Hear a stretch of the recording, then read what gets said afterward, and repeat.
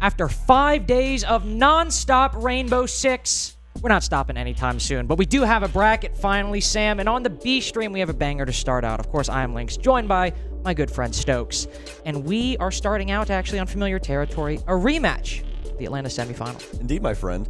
I think the best way to build this up is like, we've been on this train for a little while, right? But we're just now reaching terminal velocity here as we get into the playoff bracket. Exciting stuff, folks. I hope you guys have your coffee, your tea, whatever ready, because it's going to be a long day. Might need some popcorn too, depending on the action that we're going to be taking place, especially with these teams initially. I know it's kind of an early morning for some of you, probably later in the day, obviously, for a few other fans around the world, but we got Wolves and W7M, as well as FaZe and Los going at it early in the morning. Indeed, and of course, if you're not familiar with how this format works, we have an upper bracket where some teams are seeded to the quarterfinals, some teams are seeded to the lower, and some teams are in our initial round of matchups in the top. So whoever loses these games could go on to face teams in the lower bracket like Firax, Bleed, Falcons, or Bliss. Whoever wins will go on and face our top seeds from the group stage, Sonics, G2, SSG, Virtus Pro. Of course, on A stream, we have Wolves W7M. The winner of that will go play Sonics, and the winner of FaZe Los on this stream will go on to play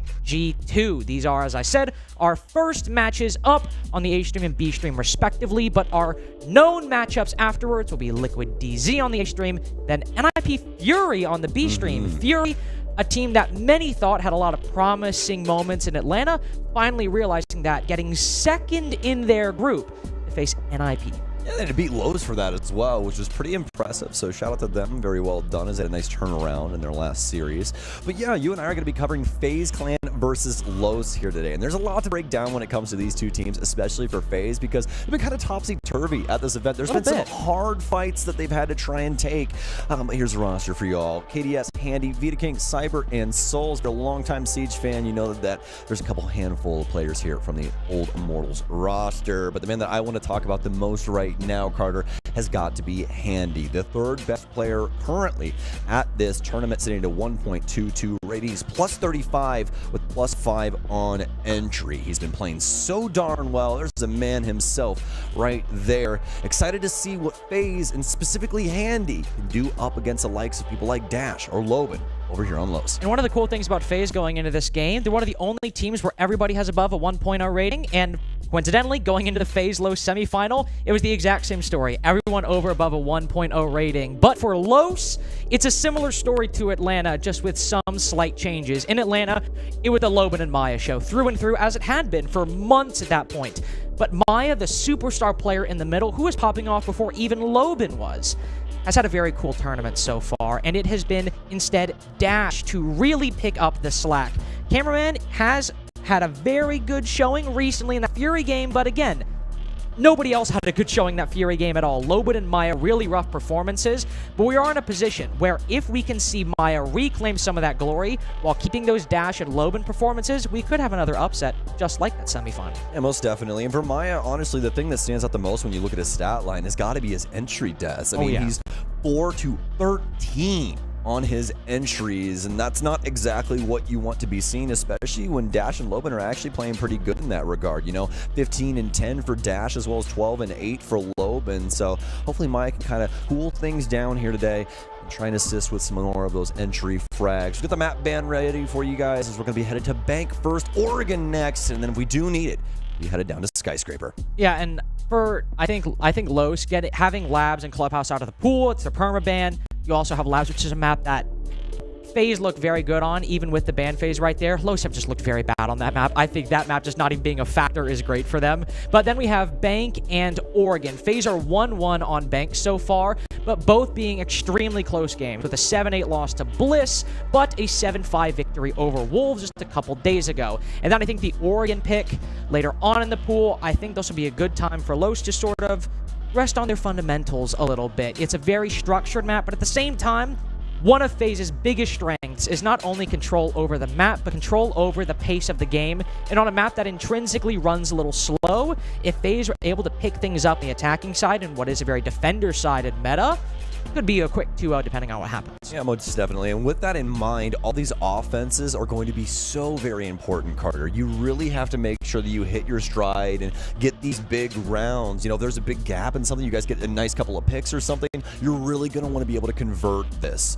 Now, as we load things up here, folks, as we said, Bank, Oregon, and Skyscraper here. We're going to be kicking things off with Bank, one of our more offensive-sided maps, 57% defensive overall win rate right now, so it's kind of went back and, yeah, 80% to 20% in favor of FaZe. But just to touch on this as well really quick before we get too far away from the map pool, Oregon and Skyscraper are two most defender-sided maps here in the pool currently. Oregon sitting at 67% and Skyscraper 68% respectively. FaZe is going to take out Monty. We've been seeing his play quite a bit on maps like Bank, maps like Skyscraper, so expect another ban out of him later on down the line. And I'm not shocked by this at all. Los routinely put dots on that Monty, specifically to try to break through some stalemates on the attack that they have struggles with or might have problems. It's a very common crutch for a lot of teams, but Los as well, so getting rid of that on a map where Los might very well have struggles on attack, and Bank being a map that's very important to attack, makes a lot of sense. Los following up with the Twitch. Los actually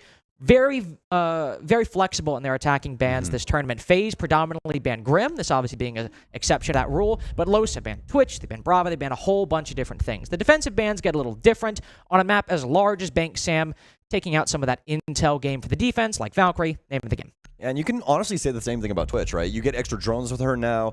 You also have the the ability to shock things and get rid of utility. You can consider this a really good ban just because she more than likely, or rather the offense more than likely, won't be able to strip away utility as quickly, and things like, you know, CCTV, where we'll put like Goyo canisters and things along those lines. So we'll see what the defense wants to do now that Twitch is off the board. Kaid obviously getting banned out to try and free up some of these hatches and things like that. Locker CCTV is going to be our very first sight, but you can already see really the only consideration that Twitch when I had an issue with is got to be the mirrors. So see what Los wants to do on their side when it gets down to it, as they'll be starting things off on offense. Maybe that Twitch ban making a heck of a lot more sense once we get there. Well, and the two biggest operators you think that might fall prey to that Twitch are, of course, the Mira, but the Goyo as well for the basement bomb side, driving that shock drone in, destroying all those Vulcan packs, which can combine up to a minute, even over a minute of time wasted, and a Twitch drone, if it's lucky, can just get all that in one fell swoop. Now the Goyo is a lot safer, the attack has to take a lot more effort into actually clearing those, so depending on whatever setup FaZe want to go for, an extension like we see now, or an anchor like they could with the Goyo, now it's a whole lot better. But the Monty ban is not dissuading Los very much, Sam, from picking an operator just to try to get something quick or acquire some quick control. Dots moving to the Blitz very, very quickly. And with the diffuser in hand, are we going to see something quick up dirt? Potentially. I mean, we have that Blitz like you were talking about, but the big standout here for me is Kali. Maya has put that along for the ride. See what they can get done with this. He's going to be motioning over towards Garage. A nice Evil Eye here underneath the van just to make sure they have that info game going. Maya's going to be the one droning in. He'll discover that Evil Eye, so they'll know that if they want to try and sneak in through here, it'll be the easiest way to try and slip in through the cracks. Maya might be able to get this with that primary utility, and that's exactly what he's going to do. Hits it with the Lance, able to get rid of that Evil Eye, but this should be a telltale sign of what's to come. And I love this from Los because the setup right now, you can see most are on the top floor. There's only the Maestro down below, but it's been a very slow acquiring of control down below. No rush, nothing to really indicate that they're getting this bomb down. So FaZe have not started rotating back. Now maybe we'll see somebody, because Dots has just run on in and got the bomb down without any control. They immediately acquired server stairs, slowly crept into garage and server, and now with the diffuser down, can completely cut off FaZe as they're forced to rotate back to the site. An incredible read by Los to start out round one of this series. And already, without dropping a single body and a flawless execution of that rush, I think they've come to play just like Atlanta.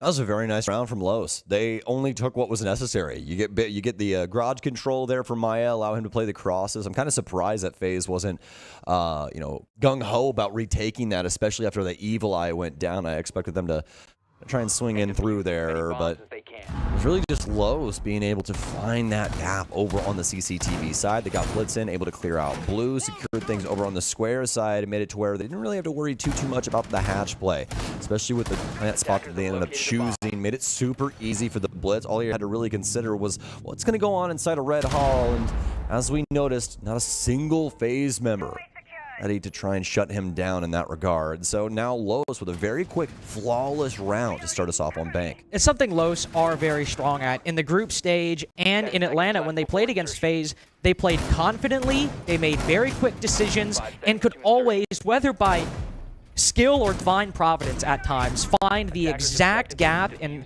FaZe's defense or their attacks for that matter, and then exploit them perfectly. Sometimes just by winning gunfights they had no right to win.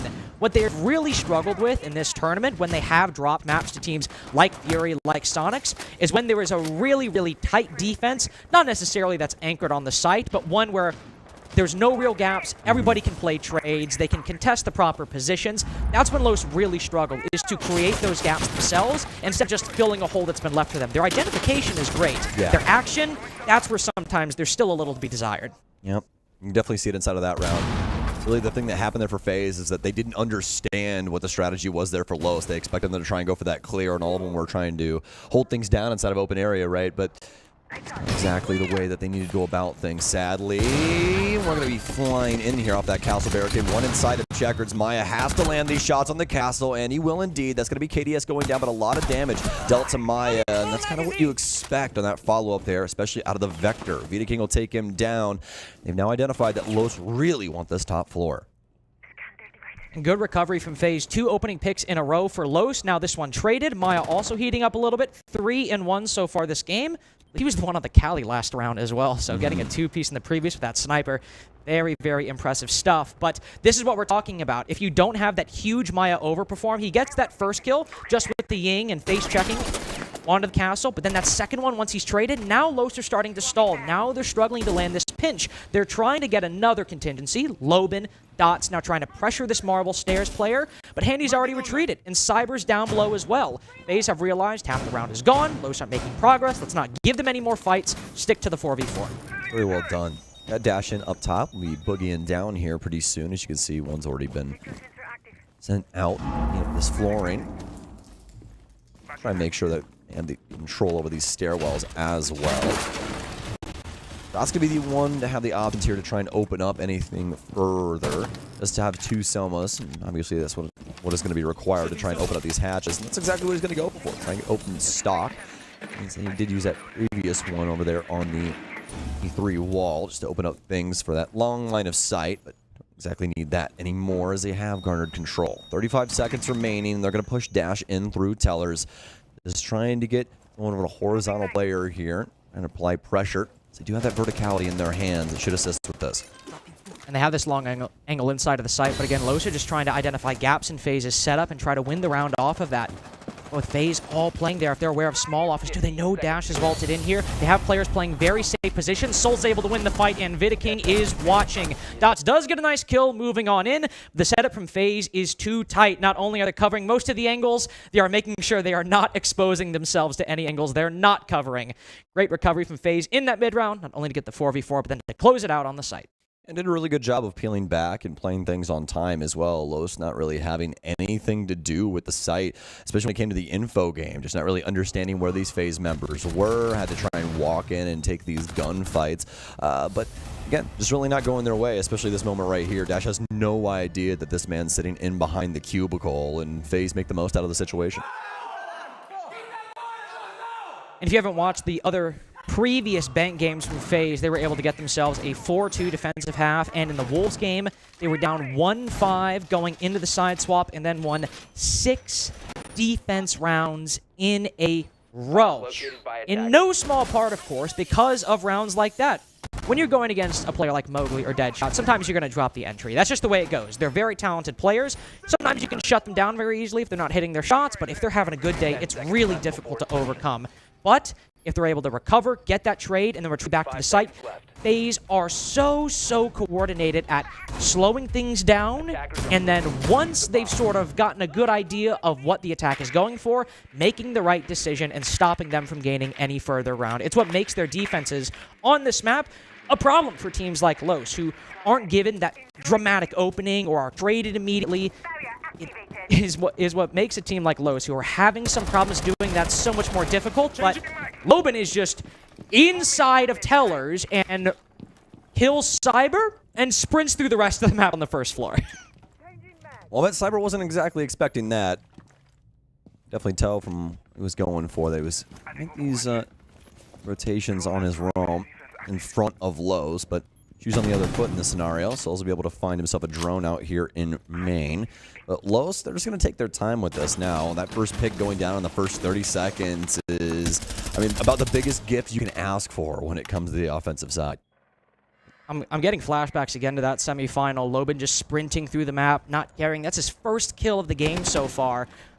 And he might as well think that it was round 1, where there was nothing for them to think about what FaZe were going to do or weren't going to do aside from in their prep. He just decides, I've got a drone in front of me and general intel about where somebody might be, I'll go and take that fight. But also, Cyber had a very poor map 1 there. They were constantly able to find him, shut down that individual play. In this particular case, get an uncontested 5v4. They still have to move further, though. They clearly want to try to pressure the CEO position, but instead move from main stairs. This is normally where we'd see a Monty Sam push up that spiral staircase, apply pressure to this position, but without it, these players are a lot more exposed. Yeah, you can see them understand that they're running a risk here. This cross can be detrimental, Carter. Tell you how many times I've seen teams just die right on the top of this spiral stair, red stair, whatever you guys want to call it at home. Smoke's out here for Dots. Trying to pressure checkers, but it's going to be Handy inside of here. Perfectly timed flash, not going to assist too much as Handy is able to see, at least for just a split second, but now Los being able to deal some detrimental damage to FaZe. A nice shot onto Vita King there on the Mira.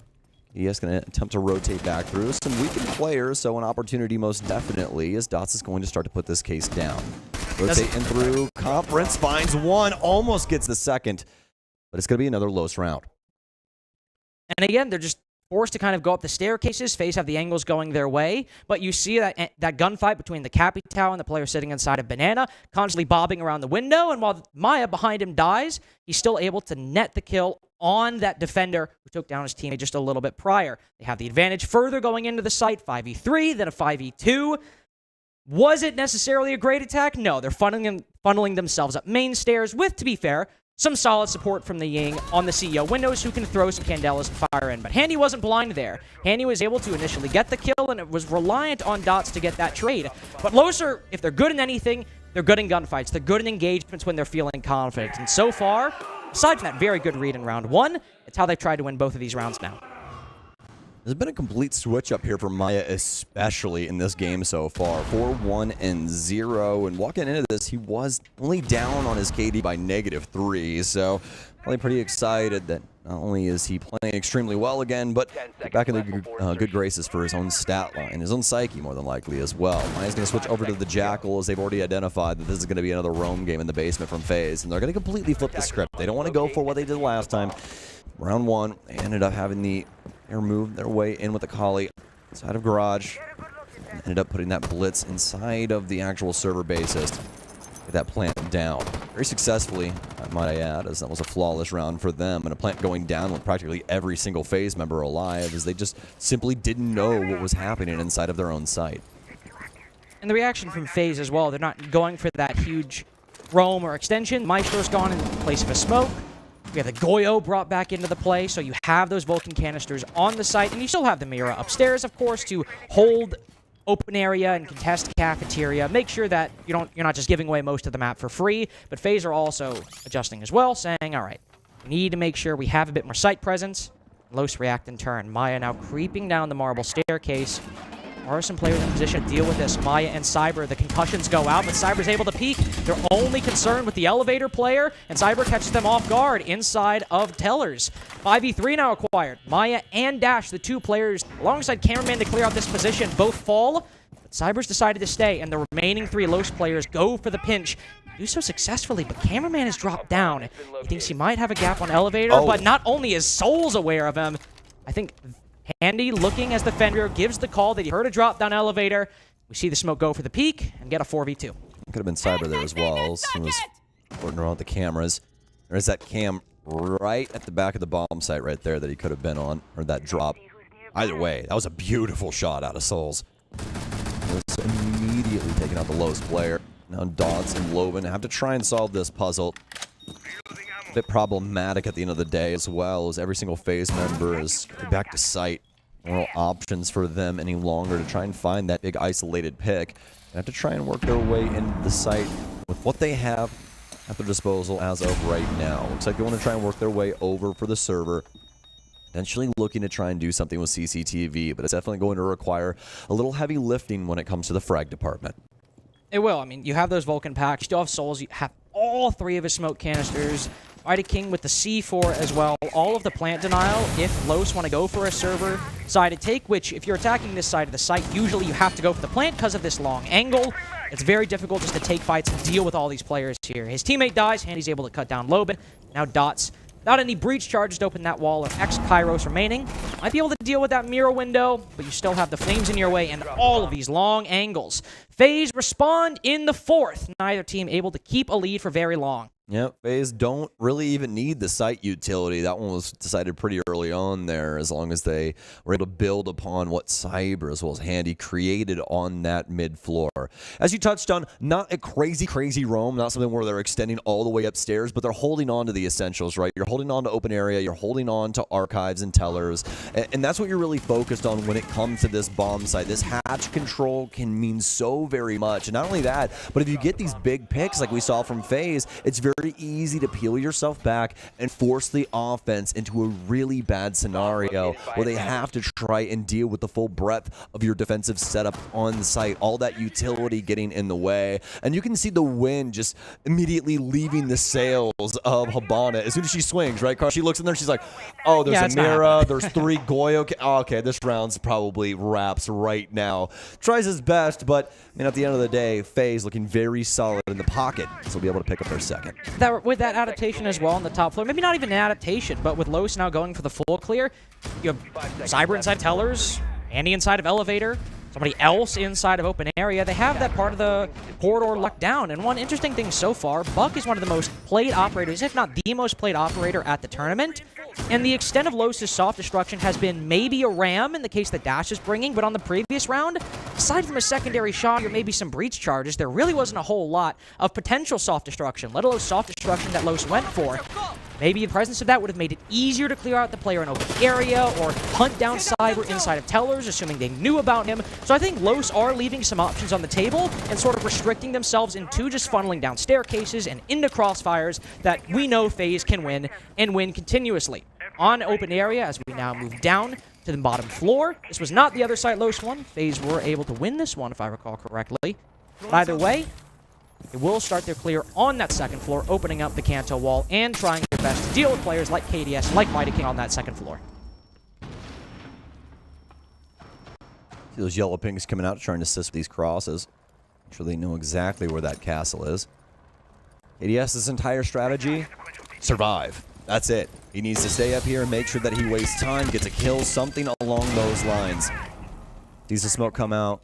I don't know if they heard that swing off of those Candelas. Dot's going to try and assist with this pinch here.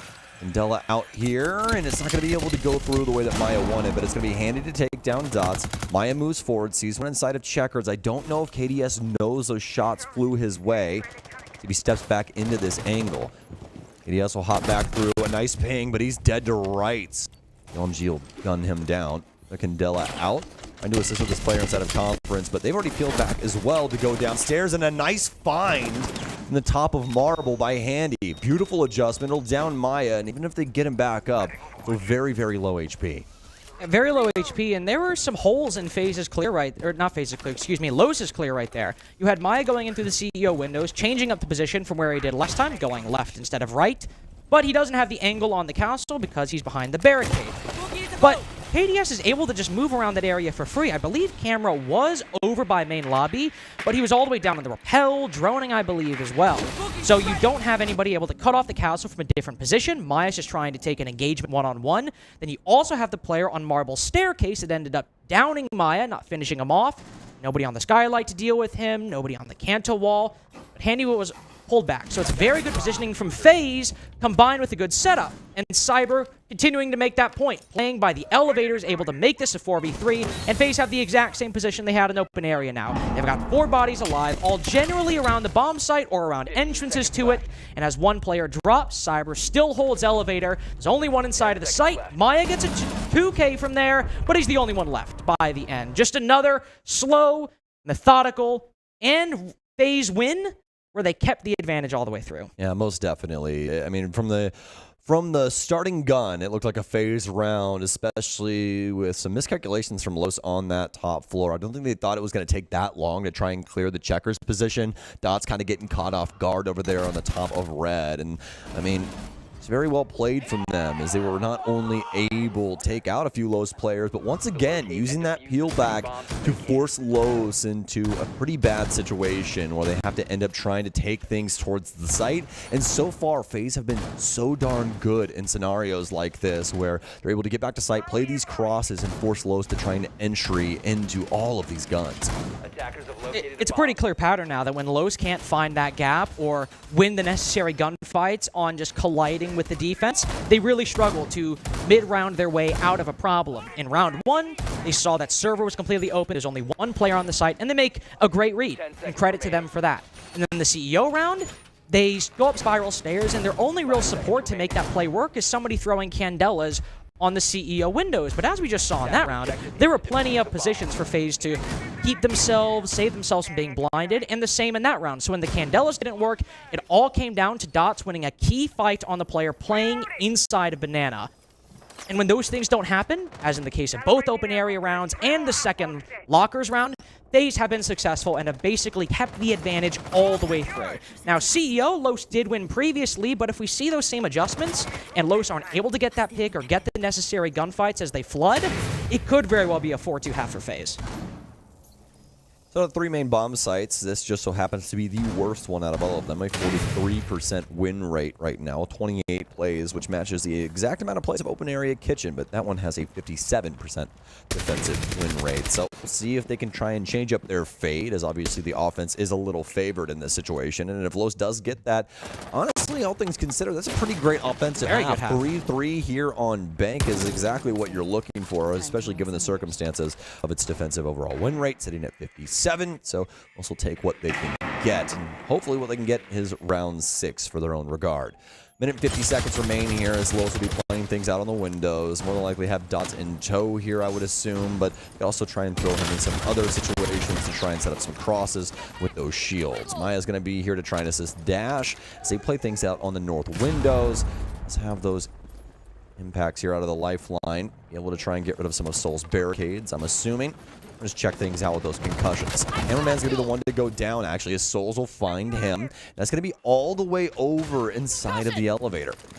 Yeah, Souls holding the spiral position, and unfortunately for Los, it's been a very boring game so far, and the downside is FaZe love a boring game. They love a game where they can just send Cyber to do his own thing, play the Solus, and the other 4 hold crossfires and play angles on the top floor. That's what got them this opening pick, and what is stopping Los from making progress in this round. Loban has been sitting square for the past 45 seconds, just trying to find a kill from that long angle, and hope FaZe take a gunfight that to give credit to them, they're not taking. They're not giving away advantages. They're not giving away picks. They have been so disciplined throughout this entire half to not give Los any unearned openings or unforced errors to exploit. We had that in round 1, and I guess we have it right here. Maya's able to repel up and cut down Handy, but there's Souls again by the elevator position. This time rotating to Banana, who makes it a 4v3. So what are Los to do? We've only got 30 seconds left. Betted on the gunfights. Souls is the only one, surprisingly, keeping FaZe in contention for the 4-2 half. He's got every kill so far, but Los have constantly kept the man count close. Loban has intel on one remaining player and is able to find him, and yet despite FaZe's great efforts and great strategy, Cyber has to stop this plant from below. Los have read it. They know that they need a plant on this reinforced surface. He can't find the angle, but he does cut down the gridlock, and he sees Loban as well. Good recovery from Cyber around FaZe. Absolutely should have won, yet still had to pull from the jaws of defeat. Poor Los, doing everything they could to try and get that case down as well, adjusting themselves over to the solid surface in between checkers as well as the main room up there, and still not able to find a safe enough gap to be able to put that down. As not only did that first fight go the way of Cyber, very well done up against the gridlock, but still able to find the angle and the contention back end there and take out that planter. It was really all up to our Castle of Souls to try and shut things down up until Cyber stepped up and was able to find those last remaining 2. But, I mean, it was really Souls that, once again, granted them that opportunity. So very well done from him, especially over on the elevator side, trying to hold things down on that main stairs. I believe he caught Cameraman as soon as he walked out of ATM, and that's always a really difficult shot from up here. You're more than likely trying to pass a few bullets through those gold bars on the stairwell, and it's just always something that's going to be kind of a 50-50. You're going to really have to work with that reaction time, but obviously our man Souls is good for it. It's why I imagine FaZe is such a frustrating team to play against, because it's a bunch of people who will not peek you unless they need to, and when they do, they're such good gunners, they can very easily win the gunfight. It is 5 extremely talented players, 1 decently aggressive in the case of Cyber, and 4 who will say, we are more than happy to sit here for the entire round and wait for you to peek us. If need be, we can get aggressive too, but right now, no.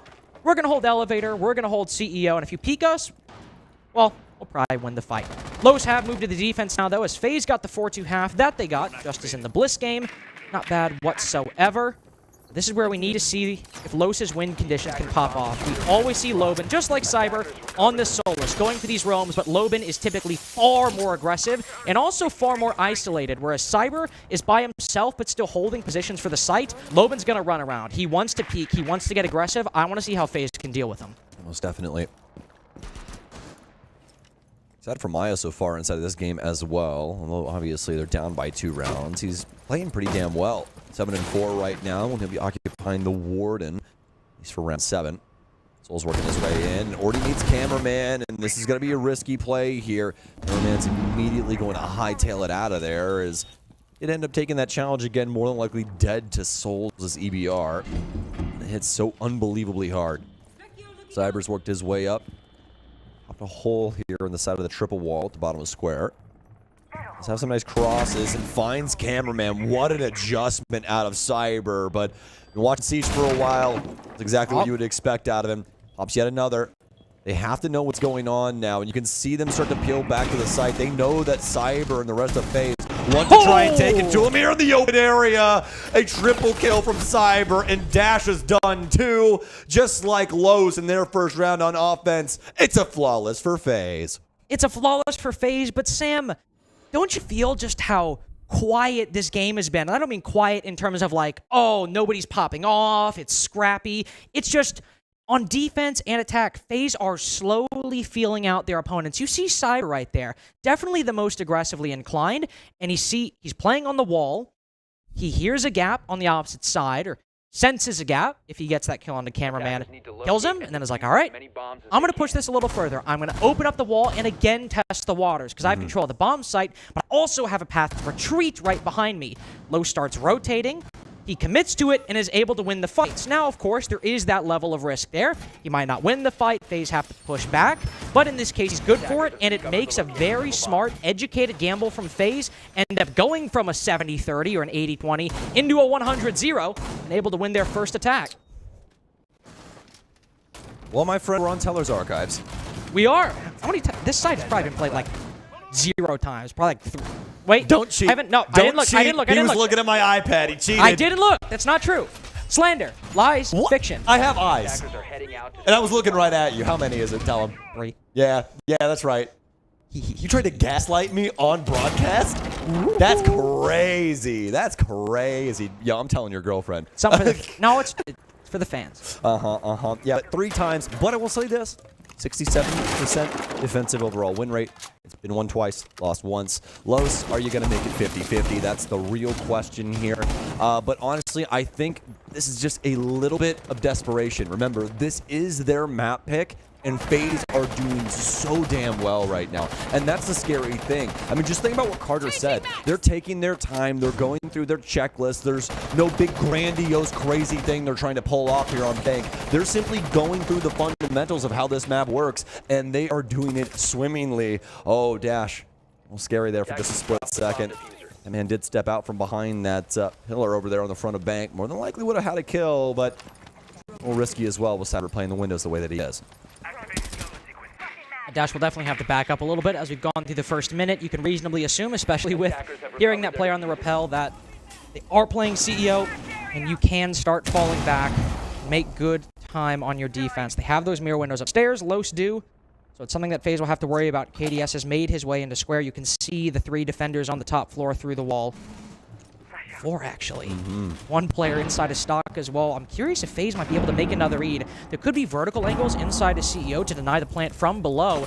Cyber's found dots on the CEO window, so very likely they could commit to an execute, or at least to clear the top floor, and yes, they will. The Candelas fly on in. They're trying to force Dash back, but he's not seeded his round just yet. He might very well die to Vita King. No, on the floor. Dash decapitates him as the Ying runs up through CEO.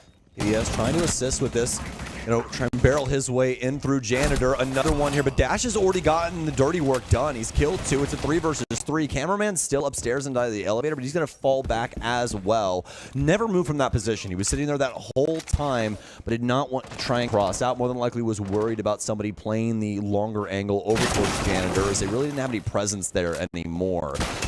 So now, with that being said, 40 seconds remaining as FaZe just now garner control of this top floor. Still a lot of heavy lifting to be done by KDS in this skeleton key. Try and get some of this verticality into their hand and try and pressure this site setup. I think the concern, though, is that all 3 players from Los have set up a crossfire, a triangle, and none are below vertical positions. You have Cameraman on marble stairs, who could get killed from the staircase, but that ceiling is indestructible. You also have Maya playing inside of open area, who has to be found by FaZe, and somebody else more playing on the site. That's Loven. So FaZe don't have to push in and get these kills, but they find the advantage. Now they have an opening, a way to push through, but Cameraman's gone for the retake up the open area hatch. He's able to find one, but not win the fight. KDS goes for the finisher, but Maya sees the diffuser. He's able to win it on time.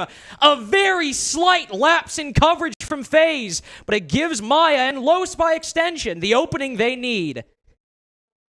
That's what happens when that timer gets low. Opens up a realm of possibility for anything to happen, and Maya just finds the angle at the very end there and behind the printer, able to stave off FaZe, and that's exactly what they needed. It was a desperate attempt, but one that was confirmed and successful. FaZe will not get that that round they so desperately needed to try and reach penultimate points. Now with that, FaZe more than likely going to be trying to reconsider things on this clearance. Los, I think, with a great idea of how to try and hold things down, especially peeling things back. Once again, you're going to continue to see that, continue to hear us talk about it, especially when it comes to Bank, because that is one of the main overall strategies. You want to set things up to try and get in the face of the offense, slow them down, and then try and maintain your bodies, maintain that advantage, pulling them back to site, try and using that gunpowder as well as utility to its maximum potential. Los, they're going to throw things downstairs, but obviously, by extension, they're more than likely going to want to try and roam here too. That's exactly what's going to happen. Maya's castle barricaded the kitchen area, more than likely going to pop open these hatches for himself, and yes indeed, that's exactly what will take place. And it's setups like this where Los seem to have their most success. It's not from loose Loben roams, or at least it wasn't in a previous matchup against FaZe. It was having setups like this, whether you had Dash anchoring the site, or Maya holding on a roam, or in the last round, Dash holding on a roam. But they would always able to find not these big strategic openings in the enemy strategy, but these small little uncleared positions where maybe FaZe knows someone's there, but they don't know the exact position, so they're aiming their crosshair one way, but then they have to flick to that player, and it gives players like Dash last round an opening, where he's able to find the first kill, and then, of course, swings around and pre-fires on the second. But KDS, he's found an opening of his own. He's gone from the top floor all the way to the bottom within 50 seconds of the round, already on marble stairs, not to push down. It's far too early, but Cyber's got a drone on bottom. And look, he's relaying intel to KDS. He's crouch walked his way down. Nobody watching the marble stairs. KDS has vaulted into the site. This is not an execute. This is just a gap found by FaZe Clan. Man. But are they reacting? He turns his back. No. He fires the shots, but there's angles watching him. Just poor timing for FaZe and KDS, who might have at least been good for one. But everything goes wrong the moment he walked into Red Hall. You wanted that kill so badly, Carter, but sometimes you have to use that patience. Sometimes you just have to accept what is in front of you and be like, okay, maybe I just play patiently here, just sit still and see who wants to rotate inside of the office. And you have so much time remaining. All of Los is still up. Your team has got mid-floor control with these hatches. Really no reason to spring onto that gas, especially when Los don't even know that you're there. But I digress. FaZe still with a heck of a lot of opportunities here, so let's not just rest on KDS just yet. Oben's going to be holding things down inside of server. This is going to be the Warden, so he can most definitely kick these glasses on at a moment's notice if flashes do come in. SMG-12 in hand. He's got one on blue. You can see that keep a barrier. And it's damnedest to try and delay, especially on that angle play. Oben already quite a bit of damage dealt to him. Cyber's going to try and fly through and look for this kill, getting tagged up back and forth. But the shotgun gets him, but it's a trade. Somebody's going to have to come pick up Cyber. Invita King will, but that's at least 4v4 for FaZe. They're still low on health. And the concern here is even with clearing out server, only 30 seconds left, the Vulcan's in their way. Going for a plant is very difficult. Souls will have to drop on that hatch and likely plant on the wall itself, and Dash knows this. He's reading into it perfectly, but the initial engagement doesn't go his way. So he'll have to back up, but that's no issue whatsoever. He's got an angle on it. Los have every single contingency for FaZe covered. A server push, a hatch drop, whatever it is, they have the angles for it. But it doesn't matter if Cyber is an absolute monster. A Grim Reaper with the C8, and Dots now has to fight back in the 1v3. But 4 kills for Cyber to send FaZe to map point. And this has looked like a FaZe map through and through, but Cyber has been the one with the sword lopping off Los heads, left, right, and center.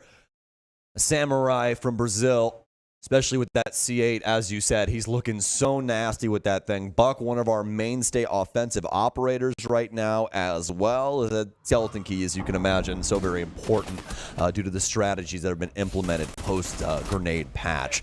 And especially that fight right there, that was the one that Cyber definitely needed. Up against Cameraman, too. I mean, both of them trying to fight each other through that wall, or just that little bit of information. It could have gone either way, but let's be honest, we knew which side of the fence that was going to. 13-4 for Cyber now. Everyone else... 3.0 KD through 9 rounds? Oh my ridiculous. God. Everyone else, aside from Souls as well, on 5 kills. It's a pretty even effort across the board from FaZe. You have your backline, Soul stepping up a little bit, and then, of course, Cyber, one of the star players on this roster, having an outstanding game on Los's pick. Keep in mind, this is the map Los opted to go to, and FaZe in firm control of Bank. And I think we saw that comfort from Los on the attacks. Surprisingly, we saw that read. We saw the way they moved to go for those picks. But since then, while Los have certainly been fighting back, we were able to stop the KDS lurk last round. They've been able to gain advantages in one previously, or in the previous case, find Maya rotating around and taking down the diffuser and winning on time. But FaZe have looked so good so far. And this would be their best result on FaZe, win or on Bank, win or lose. Remember, 7-8 loss and 7-5 win this tournament. And if we just have another huge Cyber round, it'll be a 7-3 as they move into their pick after this. And the craziest thing is that Handy is 5-5 right now. He's plus 35 walking into this game as well. So you can just imagine on the backup that FaZe has in this scenario. I mean, yeah, Cyber can have another life round and win him out. Or, I mean, if he does go down, they still have so many other options, especially with Handy on one of the craziest offensive operators that we currently have in the pool, Ying. She is still the highest band operator, sitting at 45% She's available here, and he's going to attempt to use this to his fullest advantage. They know that they've got some players inside of Elevator. Dash, unlikely aware that they're going to try and bring things in through the front area. He's going to be able to actually discover him, more than likely on a long angle going through that elevator hallway. Yes, indeed, that's exactly what's taking place. Cyber, one behind him, I do believe that he saw, pops things through. Oh, I don't know if he saw him right there. Close! What did it change? Cyber able to at least spin it on a dime and catch Loeb and on the peak there. Skeleton Key shot, trying to scare him a bit, but a little worrisome there on the repeat. Honestly, with how much lows per position on this middle floor, the fact that it's only Candy that fell is very, very impressive. That was the Ying too, those Candelas, and we saw how down to the wire it was last round on this attack for FaZe, and it is likely going to be equally so. Only a minute left when they're starting to open these hatches, and you still have the 3 smoke canisters, the Vulcan packs like before, and Cameraman on the Yokai. Last round, as much as we gave FaZe credit for this performance through this map, it came down to a huge 4K from Cyber on the flood into the site, and there are still the same factors previously. It's another very hard bet, Sam. And it seems Los might just win the gamble in round 10. Oh, Carter, I'm getting nervous. How many more of these gas canisters do we have? It's a 3 versus 3. Cyber will get traded out. So for Los, an opportunity presents itself. That's more than likely what they're thinking, as they don't have to deal with that maniac anymore. 20 seconds remain. But we know that FaZe, in these moments, can just somehow find that gap. Vita King knows one's rotated up top, and they're aware that this is going to have to be a bullheadish run. Vita King tries to dash his way in, won't be able to find the SAS op as Dots will take him down. And Los, I think they've done it. I think they've been able to at least keep themselves alive for one more round. Los playing very coordinated as well, just as FaZe did. With a little bit more aggression, we do still see Los on that, or Loben on that mute. Pushing a little bit in the main lobby, trying to take fights with that SMG-11, but he's got players by Elevator and players by, I believe, Beepers as well on the middle floor around open area to still play the crossfire. They're pushing a little out, but still have a structure to fall back on, just like FaZe did. Los are just a little more liberal with its manifestation of it, able to push a little bit further. But it's still causing FaZe the same difficulties they were causing Los on these church attacks. They're trying to find these little bits, but using the Candelas to clear that roam. If your Ying goes down, you only have the flashes or maybe the vertical destruction, and Los are a bit too wily for FaZe. Maybe if they have Handy in play, he doesn't go down first, maybe they're able to clear that roam a lot quicker and have enough time to actually burn those smoke canisters, destroy those Vulcan packs, and mount a more convincing execute. But without that, and forced to just take fights in that middle floor, they get a 4v4. It could have gone a lot worse, but in terms of time, still more than enough for Los to burn. Most definitely. Seeing if Vita King wants to stick this sense. I want him to. I brought it up because I didn't want him to, and that's exactly what we're going to get. I was hoping that they would identify that this is a top floor offense, obviously, and the fact that Los and specifically Dots is on Warden.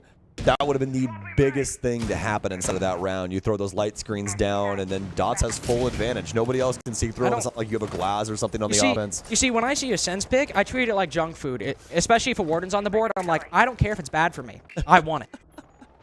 I want it. I need it. I feel you. I feel you. Have you ever had those Nerds clusters yet? Those candies? I don't like nerds. Oh, man. I'm telling you. Yeah. It's a game changer. It really is. Cyber, though, speaking of game changing, 15 and 5, still able to maintain that 3.0 KD up until this point. Open some things up for him as he'll be rocking the G36C here. Doesn't have one target to worry about inside of stock. Dash will do his best to try and get in behind FaZe if they do want to try and work their way in towards square. But as of right now for FaZe, it's the drone game. But what else would you expect in the early round? Just trying to identify how Los wants to try and hold down some of these key areas. I will say the big difference for Los in this defense compared to FaZe, it's the same 4-1 setup, 4 up top, 1 player on the roam, but instead they have Dash on the Fenrir, whereas Cyber is on the Solus. So not only do you have that player on FaZe who could do damage to the drones and... That was silly, goofy goober right there. I almost think that he like landed on his head for a split second. I actually, when he vaulted and literally like clipped through him, I was just like, this is so not going to end well. Like, this is just not going his way, buddy. I'm so sorry. Cyber does go down, but he still gets a kill before he falls. And now FaZe of a 4v3. I was going to mention that FaZe on the defense, they had Cyber on the roam on that Solus who could damage the intel game and watch from below. But all Dash has, he has those F-Nauts he places at the beginning of the round, but Now that he's dead, you don't have that player who can go crazy anymore, who might throw a wrench into FaZe's attack. Now they have a 4v2. Dot has been spotted. They know he's still holding this stock shield, excuse me, because of that intel gathered by the Grim, and FaZe are now resetting. They're using their drones. They're not getting ahead of themselves, Sam. Maya and Dots can maybe stop these players rappelling in through the window, but it's still very much in the hands of FaZe, and Soul still has one of those bees to find these remaining anchors. Yeah. This is risk assessment. Definitely not good for this round, huh? That hop out on square, doesn't find them anything.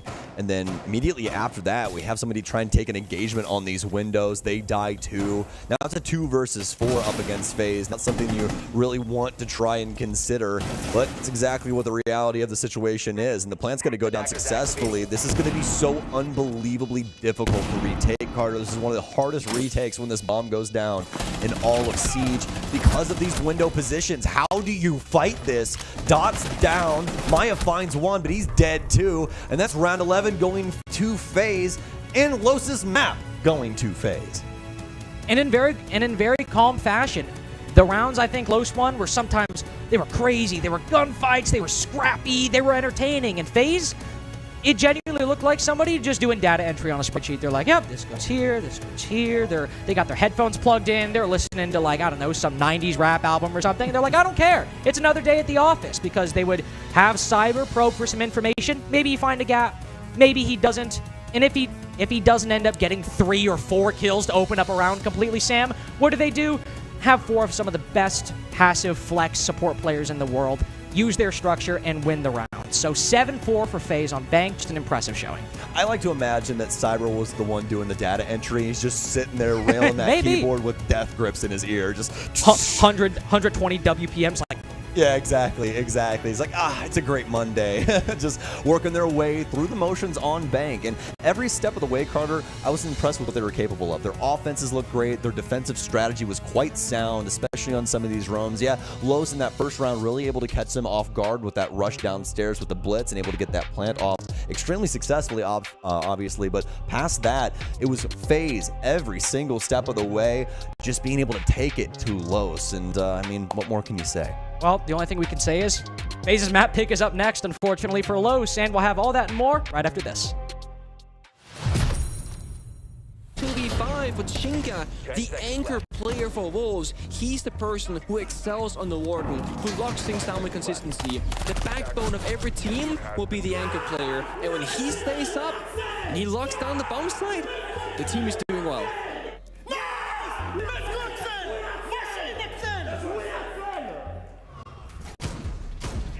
Attackers are moving to defuse the bomb. You and I were sitting waiting for this matchup to begin, and the desk was doing their thing. They were desking all over the place. And we heard the W7M chant, and it was deafening. And that's just it being picked up by what I imagine were the ambient mics in the room. I don't even know if they were on yet. Maybe it was getting picked up from the desk headsets. But either way, both of these teams are capable of being exceptionally loud. You heard it there. Wolves have good reason to celebrate. I mean, these are the defending major champions. They made it to the SI Finals in Montreal last year. Position secured. Now, they have an opportunity to do the same thing, but on home soil. And I can only imagine how loud that crowd would be with a Brazilian team playing in the finals. I mean, both of the events that have gone to Brazil so far have had a Brazilian team in the finals and beat Black Dragons all the way back in Sao Paulo. You beat FaZe Clan back in 2019, so I guess their Kryptonite is just playing an EU team. And now, it's a Brazilian team playing against a European squad. A very abnormal first half of this map with very quick action from both teams, but it slowed down an awful lot. And W7M controlling the pace through the second half. They find themselves on the wrong side of a 6-5 at the moment. Yeah, when things start getting closer and these runs matching more and more, of course, match point or in some cases overtime, teams tend to slow down, a bit more stress in the server. All of a sudden, your small mistakes will have massive consequences on the outcome of the round, because if you mess up now as W7M, you lose this map 7-5. Of course, we know Mowgli loves to advance throughout, and they've done this trick now, but he gets spotted out. That's going to shut down the surprise. That shot is there again with the cover. The supportive work from the French team of Wolves is really paying off. See what they can do now. Might just go for a drop. They got the flashbangs, and they, yeah, just gonna send it. Wolves are ready for it. Almost another from Shinka in this spot, playing Ella. Deadshot on the board as well. W7M left to just Herds and Felipox. As KZ, it will not be a factor. He's been the raid boss for this W7M team, but again, this bag of tricks. They've got a lot of tools at their disposal. Rotate out of Attic, and now maybe pressure from the other side of the map. As Felipox is in, he'll soften up P4. Fast approaching Shinka, but you know how that Scorpion is at close range. It's all on the shoulders of Herds, who knows where they are, and the 3 remaining players from Wolves will coalesce around the front door. Around split, some might call it flag. As for Herds, he's in a tough spot at the moment. A single bullet will be his undoing. Now, Deadshot and P4 are low HP too, but a Herculean task could separate W7M from going down 0-1. As now Herds on the wrong side of the clock, and P4 makes it official. Yeah. Wolves, 7-5 on their own map, and frustration on the face of Herds, I think for good reason. A really, really raucous start to this map, but it's Wolves who persevere, and in impressive fashion, they will go to W7M's map pick of Chalet, up 1-0.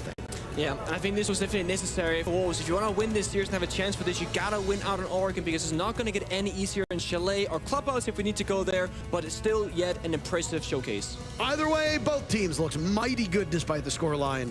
W7M have work to do on their own map.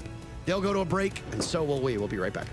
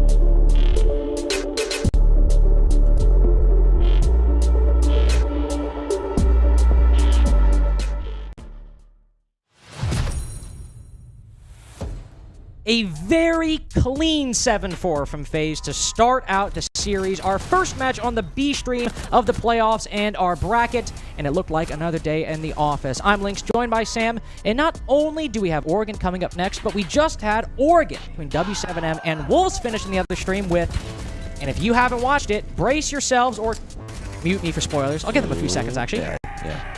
How's your day going? Wolves won 7-5 on Oregon the first map, and now we have it coming up next against FaZe and Los. Pretty impressive stuff. Pretty impressive stuff. I won't touch on it too much because I don't want somebody to unmute and be like, "Ah, Stokes, why were you talking about the other game?" So we'll talk about what we saw here and the fact that FaZe, as you said, another day in the office, easy, breezy, beautiful. Cover girl. FaZe, I mean, they've been looking so solid throughout this, especially for Cyber in this first one here. An amazing stat line out of him, almost a 3.0 KD. And for Los, I mean, it was just really, really difficult for them to try and find these gaps to exploit because FaZe were playing things so very tight-knit. Yeah, they were able to find that massive moment inside of the first round, but post that, was very few and far between. It was, and I think in many ways these teams played in terms of how the rounds actually transpired very similarly.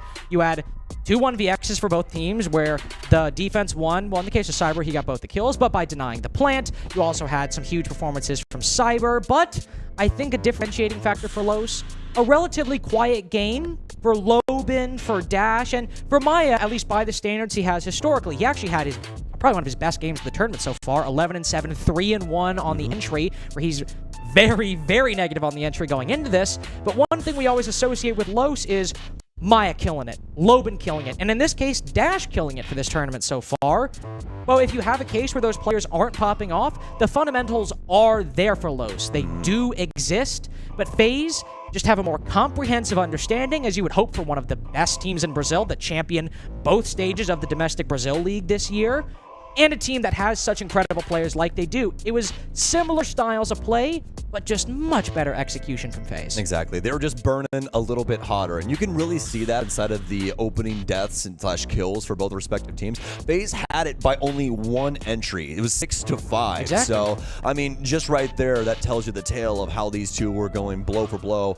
And, I mean, it's going to be interesting, especially rolling things in here to Oregon, because this map, a completely different change of pace. We're really going to want to see Los step up and try and, consider a 5-1 defensive half. I know that sounds a little outlandish, but by today's standards here on Oregon, that's nothing to shake a stick at. It's more than likely what they want to try and accomplish. And if they can do that, then they honestly have a pretty good, attempt here at taking this map away from FaZe. And given we saw the socials prediction again, and map 1, it was 80-20. This time it's 83-17. I think one of the biggest questions surrounding Los going into this tournament is how truly representative of Los's potential was that run at the Atlanta Major? Was it simply so many things going right at the same time and ultimately being a miracle run?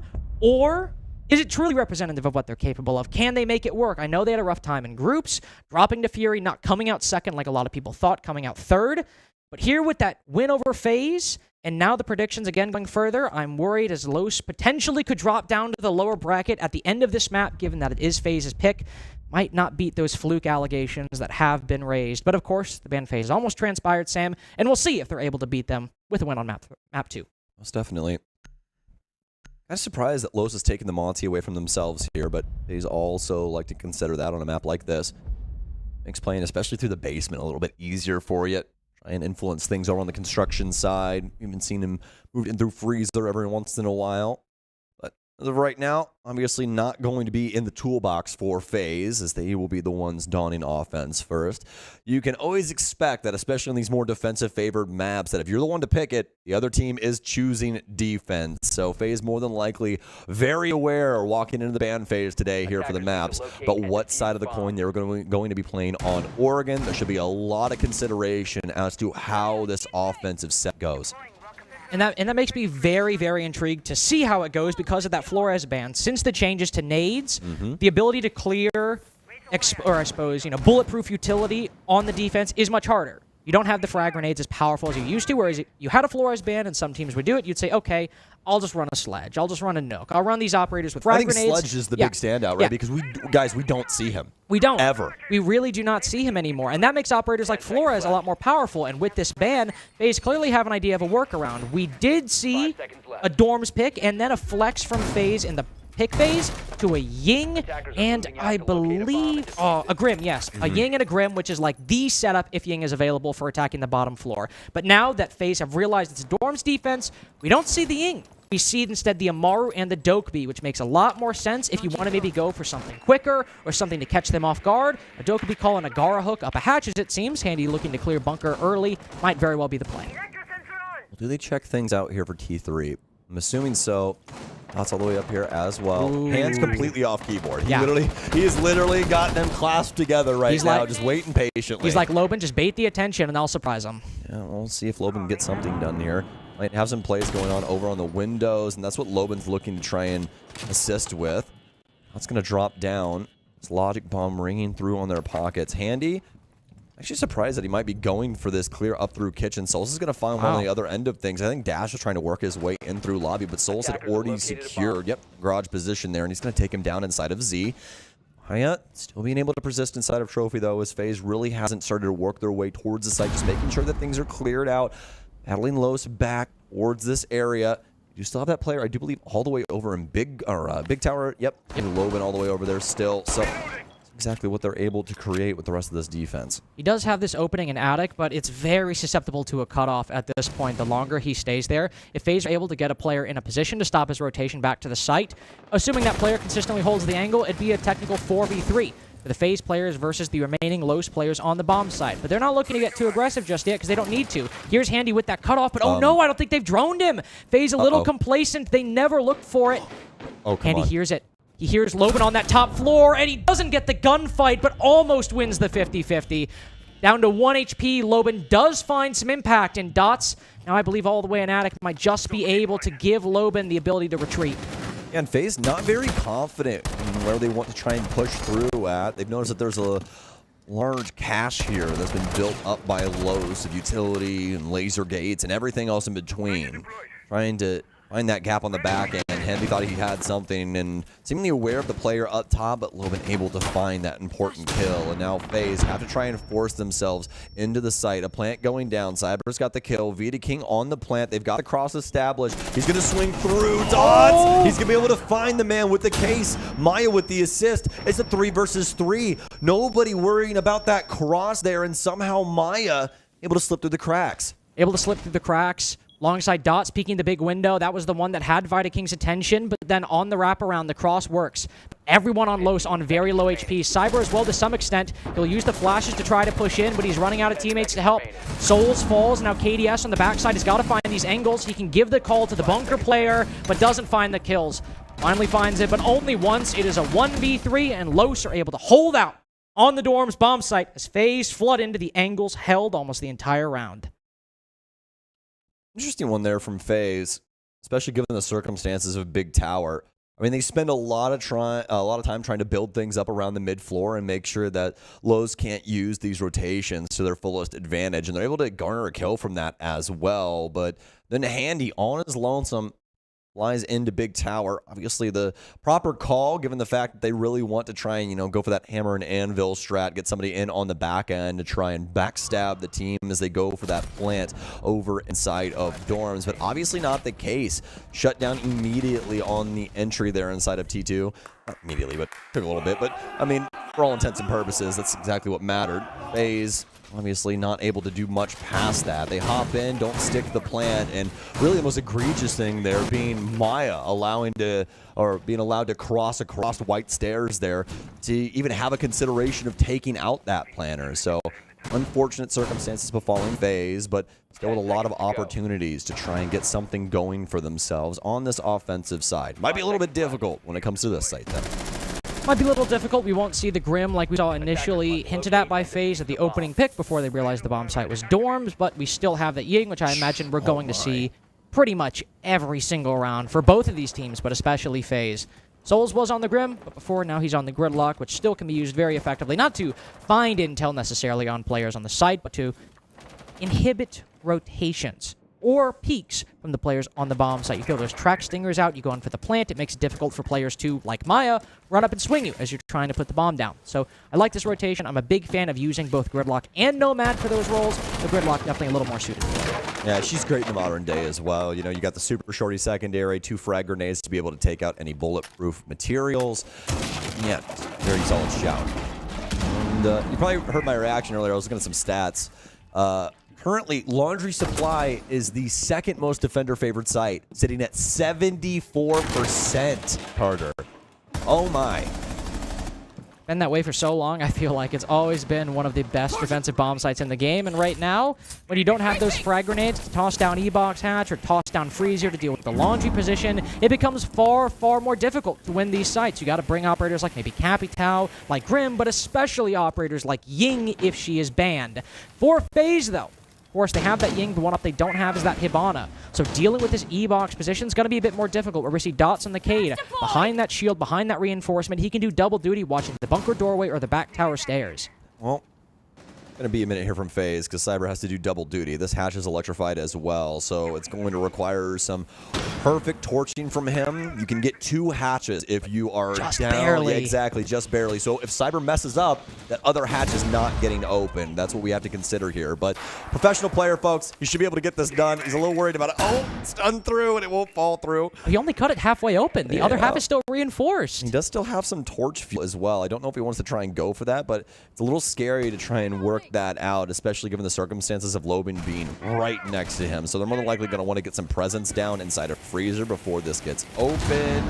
He should have it. Oh, literally the last bit of fuel in that torch pops the hatch. Candela's out, and here we go. I was about to say, now that that hatch is open, we see Vidaking tossing all of his Candelas down. Is there any follow-up? Not from Vidaking, but instead it's a push from the front side. They try to bait the attention from Los towards the back, and then FaZe strike on the front, but Loban with 2 huge kills, holding that long hallway, has found 2 for his team. FaZe able to fight back, 2v2, but the 1v2 inevitable as Souls walks into the fire.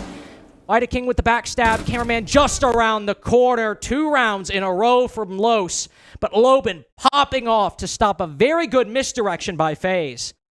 Early solid shout. I mean, I do not hate that strategy in the slightest. Throwing those Candelas down low, everyone's thinking that that play is going to be coming in from things like Freezer, things like Pillar, things like Construction, but obviously not the case. Gridlock of all people, able to walk all the way up to the laundry rotation, kill the closet player, and open up the gates for FaZe. It was just so, happened that Los was able to take their turn, get some really, really big kills. Very unfortunate, we obviously saw Gridlock burn up inside of those flames as well, because FaZe still with a really big opportunity inside of that 2v2, but just went awry. It's a good setup from Los. You have those Vulcan canisters to stop that very thing. So even if you're late to the punch, if you're able to detonate that fire, you very well, if you're able to repel the initial gunfights, you've stopped them from falling back up laundry and potentially, even with load time, resetting, maybe going to a bit safer of a position. But again, with load time anyway, it was a very good execute from FaZe, but the small amount of time, if you have a player go big like Loban did, it can very well cost you the round. And with players like Loban, he can pop off at any given moment. Might have been a quiet map previously, but you can never count him out, especially when these 2 teams faced at Atlanta. To the tertiary bomb site we go. Meeting hall and kitchen will be the 3rd choice for Los, looking to achieve a flawless rotation as FaZe have had very good early rounds. Cyber entering the map very quickly on the basement bomb site in particular. This time on the Amaru, I imagine he'll be trying to beat his very own record set in round 2. Oh, nice little find here on the drone. Oh, Thorn. We'll discover that, though. Blinking off in the distance. Destroy that drone. Twitch drone, we'll at least get the shower hall camera, so don't have to worry about that bit of intel leaking in. He wants to play this actively as well. And then he's more than likely going to stick around this space, looking for some more drones around as well, but not able to secure the one on white stairs. Wants to try and stick this as well. Concerned for him just a tad bit as they've already got this cutoff established, but they're actually going to fall back off of that. So he can leave the area if he wants to. They're going to be droning things out up top. You can see Cyber staring at that other camera. And oh, man.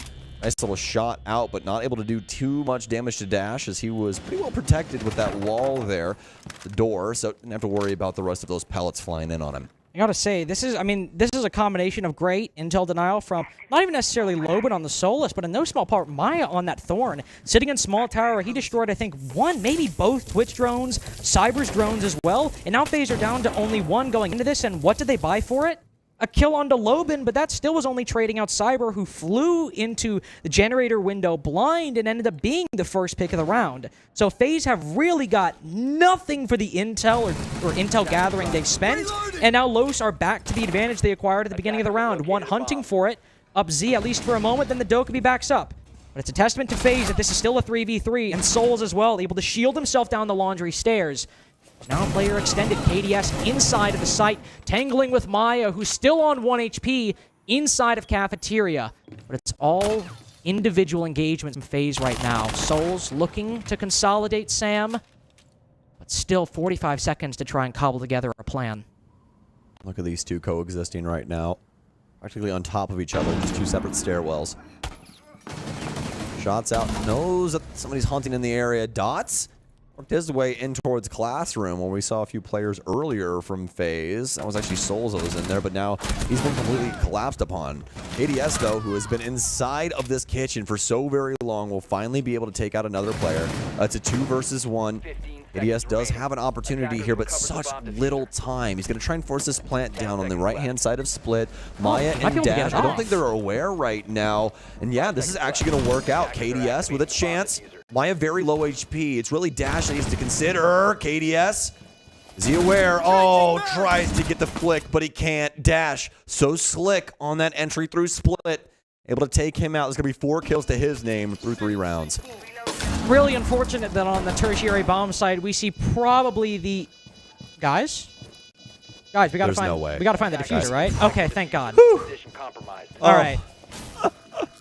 They both run off the kitchen. They lose the round. I would have... I'd been like, all right, that's it for me today. I actually... Quick aside, I'll analyze that round in a second, but one of the first CS events I ever watched was a round where G2 lost the game. I think it was like 15-14. They lost it because they couldn't find the diffuser. And Astralis won 16-14. Literally one of the first CS events I ever watched. Anyway, I got a little bit of flashbacks right there, and I got nervous. But you got to hand it to KDS for bringing that round as close as it did, coming down to a 2v2, because it was probably the weakest attack from FaZe that we've seen so far. 1 drone left, and nothing really accomplished on the clear. It's a combination of course, great intel denial from Los, Maya, and Loban. All they have to do is just run around, shoot drones as FaZe keep hopping them at them, and not doing anything off of them. How often did we see Maya sitting inside of Cafeteria, inside a kitchen, and nothing was really accomplished for it? I get it's by the bomb side. I get it's easier than it sounds, but still. FaZe acquired nothing for the intel they spent, only got a 4v4, and with 1 drone left, breaking apart that Los defense where almost everyone except for the Mozzie in the mid-round was on the bottom floor. You really need a player like KDS to go huge to break those kind of moments, and if nobody is able to support KDS, it's a round that by default really should go to Los, and it did.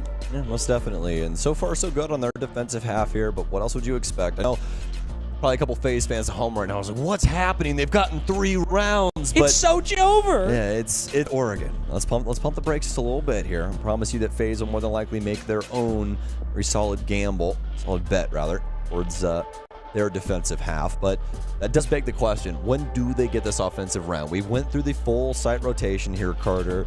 And when it comes down to it, I mean, think that their best gamble that we've seen so far has actually been on the basement site where he had that push in, with the gridlock, but just not able to get the biggest swath of kills and really open the door to the option for them to plant. And that made it to where Los was able to kind of battle back, use that utility extremely well, especially the Goyo canisters. We've touched on those a couple of times so far on this series, and once again showing just how good they could be inside of that round as they persist on the floor for so very long that Gridlock practically forgets about it. Yeah, and again, the big 2K from Loban to throw a wrench into things. It was a good Los round, but also a very good FaZe attack that very well could have worked, even if the odds were almost dead even for who might come away the victor. But I genuinely would not be shocked, given the dynamics of Oregon, given how that FaZe haven't won a single attack so far, if we see a tech pause into a tactical timeout. Of course, the players cannot talk to each other, the coach cannot talk to the players while the tech pause is happening. So I wouldn't be shocked if we see the coach of FaZe try to get into the comms, say, all right, we sure maybe had some good ideas on dorms and on basement, but what was that intel game in that last round? We're wasting our drones, of course, playing individual, but we're not getting anything from pressuring all these positions. We're not doing it efficiently. The plan might not be wrong, but our execution of it and finding the intel to inform our decisions isn't working. Thankfully, Tech Pause seems to have come to an end. Maybe we won't see a Tech timeout after all. Of course, there is time to figure it out. Maybe he'll call it, but FaZe are also a very experienced team. I wouldn't be shocked if they themselves have identified those problems and maybe have solved it in the comms. They're probably not worried about it at all right now, especially, again, given the circumstances of Oregon and the common day. I mean, what was it, 67% defensive overall win rate? Yeah, True, I'm but so darn good at my job. But to be fair, a little bit of a counter argument. I did play Oregon in that D+ game, and sure, I can already hear somebody saying, "Oh, D+ Kia went home." Well, D+ Kia. That's D+ Kia. Korea, shut up. First of all. Yeah, tell him. Second of all, you have to play the team in front of you. And third of all, FaZe had a 4-2 attacking half on that map. And D+ Kia's weakest side was attack. Yeah. So winning Oregon defenses is still something they can do, especially when they had Woogieman, the third highest rated player in the tournament at one point. Yeah, I mean, listen, in this duo, we stand on business. We do. And that's on business. And we don't just write things off. We don't go with those heuristics like, bad team, whatever, move on. No. Let's look at what actually happened. Let's look at what they were able to accomplish. And a 4-2 half on Oregon is still impressive, even if you maybe aren't playing, of course, the best team at the tournament. Right now, they've not been able to win anything. And surely, Los is not so far above D+ Kia that one attacking round so far is impossible, or getting an opening pick in that round, being able to use that intel to find or pinch Maya inside a cafe is impossible. FaZe definitely have problems they need to fix, and as we move back up to dorms, the first bomb site Los started on, this was still around Sam, where they had some good ideas, but, for example, not droning Loban in Big Tower, and ended up throwing things completely out of whack. Well, fortunately enough, they won't have to worry about that one too much this time around, as there's nobody playing a big tower. They've reinforced that, electrified the walls. They actually have two players playing down towards the shower/small tower area. It's going to be Dash and Cameraman over here. Loban trying to hold things down for the double window. They got the deployable shield in place just so he can try and play in behind the bunks and not have to worry about any angle working its way in from trophies. So as long as he maintains a crouched angle, shouldn't have to worry too much. But if he stands up, that's where things are going to get a little bit risky. Cameraman and them trying to slow things down on this side, like I touched on before. But that just honestly means that they have to try and get ahead of FaZe here. If FaZe doesn't try and touch this side, they'll more than likely have to rotate back through. And obviously, Cameraman and Dash don't really have any vertical utility to try and assist with this if they do try and go for a big plant. Might have the secondary super shorty on Cameraman, but that's gonna be it. So obviously, they're gonna want some info with that at the end of the day, too. A nitro cell on site, though, for Dot, so as long as he's able to maintain his life, shouldn't have to worry about things too much. Handy's going to end up popping a nice little hole here on the right-hand side. You're always going to want to go for this right-hand side, folks. Reason being is because you see that stack of wood right there. Well, it makes it to where you don't have to worry about these longer angles coming in from a swamp, and you can practically appear out of nothingness to somebody playing in that area if they did not hear you pop that hole. Oh, we do see Cyber taking an engagement with Dash inside a kitchen, and there you go. First pick going his way. Frost peeking with the super shorty. Cameraman puts the kibosh on that one, says, no thank you, my friend. And he gets the 5v3. A very, very slow attack from FaZe, but who am I to complain when they start getting all of the kills possible? Flawless round incoming? No. Loban is able to find one, but FaZe's first attack goes their way. Because I start to get worried, I say we're not making progress, we're not finding anything, and then the moment Los start getting a little antsy, FaZe are there to capitalize. Most definitely, and just a little shout, but he was rocking the MIBR skin there on the C8 too. Shout out. Absolutely. Amazing stuff. It's always so cool when there's just a storied history with these rosters and or Cyber in general. Yeah, exactly. And I mean, speaking of Cyber, that round once again showcasing just how dang good he is and how much FaZe love to capitalize off of his plays. He clears out all of Small Tower, all of Shower Kitchen completely by himself. And honestly, I love the fact that he switched over to that skeleton key for that close engagement. He knew the Frost was more than likely going to swing off of that reinforcement. Able to find that too, and FaZe immediately throwing it into the site. Cyber with 3 to kick us off after the rehost. Great series from Cyber so far. If you're just tuning in, he dropped, I believe, 15 to 16 kills. 16, I believe, 16 by and the 6? end. Yes, 16 and 6 And by still the had end. some assists too, so he's, he basically was seeing at least 3 to 4 people every round and at least doing damage, if not getting kills. And let's be honest, more often than not, getting those kills. Back to basement we go for Los, where we did see another very solid FaZe attack that was undone by a nice individual performance from Loban, but still one that admittedly, while I like the misdirection, I liked FaZe pushing the front side while most of the Ings were dedicated to the backside to draw Los's attention away. It still ultimately came down to winning gunfights, and if it was favoring FaZe, like 55-45, not a 70-20. They didn't really have an advantage going in, and I want to see maybe a bit better of a clear here to acquire that advantage. Handy moving into the top floor very quickly. I like it. 30 seconds in, sure, nobody up top, and even if there's nobody roaming, if we get to that mid-round and open up those hatches quicker, FaZe are in a good position to find an opening pick by the end of the round. Yeah. Whenever you first start paying attention to what the offense is doing, Carter, you're always looking for that cadence, right? You want to see what pace they're going with because it can dictate a couple of different things. It can dictate how their drones are working, what strategy they're going for. And this turn right here, going for that clear on the top floor, making sure that Los don't have any roamers, not overextending things. And, I mean, FaZe in such good timing that they've practically done this already at 1 minute and 10 seconds. Los already peeled everything back. They thought these mute jammers were trying to hold up FaZe for a little while longer, but obviously not the case. Handy, as well as the rest of the squad, had already cleared out the top floor. They knew nobody else was around practically any other portion of the map. The only thing they had to consider what was going on inside of meeting, and obviously it's nothing. And this is really good because Los are still running that Goyo smoke setup on the site, so because of how much utility is actually inside a basement, FaZe need to have this time to either clear it out or have Los detonate it, and then they can push in, because let's say they get caught up on those mute jammers, and instead of 1 minute 30 when they clear them, it might be 1 minute 10. That 20 seconds, that's one Vulcan pack. That is one Vulcan pack that they didn't have to use, whereas now, FaZe have a bit more of a buffer, but still a bit. Not a great buffer because of how slow basement can be sometimes, and it is still a 5v5. FaZe need to do something to work this advantage. A 5v5 execute on this site is extremely difficult. It will likely have to come off the back of these Candelas, the flashbangs, and a Dokubi call. All the utilities going in. We need to see the follow-up from FaZe. Oh, another Candela out, but KDS, this is really risky, apparently, especially with that player over here inside of construction.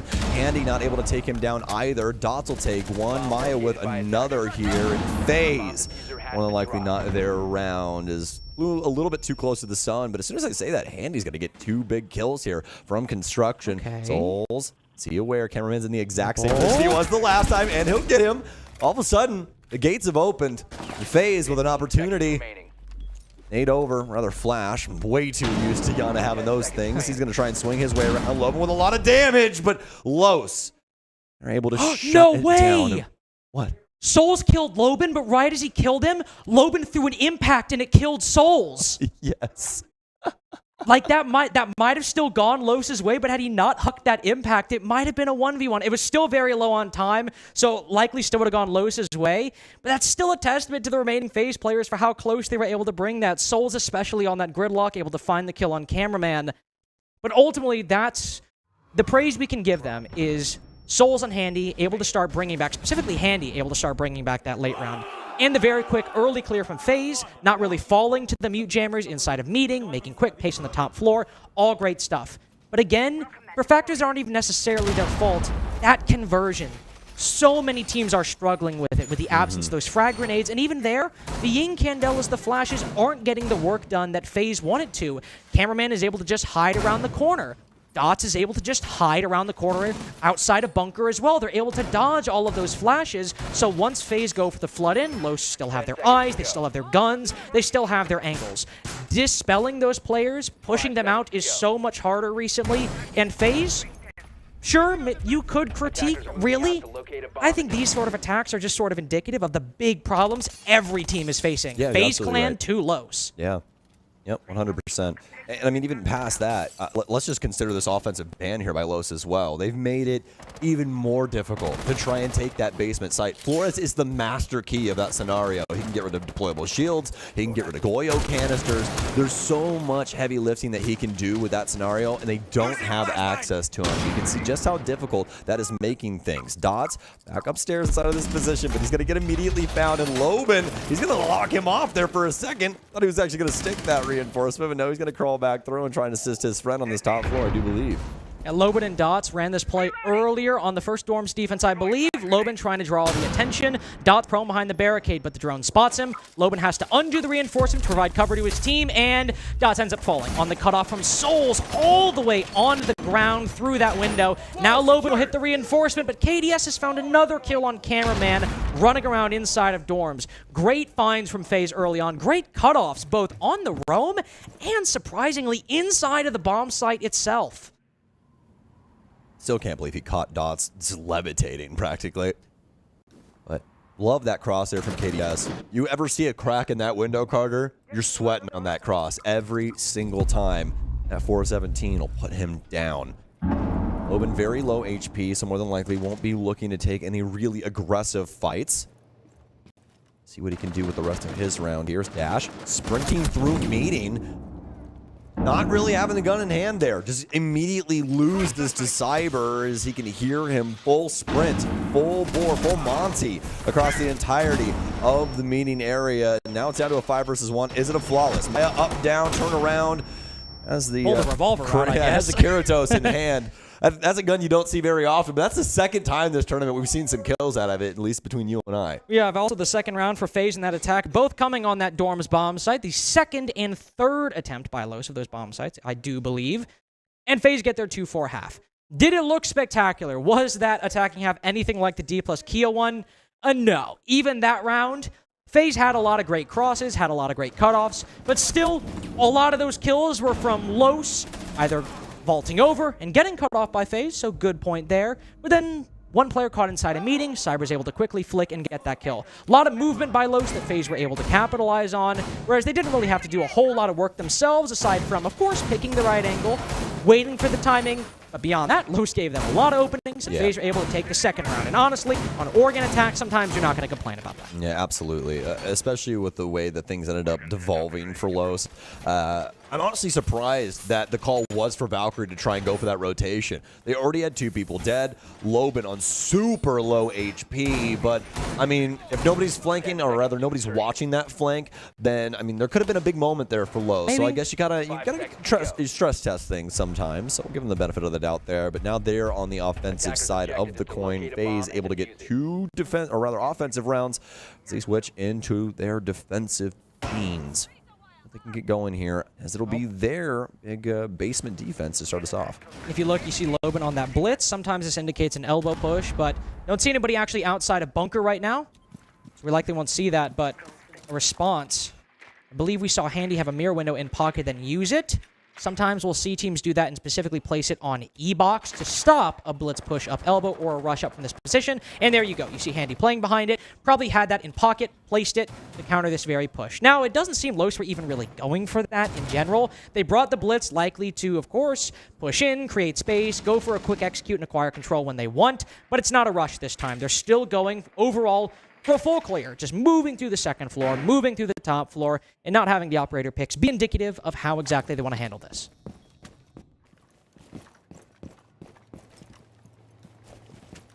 All quiet around Oregon. Reports out of the 417, though. And the EBR, actually, of KDS. So we only have one of those things on offense, and we were watching Dash there, so it had to be KDS spamming that thing downstairs. Those damn DMRs are so loud, dude. They are. You can hear those things for forever and a day away. Oh. I did not expect Loban to run through that, so he's going to be able to at least use that smoke to clear things out. But now they're on timing right now, Carter. Don't know exactly what he wants. He saw that mirror window. He's like, We saw the barricade breaks open. They burn the Aruna gate, and there's a mirror window. And Loban literally just like backing up, backing up, backing up. That's not cool of you guys. Why would you do that? Oh, no, Dash.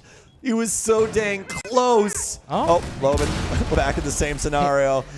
I'm back in the pit again. He's rotated all the way over to Laundry instead. Dash is over here now too. Dash may be trying to get a lurk on this side, but Cyber's even playing aggressive. Thinks that he can catch one of these attackers off guard, but Cyber's starting to second guess himself, starting to get a little nervous. He's got the TCSC, so we can floor this guy with just a couple shots. Goes for the swing.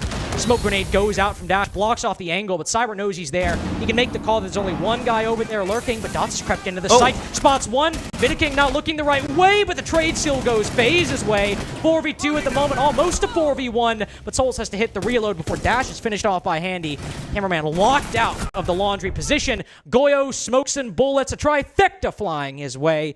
FaZe take their first defense at the side swap. Man, what do you do against these basement setups? You can just turtle, hold on to these hatches for just the tiniest bit of time. I mean, the offense still has to clear out the entirety of the map, make sure there's no roamers, no nothing.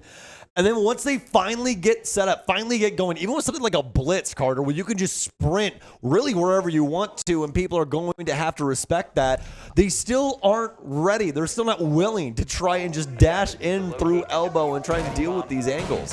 I can tell you Los' strategy that round, and in no small part a victim, again, so their FaZe was of the realities of attacking basement now. Step 1, drone. Step 2, acquire map control if need be. If you don't think the E-Box rush will work. Step 3, pray to every god you believe in that your Twitch player can take down mirror windows and Vulcan packs before you push in. And again, because of that Flores ban as well, you don't have somebody who can also find those Vulcan canisters and blow them up with the Flores, so you only have the Twitch to detonate those packs, to open those mirrors. And if those drones get shot, like we saw when the Twitch tried to hop into the small office or the closet, what are you going to do at that point, aside from flood? And the other thing is, just to put this on top, the icing on the cake, you could say, has to be the grenade changes. We're not seeing any grenades brought to try and bounce in through the hatch to deal with the pillar position. Nothing to really try and consider for elbow. I mean, there's so many different ways that you could break down that site down low with a properly cooked frag grenade that you just simply don't have access to any longer. So it's definitely made things a lot more complicated, especially with a ban coming through like Flores. And I mean, even on top of that, you know, the ban here from FaZe, the Monty coming out, they don't have somebody that can simply stand there and be that constant pressure for the offense. So it just makes things so difficult for them given the current scenario. Now Los, little change-ups here. We're going to have the gridlock come in, try and lock up a couple of these flanks. You have some grenades to try and deal with deployable shields or anything like that, but we don't have a deployable shield here. We actually have 4, count them, 4 nitro cells for FaZe. I'm not going to complain about that for a Dorm's defense. It's the counter, especially with, you can see one player playing all the way in kitchen. Somebody hopping into big window. Dash and Lobin moving quickly through that bottom floor, trying to find an angle on anybody rotating up attic, but the player's already fallen back. There's nobody pushed up far inside of attic. They're also trying to find, I believe, those bandit batteries. They find one, and not the second, actually. But still, cameraman can open up that left wall, and there we go. Exothermic can now open up attic, and we'll see a rotation over to the bedroom wall, which earlier was left soft by FaZe. We saw Vidaking holding an angle in the rotate, but FaZe also have a pocket reinforcement, and once we probably reach about a minute 15 left, I have to think Vidaking will use that reinforcement to close off the wall. Yeah, most definitely. You know, honestly, could really just use his smokes here, too. Try and pigeonhole him into going for a trophy offense until he runs out. But even past that, more than likely would want to try and get somebody up white to try and influence his position here as he holds this down. He stepped up inside the closet. And this is the beauty of this situation, having this reinforcement open, Carter. You can play back and forth here, rotate back through it. Is Vidaking going to try and slap that up? I don't think he is, due to that angle that they've created here. And there's the smoke coming out. A beautiful find. And KDS, he's in behind them in Master. They had no idea that he was in here. Lobin hops through, and that's the round already for FaZe. A complete failure to launch for Los. It's catastrophic. All we had was Handy on the floor below. The rest of the FaZe defenders were all on the site. And so Los are all at individual positions. You had Cameraman, who did open the attic wall earlier with the help of the buck down below, but then rotates over to Master Bedroom alone. You have a player on Armory Stairs pushing, still kind of helping Cameraman, but still positionally alone, as Cameraman has not been able to push in because of the hole in the bedroom wall. You have Maya over, I believe, by White Stairs. Again, pushing alone. Los all very, very separated, and even if FaZe don't have all 5 on the bomb site, Handy's in a position to C4 from below or go for flanks if he wants to, if intel is given to him. FaZe just had a 4-stack, held the bomb site, and once Los started pushing in individually and compounded by a lack of intel on that particular engagement, with somebody flanking in behind KDS without even knowing KDS was there, it's a very easy round for FaZe to win, and both primary bomb sites now, Sam, have gone their way. Now we move to Meeting Kitchen to see if they can replicate Los's flawless rotation that started out their defensive half. Well, FaZe is able to tie things up very quickly once they gathered the reins of defense. to bring these rounds to bear as quickly as possible. Now, Lowe's have to deal with this meeting kitchen setup. Usually, first thing you're considering is, can I get a stage plant? What's going on with Big Tower? Is there any presence up here? What's going on with the attic? You have some rotations coming over from kids' dorms you really want to at least give consideration to. You can see Dots, unaware of that. There could be some starting angles over here, right after the starting gun. Nobody trying to hold that down just yet, but doesn't mean they can't try and work that into the fold later on down the line. FaZe, though, they're going to keep things a little tight-knit. A few bodies on the top floor here. Actually, 3 of them over the dorm side. It's Souls, KDS, and Vita King that'll be playing this space. Dot's going to do his due diligence and drone things out on this top level. There is a soft panel on the left there, and you can see 2 sets of impacts, Handy and Vita King both having one, so they can establish a rotation later on down the line to try and play spoilers to Lowe's looking for that stage plant. They have a good... And this is the kind of the name of the FaZe game. There's a good foundation and then different pathways you can take depending on what occurs. I'm sure Souls will realize momentarily once the breaching torch starts opening the wall, assuming he hears it, that they're pushing. And look at this little line. Dot's then holding the angle. Let some shots free, but you can see, can he see there's an Osa shield there? He might just be able to. I know from the angle, but can he tell? I believe he does. So the call is given. You can see everyone playing safe. Of course, Souls can't really peek, but he can fall back very easily because of that cover, and KDS will not push further up. So no opening pick for Los on that gamble on the attic wall. Now only half the round to go for this meeting plant. And this is 100% going to be a stage plant. You can see cameraman already positioned down low. That's to make sure that nobody can rotate down, gain access to the hatch there in the middle of meeting, and toss a nitro cell onto the stage. So Los, they have all of the map control necessary. They torch up at the top of the wall. They're able to get rid of, at least some of the electronics here holding up things. I do believe it was the bandit batteries. No, it was actually the electro claws of Cyber. But an impact out there from the Wamai, that's actually going to lock things down yet again here. Only 1 exothermic remaining. They're seeing if there's going to be another toss, and actually they're going to get yet another piece of utility here. Handy with a kill onto Dash now, and Los, they're trying so dang hard to lock this up right now. They'll finally get the wall open with 40 seconds remaining. Cameraman with a chance here, but no, just for a split second you thought Handy was going to drop, but he grabs the side of the hatch there, able to stay inside of meeting. He said, I'm not leaving. I am not leaving this bomb site. FaZe, with this wall opened up now, have got to worry about these long angles. Loban can hold them. And I was about to say, because of the earlier destruction, oh no, there's one talent shield upstairs. Dots has to take this and push up. So how can FaZe deal with this? That shield is right there. It cannot be shot through, and there's no more impact grenades remaining. Only one C4 from Cyber, and he just rotates around. Nobody covering green hole. They're all so focused on the C4 or the angles from Split, they leave a crucial opening for Handy to rotate up and steal the round from Los. I can't believe that Handy just got away with murder right there. I mean, there was 3 or 4 separate times where they confirmed where his location was, and still nobody holding that left-hand side rotation out of the breach. It's going to be a Los timeout here, as they've quickly found out after 3 rounds from FaZe that they really need to lock things down on this offensive side. This map is slipping away from them. This series is slipping away from them, Carter. They could quickly be sent down to the lower bracket.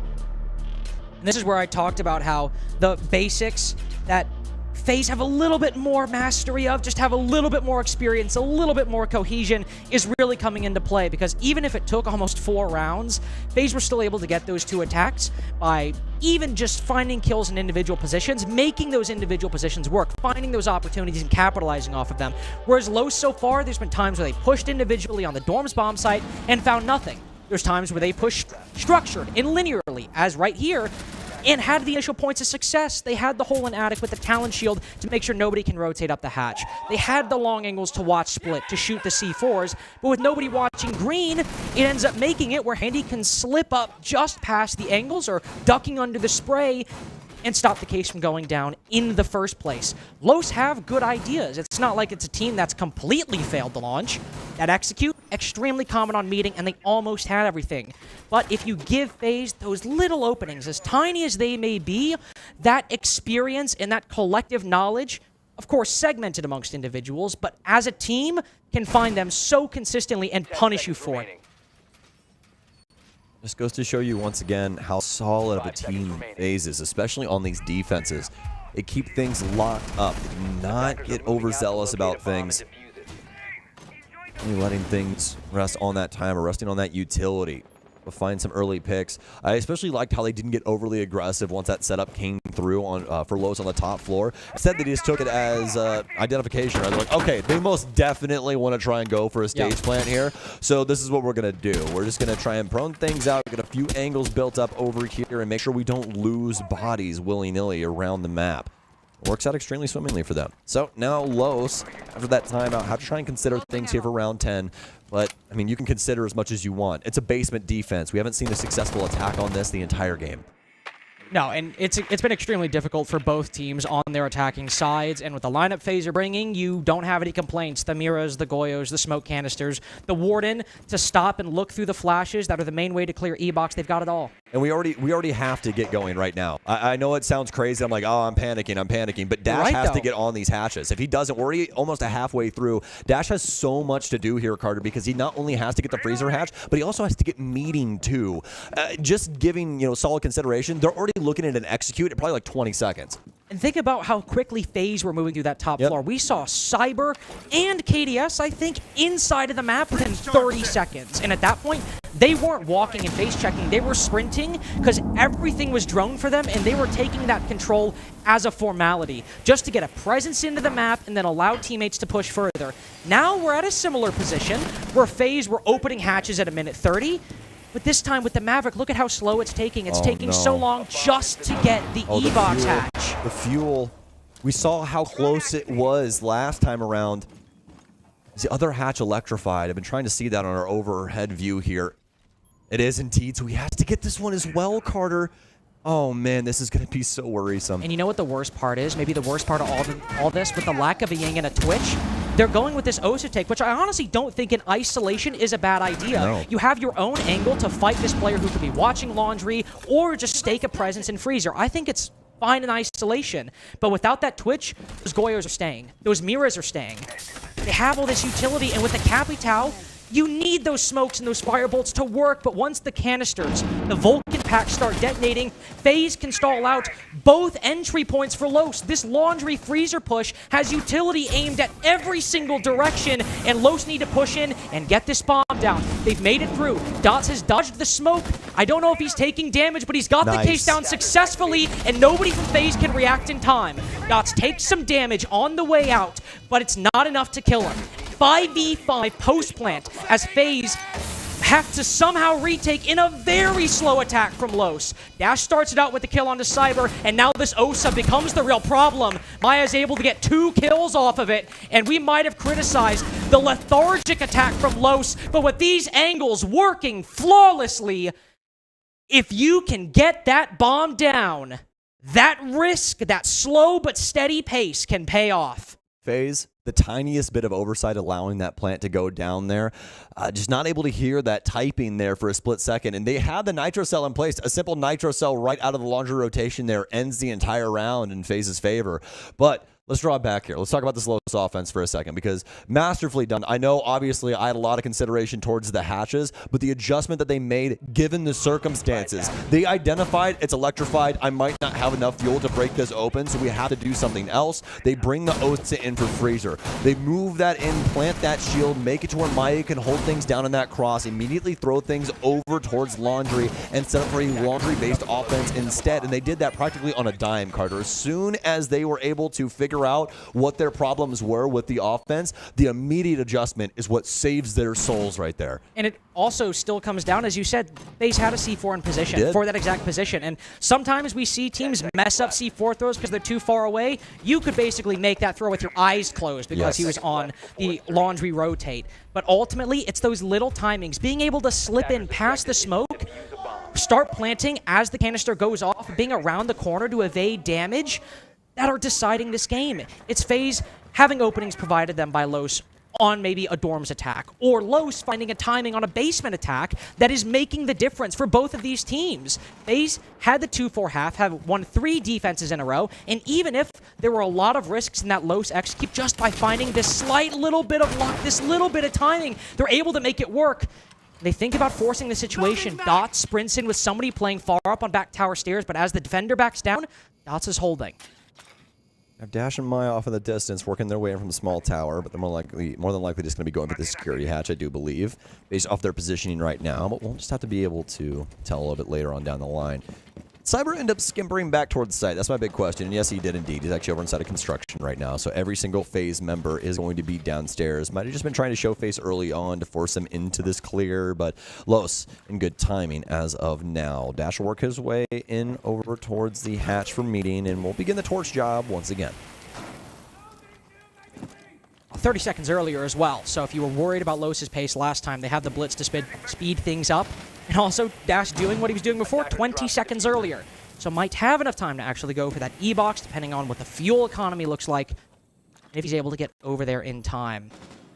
But with that blitz still, being able to force a lot of control, either through bunker, through laundry, is a much greater possibility. There are still those Vulcan packs, those Miras. We've got this trio that both teams brought on the basement sites that are going to be a problem. I will say this E-box hatch also proving to be a big problem too, Sam, because we do still have enough to get the other one, but a lot of time spent on this one hatch. Yeah, most definitely. And as we noticed the last time, didn't exactly need it for the strategy that we're going for. Case is obviously in lobby, and it looks like they might try to go for something similar here. Stuns out. We have the O's in a very similar position to last time, but that doesn't mean that they have to go for it. It could just be somewhat of a fake here. Yeah, they're going to try and throw things over towards Freezer, so I think they're going to try and adopt that angle that we saw Maya playing the last time, as he's literally standing right next to cameraman.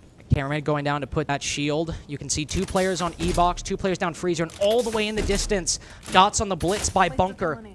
Maybe we'll try to put a backstab on the backside of the bomb site. We've seen Cyber play a few times as well. 2-2-1. But if FaZe just play the trades on one of these positions, they can focus on the others and get match point. It's all a matter of who can get or deny control first. Maya pushes up instead, not holding behind the shield. Dots takes the control of elbow, and Maya gets those 2 kills on the entry. Dots gunning for a third, and despite the low HP, that's basically another flawless execute for Los, not dropping a single body.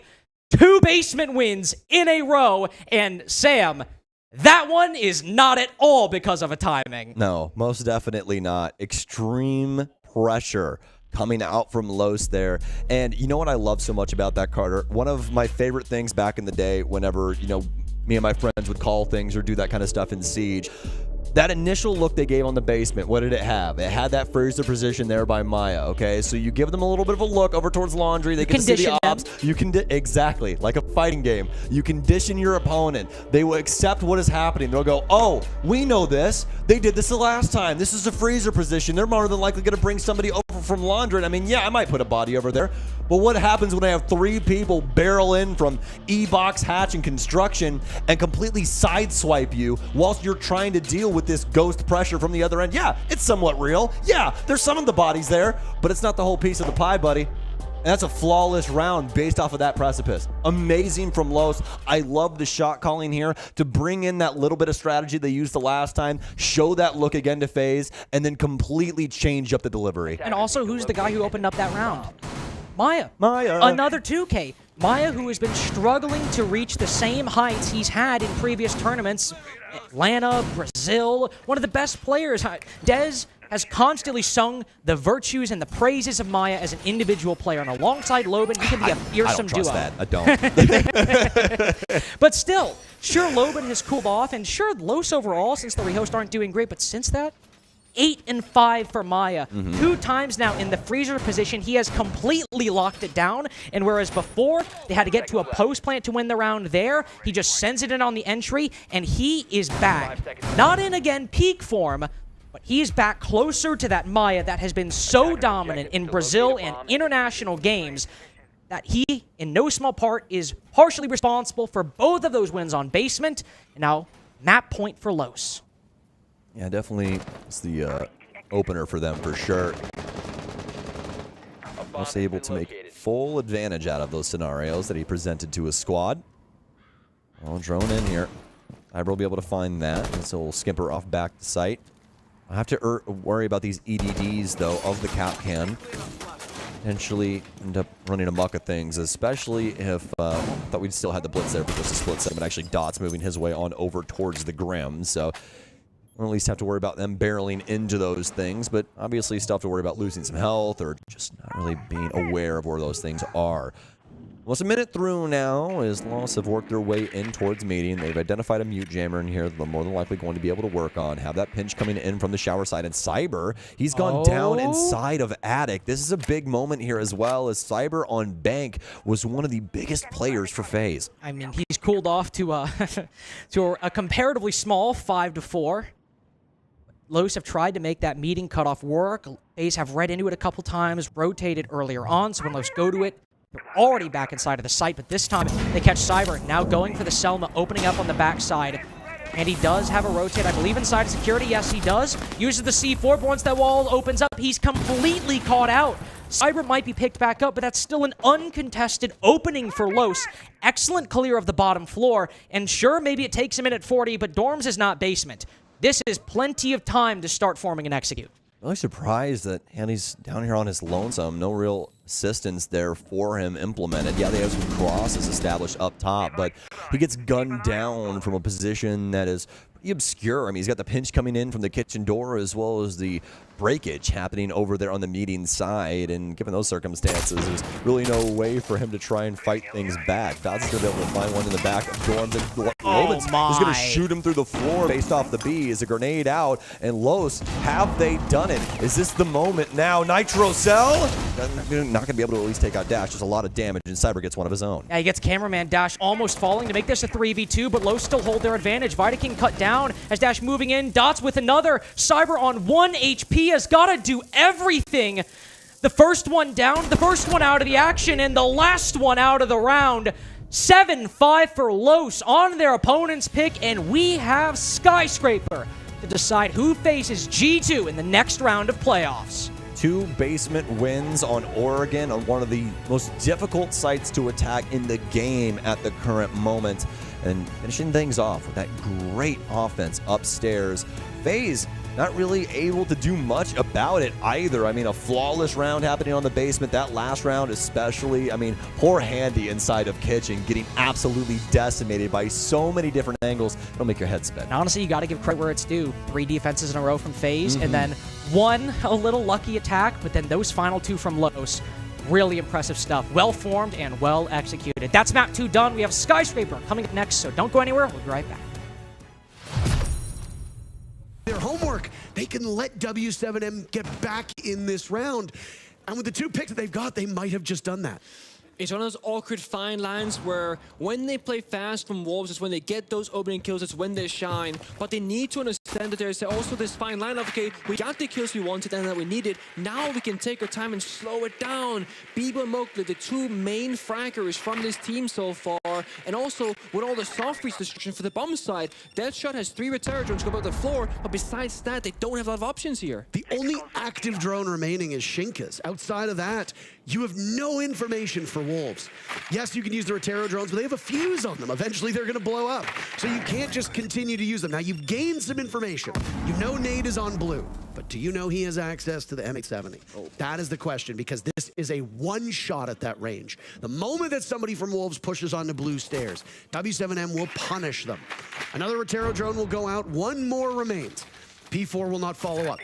Nade, unable to shoot it, so instead, he gets real aggressive on the stairs. He is not falling off of this position whatsoever. I love the way W7M is playing this. They are playing it perfectly given their numbers, Nick. And now the fire will go, which is stopping Wolves from rushing out. Here comes an adrenal surge, and the fire will finally slow down. Down goes Shinka to Felipox, who lights them all up! We're going to overtime! Getting the all 2 opening kills, getting full map control, losing 2 players to not checking the staircase, team flashing in the final moment of the bomb side rush, blinding your teammate was going to take the gunfight, giving Felipox the advantageous position and gunfight, getting that 3K. That should have been the round victory for Wolves. This is where the mental game comes into play. This is where you start doubting yourself, you get frustrated, and you worry that you have thrown away the 1 chance you had at winning this 2-0, and maybe the 1 way to even win this best-of-3 series at all. They have to close it out in overtime. They have 3 rounds to go. They gotta win 2 of them. Otherwise, they'll be kicking themselves over this round, especially for a very long time. I mean, it really did come down to information, right? Yeah. Wolves did not have any drones, but they were very slow to capitalize because they didn't know where anybody was. Now, you know that Nade is on blue, but there's a Maestro unaccounted for. Yeah, you can speculate all you want that the Maestro is inside the site, but that is really not a round that Wolves should have lost by any stretch of the imagination. They lose it because W7M basically plays perfectly given the situation they found themselves in. You don't win back-to-back majors while also finishing in the finals of 6 Invitational right before that without knowing a thing or two about playing virtually perfect Siege. And boy, oh boy, does W7M always show up when you need them the most. Also, Nate only has 3 kills, but 2 of them was in the previous round. So we can talk about impact kills right now. Yeah, he didn't do much in the first, but he put his team into overtime to tie things up. I mean, you can make a very credible argument that Nade's inability to get kills up to this point cost his team round. Sure. However, he inarguably won that round, or at least set up Felipox to win the round. W7M support players don't get the love that a lot of other teams do because of the fact that Herd's JV92 and KZ are so good. We've talked an awful lot about KZ, and for good reason. He's sitting at 37 kills by my count between these 2 maps. We are in record-breaking territory if this goes to a 3rd map and KZ does not fall off of a cliff. Now, he still has 2 rounds to continue to rack it up, but if Herds gets the lead-off pick and then can play strong over by that library hallway, then KZ might not have any kills left to get. But he gets on the board with Deadshot. Now it's Herd's chance too. P4 the first kill, but KZ sweeps through him. And now it's W7M with the lead on their map. They sit on map point. I also think it's the first time last round we've seen W7M being really animated on their player cams, smiling, getting loud. Despite having some big moments on Oregon, despite having some good plan setups here in Chalet as well, they've seen kind of, I don't want to say down or sad, but just they've seen quiet, where you gotta celebrate the small things, and you definitely gotta celebrate the big victories.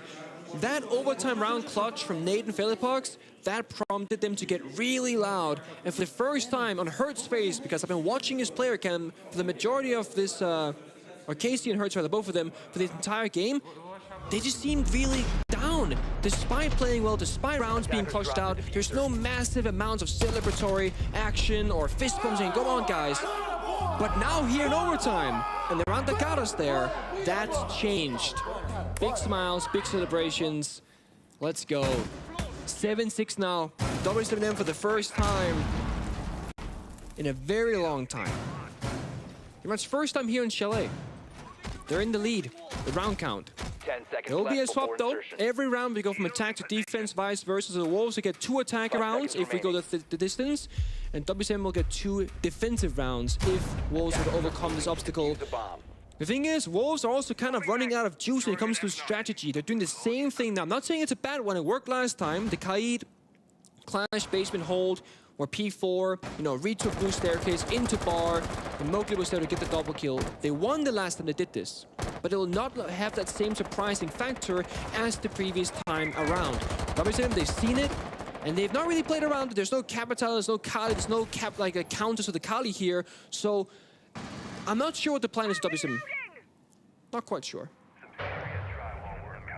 Well, it could be another rush as well, but they open up that garage wall very effectively. First 45 seconds, that's good pacing for them. Given that neither of these teams are playing the Tuberau, you don't really need to worry about too much, as teams don't actively trick either the wine or garage walls the way that we used to see. It's challenging to trick now with Thatcher being virtually unbanned forever and pocket EMPs being brought to by teams. Just in case the Thatcher gets killed early, you've got backup with Felipox holding on to those smaller EMPs that can be a bit tricky to land, but teams usually know where the Electric Claw is. In this case, it's the only denial that's being brought by Wolves. But the halfway mark right now in the clash, which was such an obstacle for W7M before, remains upright. It was Mowgli who was able to capitalize off of it. I say this, but Mowgli gets a kill. He's immediately traded out, and P4 is reduced to almost ashes at this point. W7M finding the picks they need. And most importantly for Wolves, though, KZ is the casualty.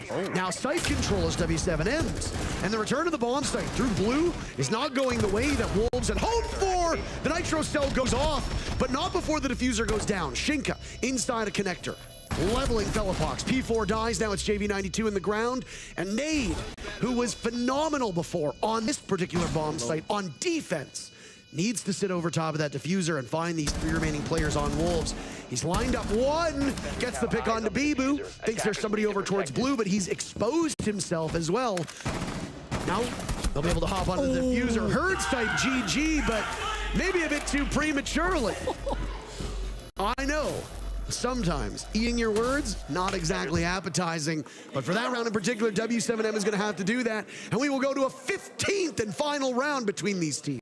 It's so hard to predict the outcome of these rounds because surely that's a done deal for W7M. They're in the bomb side, Wolves are far away, the plant goes down successfully, there's no C4 inside, until it landed right on top of the plant cover. Didn't take down the planter though, so it will be a post plant, but the retakes are so clean from Wolves every single time. I think the big thing that happened though was I believe it was Felipox, yeah, on Dokkaebi, walking in the main breach here to try and like confirm the injured player of Deadshot, and then just dying to the connector player of Shinga. If you stay outside the main breach, you cut the bomb site in half, you give your teammates crossfire, and Deadshot will not be revived in that round. So instead of covering the cross, it's a 50-50 gunplay. Shinga comes out on top, Wolves is in it. Do or die now. For W7M, they want to go a third map. And do or die in the sense that Wolves, they really want to send this home to 0 and avoid Clubhouse at all costs. Not just because they might lose it, but also because the more maps you can hide, the less strat you end up showing, the better it is for the longevity of your run in this tournament, as more things will stay available for later use. Boy, oh boy. If you hated W7M before, Herds typing GG on that round just might make you hate him a little bit more. I will say there was a time when Herds typed GG against Team Liquid, and then a bunch of the Liquid fans came after him on social media, which, well, I know what that feels like. It can be overwhelming. But Herds basically said people always cry that they want more villains. Yeah. And then you finally get villains in the game, and then you brigade them and send death threats to them. Yeah. How about we understand that, oh my, Mowgli, almost perfectly traced through the wall, but the mute Felipox can... I was watching that. A 3-mapper, though, Sam, on this stream. And as you all just saw, max OT against Wolves and W7M. The playoffs are not disappointing so far whatsoever. But of course, don't worry, by the way, I will update you on the W7M result imminently, depending on what happens. But against the FaZe Los game, we had a 7-5 from Los on their opponent's pick, and a game ultimately decided by who could win more attacks. Absolutely, which is something that, I mean, we've been kind of touching on, right? Obviously, it's a defensive favor meta, but that begs the question, what can you do on the offensive side of the coin? Because now these rounds matter so much, and they mattered so much to the outcome of this game that Los especially was able to make the most out of these situations, especially with those basement attacks, Carter. Oh, yeah. That final basement attack and that dorms attack were probably the 2 best overall attacks we saw. Sure, the second to last came down to a big Maya 2K, but they were able to condition FaZe with their previous attack, switch it up a little bit, and catch them off guard. Final round, just an actual clean round from the beginning to end. The pinch on Handy inside a kitchen, the closer on Big Window White. Really an excellent round from Los, an excellent ending to the game. And FaZe not able to keep up. Souls 3-0, but Los pretty strong on the entry game as well. And what do you know? Guess what trio is back? Maya, Loban, and Dash. The very same situation. When FaZe dropped the series to Los in Atlanta, we have the triumvirate back in play. Yeah, and straight down the middle, I do believe, on entries here as well for both respective squads. So even that not mattering too much as we go through this. It's, again, was really up to Los and what they were able to produce on the offensive side of the coin, because right off rip, as you guys can see right in the middle of the screen right there, FaZe on an absolute tear on their defensive half. 3 really quick rounds. Nothing really Los could do about those, but as soon as the timeout was called, adjustments made across the board that really built up to Los. What's going on over there? What's happening? Yep, I have not to spoil. Thank you, shout out to Furby, telling me as well. But I have my headphone off because I heard the end of the round coming, and beep beep beep beep beep beep. Oh, man. Breaking news from the decision desks. Can I make a guess? Yes. Is it Wolves 8-7 in overtime? It is W7M 8-7 in overtime. To quote Parker, they stopped the Wolves' comeback and are going to map 3. Do I know what map 3 is on that series? No, because I'm working because I'm working this one. But we do have Skyscraper coming up, and we do now officially have map 3 for both of our opening series. So remember when I said that playoffs were not disappointing? Well, now they're even more so not disappointing. So very close series to start out the day, but Skyscraper coming up. This was not against FaZe, but against Dark Zero in Atlanta. A 7-0 to send a North American team home on North American soil. An unbelievable performance from Los on this map in Atlanta. Most definitely. And an unbelievable performance so far from them, especially considering that last map. Bank, a little less than what we were expecting, a little lackluster at moments, but still had some light that shone through, and obviously that built up to a pretty great Oregon. But now we rest on Skyscraper, which currently is our most defender-sided map in the entire game. I do believe it's tied, though, so I'll double-check that for all of y'all while we're going through this. But actually, no, it has the most defender-sided win rate by 4%, because Oregon more than likely had a little bit of an adjustment there. Currently, it is sitting at 68%. Skyscraper is. So, should be interesting. Every single site on this map is viable. Just not a lot of play on Master Bathroom. Yeah. We've seen that played 5 times, but it actually has the highest win rate right now, given the small sample size, at 80%. Yeah, I made that joke as well. Going into the Skyscraper game against M80 Liquid, it was played 3 times and had a 100% defensive win rate. So, can't really read that much into that, but it is funny because we always talk about how it's the worst bomb site and yet has the highest defensive win rate. We have map 3 now queued up. Also as well, some good context going in. 7-8 loss to Sonics in this map for Los this tournament. So still a map that even if they didn't win, they almost beat the top team in their group on. So still a comfortable map overall. Did you see the socials right there? I did. Still favoring FaZe, but we are back to a bit more of an even contest. Yeah, dropped off by like 14%, I do believe. This is down to, I think, 69, and it was at 83, so pretty impressive stuff there. Very nice indeed. Yeah, very nice, very nice.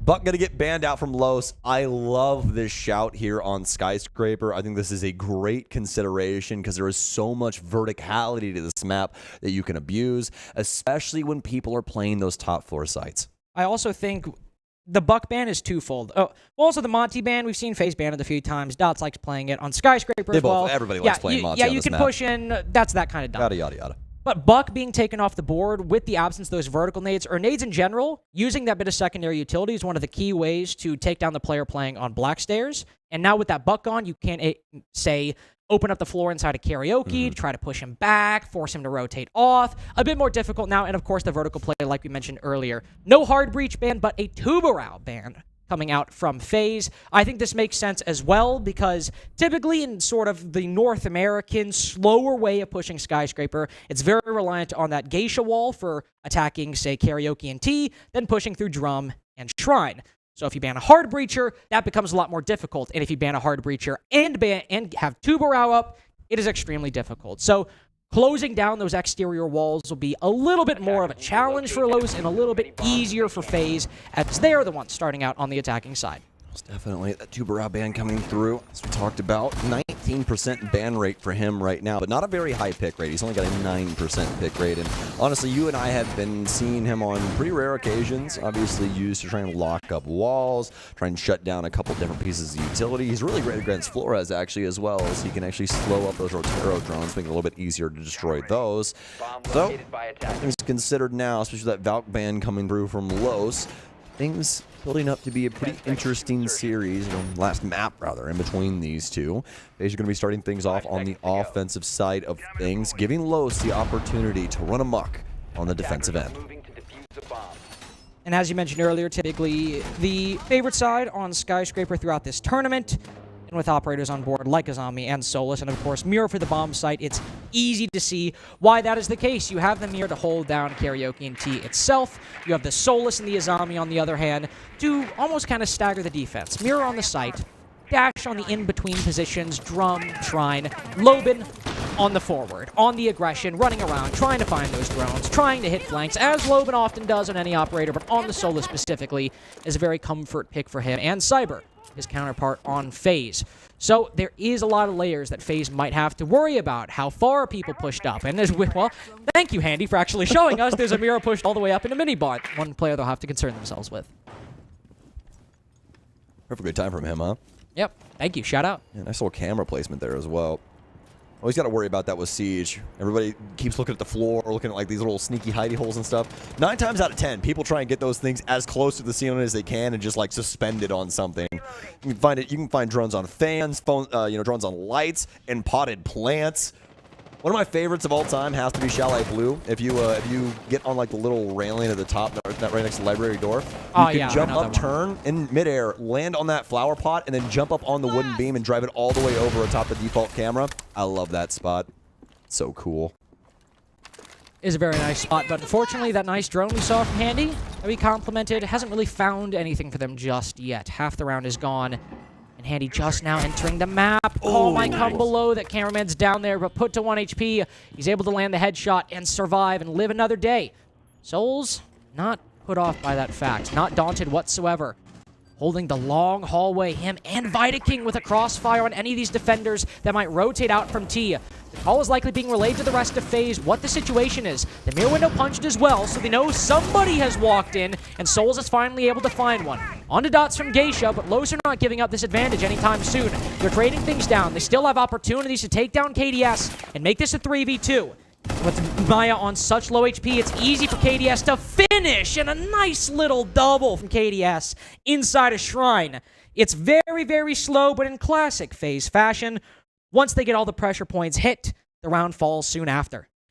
They do a very good job of making sure that they have the necessary areas covered before they end up going for these big sweeping clears, and that's exactly what they have going on. You got a couple bodies working their way in from the office side, while the priority really is on that Geisha black stairs position to make sure that Los can't fly through over into Karaoke or anything like that. Just keeping them well within their right to maintain, gold as well as Shrine and things along those lines, but that's where FaZe's strategy really reaches the apex, right? They have that push coming in from the office side to abuse these Los players, catch them off guard, get these big kills, and there's no real opportunity for Los to swing themselves back into this round. They have no opportunity to even swing back through and assist themselves with those positions like terrorists and these kind of stuff coming under fire from FaZe. No extra bodies to try and lend a helping hand. And on a map that might very well play similar to Oregon, that could be decided by just who can win one more attack than their opponent, as the last game was. That's a great round to start off. A win on a primary bomb site didn't come down to a 1v1. Still needed, some players to win some key gunfights. If KDS doesn't get that kill on the backside, doesn't get even the next one at that point, the round might go completely differently. But if you're just able to get a couple of those rounds and more than your opponent, you might win the game 7-5 in regulation. So FaZe hoping to transition this success from Karaoke and T over to Office and Exhibition on the other side of the map. We'll likely see some focus on these exterior walls to start, but wouldn't be shocked if we basically see a repeat of last round with then some individual players pushing from the opposite side of the map later. Well, don't run too far, cameraman. They're going to need you here in a second. Cyber's waiting on the EMPs, but as we all know, this is not just a mute strategy. They're trying to bandit trick this, and Cyber doing a little dancey dance. Is he gritting? Is he gritting right now with Thermite? No, he's not. Also, I think we can see him. Look how far away the cameraman is. He's all the way in drum. There's no bandit tricking gonna happen on this single wall. Just the mute jammer blown up and gone. Well, I also like the double ash charge underneath, just to make sure, if he does go for that, he's going to take some splash damage. Vita King's going to take down Dash. It's practically all the way in Narnia in comparison to where everything else is going down. But what else would you expect on this top floor? We saw FaZe go for this. Something similar the last time. Handy. Advice there. Low, and wow, what a shot out of the MPX. Just a nice little pre-fire as he ducks back into minibar. The attack from FaZe completely undone by a huge double kill from Loben. Nice little bob and weave there. Souls has to pick up the diffuser. Candela goes out. He's got one more in the pocket. Los covering most of the entrance points. Loban can still peek out and fall back in. Viking now rotating over to consolidate alongside Souls. Look at this, is pushed all the way up to house stairs. I don't think Dots is aware of this. He peeks up and falls to the T95. Another player down as well. Loban now in the 1v2. He's got these angles, Sam. He's got the control, but as we pause, FaZe are resetting to try and find this remaining player. Yep. Vita King got on the drone. That's what I was looking for right there. When you get a scenario like this with so much time, folks, you don't just want to try and swing it into sight. That's how you give Loban the opportunity to win this round. You want to drone him out and confirm his location. They now know he's in this dry bar room. Souls, you can see he's not getting too aggressive just yet. Gonna wait for Vita King to roll in here. And he doesn't even look to the right. I thought that they had him marked after that drone went down, but they weren't exactly, confident in him not moving to another portion of the bomb site. But luckily enough, Ying there and more than capable of winning that round. That's going to be 2 going the way of FaZe. To be fair, we need to be a little careful, though. When FaZe have dropped games to Los before, it's in moments like that where somebody goes unread. FaZe might have cleared 95, 98% of the map out, but somehow a Los player, Loban, Maya, whoever, finds themselves in that 2% that hasn't been cleared, and they're able to pick up rounds. Now, in this particular case, thankfully, the 2v1 works. One player falls, but Souls is able to trade it out, get the round. 2-0 now for FaZe. They've able to win 2 attacks, but it's tactical. Oh, tech pause, excuse me, not tactical timeout. Still this pause, you've got to make sure if you want a bit more decisive of a game that those rounds are kept to a minimum. Because playing trades is good, but if you let Loban get a little room, whether in the early game or the late game as we just saw, he can be a force to be reckoned with and give Los some rounds they don't honestly deserve. Most definitely. We're waiting on the Los to get through this here. I think cameraman was having an issue, so see what he can get done. And yes, indeed, cameraman is actually the only one not in the lobby right now. So that is confirmed. Admin handling it right now and making sure that everything is A-okay. Actually, have another person leave as well. So might have had him needing to rejoin in a certain order, so we have our cameras set up correctly for you folks at home. That's how that happens every once in a while. So when the players just don't join the lobby correctly, the cameras can get switched around. So probably just fixing that up. But so far, FaZe's offenses have looked very, very good, especially going back to that very first one. That clear was so strong on that top floor, able to pull the pressure and making sure that Los's entire consideration, their entire focus was on a couple of different aspects of the site and a couple of different aspects of the entry points that FaZe really weren't trying to battle for. It was really the back end where they were able to deal a lot of considerable damage. I also think you got to give credit to Souls as well, maybe just hitting a timing, as we saw Loban in minibar, peeking back and forth, outside, inside, outside, inside. But Souls was able to cross from Shrine past the minibar angle up to house stairs, where alongside Vita King, who got a kill almost at the same time, he was able to take down Dots as he peeked his head up, uncrouched, and then fell to the ink playing on those stairs. I wonder if maybe he just took a gamble and Loban happened to look away and it was a timing. I don't think he really had intel on that position, but it's either good game sense and decision-making from Souls to try to take that gamble, realizing we're in a 2v3. They probably know I'm pushing from house stairs. I'm going to take this risk, and while admittedly it has some downsides, if it pays off, I can get into a position Los aren't expecting and potentially win the round. And Vita King also, of course, getting a kill right as Souls did. I imagine my guess would be Vita King pushing up through terrace and then trying to pressure Loban on that minibar position, but who knows? There are a lot of factors going on. You just have to commend FaZe for the patience, the decision-making, and ultimately able to close out and clutch that 2v3. Yeah, 100%. And so far, FaZe, they've already set themselves up for success on the defensive side. Really, all you need on Skyscraper right now is 2 rounds, Carter. They've gotten it done. I mean, even if they gotten 1, you'd still be like, oh, well, there is an opportunity here for them. I mean, again, guys, this is the most defender-sided map we have in the pool right now, 68%. But these offenses, to at least FaZe, as of right now, they're looking pretty easy. They're looking like they're coming pretty cleanly. Los not able to get an exact read on the way that FaZe wants to go about things. And I mean, even in that last round, Los had a couple things implemented that they could have used to try and slow them down a little bit more. You know, you make that call back to the Bandit not being able to handle things on that single panel, and that access right there to office so easily and readily available from the balcony. You know, it's a risk that you're not really willing to take. And I mean, unfortunately enough, that is going to be the circumstances that befall them, but you also have to consider the Ash charges coming in from down low. If he is there in good timing and both of those blow up under his feet, I mean, how much damage does that do to him, right? So lot of things you have to try and cross off and try and cross-reference, really, when it comes to moments like that. But, I mean, all things considered, I would still say that Los definitely had a chance in that last round to shut things out and try and slam the door on FaZe. But I think they did a really, really good job of reassessing things and, re-implementing themselves to be able to get into the bomb site. And a TAC timeout now taken by Los, I do believe. Yes. Yes. Okay. I was waiting for our timer here to kick up on the other end, and yes, indeed, it is going to be a Los timeout. This is a small aside. I love watching certain habits coaches will do during timeouts, not for any strategic reason, just, it's a very serious moment. You want to convey your point across, and a lot of the times when people focus, they tend to just kind of do things out of habit that kind of put them in a good mindset or do things they don't have to think about. I've noticed the Los coach, he is always crouched during a timeout. He stood up right now, right as I said that, but I've noticed so many times he crouched, he starts low, he pops back up. It's a very serious position, very tense position. I don't know. It's just something I noticed because, I'm like that. Did he do the normal stance with his feet up, or did he slob it? Did he have his feet planted? Did you notice? What do you mean? Yeah. You mean like we're standing on the balls of your feet versus completely flat? Exactly. Well, I did not look that closely, Sam. I was not paying attention to his feet. You're not a detective. What are you I good guess for? not. What are you good for? Quoting movies and doing impressions. That's basically it. Yeah, but you're really good at it. I won't take that away from you. Nick yesterday said I have a soundboard for a brain.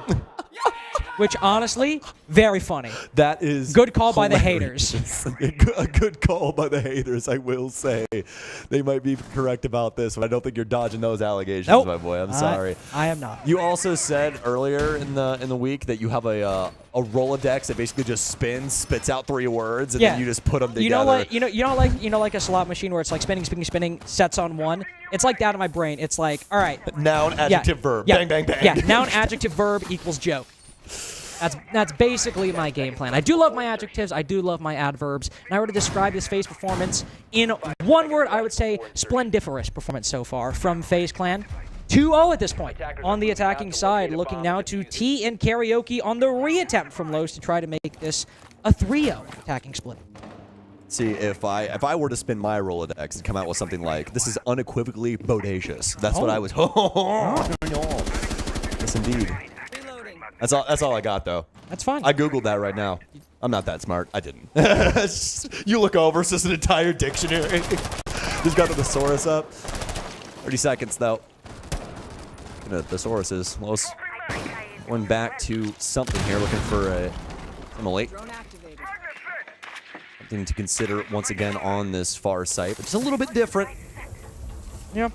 Change things up, but obviously trying to reach the same result as they were before and get a successful defensive round win.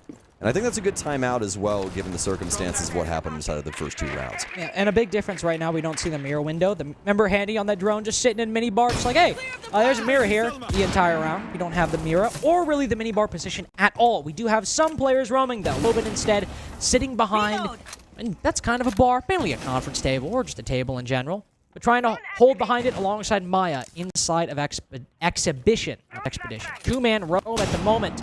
Loban will retreat to minibar, though, just to slowly start pulling back. Almost half the round gone. 1 Dokkaebi call used, but no follow-up from FaZe just yet, while met also by no fallback. Cyber wants to go through that barricade, and they have put Loban to 1 HP through that wall, but no final bullet does him in. But now Cyber going in for the finisher. Loban pulling back to the terrace position. He's instead going to cut off the player on house stairs. Here's the Azami, and down goes Maya. Sees another, but Daz might feel the need to fall back. We don't want a Cyber heater to arrive, but Loban... Oh my, what? He's completely shutting down, but Cyber holds on! A tightrope in the roam clear.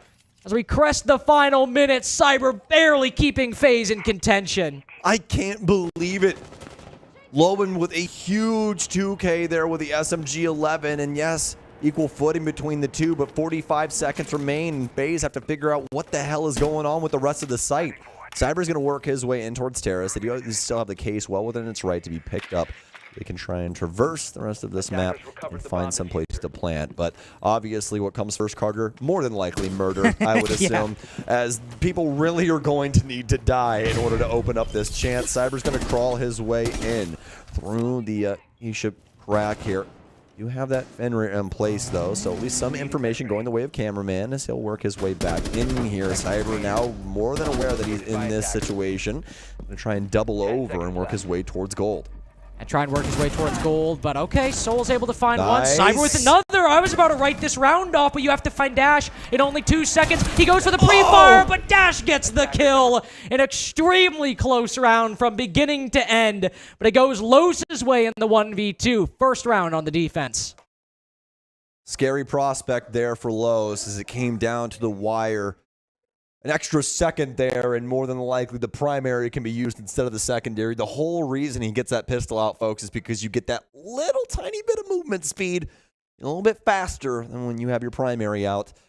And not able to just hit the lucky shot there. I was looking for the heady on the Fenrir, but still, all things considered, a really solid round, especially from Cyber, and the biggest moment obviously being Loban getting those 2 big kills. I mean, just nobody really thinking that he would step up inside of Terrace, and he makes the most out of that situation. You could see the momentary indecision from Cameraman as he saw Cyber appear on a screen. You see him cheer, pause, and then start cheering once he realizes Dash won the fight. I think that's pretty representative of how close that round was between the two. Loban with that massive flank and retaking minibar. Cyber able to shut it down. It coming down to a 1v1 in the end that Cyber ends up losing. Still a very solid showing from FaZe and Los, just eking it over the line. Have to see some more convincing rounds from here, Sam. All right, Kitchen Barbecue. 24 plays so far this tournament, my friend. It's the worst bomb site by percentage. Obviously, you know, Master Bath, as we touched on earlier, only has a sample size of 5, so we don't really consider that all that much just yet. But this site, in general, 58% defensive win rate, which, I mean, still really good. So we'll see what Los can do with that, all things considered. I really like the operator list that they're bringing here, especially with Maya on the Oryx. Yeah, we usually see Oryx on these first floor bomb sites where if the attack goes for a late execute, you can use that Oryx to, of course, you know, roam because he doesn't have any gadgets that need to regenerate over the course of the round or save, like Wilmai or even an Azami in some cases. So if he dies, he dies. Unlucky. But if he survives, he's able to rotate back, and the attack executes with 30 seconds left. He might be able to climb up a hatch, go for a flank, and get himself set up in a good position to completely stop the round for the attack. So we've kind of found Oryx fit that position. He's not nearly as common as he once was when he had the 1.5, but if you want to have somebody, maybe, I don't know, Maya, who I hear has a reputation for getting kills, have an op who can allow him to retake very quickly, not a bad choice whatsoever. Bomb out. Second one already, too, as Emerald dropped that in their pockets. Nobody wanting to answer the call either, so we're going to take a little bit of damage, but oh my, there's no way they're going to open it up onto the site like this. The case is all the way upstairs, but Cyber, he's already got the job, for the most part, done. Going to open things up on this back stairwell, but Loban now being able to identify there's some people in the area. What a shot out of the T5 right there, Carter. Right onto Handy. That cross was impeccable, but nothing he can't handle. Nothing he can't handle, but Dash is actually pushed out and backstabs KDS and Dome Souls on the diffuser. Vidaking inadvertently forcing Dash out of position and into the crosshairs of 2 different players. His reign of terror finally shut down as Cyber, who's been at the bomb site for about 30 seconds now, is forcibly evicted as Loban retaking the top floor. Puts Vidaking in the 1v2. He's recovered the diffuser, but now Loban has that horizontal angle. Vidaking has to contest this. All of these walls are soft. He can't plant behind anything safely. He pushes forward. Nobody biting. This is where Los need to calm down. They cannot overpeak. They can win this, but Loban's starting to jiggle peek, trying to find the intel. Vidaking rotates off, but he's got so many bullets to land this pre-fire. Quickly running out, and Loban making the smart decision. Now backing off, up black stairs. The smoke canister goes down with no warden on the board, or C4s for that matter. Vidaking should be able to get this down successfully and put the remaining Los players in a post plant. 1 HP though, Sam, as he backs off. I think he's done it. Oh. Maya, that was perfect. That was absolutely perfect. Eyes in the back of his head practically as he immediately 180s. They identify nobody inside of Barbecue. More than likely heard that rotation coming through as well. And Los with another successful defensive round. And so finally be able to tie things up there with round 4. You see him wrap around. You think maybe he's got a chance. He's got that hole on the diffuser. So. But still, 1 HP the moment Los are able to find him. He's very easy fodder. Talking about 1 HP, though, able to find Vidaking through the smoke. Loban putting him to 1 HP as he falls off the diffuser. So much ground gain by FaZe. 3v5, as you can see, Loban hitting some crazy shots, but then dashes. He's forced to fall off in the Candela. A Z-ping on the diffuser immediately pre-fires him through the wall. The actual site setup for Los, very, very solid with that intel inside of the site, ultimately being the undoing for FaZe. They had the read, Cyber had the control, they had Case inside of the site, and players in positions to cut off rotations back. But just because of one bit of intel, a bulletproof, they're able to win the round. Really impressive here from Los, their ability to get scrappy with FaZe, but still make it out alive in these last 2 rounds. And FaZe go for a little bit of a line shift on this offense now. They'll keep Vidaking on the Ying, but Grim and Dokkaebi come in, Ash as well.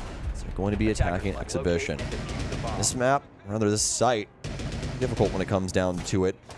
FaZe more than likely going to be looking to wrap things around the balcony and potentially going for a clear across on the west end, but that's exactly what Los expect. You can see some things built up on the top floor with Dash underneath on the Nitro cell, just in case somebody does want to try and move in and potentially not go about things in good graces. And end up getting a free kill there based off of that precipice. A couple of traps, obviously, for Los across that, especially with the Frost working in as well. We'll need some EMPs or something of the sort. Will more than likely be Cyber going for those breaching rounds underneath once again. Yeah, that's what we saw previously. No Thatcher and no secondary EMPs on the board. And defending this the way that Los are, it's when the map gives you... Oh! I was about to say, when the map gives you a layup, you have to play the hand, but Cyber's got an ace and lays it down on Dash. Rotation cut off outside on the rappel, so opening pick going the way of FaZe. Los still have the strength of the setup, though, to be fair. Mai on the zombie and cameraman. They can play aggressively outside of T, inside of Drum, outside of Shrine, and then one has a shield to fall back to, one has some Kivas as well. But Cyber almost getting a second as he pushes into the Black Stairs doorway. Takes a lot of health, but cameraman gets the job done. Still trying to hold on to Geisha, though, despite the Dokkaebi call. He's eager for more.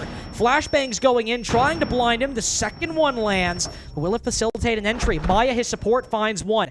But down to 50 HP. He has intel on the Frost, but there's a hole in the wall behind him. Maya cannot be stopped! 3 kills with the 9x19, and he's got a number for souls.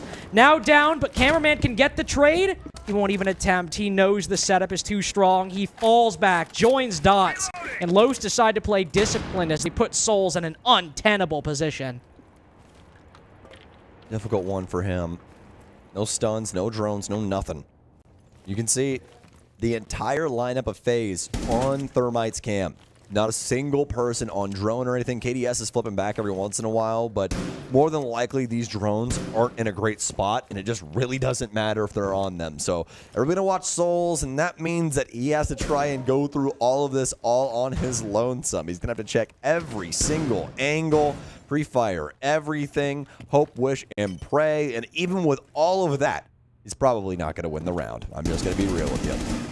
It's unfortunate. It's a very difficult position. We want to see if he has a chance. And sometimes, in the case of last round, even with Vidaking on 1 HP, he's able to wrap around, get an angle on the diffuser, and potentially catch some of the defenders off guard. But here, there's only 2 doorways he can come through. He's either going through Shrine, or he's going through Dragon. One of the two. He ends up choosing the Terrace door, and, well, what do you know? Los are able to close out the round. And now take the lead as well. 3-2 defensive half, now secured for Los, or 3-3 at a minimum. Will they go for lucky number 4? I believe Sam will be going back to Karaoke and T. Unless they, of course, choose Master Bedroom Office. Another tech pause here. I don't know. I want to say it was called by Los. Mouse issue. We'll see if they can get things fixed up over here. But so far, so good for Los. Oh, we get to confirm. There's a little bit of lift on the heels. Just the tiniest, littlest bit. Littlest tiny bit. It's one of those things. It's kind of like Inglourious Bastards, where he does the hand thing. Yeah. It's like, where are you from kind of thing, right? And it's something you can identify. I don't know what it is, man. Slavs, they just plant those feet. I found out about that like a year ago, and I just do it to mess with people. Oh, I thought you were talking about the lift on the mouse. I'm like, what are you, no. Like, what are you talking about? I was talking about him hit the stance in the back again. I thought you somehow perceived what the mouse issue was just by looking at him, like, swiping it across the keyboard. I'm like, sure, whatever, man. Like, yeah, the lift, am I right? Like, I hate it when my mouse starts lifting. Gaining muscle too quickly. What a pain. You lift? Yeah, you know. You don't lift. I do lift when I'm not at, when I'm not at an event, hanging out with my friends. I don't really go to the gym here because I'm, working, and my brain can't do, two things separately. I'm like, well, I'm working. Carter, you're not working today. Yeah, but I'm working. Yeah, but like I'm here to work though. Yeah, exactly. That's like my girl math. It's like, listen, I'm here working, so I don't need to go to the gym because I'm like working the whole time when you think about it, so I'm too busy. And that's just double work. Yeah. Now, like, did I prep for a few hours, then hang out with people for another few hours? And maybe I could have fit gym in that time? Who's to say? Who's to say? I wouldn't judge personally because, Listen, I worked for 3 hours. The other 9, it's not my fault. I did hit up the gym with Fox one day. We did triceps. I hadn't worked my triceps in a long time. Let me tell you, man, I was burning. I was burning for like a good 2 days. I was actually burning a little bit this morning. I don't know kilograms to pounds, so I was like, I'll just do this, and that had to have been the max I could have done. Had to have been. I can definitely tell you this. It was a little interesting trying to figure out which dumbbell to curl. I walked up there and I was like, so many people listening are just like, oh, yeah, the dumb Americans don't even know the metric system conversions. We have freedom units. It's not our fault. We didn't pick it, okay? Life would be so much worse if I couldn't measure it in miles or as kilometers. Yeah, exactly. It's all just arbitrary. We made numbers up, okay? We did. One day, some Neanderthal was listen. 2 apples. Sam, we do not have time to get into the philosophical conversation of especially round 6. Whether numbers exist or not. Yeah. And exactly as you said, because we have round 6 coming up. We are going back to TN karaoke. Really, the one side, I guess. How many numbers are between 1 and 2? Well, technically infinite. It is indeed. I just broke like at least one person's brain on broadcast. Wait, huh? What? Yeah, there's definitely somebody who's like, that's not true. No, it is. There's an infinite number between 1 and 2. But But in terms of whole numbers, there's only one. Actually, there is none between 5 and 6. I'm just gonna shut up about the math conversation now. Karaoke and T is the next bomb site coming up. FaZe looking to secure themselves a 3-3 half, which would be a very good win on Skyscraper for them going into the side swap. 2-4 as well, very doable. Not a big worry. But you're looking to get that 3-3. If you want to have a comfortable lead over Los, not really wanting to bank it on overtime, 3-3 is definitely not a must-win, but one that FaZe are very, very much seeking. Most definitely. And Handy, back to basics here as well. He's going to be rocking the Ash R4C Hollow.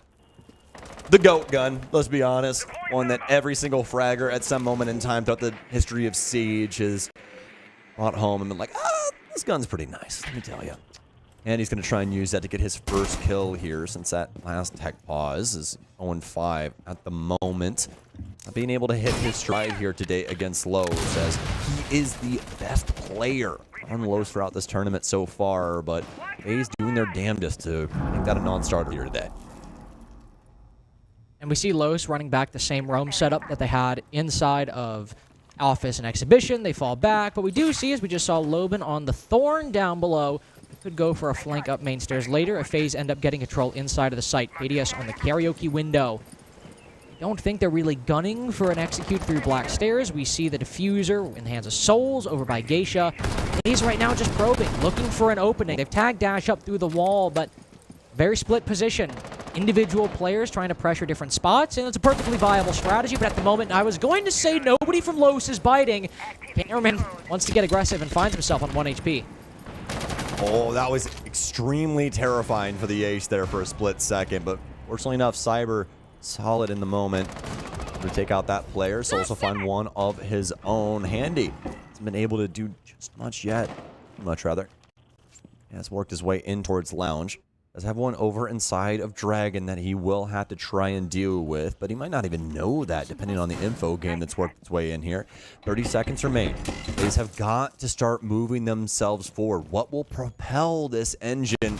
Try and get started. It's going to be Cyber with 1. Loban works his way back in. A swing in for Cyber. A kill from Loban, but he gets immediately discovered. And Dots is on such low HP, Carter. What can he even do? Handy with 2. That's his 2 first kills here on Skyscraper. But when it matters most, he is there to assist FaZe and pick up that important 3rd offensive round. Jesus. Another slow gambit from FaZe. Similar to those bank attacks we saw. You know how slow they were? Just pushing forward, creeping forward, taking ground, prodding, find an individual kill, then push a little further. And of course, you ask what's propelling them, just like Bank as well, it's Cyber. Loban might have some great kills here and there, but once Cyber is able to find that opening onto Maya, and then of course Souls follows up with the cameraman inside of Geisha, that's their inroad. That's their opportunity to take control and start pressuring the bomb site. Because ADS fell in the karaoke window. Dots was able to push up, lose almost all of his health, but still take down that position. So if Geisha was not cleared and taken by FaZe, Lois in all likelihood probably win that round or have an advantage going into the execute. But once FaZe are able to accomplish that, they have the Cyber for the opening, they're able to close the remaining defenders and get themselves the 3-3 half they were gunning for. Impressive stuff, everything considered, especially with the setup there for FaZe on that offense. I really appreciated the fact that they were applying pressure from a multitude of different angles and then just allowed Cyber to be him, right? Get in there, a little messy, down and dirty with these defenders and able to find some pretty impactful kills at the end of the day, especially with that layer of Handy working his way in there from the office side. I mean, it was pretty masterfully struck by them to be able to take that last round, giving Los a lot of really hard looks. Yes, indeed, and now as we flip the script, move over to the opposite side. We've got the karaoke T defense, we've got the pressure and the control by FaZe on the opposite side, and an impact trick by Cyber. We didn't really see FaZe give a lot of focus on that single panel on top of house stairs, but Lowe's tried to go to open it, and an impact grenade is able to shut down one of those Selmas. Maya still has two, and he very well could see it open, but it's just intended to waste time. One drone found by Cyber, 5 remaining for Los. They've got these Bs from Grim. It stops the swing. It's pushed up close to make sure that the Legion isn't on the doorway. Maya's not going to swing just yet. He's holding close. Again, waiting to see if Cyber gets aggressive. He's worked his way in this position to capitalize on a swing, wow. But when you're fighting Cyber, the odds are never in your favor. He didn't even breathe on him, Carter. Didn't even get a bullet to tag this man. Cyber, incredible moment there from him. Let's Los on their back foot. Yeah, they got some info over here for Geisha, but I highly doubt that FaZe gives them another considerable look like that. That was the 50-50 you really wanted, especially to take out him of all people. Oh. Loban, the Frost mat grabs him, and somebody is hightailing it to house stairs right now. Dash in the area. The Frost here, he'll go down. Dots almost able to find the man on black stairs as well. There is one here inside of T that Dash is trying to assist with. Smoke out here to try and maintain control of this space, and Los, they shoot ahead. They do. Vita King now down. Souls has got to hold on. He knows one is inside of Geisha. The SMG-11, you can only get one kill before reloading. If you don't hit that headshot, it's a difficult 1v3. And a difficult round for Los, but one, they just push in and somehow close it out. The entire group stage, Carter, not a damn soul could attack. Nobody could figure out these offensive sets. And now, just in this series alone, FaZe and Los have gotten the most offensive rounds that I have seen in a series so far this event. Yeah, you've had some super crazy examples like that VP game versus Bleed, but that game was very much the exception to the rule. Right here, it's been very, I would say, consistent success. Not great success. We've had no dominant attacking sides. No 5-1s, no 4-2s. But Los did have that 3 set on Oregon. That's what I was about to say. On Oregon, you had that 3 from Los. You just have that 3 from FaZe. And that, as we said at the beginning, and I've said multiple times throughout this series, that might be the difference maker. FaZe able to get 3 rounds on attack. If Los can get 3 as well, they've at least secured themselves match point. It's only 1 round. Things could change, and FaZe might have extremely dominant defenses. They had a 6-0 half on Bank against Wolves. We know this team can defend if they put their minds to it. But if Los are able to find those rounds, or even if they drop the first pick, if the Flood works, and Loban, Maya, Dash are able to have good games, 3 attacking wins doesn't seem as implausible as it might otherwise be. Absolutely. Especially enjoyed the fact that they abused this, the portion of the map that they did. Cyber's able to get that kill over on Terrace, but that also dictates that Cyber's over on Terrace, doesn't it? So everybody immediately bullies their way inside of Geisha with a few strong considerations across on the other side of the map as well. And Maya, actually the first one to go down. Who ended up getting that pick? KDS did. From the delivery position, I'm not entirely sure where Maya was pushing from. I'm assuming delivery double door. I know that's where Loban's pushing from, and he's going hunting. Hot Drone joins him right as he starts moving towards the bottom of house stairs. But he's just got a cut off. Those KDS has worked his way over there, but KDS anticipates it. There's support on house stairs as well. Now another pushing far up. I believe that's the C4. I was about to say the Mozzie from Cyber. He gets the second kill. And the entry duo, the dynamic squad on Los, Loban and Maya, the first to fall. That SMG-12 just goes to show you how recoil can even get the pros. A little wide on that nitro cell, and it's going to cost him his life. Potentially the round here for Los, as they've already lost 2 bodies. Exothermic out to open up the single panel here for Drybar. Pre-fire, but it's going to be KDS that takes down Dash. No kill yet here for Cameraman. Zia is off on his own island. Trying his damnedest to fight back off these FaZe members who are constantly and consistently swinging into these angles. Dots, a lot of damage onto him. He'll move in behind the Drybar, try something new, but another nitro cell claims yet another life. And it's a flawless FaZe round. Well, I did say that Los getting those attacking wins was less implausible than it might otherwise be, but when they immediately shut down Loban and Maya, 2 of the biggest performers for Los in this map particularly, and Maya over the course of this series so far, it suddenly starts reverting back to the realm of implausibility. The delivery lurk into the cutoff outside of bedroom and bathroom looks actually quite nice. Even in the 4v5, Loban has a great position to maybe find KDS rotating up the stairs if he didn't have support, if he felt pressured enough to rotate back. But there was someone on house stairs to watch the very doorway Loban was on. KDS in bedroom, and then Cyber inside of bathroom as well. They had rotated 3 people downstairs, anticipating a lot of pressure from Los, and they end up pinching out Loban, getting the 5v3, and then moving back up to the site, making sure they have the majority of their defenders up top to stop any attempts by Los to flood and get the man advantage back. 10 seconds remaining. It's such an interesting prospect that we've had in between these two. Especially just after the group stage, just seeing how Siege is being played currently, how things are going with the meta, how defender favored things were. I think a lot of teams hardcore considering how some of these teams that have been attacking well, teams like G2, you know, teams like Wolves, what are they doing right? What is making these teams tick better than ours? And I think each one of these squads respectively finding their own moments here, whether it be through aggression or just solid team play and tactics with these guns, have been able to produce something pretty special, I would say. And it really does seem to be that gunplay is mattering so much in these hot moments. That's why we've been seeing Cyber, you know, pop up so often here and make these big moments happen for his squad.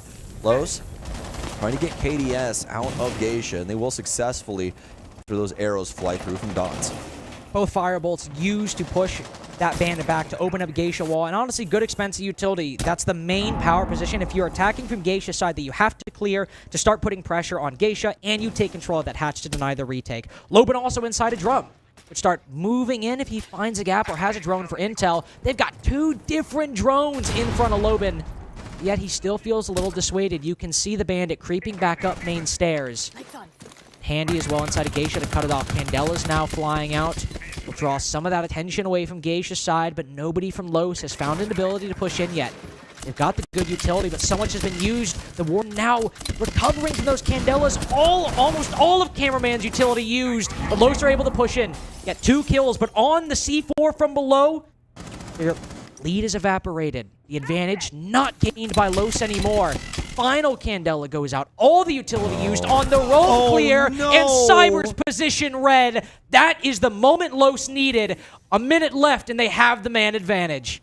I mean, talk about down to the wire. That timing was absolutely impeccable. And Los now in the driver's seat because of that. 50 seconds remaining. No impact, no nitro cell. Do have a couple of goo mines, but they desperately need a frag here.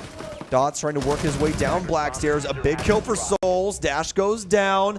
Souls, this is a moment for you. This could be a huge clutch opportunity, and he'll take out one. It's down to Cameraman. One of the longest standing professional players in Brazil.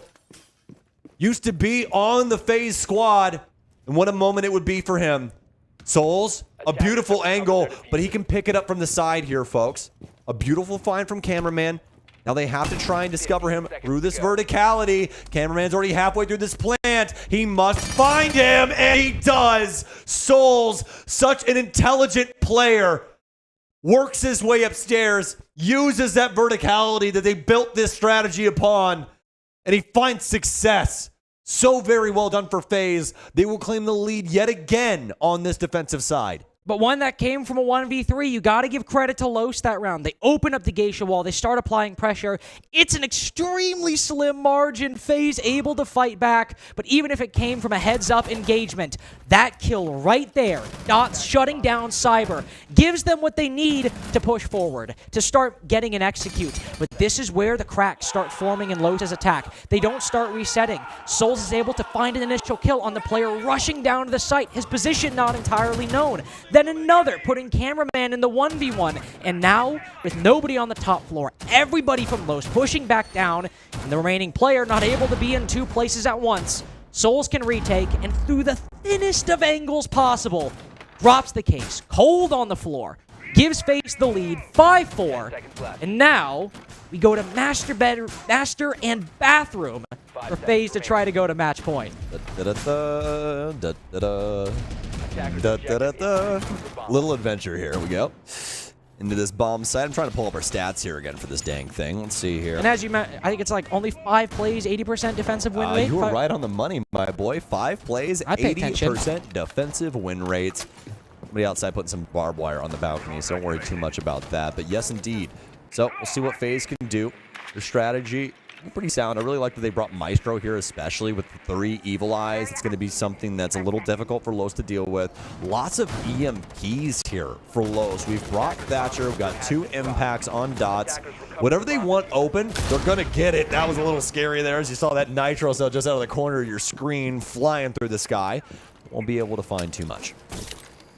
But we can see what Los are setting up for. There is a lot of presence outside the delivery door, and Dash upstairs. He's opening up part of that reinforcement. They've not been able to open up the single panel. You can see 2 Selmas tried to be used, but they were destroyed. No hole opened up. The Electroclaw trick going in again. It is successful. All the Selmas from Dash destroyed. But that's still not the focal point for Los' attack. It is Loban on this push through the double door, and here it goes. No initial presence. FaZe able to get the opening pick. Loban needs to make this work. He's got to find this hill. He ADS's, and down the cap can goes. Smoke in the tub, and the case as well. It's a party in the bath, boys, because Los might just get the case down off of it. Cyber gets the 4v3, but this is what Los needed. Just 1 kill and 1 plant to work. It cost Loban all of his HP. There's no man advantage for Los. He might very well die to a damn Evil Eye, but it's the C4 that gets him. But Los have the positioning. Dots has fallen back. He's got the long angle to cover the diffuser, and Cameraman up top on the rappel. It's minimal, it's small, but by a thin margin, Dots sees a narrow way through to stop match point. But as he vaults in, Soul shuts him down.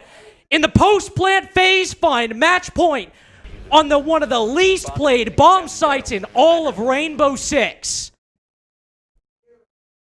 I mean, you got to give a shout out to Los there. That was such a good try. That blitz play was magical. Hops in through the bathroom window, bullies cap can, immediately drops that smoke at his feet, gets this plant down, sets up Los for as much success as they can really ask for given the scenario. I think that even the post-plant positions, I don't even think that those were bad, but Dots gets immediately punished on that re-entry through the window. And honestly, that might be a round that Los wants back. I mean, he saw both of them, and neither defender going across saw him. He put Vidaking to 50 HP from 1 DMR shot. Just 1 more bullet hit. 1 more. Yep. And we might have sure a Dots 1v1, but still potentially a round win. Still a 5-5 in all possibility. But that 1 bullet, that final spray missing, allows Vidaking to cross and FaZe to win the 2v1, but effectively the 1v1. As Vidaking goes for the defuse, FaZe only has 1 remaining player to cover, but they have match point. The Master Bedroom and Bathroom gang go... I keep defaulting to Chalet, Master Bedroom and Office, because it's played more often. Master Bedroom and Bathroom. Yes. That gamble pays off, and now they get to go back to Karaoke and T on match point, a 2-round gap. A little bit of a cushion. Try to close out map 3 in regulation. I mean, sometimes your bathroom could be an office. Yeah, sometimes. It's an office when you're doing business. True. and I'm doing business on business. And let me say, Loban was laying down some business in that bathtub. Kill, defuse. Man right there in that round. Yeah, it was pretty impressive. Once again, E1D out here for Loban, and look at the lineup from Los.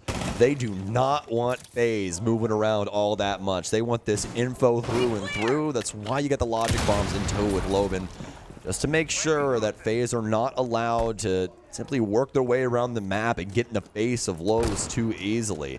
We've been seeing that time and time again from Cyber. No matter which way this shakes out, I'm excited to see his stat line by the end of this. I am too. Really back to that performance, but also Souls 12-4. He was right behind Cyber on that bank game. And was really stepping up on Skyscraper to help close this out. Another bit of focus from Los on those house stairs. It was a bit problematic before, but here, with the Ash down below, they're able to open it up. Cyber not using either of his impacts to trick those Selmas, instead of smoke canisters, delaying the entry from Los and buying Cyber a little more time to have impact on this roam. Cyber cuts down Maya, but that's not the opening pick. While Cameraman finds one, it's still effectively a 4v3, as it's only Loban on that balcony. But Cyber doesn't know Sam. He's worried there might be more players outside. If he checks this, he'll be able to get one, but there's also a player over on the opposite balcony. He'll find Loban. That's going to be a confirmed frag. We have two players over here, one on terrace, and oh, that might be it. That's it right there. Cameraman, he's going to hop in and take up Vita King, but now they know where he is. They know he's over here on this balcony. Big issues now befalling Los. So many run-outs, so many separate angles. He's going to be able to find Vita King, but that other angle working its way up as well. They want to try and keep him locked down on this balcony. That's what I was going to say, but Vita King over-peaking a little bit. We don't want to see FaZe start making mistakes here. There's a 1v1 with this Frost. Souls retakes the angle behind, and the pre-fire works! A huge post-plant clutch on Master Bedroom into a clinical T-Karaoke victory. 2-1 for FaZe in the opening series. But now they have to face G2 in our best of 3 later today on the mainstream.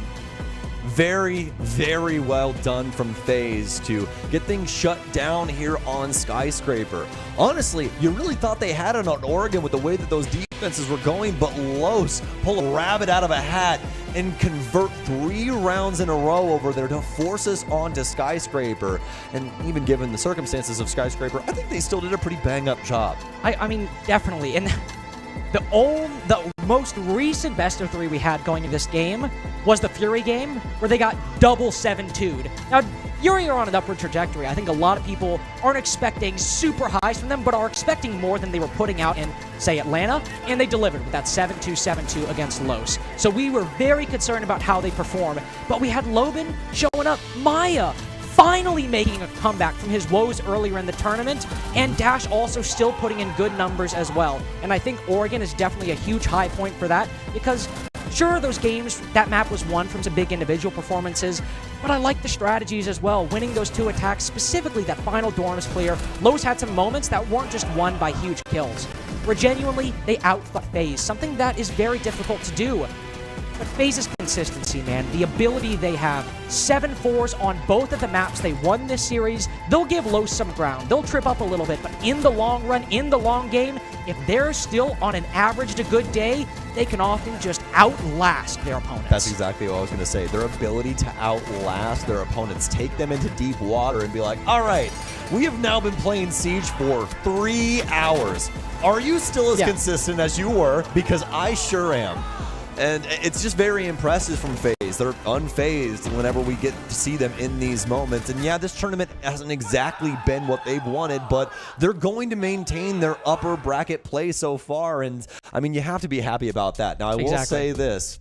They do have to play G2 later. And G2 are looking like they really want that back-to-back hammer, folks. Absolutely. The play they've had in the groups, they are the #1 seed coming out of Group A, having to play Dark Zero for that honor, and it was a 2-0 G2.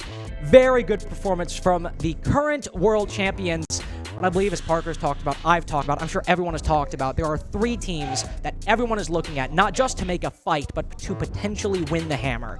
The world champions, G2, 2-time major champions, W7M, and the other most consistent internationally performing team alongside those 2, FaZe Clan, who we just saw And of course, last year, we have to give some credit, Sam. G2 went down to the lower bracket early on, and we know how that story ended. So whoever loses that game, they very much will not be out of the tournament. Yeah, most definitely not. But, you know, it's really interesting given the circumstances of, you know, how our SI works. You still have that extra life. You don't have to worry about things too much. You weren't immediately going to get kicked out. But now it's do or die for our friends over on Lowe's, as they'll look to figure things out a little later on this week. But for FaZe, they still have another best of 3 to play here today. Now, we did say they're very, very good at being consistent in these long-winded games, but today is going to be a very long day. There's a potential for them to have to play at a professional grade level for upwards of almost 7 hours if it extends that far. Here's what we saw on Skyscraper, folks, and look at Souls and Cyber. 91% cost for both of them respectively, and 14 kills to their name. Cyber, that first kill, that entry kill stat, 6-0. Nothing to shake a stick at. Yeah, I think something that slipped us by just because of the nature of FaZe, often how even if they're dominant throughout the round, they're dominant in a very passive, consistent way instead of these massive onslaughts on the attack or the defense. 6-0 in opening picks, a ridiculous stat line, 14 kills for both Souls and Cyber. Two players who are not on my fantasy team, so I know Jesse and Nick very happy about those two. But of course, on the side of Los, Maya, Dash, and Loben putting in some solid performances, but not achieving the heights of players like Souls and Cyber, the two top performers from Map 1 of Bank, where FaZe got their first win of the series. And if we take a look overall, Cyber 10-5, Souls 5-0 on the entry over the course of the series. Cyber was good, but really, I think Souls definitely the quiet MVP of this whole series. Oh yeah, a 1.0 KPR and a 1.09 for Cyber. 71 kills between those two through 3 maps. I mean, come on, guys. That is so unbelievably impressive. But on the right side, of course, he's playing the roles in the system. He sometimes is going to take the L, but we have the 7-26 from Cameraman. And while Maya, Dash, and Loben, look, they showed up. Maya, Dash, positive. Loben, just a little under.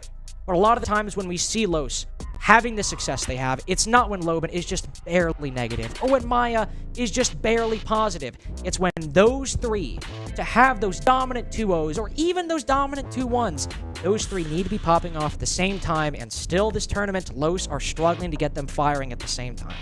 Well, that's going to do it for our Brazil bout here, folks. We're going to toss you over to a quick break, but before we do that, we got our Intel highlights.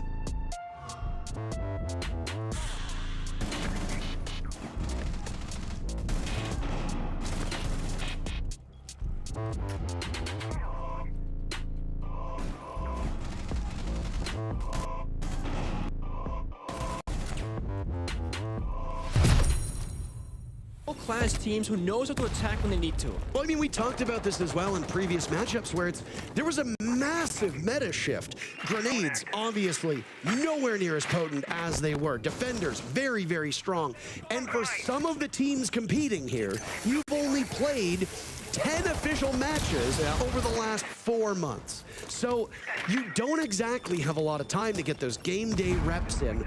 Scrims are scrims, but scrim quality varies by region.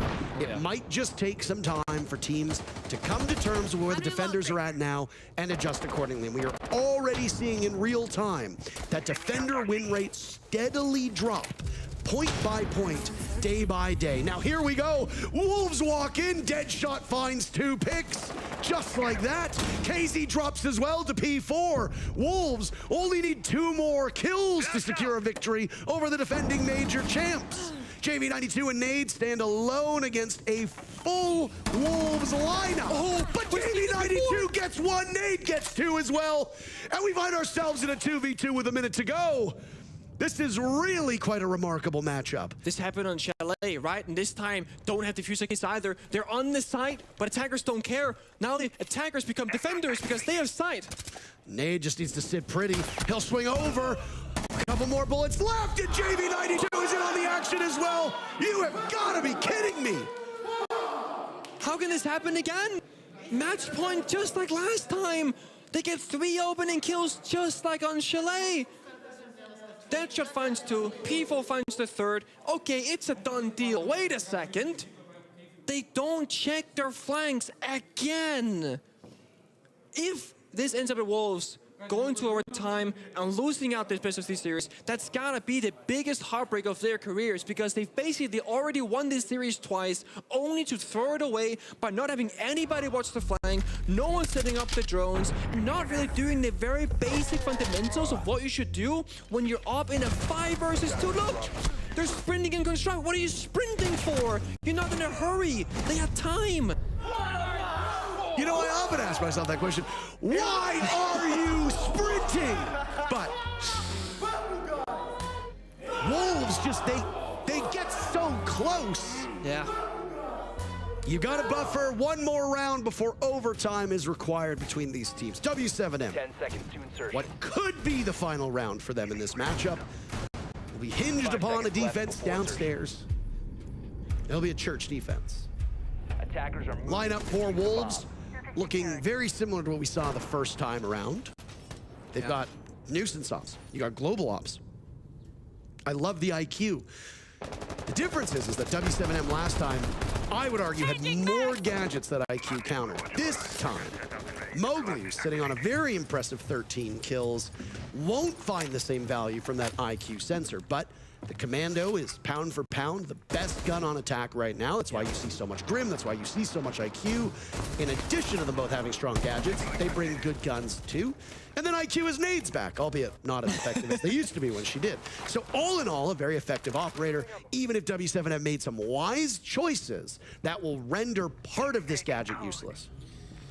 What happened on Chalet when Wolves lost the round that they just did here is they started slowing down, not playing as confident, not playing as chaotic, and not maybe believing as much in the strategy at hand.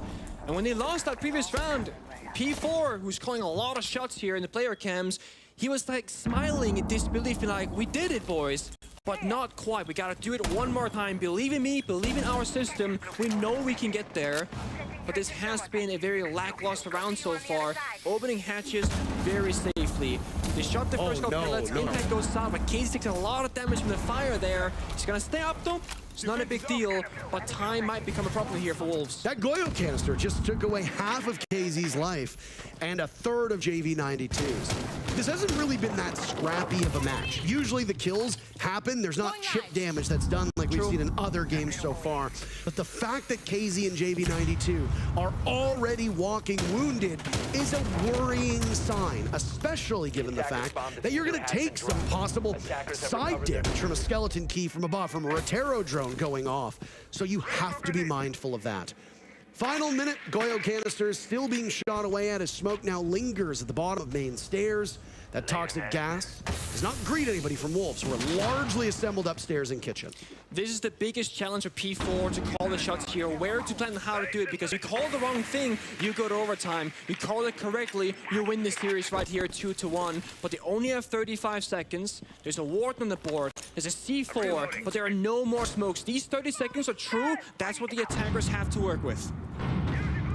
BB doesn't have much information on Nemoto. There's JV92, damaged, but still able to hold a gun, as now P4 wants to walk in and look for the plan on this angle before, but he's shot away at as KZ gets one on the board. JV92 is second. Herds is there as well. Say goodbye to JV92, as it's Bibu in a 1v3, but Nade sends us to overtime.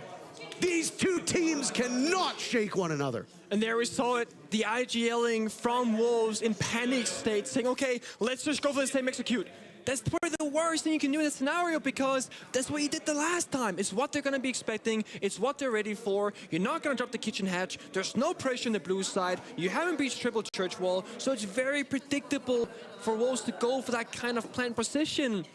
And this is the problem. They become their own biggest obstacle. Imagine your Wolves in that round, and you just explode on a like 5-man blue attack, completely surprising your opponent. You sprint in through motor door, trying to breach triple wall maybe or something like that. You change things up like we've seen them do so many times throughout this series. But what do? They default back to the safe, easy option, and they hold F, hoping that your teammates get the kills, the enemy whiffs all their shots, or they don't know what's going on. But when things happen in professional play, where people, they watch it, you know, top-down view like we are right now, going, how does X team not know that the enemy team is doing this? was because when you create chaos in the server 10 seconds by remaining. applying all this phantom pressure, opening hatches, opening walls, throwing down flashbangs, seconds left you don't before have the insertion. overview as a defender as to what the plant position is gonna be. And in that previous round, Wolves did nothing to stress out their opponent. So it's very simple for them to problem solve it because they could see the full picture. So many opportunities that Wolves have let slip away. And I imagine they'll be kicking themselves. Even in victory, I think Wolves will be unhappy with what they did. I speak with Lilou quite a lot after these matches, and she is never content. Even when they win, and win convincingly as they have before, she will turn around and say, yes, well, we made mistakes, we can do better. And I think that's the right attitude to take. I know W7M takes that approach as well. No team that competes at this top level, Nick, is going to be content with winning, even if they win. But if you win poorly, you still got things to work on. You can always be better. Both of these teams have played phenomenal Siege so far today. And might I be so brash to say, I think this has been the best of 3 we've had so far at SI.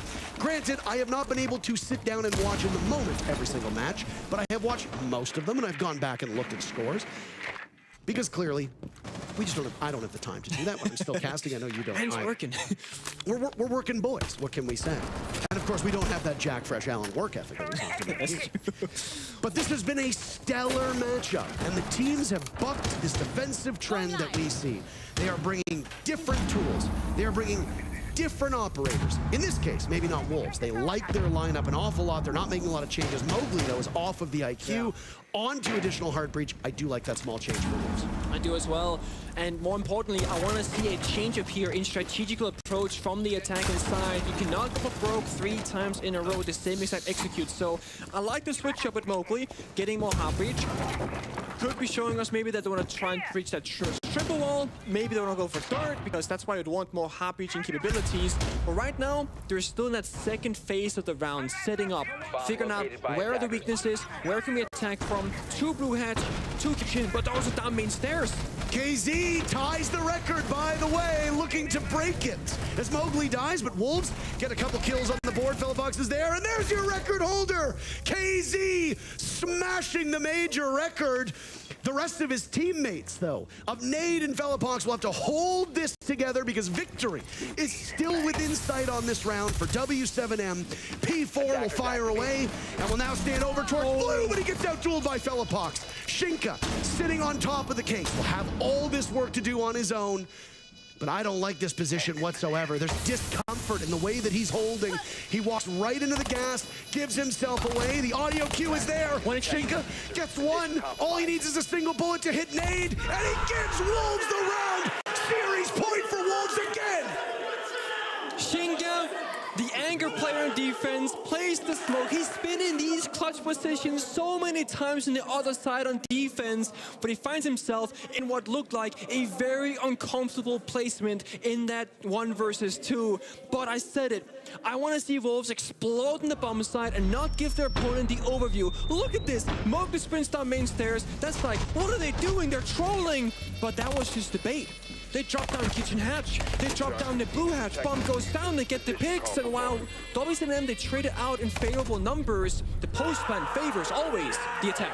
50 kills for KZ through these 3 maps, and he has broken that record, as we said previously, but it might be a Pyrrhic victory for him because there are 3.5 minutes separating what could be you from a win or a loss. W7M need the next 2 rounds. There are only 2 rounds remaining in this matchup. Just ahead of them, if we're talking records, Citizen holds the best of 3 record with 55 kills. KZ's at 50. If he can pull off 5 kills in this round and then the next, it's possible that W7M can win their matchup while still watching history unfold in front of our eyes, and KZ can take yet another record home. But all things considered, the fact that KZ has been able to do this over these 3 maps, and with how quiet he's been on Clubhouse, makes it all the more impressive. Hats off to him, a huge congratulations. It's always nice to see records fall. As they say, records were meant to be broken. And here we are, Wolves, sitting on map point, series point yet again. but they have bottled it every time they found themselves on this position on Chalet and Clubhouse. They have to be so much better than they've been previously. They're gonna match the aggression down off his hedge into a breach. Sky, but people, he stops the breach. He stopped the rush right now. It's not gonna happen. They're gonna peel off instead, but that did cost them a Dokkaebi call, some flashbangs, but they're still waiting. They've not popped the hatch. Both nades as well, by the way, from KZ. They were lobbed in to try and stop the bandit trick from happening on Jacuzzi. Shinka sees the Logi hatch go, and he immediately moves back. Now as a Maestro, he's very uniquely situated to take multiple targets. But if Shinka dies, you give up a very crucial part of this map, and a team like W7M can feast on that. It certainly looked like they were gonna full commit there. Nate thankfully said, hey, stop! The wall did not get opened up. If you drop the office edge now, you will be as good as dead, and we do not want that. So good discipline there on the trigger, not saying go just yet, but ensuring that everybody is ready and in the right positions. Shin get people taking some damage, but for a good cause in this round. Main staircase barbed wire broken up, it's Hurts advancing, looking at that opening, but Mowgli likewise on the roam, trying to figure out where's the attack coming from. Trying to bait him in by shooting through that barricade, maybe. Gaining the attention of somebody from W7M. Down goes Fellapox. Herds falls not far after. Shinka's still in this position. Bibu dies to JV92. KZ blown up by a Nitro cell. All it takes is Nade to die. He has to fight his way out of this position, but he won't get it done. Deadshot, securing the final kill, and Wolves will move forward, knocking W7M down.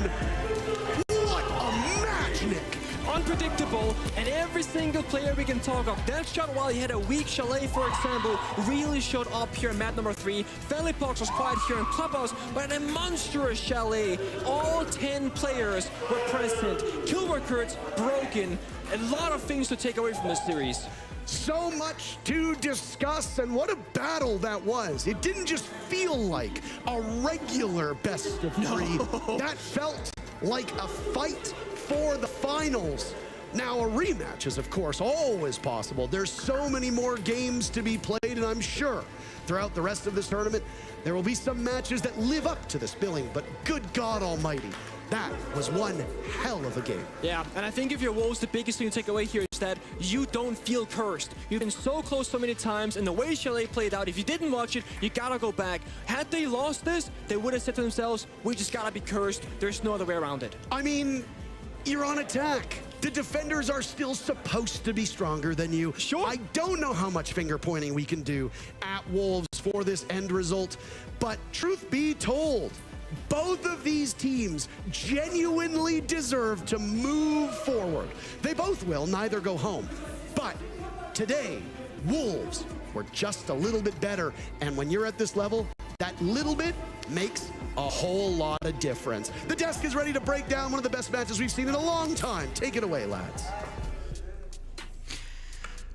Thank you very much, gentlemen. We are back here on the desk, and what a game it was. A banger of a game, a barn burner of a game. Mowgli is joining us here. He'll be taking a breath just for the next couple of seconds here before we can start having a chat. Congratulations to Wolves. Thank you very much. Probably the best game we've had so far in the tournament. So, Mowgli, first of all, how are you feeling? You're looking First of all, Alhamdulillah. Alhamdulillah. Alhamdulillah. Alhamdulillah, Habib. That was the best game. Like, I don't know. We saw so many rounds. We should close Chalet. The 2v5. Oh, la, la, we saw so hard. But it was... Wow, I never played a game like this. It was insane. W7M are the best team, and we beat them. I don't know why. I don't know how, I mean. And I'm so proud of my teammates. They all play well.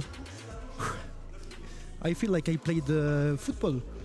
It's like the World Championship final. I need my Ventolin. Sweating, yeah.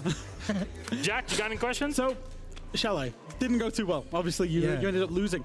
What did you guys talk about to come back for Clubhouse? Because that must have been like horrible after losing Chalet, knowing that you should have won it. After Chalet, I was really, really upset. Like, we saw the round, the 5v2 at 6-3 or 6-4. I was so mad. So I was really, really upset. But we go on club like it's a new map, it's a new BO, and we go. We begin in defense. So let's put a max defense. Go in attack. Let's be like wolves, you know. Pa, pa, pa, pa, pa. Every time we push tight, every time we are like, you know, surprising and stuff like that. And I'm so proud of my teammates. Did you go in to date with a specific plan on the attacks? So you're talking about them about how fast they were. With the meta, yeah. With the meta, we said, hey, let's play TV. Let's just go. We followed rounds, 3 guys pushing. That's it. We just push like a pack, like one pack, you know. That should use that as a hashtag. I think that'd be pretty good. But so my question to you is: it seemed like today and this game more than ever, your communication between one another was at its best. We could hear you talking to one another constantly, giving call-outs, everything. Like, how did you prepare to get to this? Because it felt like in the past when you played, especially in big games like this, comms would just go down very quickly. Yeah, the comms and we weren't surprising, you know, like we were playing very slow. They know how we play, so we just said, go push, push, push, push, push, and it worked. I mean, you just kept everybody constantly kind of hyped up for it, but there were times where, especially like the second to last round, you won the round and then immediately celebrate, but stop. You still have one more, relax, get into it. So that's, I feel like you've all matured as a team. Yeah, because our team we like the energy, you know, Belly goal in Atlanta. We love to bring energy together, so, but 7-6, we have to put this on, and we managed to it. So. What would you change for the next games? Nothing. Not even how. Look, I'm sorry to say this, but I will quote someone who responded to a tweet about it. It seemed like with the 2-5-2 losses that you had, that you're taking strats out of the M&M strat book, and because they lost 5-2s. Twice. Okay, so. Yeah, but like the first 5v2, we just throw it like we didn't react at the information. We know one is blue stairs, one in games go push, but only me and Bibu pushed, so. We fell down, and the second one, we all understand what happened, but we said one below, one side, go push side, but the guy below just took 2 kills and. Well, Mowgli, I think it's time for us to close it off. Anything you would like to say to all the fans and French fans? You got Cam right here on the red, on Cam 4. Thank you very much, everyone who support us. Thank you, Wolves, of course. They're all best. Like really, I hope. We managed to play like this every match, and alhamdulillah. Alhamdulillah. Thank you very much, Mowgli. Congratulations on the win. Jack, I think we can nail it, and if you can give the seal of approval yourself, the best game we've had so far at SI. The best game by far that we've had at SI. 2 of the highest quality teams, and that seems like a mad surprise considering that, you know, Wolves were involved in the general sentiment around this team going into the tournament. Such high quality from both of them. Jeopardy in all of the rounds, you know, the 5v2s, we thought they'd messed it up, even in the very final map. Like, wow, what a series. Does that even impress the God Emperor himself? I mean, yes, that game is the best one we've seen so far this entire tournament. And it's going to take a lot to live up to this one if we're going to see one just as good as it. But even the Wolves were successful in this. We saw 2 overtimes. We saw a very close match between the 2. W7M, even Mowgli himself said they are the best team in the world, and yet we're still able to beat them. W7M gave it their all, and I'm sure they are not done, even though they go down to the lower bracket. You've had that fight before.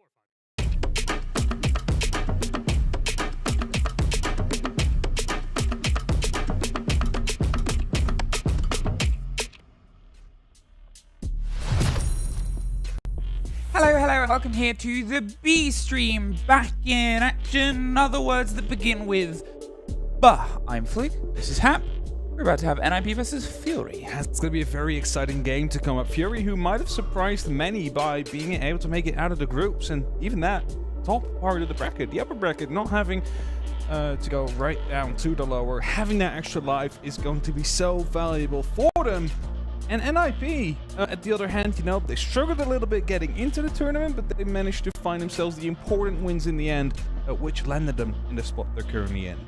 Now, as you can see, we've had the first 2 games of the day resolve, and 2 very exciting series, 2-1. So, thankfully, my words, I think we're going to be in for a very, very long day. As you can see, the teams versus on the bottom of the graphic will slowly fill in and filter based on the losses and the wins. At the top of the bracket here, we are about to have the 2 streams, the Liquid versus Dark Zero game, and then here, Fury versus NIP, which will decide who faces SSG and VP, Virtus Pro, in the other games later on today, and then who will be battling tomorrow to survive. Yeah, that is going to be it. One of these two teams is going to be losing their extra life, which means that tomorrow everything is going to be on the line for them. So there's a lot at stake. It's not yet the do or die moment that teams often do experience, but it is getting, you know, real right now. It's not the groups where you have 4 matchups, you can afford to lose 1 or 2 to get through. You can only afford to lose 1 right now. And, well, both of these teams, they preferably want to be making sure that's as late as possible in the tournament. Ninjas in pajamas. NIP is our first roster on the board, and, well, with some hammerlifters amongst them, and unfortunately not quite here at the last SI, they've been trying to rebuild, rebattle. They had a couple of performances throughout the year at majors where it wasn't quite as strong as their country folk, as the sort of same teams that have come across here. They started a bit slow, they lost the first 2 games, and then pulled it back towards the end in, I guess, an unexpected sentence of they were playing to escape groups. Yeah, for sure. I mean, they lost against Dark Zero and G2, do like household names that everybody, you know, expected them to at least put up a fight against. You need to be able to put up a fight against them. It's not like they got completely annihilated. It was like 7-4, 7-2 against G2. That one was very one-sided to that extent, but the Dark Zero game was a bit closer with a 7-5, 7-4. After that, though, they were facing FairX and GK. They were expected to win those games. Like, you're coming in, it's like you need to win against these 2 teams, otherwise you are going home. And in the GK series, they lost the first map. They found themselves pushed all the way to OT, 6-8, and then they sort of pulled it back, 7-3, 7-1. And that's the sort of expectation that we have of these teams, is you don't sort of want to see these ones that you know can play super well and super intense at these tournaments building up. And talking of building up, Fury have been smashing other rosters down. They get themselves 2nd seed in their group against the sort of grain. The only team they lost to was Sonics, taking Falcons, Scars, and loss. Yeah, for sure. And, you know, Lowe's putting up a great fight just now as well. And Fury, again, one of those teams, I just mentioned it, a lot of people would have expected them to be 4th, 5th place in their groups, like trying to fight to stay out of the groups, but managed to find themselves on that 2nd seed with some amazing results eventually coming down. As you just mentioned, only following the Sonics, who have been looking quite good as well as a roster. Definitely one of those top contenders. Same with Flawless in their groups, for example. Now, for the map veto, we will be headed to Chalet first. Afterwards, Consulate and Skyscraper. And I find this quite interesting. NIP have managed to find themselves on the defense start for every single one of these maps. I mean, technically, Fury had a bit of an option in that. They had the They option. had the decider. I don't know what the coin flip was for the 3rd map, because I didn't ask. So, yeah. And I didn't check. I didn't check the form.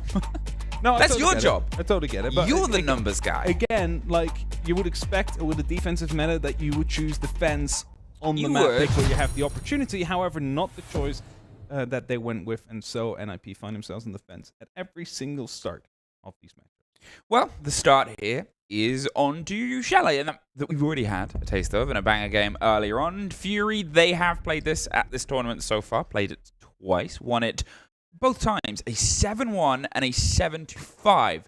Very, very well put together takes. Very, very well put together sort of build into their attacking game, which is actually a game that they do very well. I know I'm just sort of repeating the same sentences, but you can see the repetition in their play. Although it is a defender side of meta, although we've had these very hefty sides, look at the game versus loss yesterday, where they were able to sort of thread some decent attacks together, find themselves, 2 7-2s across Oregon and Labs.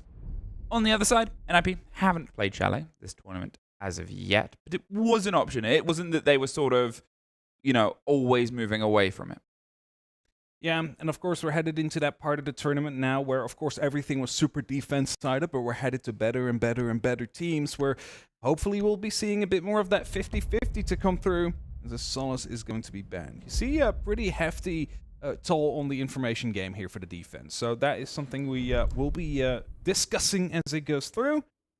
Ben as well to come in to get with the Dokkaebi. So a lot of information gone, a little bit of area denial will be the name of the game. Kitchen Dining is where we will start off as our very first site. NIP, of course, on that defense. They want to start this off great. Instantly. Put up like 3-4 rounds on the board. I love the idea They need to make a statement. I get what you're trying. I get what you're saying, but I love the idea of they want to start this off great, as if there's teams out there like it's like, you know, I want to start this off average. What about we start off with 0-6 What and if we bring it back from start there? What if we start off and lose? How about that? Yeah, every team wants to start off great. Hopefully, the hope is you finish great as well. And now, Fury, as you said, the conversation is how can they put the distance in on their attack? Because it's one of those sort of cited statistics. If a meta shifts one way or another and you are good at the other way, as has already been quoted down the broadcast that Doki said, the good teams can still learn how to attack. It sort of doubles down that mentality, because if you are going in as a team that has been struggling on your attacks and believing, yeah, everybody is, and you come against a team that has found a couple of plays and a couple of, then that makes it even worse, because you're like, uh-oh, this is now going to be like 2 halves of a beating, and every single round gets this very sort of detrimental loss on it if they are able to pull it almost twice as much. Jay, quick in looking for the claw, can't quite see it. It's a little bit lost, but the drone is close enough that he can probably pick that up again in the meantime. Now, to bring some extra statistics into this, the 2 times that Fury were playing on the attack, that reinforces your point. 88% of the rounds they played, they managed to win on the attack on Chalet. So definitely something that they are keeping in the back of their minds with these site selections that come through. As a lot of the flashbangs and utility are being tossed in. You saw some Grimbees being shot as well.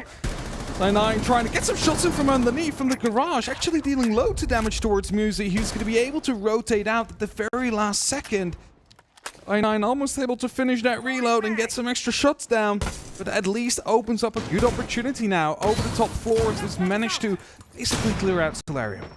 I have always loved that sort of buck two-story drive there. We used to see Eagle going to do it quite a lot. It's the pinch, and Dark's going to see if he can get the pinch on the back end, but it's Cons that opens up the head of Crit J. I9 is trying to find a bit of revenge, but obviously you're looking at where the side is and how they're trying to find their way in. Dark is that point of pressure up top. They get just a bit of clarity of space here. Like Colis gets the stop, is able to find himself some safety, doesn't want to get impacted because then he's in absolute no man's land, but they're fully aware of what the play is here. So, PG Man able to keep that control above. They got themselves just that window. I9 with the cover. Love the play. They pull the shield back so they can sort of utilize it and redeploy it elsewhere. Pino has to go for a bit of a wider take back on towards West Main. Now, the vertical take is 2-story. Musi is, at the meantime, making his way across bathroom, looking for the fight here to get the vertical, but it doesn't go his way. So it's just Pino all the way up to the top, locked out. Start how they wanted to start and make it great. That was pretty good. It was pretty good. That was. Would you say it was great? Just great round coming through, and actually for sure. And you know, when they went for the Ossa plan out there, they were vulnerable from the hatch, but just in a safe angle where they couldn't challenge it from the hatch, which would have meant that they needed to open up some extra verticality, but they didn't have the top floor control to do so on the side of NRP because it was held by Fury. So well done by them, as they basically covered every single aspect of it. You might have not seen it when the round was going on, but it was covered off based on where these players were set up. So great start from them, and that leads into the next point. Fury, when they were playing in their regional league, when it was only going to be up to C Stage 2, they managed to get 5 whole plants over the stage. 5 whole plants. Wow. In SI so far, they've gotten 12 already, and this is number 13 that we've just seen go down. And that shows you that they have kind of changed their playstyle into a more, well, objective-focused game, rather than playing, as many would call a TDM kind of game, where you just go in and try and get as many kills as you can and see if you can lock it off on the back of that. Here it's, let's just see if we can get that diffuser down one way or another without having to take the entire map under our control. First step is for Fry. Will NIP be the battle back here? Look at me using Triton. Wizard. Now, he is a player who, when he came into this tournament, had the massively outlying statistic of, I think, being, if not the best entry player, but one of the best entry players that has come across all of these games. Hasn't quite been able to match that, and fair enough, what a meta it is, as everybody's trying to step back into the performance that they expected. But the difference between the first 2 games that we've seen played by NIP and the second 2 games, he's someone who's been able to find himself much more in the groove. He's gone from a -3 to a plus 10 KD. His entry statistic is positive, whereas before it was sort of dancing on the line. It's a statement of how confident NIP have become as the tournament goes on, and it almost reflects in the series. So don't expect, or don't be surprised, if the first couple of rounds go away from them, and then Fury just bites sort of the hand, and NIP hits them with the other one. Now, one of the players I actually want to see step up on the side of NIP is going to be Psycho. I mean, he hasn't had the greatest Stage 2. He hasn't had the greatest tournament so far. He's been bottom rated for the team during those games. And I think if he's able to step up big, if he's able to just find that next gear into these kind of games, NIP are going to be finding themselves as a more well-rounded team. And they're going to have a better opportunity to find themselves maybe further in the tournament. They start the break. I love it. I love the play on the verticality here. There's not a huge amount that you can do, but in that corner, in that garage, you suddenly get big sort of sight lines up towards it, and then obviously this cavalcade and canopy. Oh, like Olis, he's got himself a little cheeky peek onto this player. Psycho has no idea.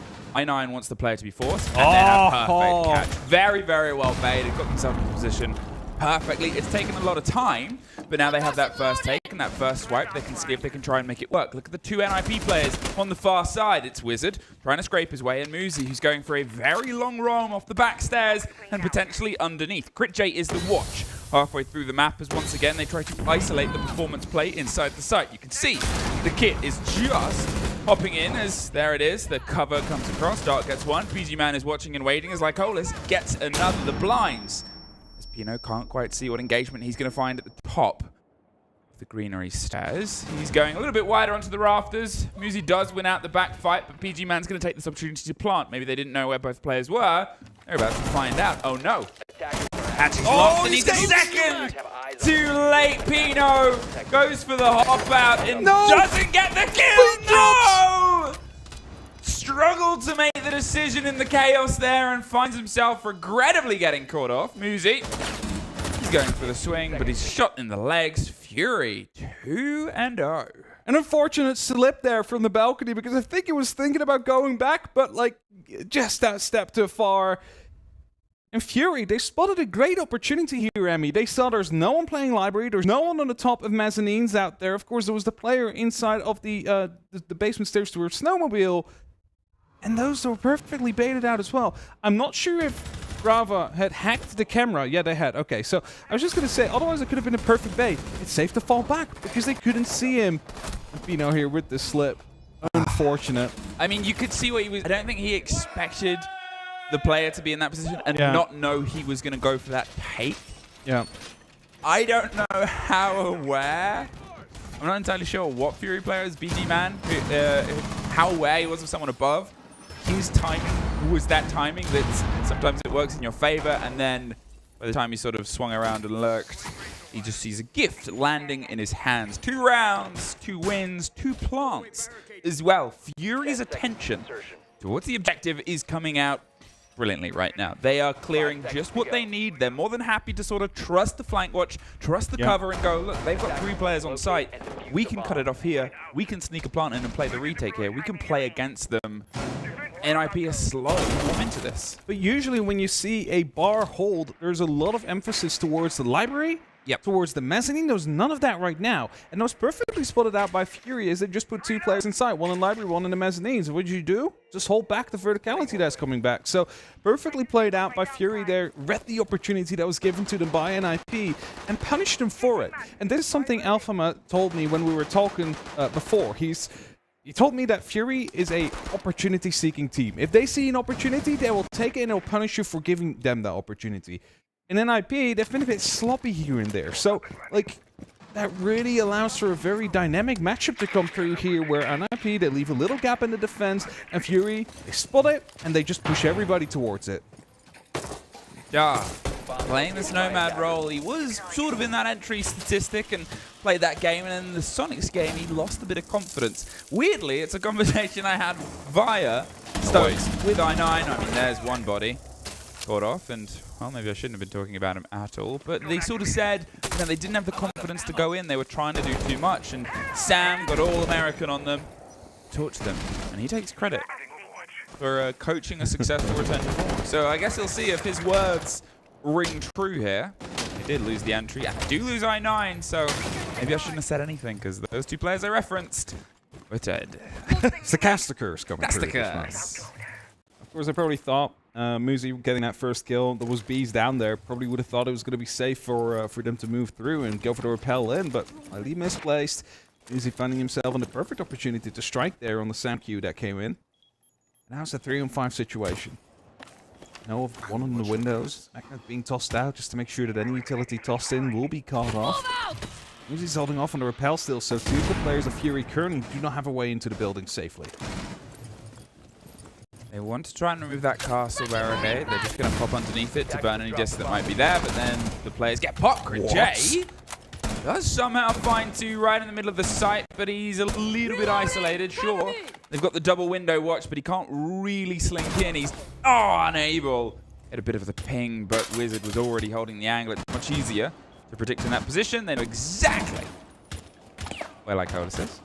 Yeah. And there's 20 seconds on. So you can assume he's just going to get pieced apart. He's going to rotate round and try and enter onto trophy rather than swing in. Makes sense, but they sort of said, hey, that makes sense. This is what he's going to do. He's going to fire up 10 seconds, probably get a shot in the side of the face or the front. NIP find their first round in the first 3. Muzi with a huge opening there, though, playing around in the master bedroom, spotting the opportunity to go for the swing as the repelling came to Solarium. I think the Solarium repel might have been a bit prematurely. Wasn't too much information out there. Maybe relied a bit too much on the Grim Bees to come through. Grim Bees. Grim Bees. I really like that. I'm not going to step It's just the two words put together. Yeah, I know. But it's a fun word to say. It's a fun word to say. Fun word to say. Just work. Kitchen up next. He's going to be putting us back towards that first round. That did go in favor of Fury. That was an OSA plan that went through successfully, due to the fact that there was a lack of verticality that NIP could actually manipulate themselves, as Fury already had someone up in Solarium and could play it that way. So probably what we'll see is a bit more attention towards that top floor now from the side of NIP. Like, they know that it's crucial to hold on to it if you want to stop any plants from going in. But we also see Fury go for a completely different kind of lineup. There's no OSA on the board right now. We do see the Ram coming in, so good opportunity of opening up a lot of verticality on the actual sites here, together with the Buck as well. So this is probably going to be a full-on top take. Swap off the OSA play. They're going to see if they can try and drive it a little bit more direct. And as he said, top take, you got the Ram, you got the idea of what she can do, which is some of those pockets of verticality. They've played it from underneath pretty well. I'm wondering if they might try and start to catch I9 out in that position where he goes into the garage and goes up. Here is that play, but it doesn't seem like there's a direct response as of yet. Maybe a bit of a watch onto the hatch itself, but they have to have that caution, quick pace towards the work that the Buck can do. We even used to see frag grenade tricks from under here. Take the first floor and then get it up through the bars and the beams all the way to the top. That was a different time, a different era, a different matter. The ideas of the Westmen take covered by Barbs as BG Man accidentally drops his drone. Oops. That happens. I mean, it's just going to be like 10, 20 seconds that you lose out of it. It could be a difference maker, but it's only a single player that's losing that. It's not the entire team. I feel like all this is also like, that wasn't supposed to happen. So you can throw it at it. If it lands on it, it will still go through it.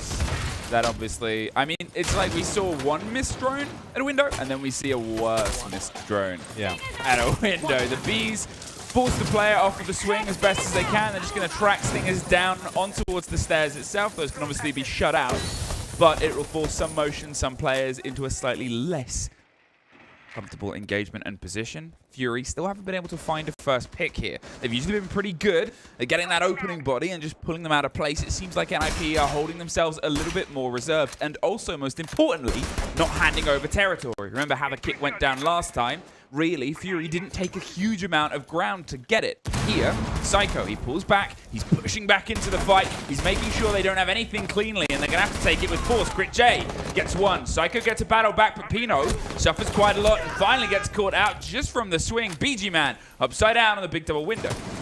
I was calling out before how NIP really needed to have some extra top floor presence, and it's definitely out there now. Psycho finding some amazing kills. Crit J going down as well. Finds NIP in the lead for the remainder of this round. Now I9 is finding himself on the actual site, and I believe so is his teammate BG Man. He's all alone now in a 1v3, and well, the verticality's all out there. Manages to find at least one through it. Knows that the hatch is being contested as well, so he has to make the right decision now. Where are you going to be playing from? He's trying to find himself in a bit of a safer position to actually try and go for the plant, and as he's holding off verticality number 2, he's going to be digging himself right behind the bomb chassis. Oh, the bulletproof has spotted him. It's going to be making things a little bit more difficult. Baiting the plant at this point. They can try and find him from the angles, but remember there's the hatch. Here it is. Expertly shown by Psycho as something they can drop to. He knows that, well, if you find his pocket where they can't shoot him, they'll just come down and shoot him. So instead he tucks here on the other side of the soft wall. They're going to spray through. A little bit too high. They'll go around the side. They're able to just get caught. There it is.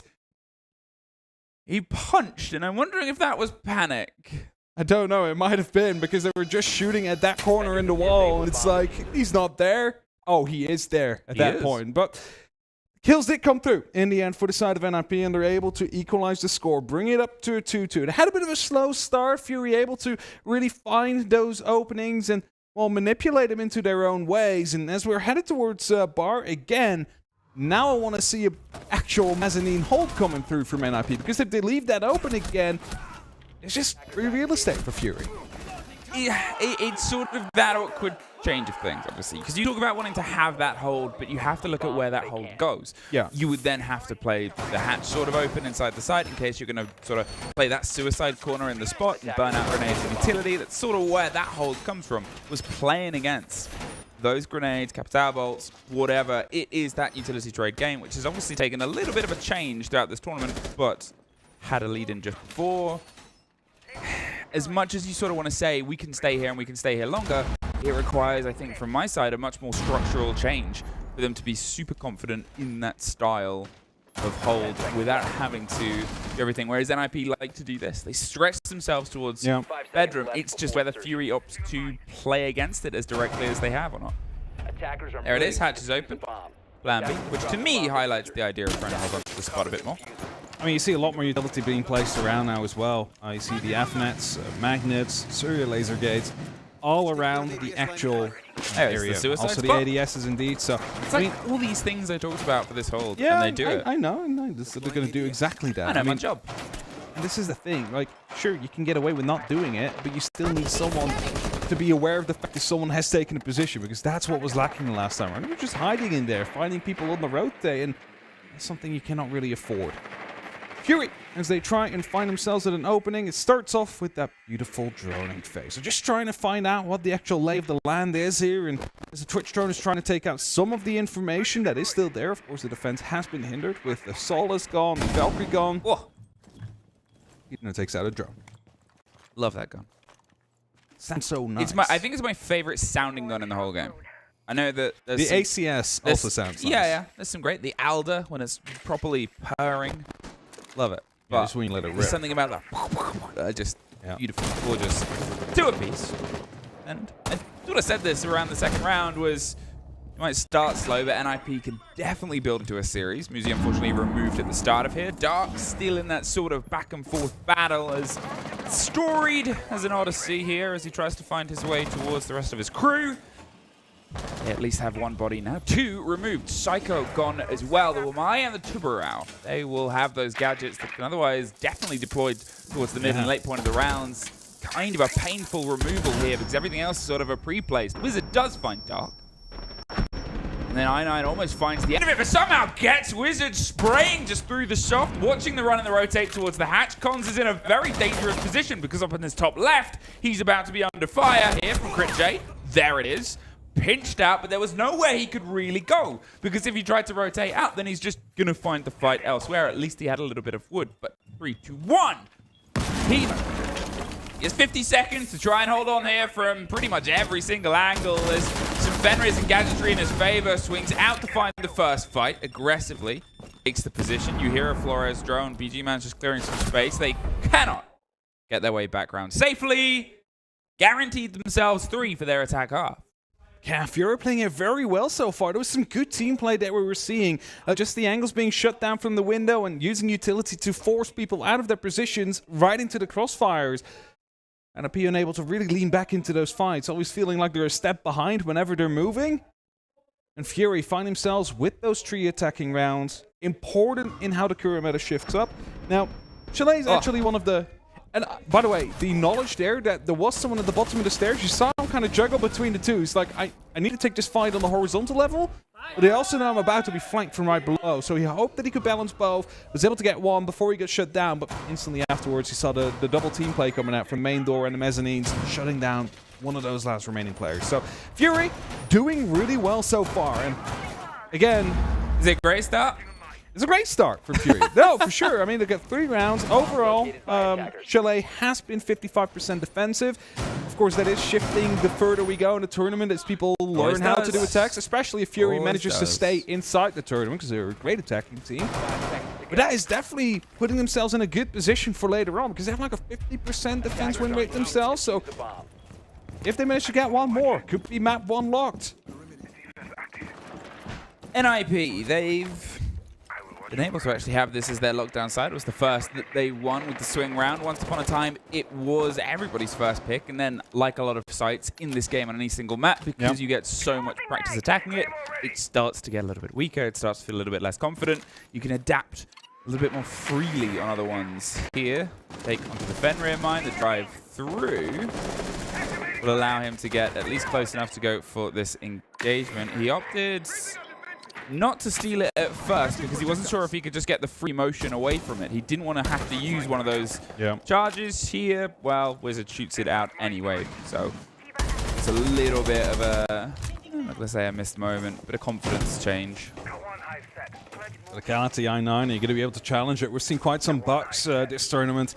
Basically challenge the verticals being set up by the defense, and coming out on top of it, of course, a C8 is a great gun, a great assault rifle to play with here. Always has been. I know when it just came out, it had like the highest recoil of any of those assault rifles, but that definitely changed as Muzi finds Dark with a Nitro. Right through it. And again, I mean, they're trying to take control of Solarium, but it's kind of failing, using some utility, but someone is there to respond. However, it's more people on the verticality right now. Psycho will find the Lion. The backpack sticking out right there. Muzi taking loads of damage, but Fury 2 men down.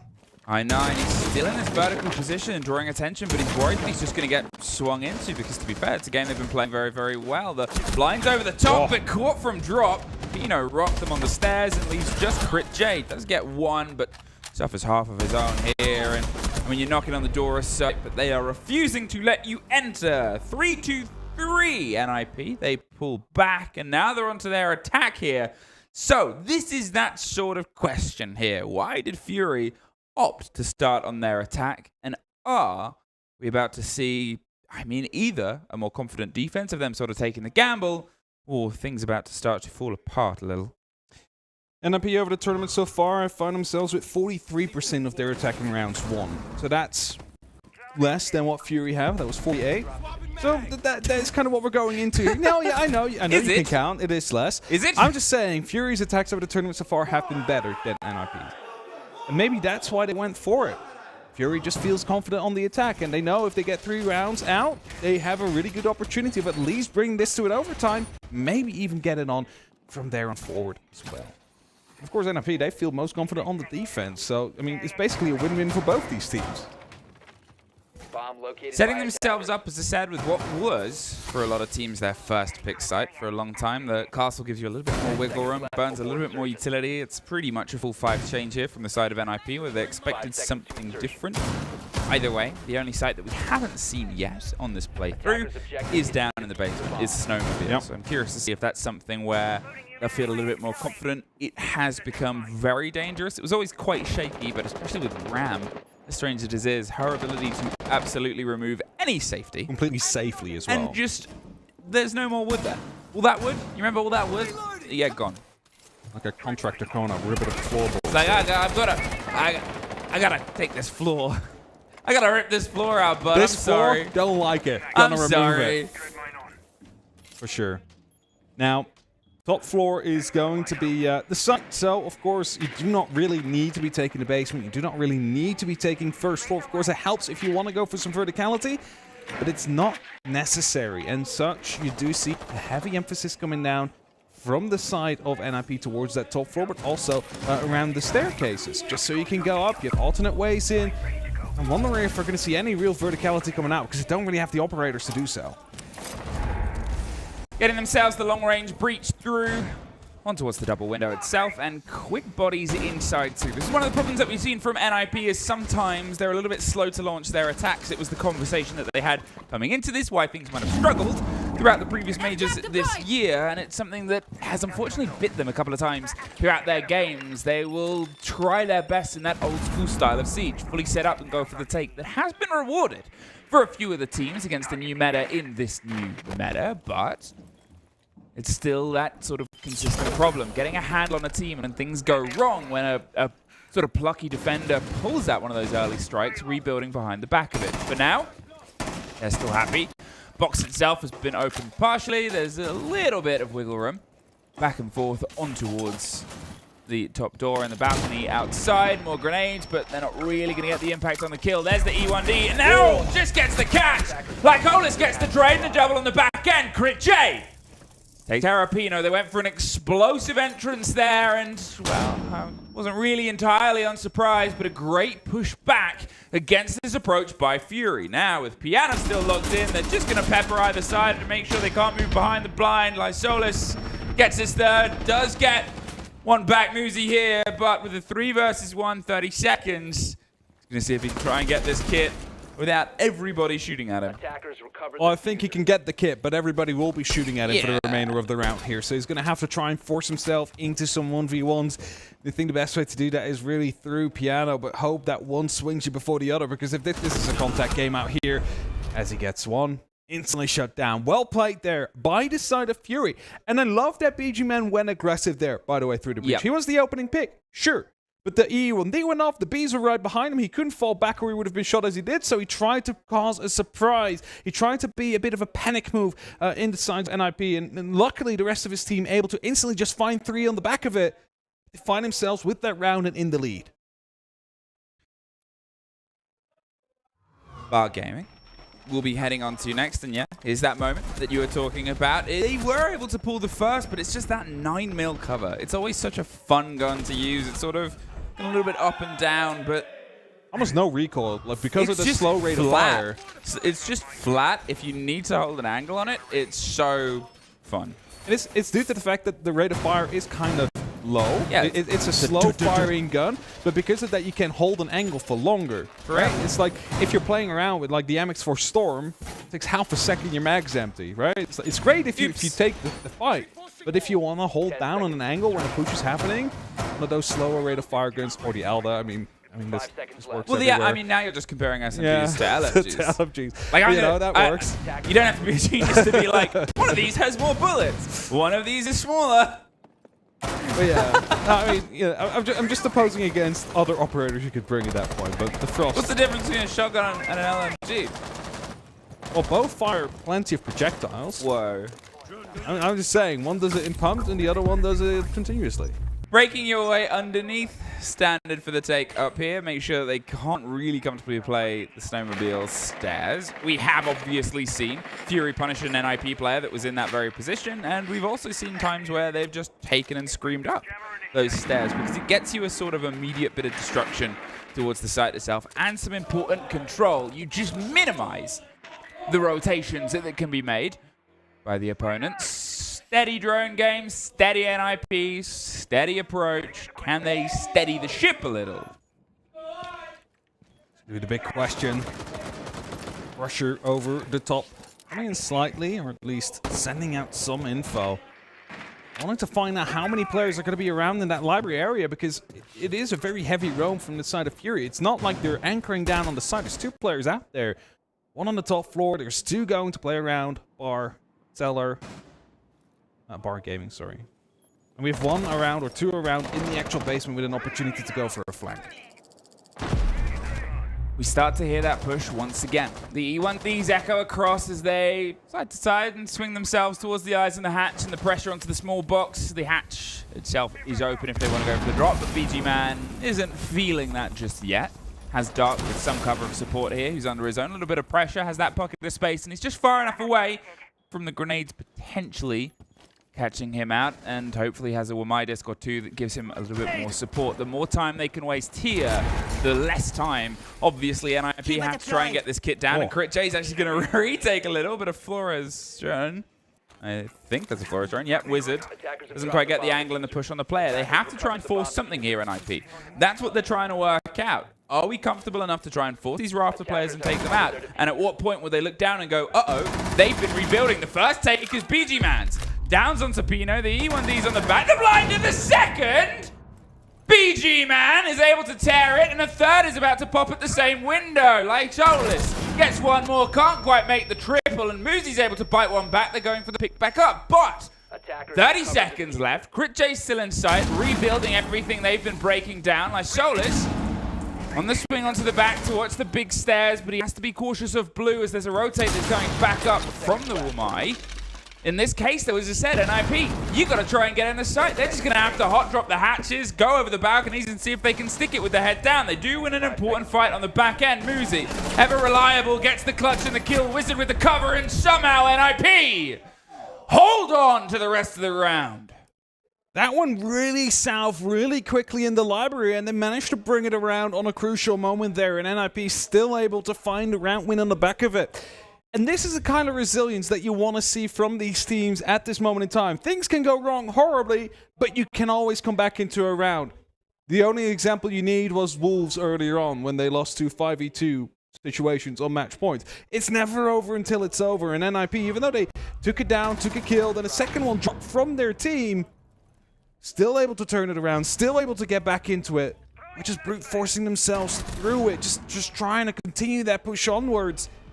And then those two players that were in the basement, sadly not in the right position to actually make anything happen because it went so quick from there.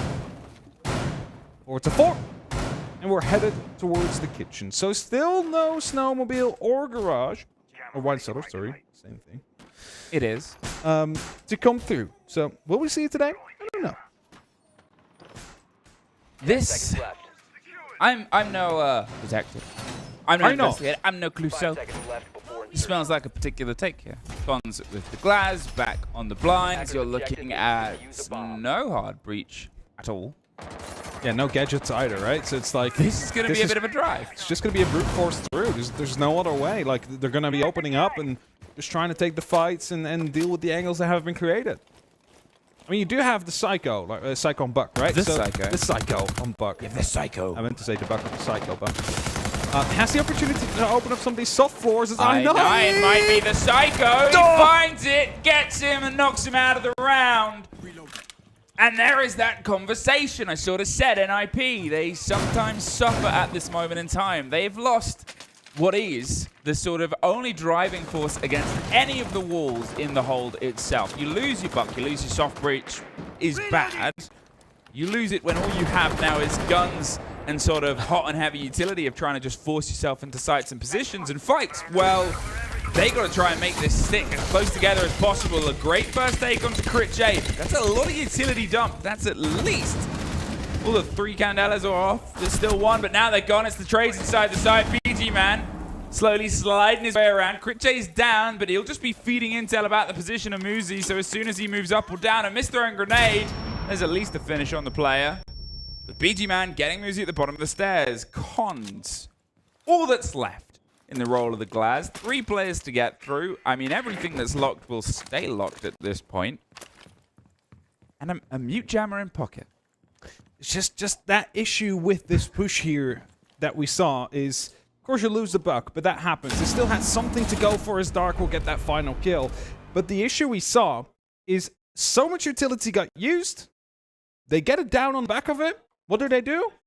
They keep hanging on the windows. They didn't actually force themselves through when they had the advantage. They just gave Fury enough time to send someone down towards the Solarium stairs and find themselves with the kills as they finally started going through. Great play, by the way, from I9. A good read. They open up. They need to go for a reload now.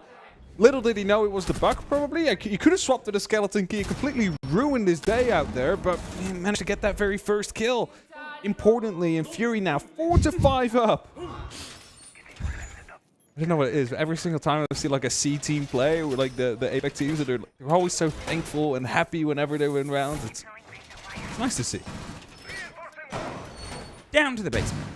We're in for the first time this playthrough, and as I said, don't be surprised if you see, there she is. Ram in the pockets of Pino. You can just remove all of that soft, all of those around those chairs, and anything that you think is safe underneath inside the A site becomes just pretty much unplayable. There's very little pockets, a very back line or blue, and it's just such a strong way of forcing people back. And then you're looking at the plant spot on either the open breach or the common one just tucked at the bottom of the snowmobile stairs, just by the side of the bomb chassis. Yep.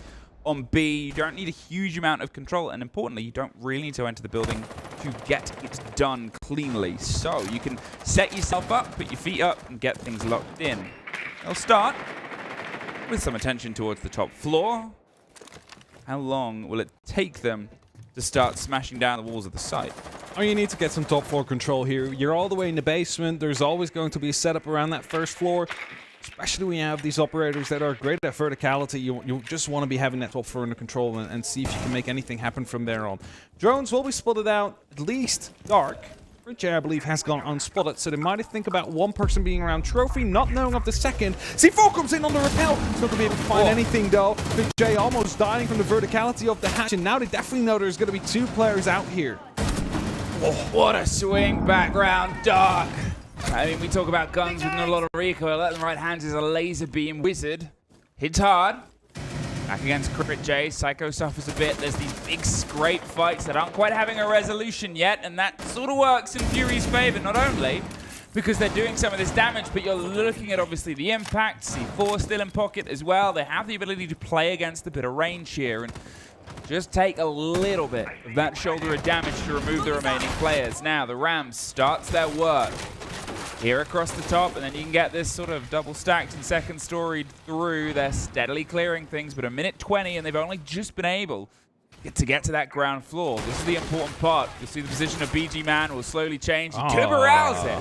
Great use of the Zoto canister. Now, obviously, it'll just buy themselves some time, and then they were able to shoot it out as well. Con's definitely aware of the fact that someone could be up on the stairs right now, and it makes him a little bit afraid. Whereas the hatch will open up at some point. We're just sending out a couple of Excarals. Oh, the no! Kaid came in! And then the Zoto canisters Fury. They're sort of saying, this is what you want to do.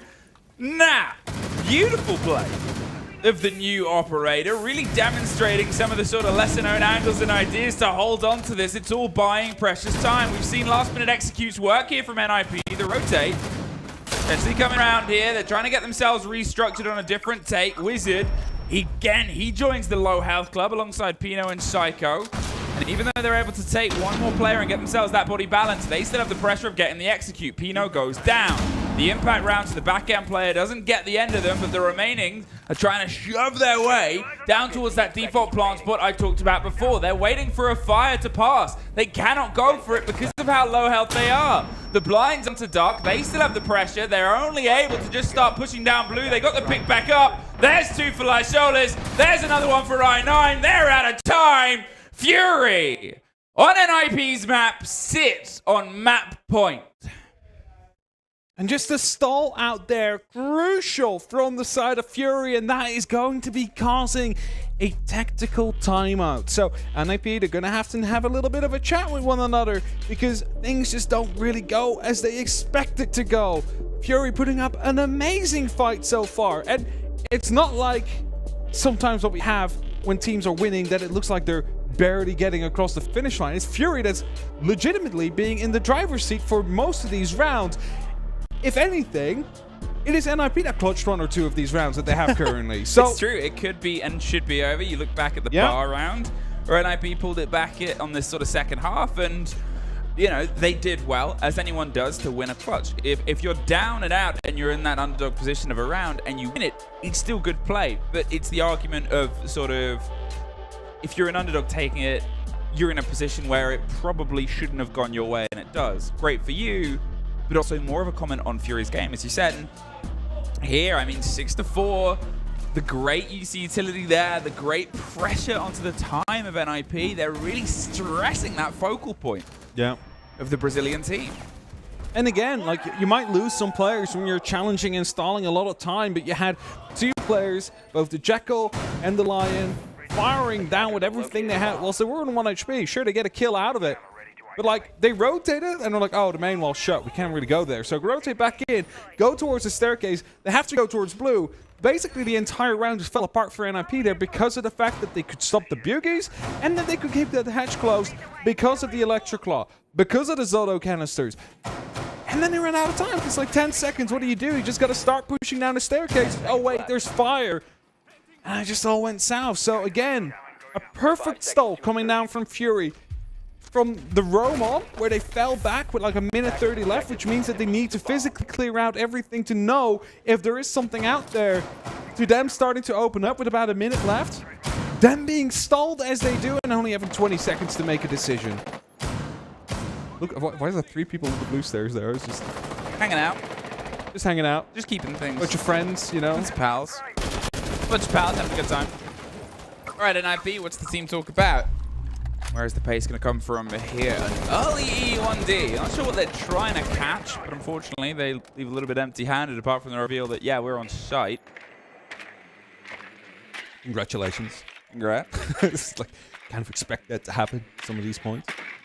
But cool. 6-4, and it's unfortunate. Bravo drone bounced back. Not sure if that was a goal, but it's still going to be getting some utility. A default cam on the second attempt. Boop. Usually we did have the bulletproofs up there as well, and it's still going to be located in the exact same spot. It's about to be hacked as well. A lot of information to be given. No. Oh! Shot out. Shot out? Hit the EMP of the camera, I think. Oh my god, that is so smart. EMP of the camera that was being stolen hits it, and they shoot it out. Beautiful, perfect. I mean, it's a default place for that camera to be, but they lose the utility. We talked about the sort of value of how many charges, how many takes you get. They're all out the window. If it gets killed itself, Wizard, he's pushing onto the back, just going to utilize some of those bees to burn through that. Gives himself a little bit of an option on the swings. They can't quite predict the direction that he's going to come from, but look at this positioning here. NIP Pino, he's been able to get himself tucked just underneath, right on the rotate. If they don't know where he is, he almost had the engagement there against Crit J. We might not know how lucky he was. He's going to go up and try and reinforce a little bit. Oh, as the E1D pops up, he's going to be using the Keeper Bear, but it's actually not located the right way. Pino finds Dark I9. We'll find one in return as we find ourselves in a 4-on-4 right now. So everything is still going the way of Fury, actually. BG Men will shut down Pino. They came out of the way. It was the Fenrir mine. The F-Dot was just in the position. You could see the panic as they tried to rotate out. All of the support for the NIP punch was pulled back.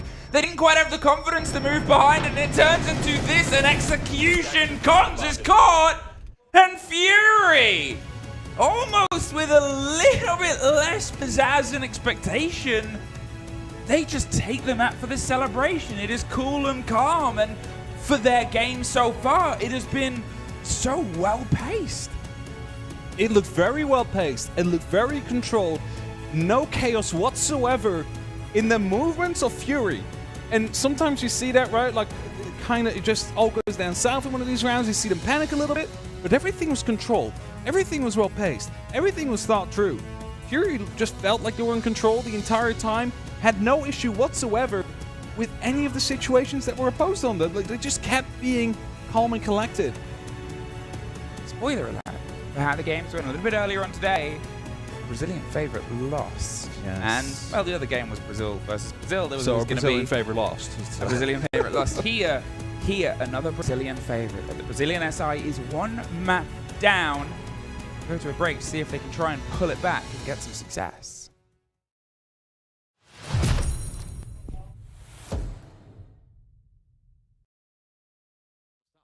For example, and it's a freebie picked up. But yeah, I think 2 rounds is great for Liquid. Many would sit there and say, I'll take 2 rounds on Clubhouse on the attack, no problem. 3's always the dream. But for Dark Zero, now they've got to flip onto their attacking side and show us what they can do. As I mentioned earlier, I think you'll see quite a lot of Ying coming out in this half, even though in this first round there is none of it. Instead, we've got Bolo on the glass. Okay. I would say when you bring in an operator like Glass, you've got a very specific plan in place. I would imagine it will involve dirt tunnel and possibly some smokes. But saying that, there's no smokes on side apart from the Capitao, so they're going to have to be very reliant on Pamba and Glass working together here, if that's going to be the case, if they want to take full advantage of that thermal scope. Normally, of course, Glass could bring them for himself, but Bolo instead opting for the nades, which is obviously something that we've seen, you know, really drop off in popularity since the change to the fuses, that you can't cook them anymore. So the vertical nades not really being a thing. We've seen very few kills achieved by nades. They're more just there for creating space now. Yeah, notice on the attacking side for both teams, you're seeing quite a lot of breaching charges brought for the exact reason the Buck is bland away. You're not really seeing Sledge played at all at this top competition, just not really in the meta when Buck is a thing. And I think without that now, Ram you'd sometimes turn to, but for Clubhouse, not often. You see the occasional team bring it to get kitchen and hallway opened up, but more often than not, what you'll see is a Buck. With that not being available, because it's banned away, instead, teams, it seems in this game at least, are relying solely on that secondary utility to get the job done.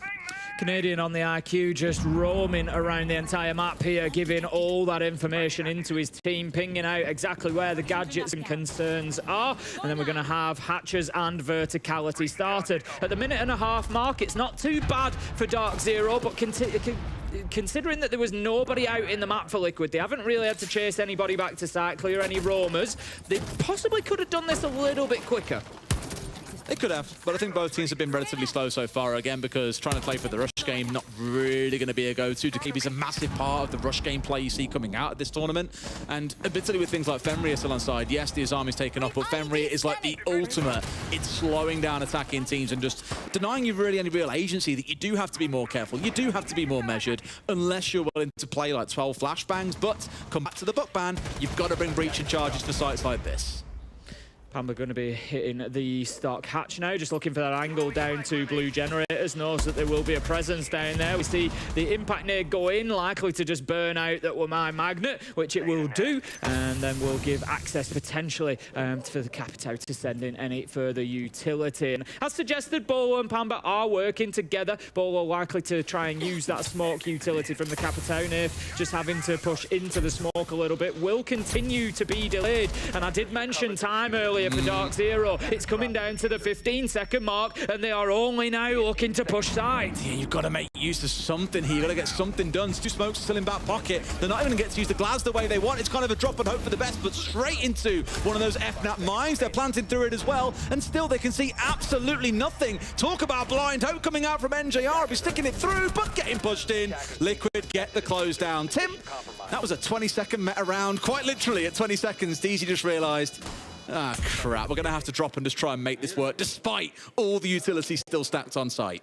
Yeah, I think Liquid did a great job of the defense there. They were nice and patient. They were very calm. They just waited on site. It's not always the easiest thing to do, to just sit on your keyboard and think, oh, you know, you want to take the peaks, you want to take the challenges, you know exactly where they're stacking up. But Liquid, they would not be pulled into a fight that they didn't need to take. They just held it, waited for their time. They wasted time really, really well. And I think, yeah, DZ overall, maybe just a little bit too slow on the attack there. Recognize that map's clear and get yourself in. We see teams, you know, with sort of 2 minutes 20, 2 minutes left on the clock, opening those hatches. Huge. And you just feel that that extra 30 seconds might have really done it for them. But as you see there, just mopping up. NJR managed to get the diffuser down, but it was a little bit meaningless in the end. Well played, Liquid. Yeah, when the guys stood on the actual plant spot are blinded by the FNAP mine, you're relying solely on those two players inside of Dirt. And as we saw in the replay, Volps just fully in control of that bottleneck entrance, and it's an easy close out for the side of Liquid. 4-3 then to Dark Zero.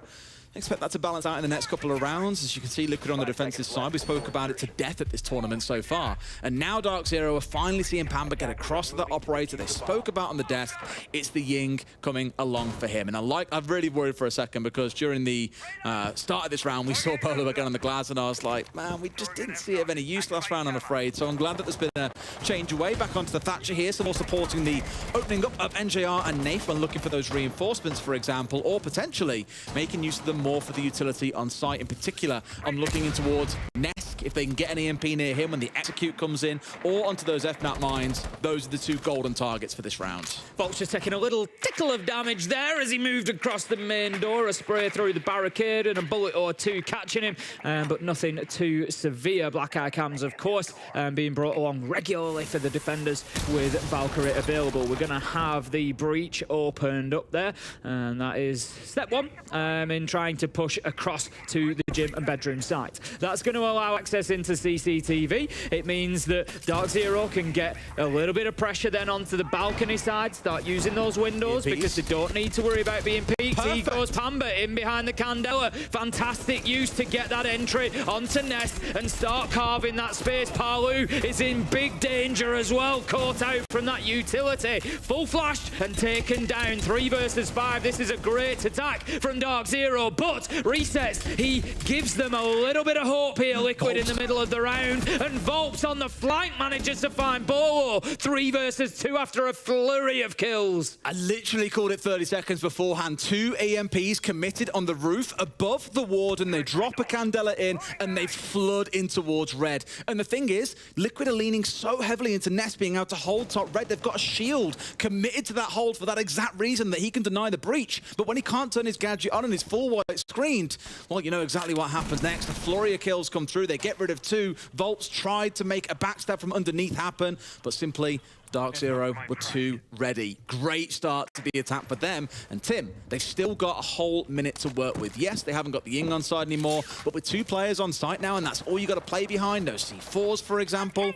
This is winnable. I only worry about where the Goyo canisters are going to be, because that could really slow this clock down to 0. Yeah, I mean, Dark Zero making a smart choice there. NJR getting opening that jacuzzi wall. We saw that Lagonis was just standing there. He was waiting to take his fights, and for my money, Lagonis is one of the best site players inside a Siege. If you let him pick his position, if you let him pick his fights, he will close out a round like this. And so by opening that, it creates that phantom pressure, it moves him around, and all of a sudden Liquid can't be as comfortable. But there go the Goyo canisters that you mentioned, and it's on the right window. Resets has just made it so difficult for Dark Zero to do anything. 10 seconds left to go, and Liquid, they just need to try and keep themselves out of gunfights for now. But Naif, he goes in through the master bedroom window, starts getting the diffuser down. The cover was essential. NJR with 1, Canadian with 2, and Dark Zero find themselves 5-3 up after their first successful attack. And again, great use of flashes. It is becoming the defining part of this competition. You had Reset sat on that west main breach and ready to kind of step his way through in towards Jim and challenge onto the plant going down. But as the plant started going down, for about a second in, we would think, 2 flashes immediately dropped onto him. He's full white screened. He can't move, which gives them a little bit of time to get in position and ready to deal. 1 on the gym window, 1 sat over the planter, and they get a beautiful crossfire as he steps across the challenge. Just, again, brilliant team play out of both teams. I've loved the way they've orchestrated so many of these attacks at this point. And at 5-3, Dark Zero have got that 2-round advantage. Tim, we're coming into that critical round 9 here. DZ win this, they're up to 6-3, and something tells me they're not going to be like Wolves and throw it away at map point. No, you can see definitely a world here where Dark Zero are going to take this opening map. And when we come in, obviously we look at those map picks and we think, right, who likely wins what? And for me, I think Liquid on Chalet, I'm not too sure about as a decider. I'd be kind of concerned as a Liquid fan for them having to go there. And I sort of feel like if this is a game that they're going to win 2-0, I mean, yes, it's always the best way to do it, but for Liquid, it's definitely going to be the best way. And that's why I see Nighthaven as what I'd call like a swing map. If we go in there and Dark Zero win it, for example, if Liquid do manage to come back here on Clubhouse, then yeah, I think it's going to be a tough day for them. But even then, it might not matter because Dark Zero right now, they're taking Clubhouse away as well. They're not letting Liquid have anything here. The beauty of it is, at this competition, the only 2 teams that Dark Zero and Liquid have lost Clubhouse to has been the reigning world champions and the reigning major champions, G2 and W7M. So even with these map picks, I don't feel like either team is like at a huge disadvantage when you look at it. I think with Nighthaven Labs being second, I honestly thought that would be the decider. It's quite a low prep map for both teams. I thought Chalet would be what DZ opted to go with. So that might have surprised Liquid a little bit here, and I think we could be in for a really exciting map too.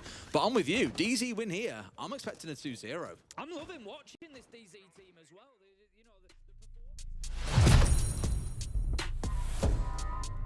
Well. Was this a surprise? Was this a result people expected?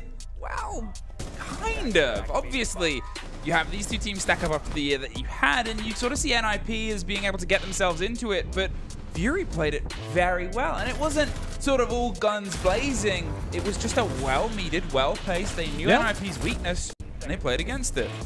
It was a well-structured game from Fury. They knew where to be. They knew how to catch NIP players off guard.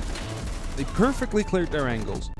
I don't think I've seen them make like many mistakes. Maybe one or two silly ones, but like overall, really solid game from Fury. Like there's nothing more to say about that. It's super solid. And like I'm really excited to see if they can continue this over Consulate, because if they do, and if they play like this, they might make a pretty deep run.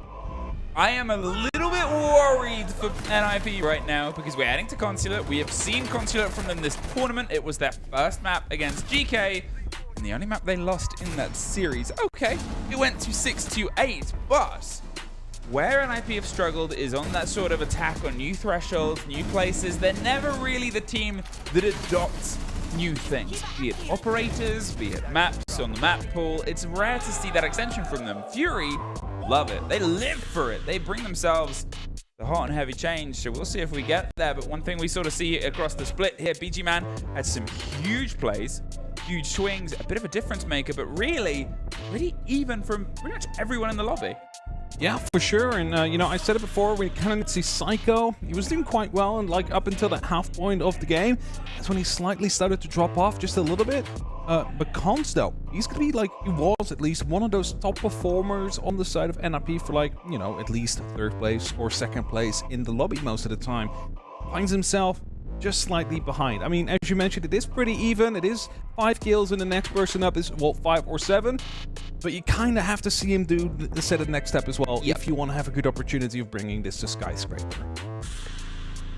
It's an uphill. You wonder the team talk that's going on in the NIP camp right now. You wonder the sort of confidence builder and boost they're trying to piece together, because really, yeah, it's a little bit of shaky waters. It's a little bit of trepidation, and nothing has been clean for NIP this year. No. I think they've always been battling, and everything is a fight. You know, they've obviously been able to get themselves decent enough runs and deep enough runs at the 2 majors to get here. That is almost an entire swap.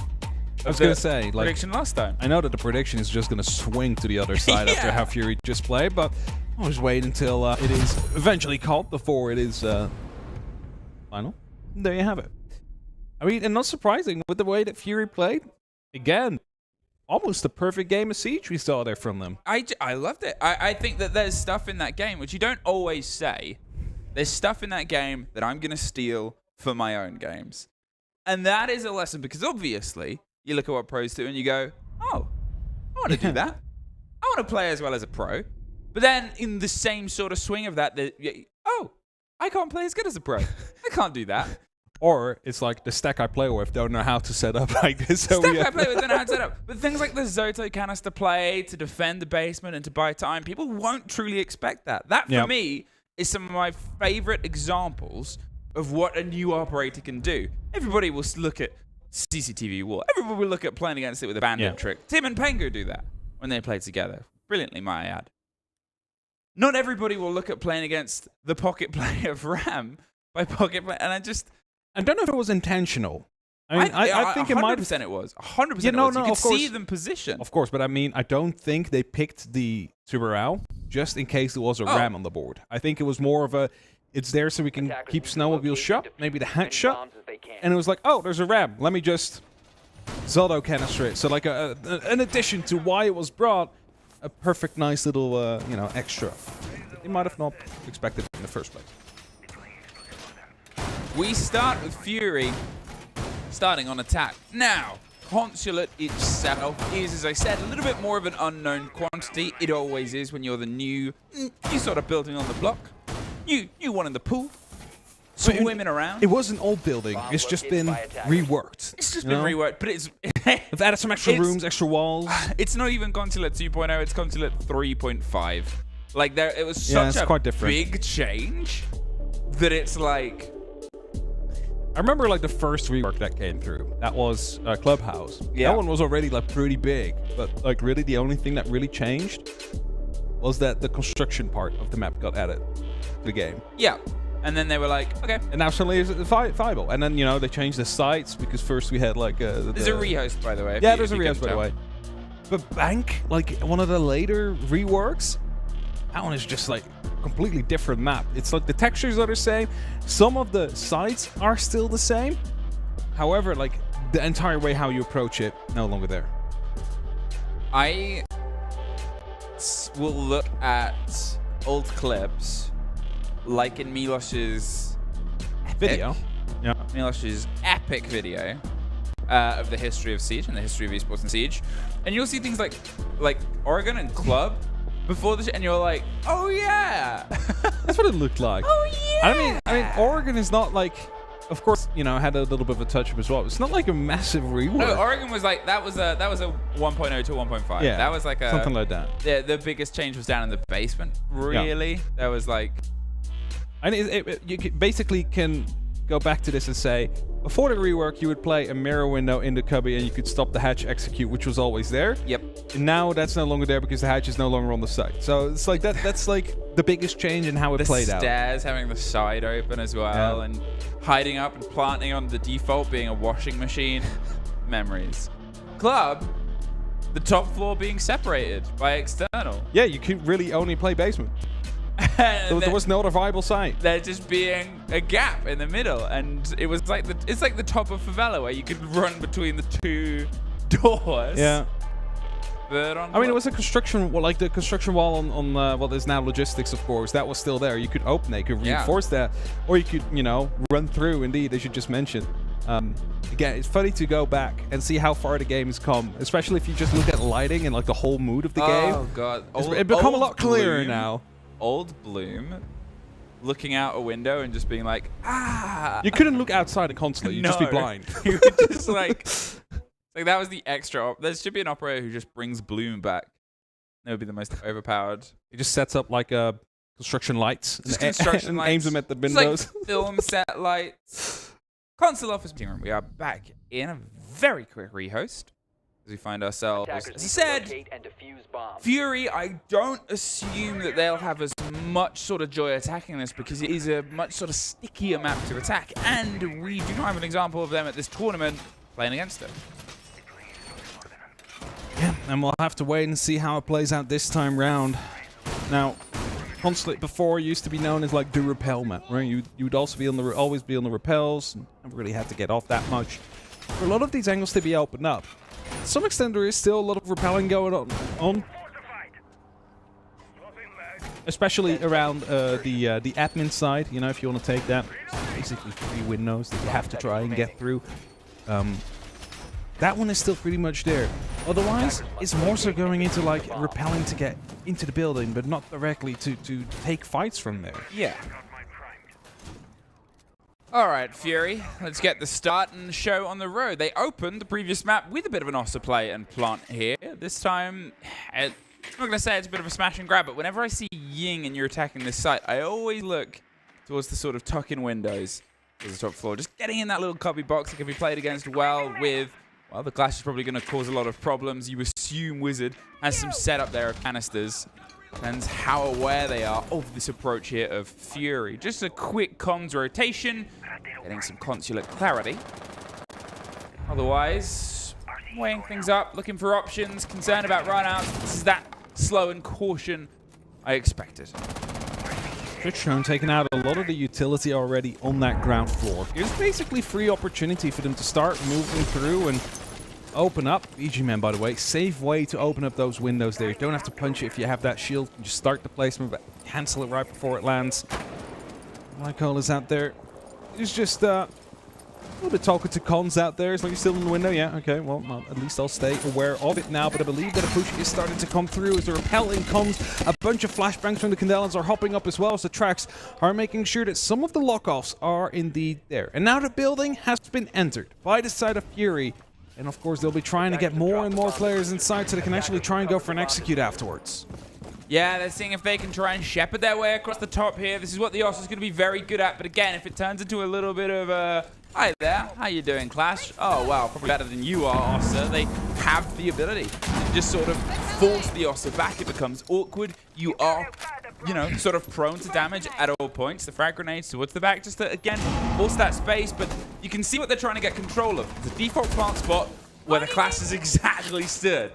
Removing her is going to cause the biggest problem here. A bit of a late breach here onto the external balcony wall. They're concerned about the run out. There goes a lot of damage towards the class. They're able to get a shield up just in time. Uzi's trying to look for the fight.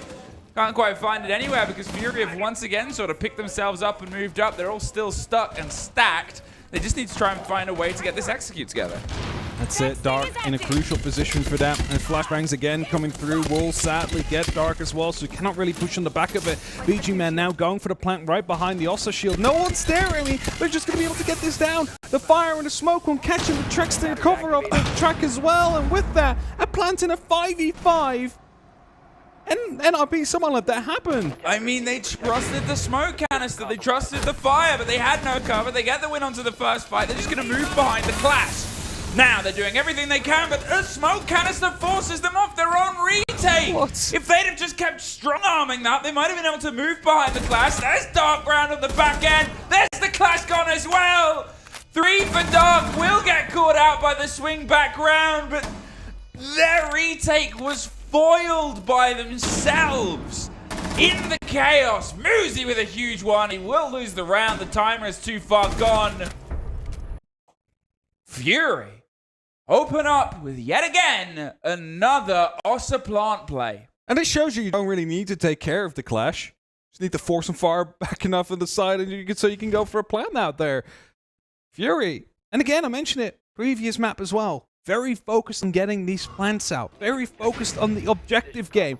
And you see here, it's a 5v5 post plant that's happening. Because they had no idea that that plant in the meantime was going through. They trusted the smoke. They hoped it was enough. Not the case. And whilst Muzi finds himself in that 1v1, loses it in the end. No time anyway. So I was quickly trying to go back through my records to see, because I don't think I have a record of Fury playing this map at all. I know I don't have it at the majors, I know I don't have it at the tournaments, but my stats, unfortunately, aren't quite including a lot of the smaller things. However, I know you have access to some of the biggest brain sheets in the world. Pulling it up right now. The Consulate, 75% win rate, played 4 times. 4 times. Only a single loss. Pretty good map for Fury. Pretty good map for them to bring. They haven't played it at the majors tournament, at the sort of major scene as well. So you assume, as you always do, that they've played against easier opponents, warmed up into it. But there's the thing as well, right? Like, there's been such a long off-season before we went to SI. There's been so much time to improve your map pool for all of these teams, or maybe even completely overhaul it. So, like, even though they might have played it like stage 1, right, and they won it a couple times there, all that data is going to be absolutely useless now, because things have changed. Meta has changed. Operators have changed or been added. So the way you used to play it is no longer the way you can play it now. And again, a great opener for Fury, finding themselves with a bit of a sneaky plant right under the noses of NIP. I mean, it's brilliant play. It's brilliant play. They get themselves into that sort of position. We know that they can be good attackers. They lose the entrant. Dark, taken out. The man, 3 from the previous round. Wizard still just in a very prolonged fight there, but Muzi finds the swing onto Crit J. Wizard's able to get some support. The pair of them head down towards a basement that is otherwise still far from open. The breaks above mean that you assume it's going to get tricked pretty much instantly. So Lycolis doesn't feel confident enough to go for the break, and fair enough, because, well, look who's gone. The Buck, that vertical control that you've sort of always classically had on this site, and this take is no longer viable. Instead, it's going to have to turn into a firefight to win it out. Oh, and there's it.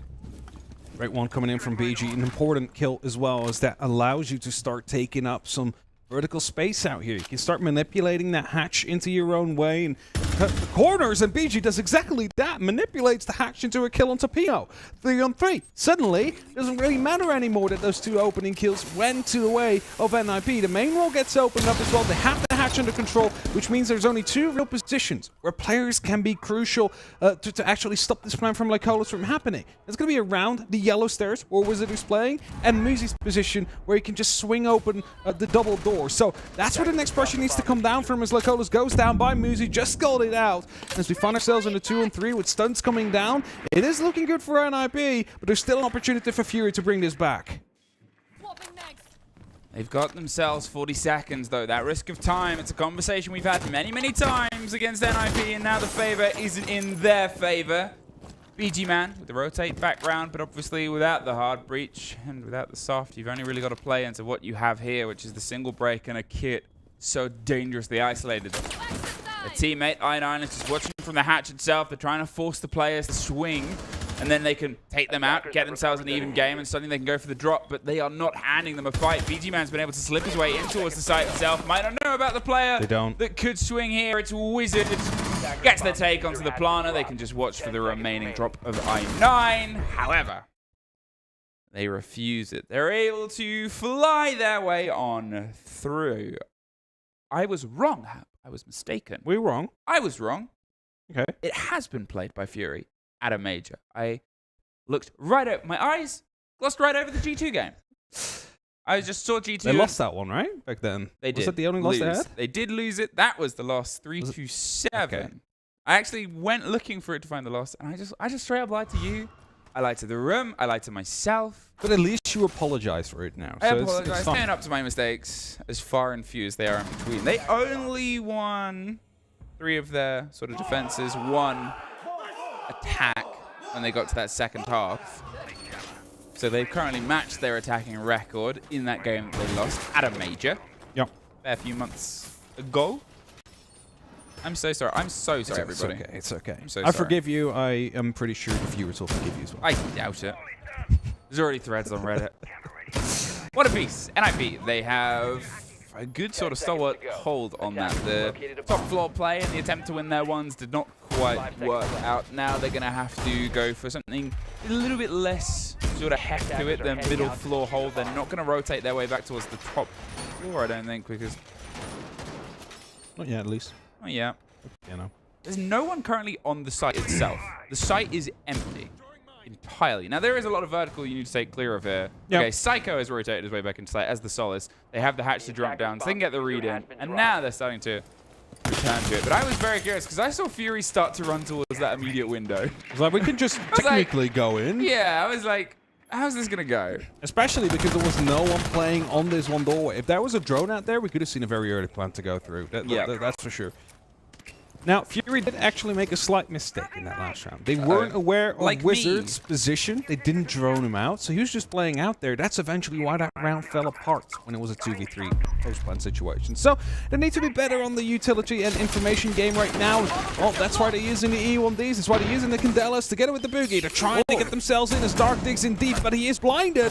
And, if he would have committed, he would have probably been able to get the kill instead. But now it's 2 that fall by the hands of NIP. I mean, a great watch there. Either side, they sort of expected the push and the pressure. You've got Crit J trying to lead in with the French shotgun, which in those surprise strikes, when you're pressing an advantage, can work wonders. But here, now they've got all the expectation, and, well, they have a shotgun of their own. It's going to turn into a little bit of a shootout. And to be honest, I put my money on Cons. Oh, I'm broke! As is Cons. Crit J got the swing round, and that's why you shouldn't gamble, kids. Now, with a minute 20, Moosey's going to see if he can try and recollect it, but it's a double! Ooh la la! The French shotgun's popping off all over the shop. Finally gets caught by a range that it can't quite battle back against an ACS. 3 against 2. The drop down over the top. Like Colas is going to see if he can try and move in. They're still playing against an F-mine that's been, causing problems of its own. Do they have the angle? Just miss. But it's a big backpack and a big operator, and they have a very small window of space to hop in. The flash is over the top. They're going to see if they can move in. You assume there's a rotation, and it is. They're free and out, but Pino does suffer for the journey, like Colas.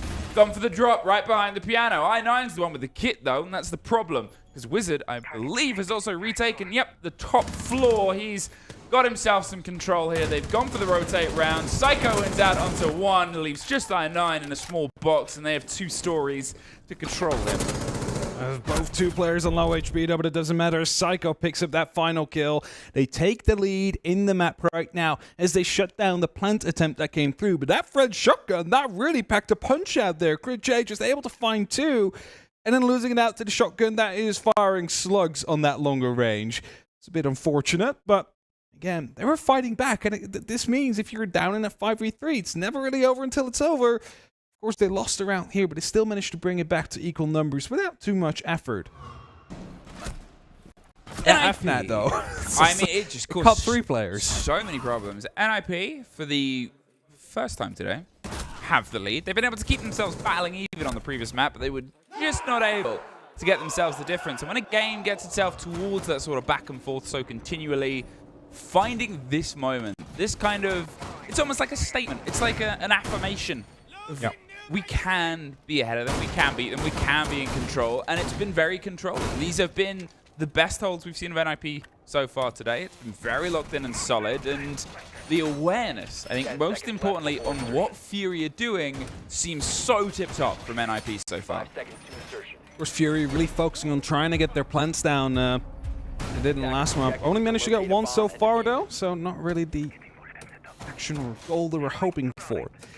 Actually want to mention, last map, it was 4 entry kills for NIP, 7 for Fury. That's the other way around now. NIP has managed to find themselves with 3 opening kills. I'm willing to discount the first one, though, as the plants already went down before the first kill came through. So, you know, that is something to keep in mind. The drone is being sent in as the defender opens up the window for him. It's always nice from them. Be able to get any information out of it, though. As, yet. Without the opening, but not much it can do to respond to it as of yet. The roll of the Flores drones. Oh, a little catch there onto the lip. Apparently, so do the defenders to just shoot it out. To get themselves the angle, Pino takes a bit of damage. There was a second of a run out. Not entirely sure what that was dabbled with, but it's nothing that has an immediate catch or an explosion on the back. The wall is broken, and there's just a heavy watch here from Lycolis. He's just sat on the Aussie rappel, watching and waiting for somebody to find their way in. You know, it's actually called that in the game. What? The upside down rappel is called an Aussie rappel. Oh, is it? In the game designer notes. Yeah. That I didn't know. Well, there you go. It was a fun fact. Yeah. Yeah. Appreciate some fun facts. There's no clash on the board, though, and that should make things a little bit easier with trying to force these players out of control. However, that also means there's an extra gun that's up and fighting at any given time. So that is a bit of the risk that you need to be finding out about right now on the side of Fury.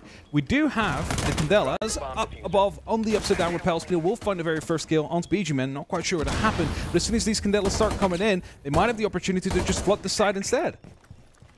It's definitely more of a struggle here from the side of Fury. As I said, NIP, they've entirely woken up to the approach the Fury like to do. They have their sort of lock and key now, and yeah, this wall's open, but all right, try and enter. We're watching it. We're paying keen attention. Last time, remember, they were pushed off the retake. They were pushed away from it by themselves at one point. Here, they're making sure that every bit of territory is still monitored and everything is handed over only when they decide it. The aggressive fight back, a nice little swing, because it means that those first Candelas net nothing. Neither does the follow-up. 4 versus 4. Fury strong-arm their way in towards the back line. They have a bit of the smoke cover towards vending, towards the end of the long corridor, but they don't have the take. And there is the response. Cons with 1, and ooh, a little dabble with the shotgun round. Do they want to go for the follow? No. There's 20 seconds. Why should they? They can wait. They can afford to wait right now. Flashbang's coming through as they're still trying to find a way to take down Lysolas. As I9 goes for the plan, Pino just pops up, managed to shut him down before they can even get halfway through. And it seems like NIP have this one in the bag as it's only up to Crit J right now. In a 1v3, he managed to get the first, but as he walks over, gets shot from the side. And with that, NIP building onto their lead, bringing it to 3-1. I mean, brilliant from NIP. As I said, they sort of read the mistakes from the first round. Things were chaotic, and in that chaos, Fury could operate. Now, the sort of lock in on where Fury are, what they're doing, and when they need to make their motions happen has entirely rewarded NIP with these 3 rounds. They feel as comfortable as we sort of commented on Fury feeling on the previous map itself, and you can see those sort of problems now from the side of Fury. They're not able to find players that aren't offering themselves into these engagements. It doesn't really matter how sort of plucky your gun skill is if you can't get the offer of a fight at all. So, 3-1. Now we keep the rotations going. We're back down towards the basement, and here was the sort of start of the end there because, you know, they lost 2 bodies quite early on in the top floor. Yeah, for sure. And whilst they did again manage to bring that back around, they eventually lacked the opportunity to drone out the player that was on the yellow stairs, like, or at least beneath the yellow stairs. And if that information would have been known, the plant spot would never have been chosen as they did. Maybe that round would have gone the other way. But that's all these what-ifs kind of situations. Fact is, they just need to make sure that they are getting the opening kill for a change. 4 in a row now have gone to NIP. Fury really need to be picking up that early engagement here so they can manipulate it. They can force that into their own way, into their own advantage, and then work towards a planned spot. Can't just go for a 5v5 blend every round. Not every round. Unfortunately. 3-1. Fury, what can they sort of do here? What do they expect from this engagement? It's a defender-sided drive. It always has been across this meta. But at what point do they call the timeout? At what point do they sort of get the response of, okay, maybe things are slipping a bit too far away from us? I would expect it's after this round if they would lose it. Considering they would like to have 2 rounds out of this half at least. You might also just have to save it for that second half. I mean, like, if you call it after this, you only call it in for 1 round, really. Is that really worth it at this point, or are you too far gone? It's kind of something you have to keep in mind too. But as top 4 is being approached, it is the Bailiff. It has been a bane in the existence of many players throughout this tournament so far. We've seen quite a lot of Bailiff kills actually come through, while it's usually used as a bit of a landscaping tool. Decorative tool. Decorative. Yeah. VG Man's trying to find an engagement. The hot pings are coming across, but it's Dark that gets landscaped. He is now decorative. Yep. And we'll just watch from the side of the wall where his blood was spattered against it like Colas. It's the catch on the rotating Psycho down towards the bottom of yellow, but he's not quite able to get the follow-up here as Crit J goes for the pinch on the back end. They've been able to remove 1 player, but Wizard is going to turn into that problem. Is it 2? No. You got the bigger shotgun. He got that bigger shotgun. There's always a bigger shotgun. I was going to say, there's no way he's going to be able to find 2 kills with the Bailiff out there. Wizard, like, wasn't allowed to get away with that. Shut down this time around. BG Men will find a great kill onto Cons before he gets shut down, though. Moosey's found himself around on that first floor, playing around with the Solace, has a good opportunity to use that gadget, but get shut down by Crit J. Only up to Pino now in a 1v3 situation as they're trying to open up the wall. The breach is going to connect, and Pino now will have to force himself to watch 2 different angles as flashbangs come in from the hatch. He's expecting the run through, but he manages to drop the diffuser. Instantly shut down afterwards, though, by Crit J. An important round from him, from stopping the Bailiff from close range to finding 2 more kills afterwards. They've stemmed the bleeding. They've been able to at least stop a bit of a runaway here on the first half, and we might be eyeing up another even half to half. It's the same as we had on the first map here. It's been a good response. They didn't quite throw themselves into the engagements that Fury did in the first time around on that take, where they were sort of going, I'm going to go win my ones. I'm going to head off and, oh, they had a little bit more knowledge about me. This time there was a very sort of metered pace. They made sure that everything was in rhythm with each other. They made sure they had the positioning to catch the rotations of the player, and then the response towards a player being dropped. You look at the previous rounds that we've had from Fury, and there hasn't really been that trade capabilities. There hasn't been someone else within sort of arm's reach or in a position ready get that second bite back. NIP, they can still push themselves into that sort of 4-2 position here as we go to the vertical hold that, you know, last time here again, Fury, there was a very back and forth engagement up top. Ran out of time. They had the retake. NIP's round. Yeah, the FNAP, that one is really all we can accredit that to. The first one walked in completely blind, basically tried to force himself into one way or the other, and instead of digging deep where he knew was, you know, someone just rotated out of, he went in the opposite room, which is just rotated into, and completely blind, not going to be able to take that gunfight. It wasn't like for Crit J with that shotgun able to find 2. I think he's running it again as he's running around with a pistol, by the way. I love it. I mean, he netted 2 kills with it. Yeah, but it's such like a it sounds so loud when you fire that thing as well. It's just like you just get shot by a cannonball or something when it comes out of it. Yeah, there you have it. There it is. It's one of my favorite shotguns in the game. I mean, it's just on slow operators. I remember there was a long time it was the worst attack gun in the game, full stop. I know it was on Twitch as well, right? And it's like you have the FAMA, so why would you use it? And then you have the DMR. Yeah. And then why would you use the shotgun? There he goes. Hopped over. He's trying to get a catch on a player. Nobody is in that position. Dark tries to lead the fight elsewhere. Does get dropped. They're just going to force the follow around, though. Cons Gets one, Crit J's grenade gets the end, but Muzi makes sure that things stay in NIP's favor. There's the next swing, though. They don't know about I9, but he knows about them. He can't quite get it clean. The pistol for the double, wants the third. He is almost out of bullets on both guns. 5 shots left, and he gets a second, but he's terrified of reloading at this point because he knows they can push him. But Wizard, if a flashbang hits him, he dies. I mean, he could not be closer to death at this point. Fury launched themselves with Fury. I talked about how they didn't quite have last time round somebody else to respond. This time, the statement, the confrontation was all so well put together. Sure, they lost that first fight, and the Yin goes on the little hop-in, but the positions of I9, the follow-around of Crit J meant that they could still win the balance. The fact that Crit J has this shotgun, if he manages to get some pings from Lycolis or anybody else on the drone, he might be able to just start ripping open the floorboards and try and get them from a vertical angle out here, as Lycolis will get shut down by Pino. Instantly swapping around, knowing that there's someone else coming in from a different direction. Wizard playing above is forced away by that grenade. That has definitely made away some sound here. I9 will go down. It's only up to Crit J with that French shotgun now in that 1v2. All Wizard really needs is a flashbang to hit him. Not that he has them, but just to illustrate how low he is on HP. They have the top floor control. They have the vertical. It's so dangerous at this point because, well, it can pretty much get an eye onto you anywhere you'd want to put the plant down. They have to have the awareness and trust they have it. Crit J, they're looking for just their route through. They're concerned, obviously, about, again, all of their steps taken. Look at the rotation from Wizard above. He knows Crit J is on this door. He knows he's coming through. NIP hold on in the 2 versus 3 to get themselves the 4-2 half. Important for NIP, of course, after losing that first map where they were not in control at all. Yeah, sure, they got 4 rounds, but that was really Fury's game. Just coming out supreme over the majority of those rounds.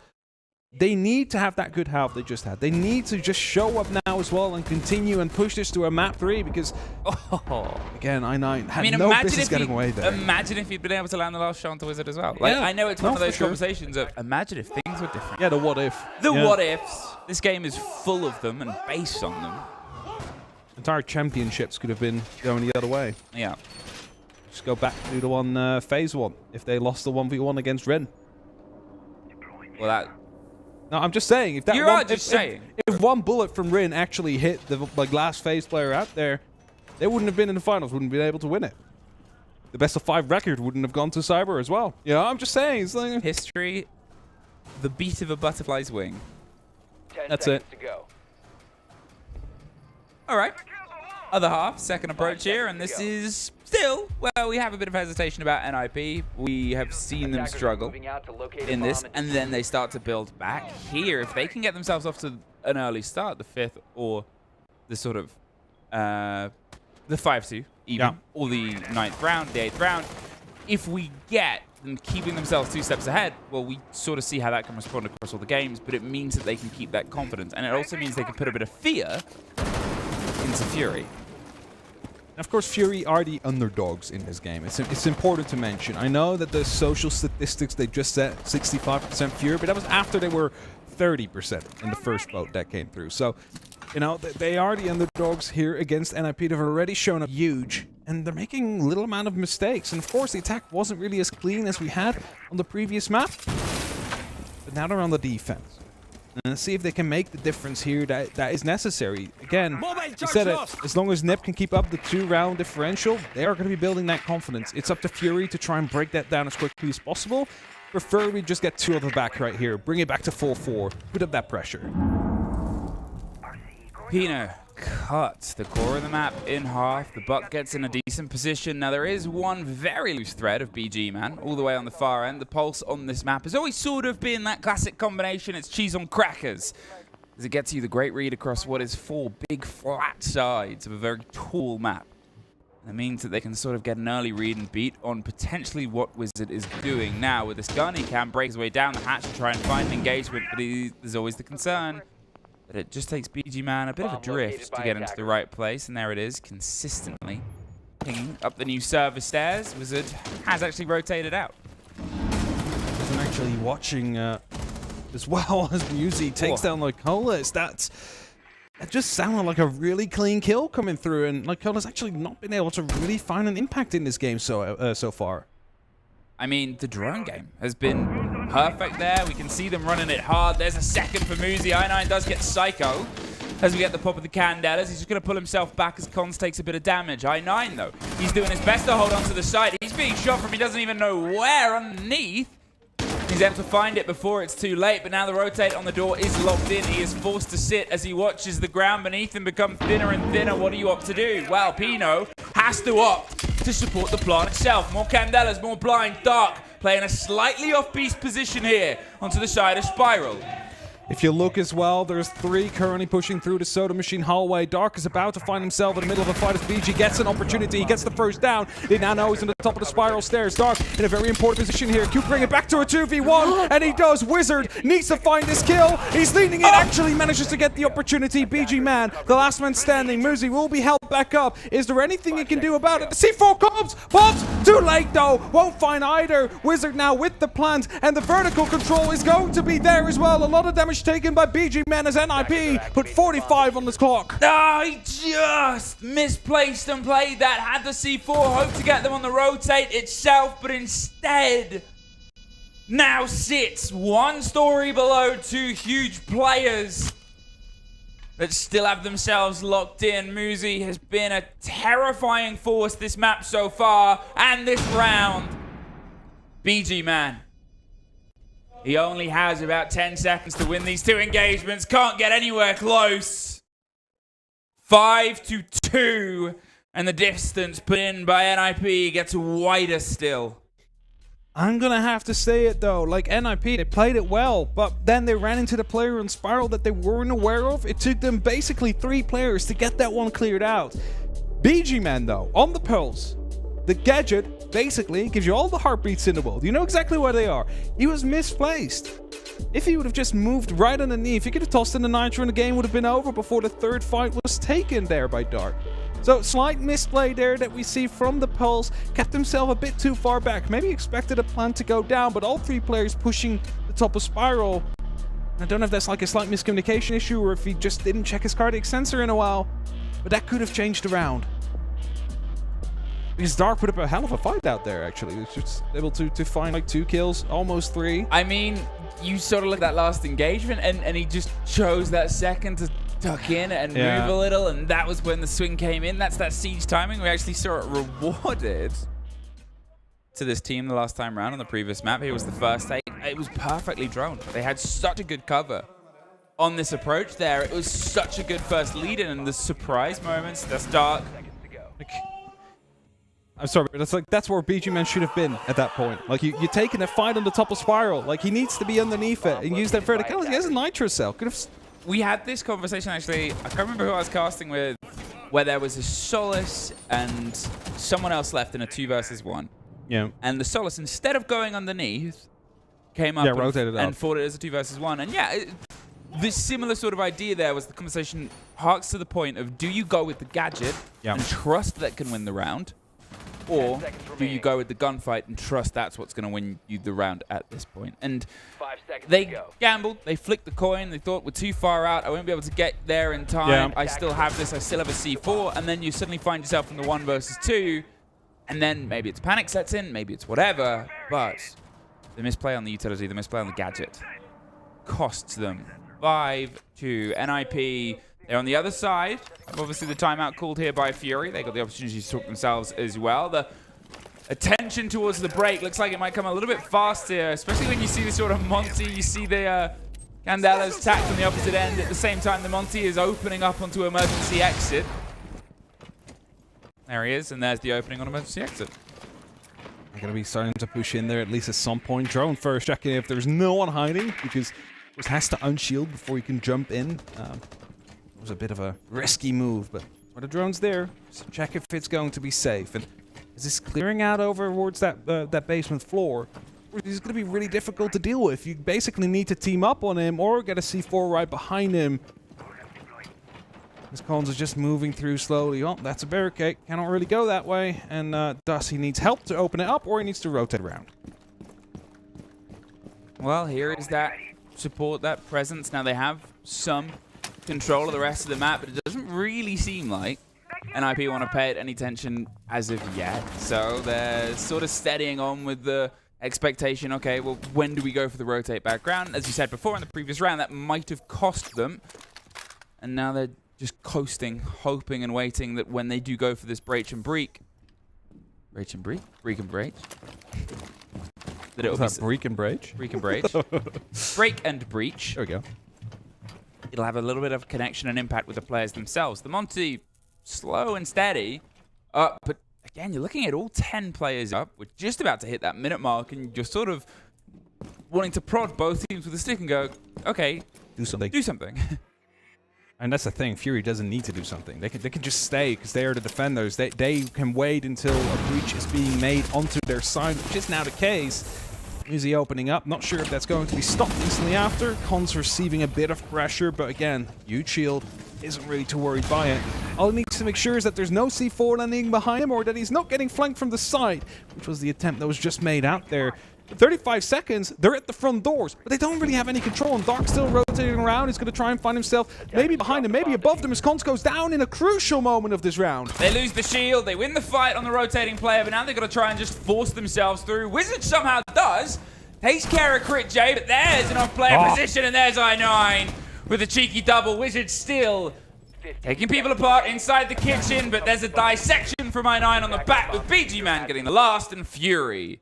After the timeout, they held off long enough, and although it was still closer than maybe it should have been, with NIP getting a good take and losing their shield first swing, they're still able to push the round over the edge. They keep themselves off of map point. They keep themselves so far still locked on to trying to pull their map of Consulate back.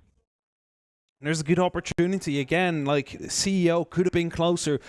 And whilst that was in complete control of NIP up until the spiral stairs moment hit, they have learned from that as well. And that's probably also what they talked about with the tactical timeout. Like, hey, next time we go back there, think of this, this, and this. And that is what we might see go into play right now, as they're going back towards that, back towards the console office to try and see if they can ease up the scoreline. Bring it to 5-4. Start upping the pressure onto NIP again, because right now it is smooth sailing for them. Well, not smooth sailing. So there's a little bit of a wave here and there, there's but a bit of it's a like wave. there's no chance yet that or at least it looks like the ship is still able to survive. 5 seconds to insertion. Not flip. Sink. Keep going. To the lower bracket. Keep talking. Skull and bones. We're back. Like how we managed to bring that into the castle. I mean, we're back towards the top here, and we've seen success and failure on this. We've seen it get very close on the side. No pulse this time round, so we talk about the sort of, I'm not going to say dedication towards utility, I'm not going to sort of say reliance upon it, but they want to try and play a different game. They want to try and play one with a little bit more focus, stop on the swings in the pockets of Fenrir. You're looking at a lot of sort of powerful operators always still on the board with their current meta, and they are up there. Their playtime at this major has been terrifying. Oh, the new German are stopping out the RC Retero for Jay. It's going to be thankful for that one. They'll try and take the fights. Oh, a little bit of cover has been removed by the S charge, though, so he's going to have to fall back and choose a different way to play that. But he's activating the AFNAT just to make sure that if the push comes to shove, they are going to be blinded. If that's where they're pushing in from, and they're going to have to deal with that first.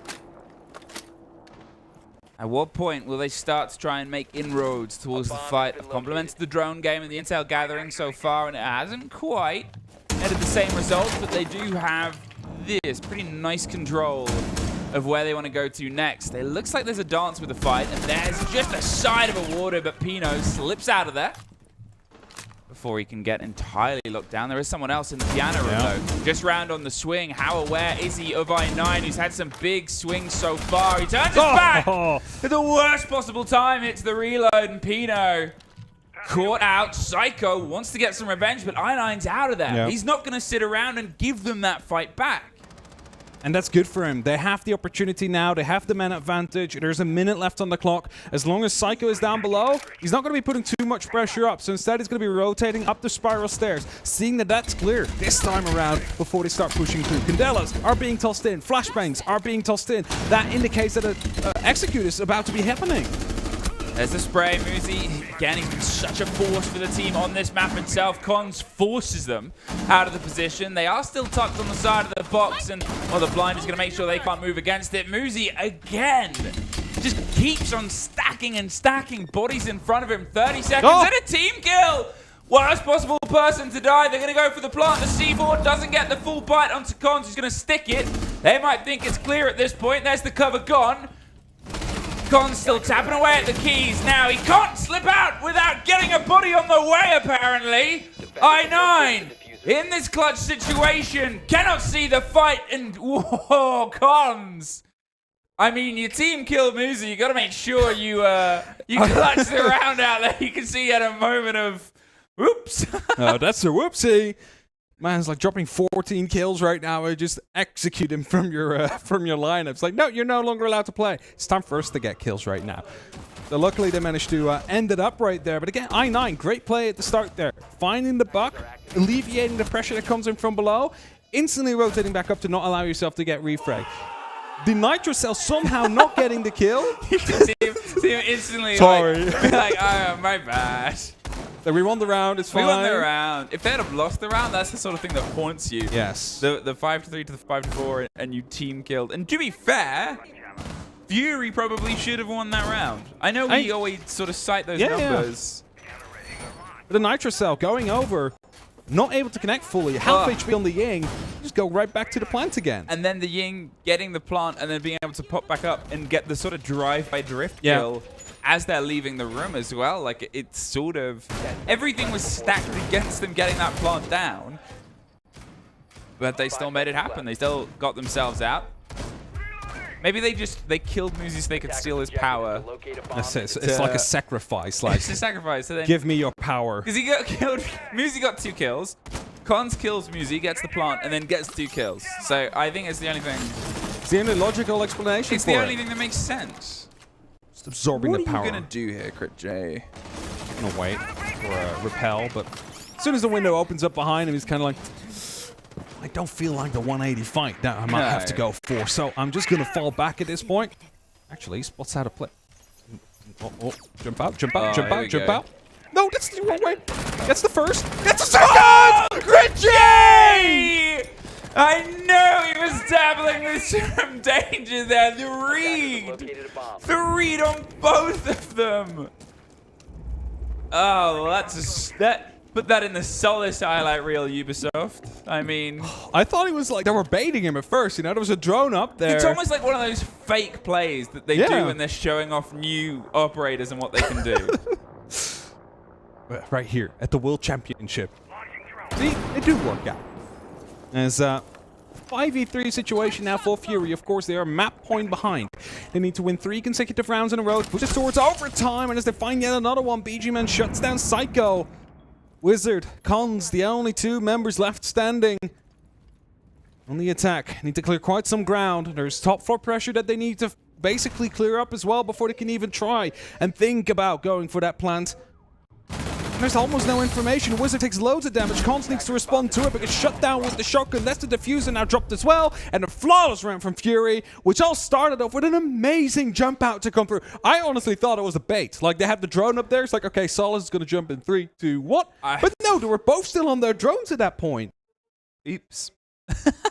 I mean, great play. Great read by the Solace. But this is that sort of situation, right? There's 2 almost ideas of what you do when you're on map point or against map point. Is you either try and play things as textbook as you can to get it to the result, or you start going, I need to do some fun things. I'm not sure if it looked like Muzi was coming off at the end, but again, I mean, if there's anyone you want to catch off at this point, yeah, you need to shut down Muzi. You need to shut down Muzi. If Muzi can get no kills from this point on anymore. You shut him down and steal his power. Oh, that's it. For Jay now. For Jay. He's now... no, wait, actually... killed Muzi, got 2 kills. And Cons had the power before, right? So it's like, did he drop it back to Muzi at the start of the round? At the start of every round, I think Muzi recollects the power. If I... it's not like the technical invitational winner if it was like a wrestling belt where it's like, who wins it? And you know, that was tracked for a while. Yeah, I was tracking it as well. I kind of forget about that. I mean, I'm sure so much games going on. I'm sure Sprabooni has it somewhere. No, I think Wikipedia actually has like a dedicated page to it that automatically really? tracks it. The current technical hammer wielder based on who's beat who. If this was WWE. Yep. They should get belts. That would be funny. Imagine the players Hammer and a getting belt. You don't have to give the belt off to like whenever you lose. It's like just drive over and be like, hey, here's your belt. Here's your belt. 6-4. NIP. They got themselves still 2 more attempts to lock this out. Obviously, it was a little bit close in the previous map, but it had a clean run towards the end. It was 3 rounds tied in a row. So from the 4 versus 4 to the 7-4, Fury just sort of turned the gear on. They're concerned, I guess, about that maybe happening again. They have that ability. They have that capability. NIP. They're being cautious. They're rightfully paying some attention, but Crit J caught them open arm. The E1D pops off. Pino is too far away. The buck is gone. Con's gone. They still have a lot of soft destruct thanks to the role that Muzi's sort of playing here, but still, for everything they had to track players in motion. Beautiful. For everything they had to track players in motion, they weren't able to find out that loose thread. Blinds come, Iron gets Psycho, they all run back to the site. And of course, rightfully so, as they have the advantage, or had the advantage, as Wizard will take down BG Man. NIP that still has to be approaching that bottom floor right now, and well, the Goo Mines are going to do some slight damage. Might actually be difference making in the end there. I think that Boogie might actually drop down the hatch and just continue on there. Using some time. Yeah, just went down the hatch out there. Didn't really do much more than that. There has been openings now, so there is that verticality. You have the hatch open. That is an important part if you want to get that plan down. We've not really seen this be successful so far this time. Every single time it's played, it just goes to the defenders because it's too many angles you have to cover off if you don't have the man advantage. 50 seconds, NIP, and you got yourself the 3 versus 3 and time to rebuild. I've already said it a couple of times about the criticisms of where things get a bit shaky for you, and it's the ones that you've learned, but Crit J is feeling a bit adventurous, and he finds a result like Colas in I9 for the last 2. 6-3, 6-4. We are now 6-5. Tactical timeout NIP incoming question mark? I mean, it's technically, it's obviously 2 sides in a row. They've had 2. Maybe they're just convinced that they can lock it down on console. But you think about how close that one console round was with the pulse underneath. Yeah. It would entirely flip this game now statistically on its head. We'd be sitting on series point. They're not going to call it. So they're moving it on and trying to bring this to 7-5. But the last couple of rounds have been sloppy on the information game from NIP. Twice, a player named Crit J able to just catch off some amazing openers. And they just bring it home from there on forward. Also, they finally started getting into the opening kill game. Because NIP, up until round 7, had every single opening kill. Oh, really? And now, after that, so from around 8 to 11, all of them have gone towards Fury. So, it's completely flipped out there.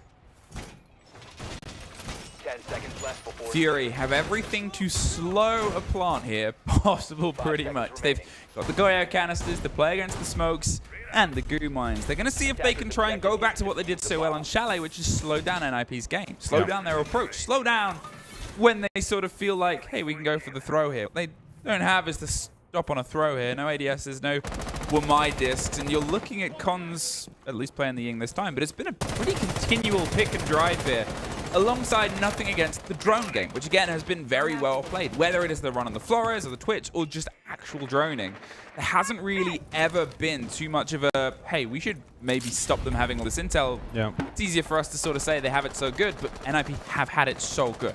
They seem to have had a really good read on Fury's defenses and on where they're sort of setting themselves up to be knocked down. Until the last 2 rounds. Until the last 2 rounds. Until the last 2 rounds. Where Crit J's just decided that, no, you're not winning this 7-3. Or at least going to be bringing it back to max regulation, and we'll see what we can get from there on forward. Our Certeros going through, wasting some small amount of time right there, but I still think, yeah, Botwire will still be caught off. He's got the target for it. Still going to be some opportunity left. Verticality starting out now as well as a buck from Pino playing down below, holding off on some of these angles as well. But the more he fires with that skeleton key, the more he's giving away that, hey, I'm downstairs, come and hunt me, kind of vibe towards the side of Fury. They've done that many times before, and as it just continues opening up, you actually see the one player up above. He's just looking down. He's like, yeah, where are you going to pop up next? Ready and waiting, and obviously he was one of the ones that was sort of shepherded. I9 once upon a time was in this position, and the buck forced him back. There it is, but he can't quite get a clean exchange.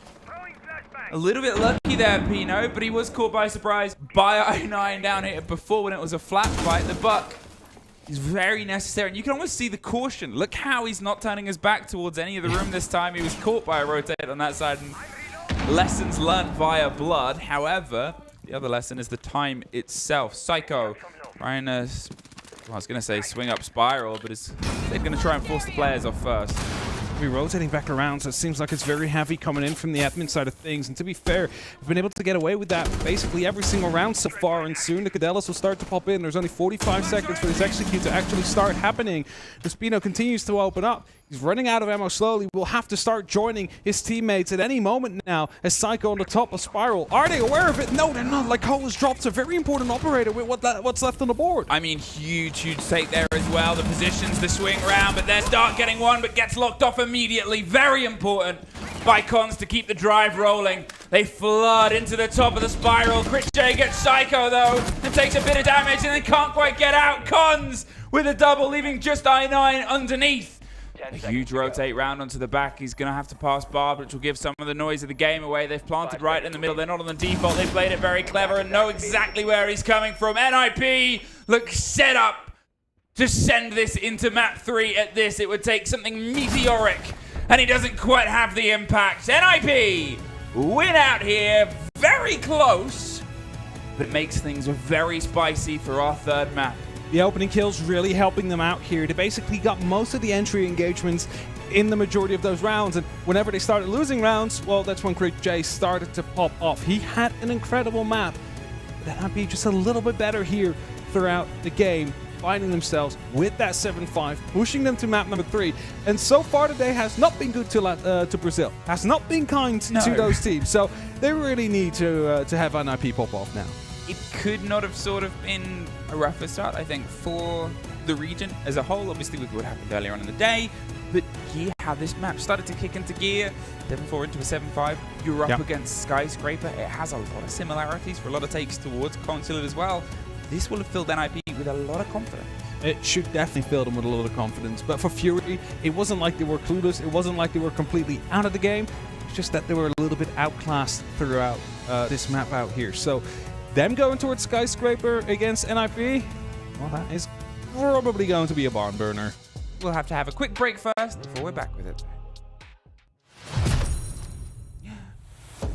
Diffuser should go down. 50 seconds left to go. Liquid desperately need a couple of kills. They've got control of this part of the map. I think Nace below, has he got a C4? No, he does not, but does have a shotgun. Doesn't matter, can't get rid of him in this spot here. So they're going to have to retake behind. This 1v1 I was going to say is crucial, but Palu wins it out. The dynamic duo, arguably one of the most storied in Siege history, have got to pull it off. One falls, Nest gets the down at least, but now he's got to find NGR. I never fancy a 1v1 against him. Dark Zero take a comfortable 2-0 against Team Liquid. NGR, after a fantastic first map, comes out and has another belter on Nighthaven Labs. 8-3. He will pick up that final disable of the diffuser to close it out. And what a performance we have just seen out of Dark Zero across both maps. They will continue in the upper bracket with a victory over Team Liquid. And so much of that domination came on their attacking halves as well. Looking back at the previous map, yes, they were up 4-2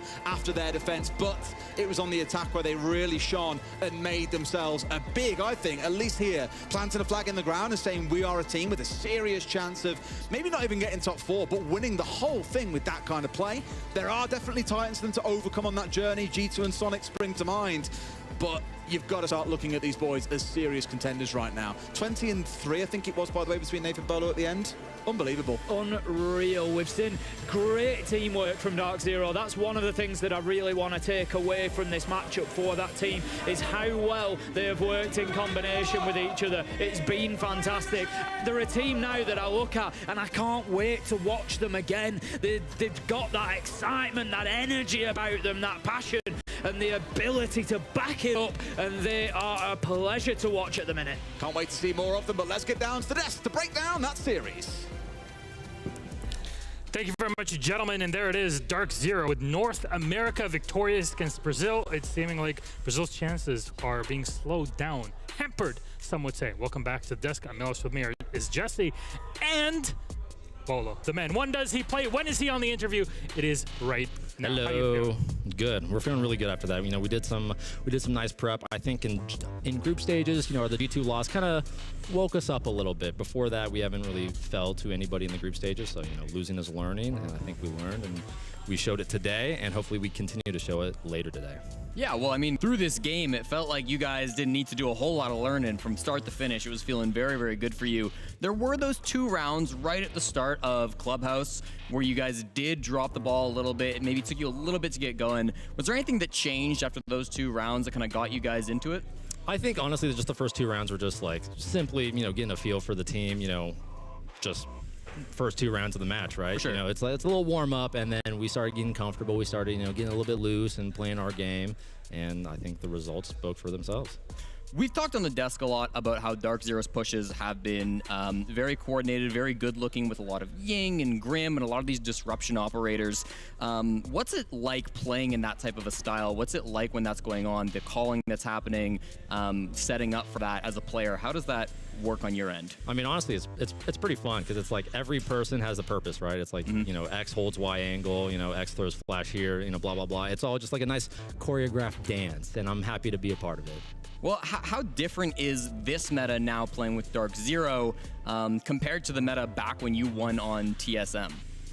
Honestly, it's a little bit faster. It's a lot more about map control, and honestly, I'm really enjoying it. You know, my previous comp experience was, you know, the whole nades under. Now there's a lot more power spots, a lot more emphasis on like the, you know, the Grim, the Ying, the Dokkaebi, everything, and it's honestly a blast. It's honestly a blast playing it. Okay, and I have a clip I'd like to walk you through. It is an execute that you guys had on Nighthaven Labs. Just tell me what's going on, your thought process, and how this push goes for you. I mean, this is just, we kind of prepped for this. This was a concoction as of last night. Okay. So I think it went pretty well. It's just, we wanted to utilize, because we knew the Warden was top mez, right? So we just utilized the smokes, the flashes, and just took all the map control that we needed. It was a nice shot. Thank you, thank you. You watch this, watch this. You ready for this? I was hyped. Bam!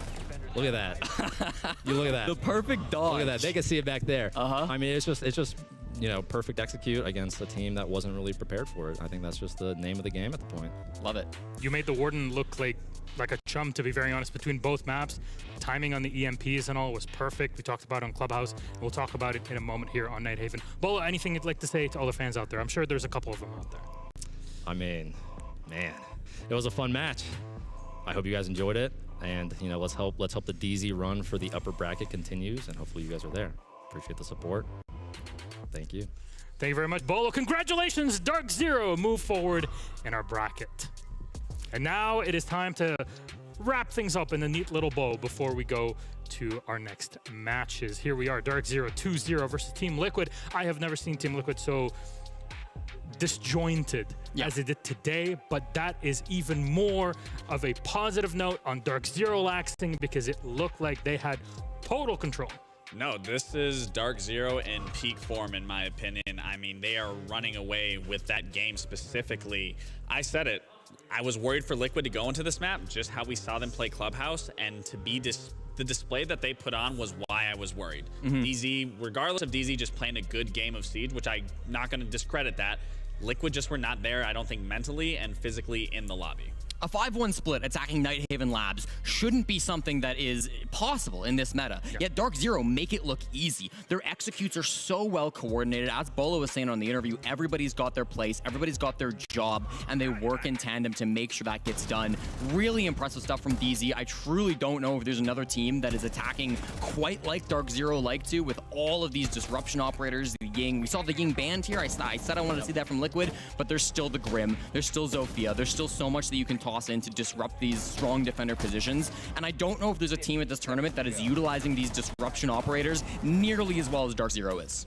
Yeah, and one thing that I was looking at, because I really like to listen in on comms as much as I can, and I think, especially on map 1, Dark Zero looked so calm, but in like a happy way. So they're actually giving the proper intel between one another, giving the good calls, but you didn't see that they were struggling to say what they needed to, and that is incredible from this. No, when you can play and form like that and be short, concise, and fluid throughout your entire round, you're setting yourself up for success nonetheless. You don't need to be getting overhyped. You don't need to be getting overzealous. Just as long as everyone is on the same page, just like you were saying, Bolo said up here. If everyone can just be in unison and understand what needs to be done, and sure, if there's a hiccup that happens, as long as everyone's just aware of that and can capitalize off of that and make it still work, that's the basic fundamentals of Siege. So let's talk about our intel play of the game. Resets from Team Liquid will get that trophy.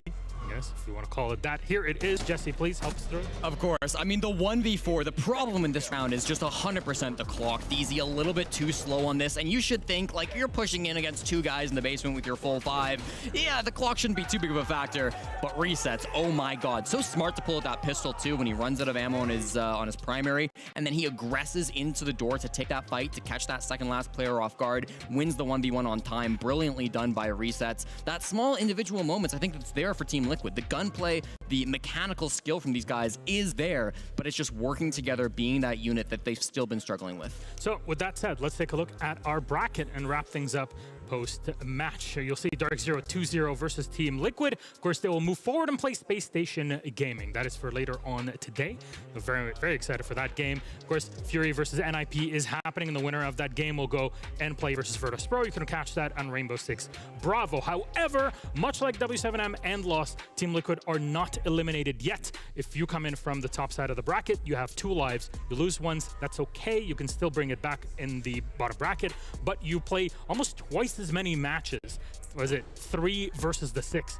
Quite a bit more to Which can be a good thing. That's not always bad that you get more matches underneath your belt. Sure, your back is against the wall. You can't afford to lose. But a lot of teams, and even for myself in experience, I love pressure. I love being, you know, I just in the moment of like, I can't lose. I got to be perfect. I got to be on top of it. So it's not always a bad thing. You know all about maintaining tension, Laxton, right? A little bit. A little bit. Okay. I've never actually. You don't need to show off, Jesse. Never flex on it. All right, Jesse. Let's see you go as well. Anyways, I think I need to rest up my chest after this too. So for that, we're gonna cool it down with our halftime show. See you in a moment.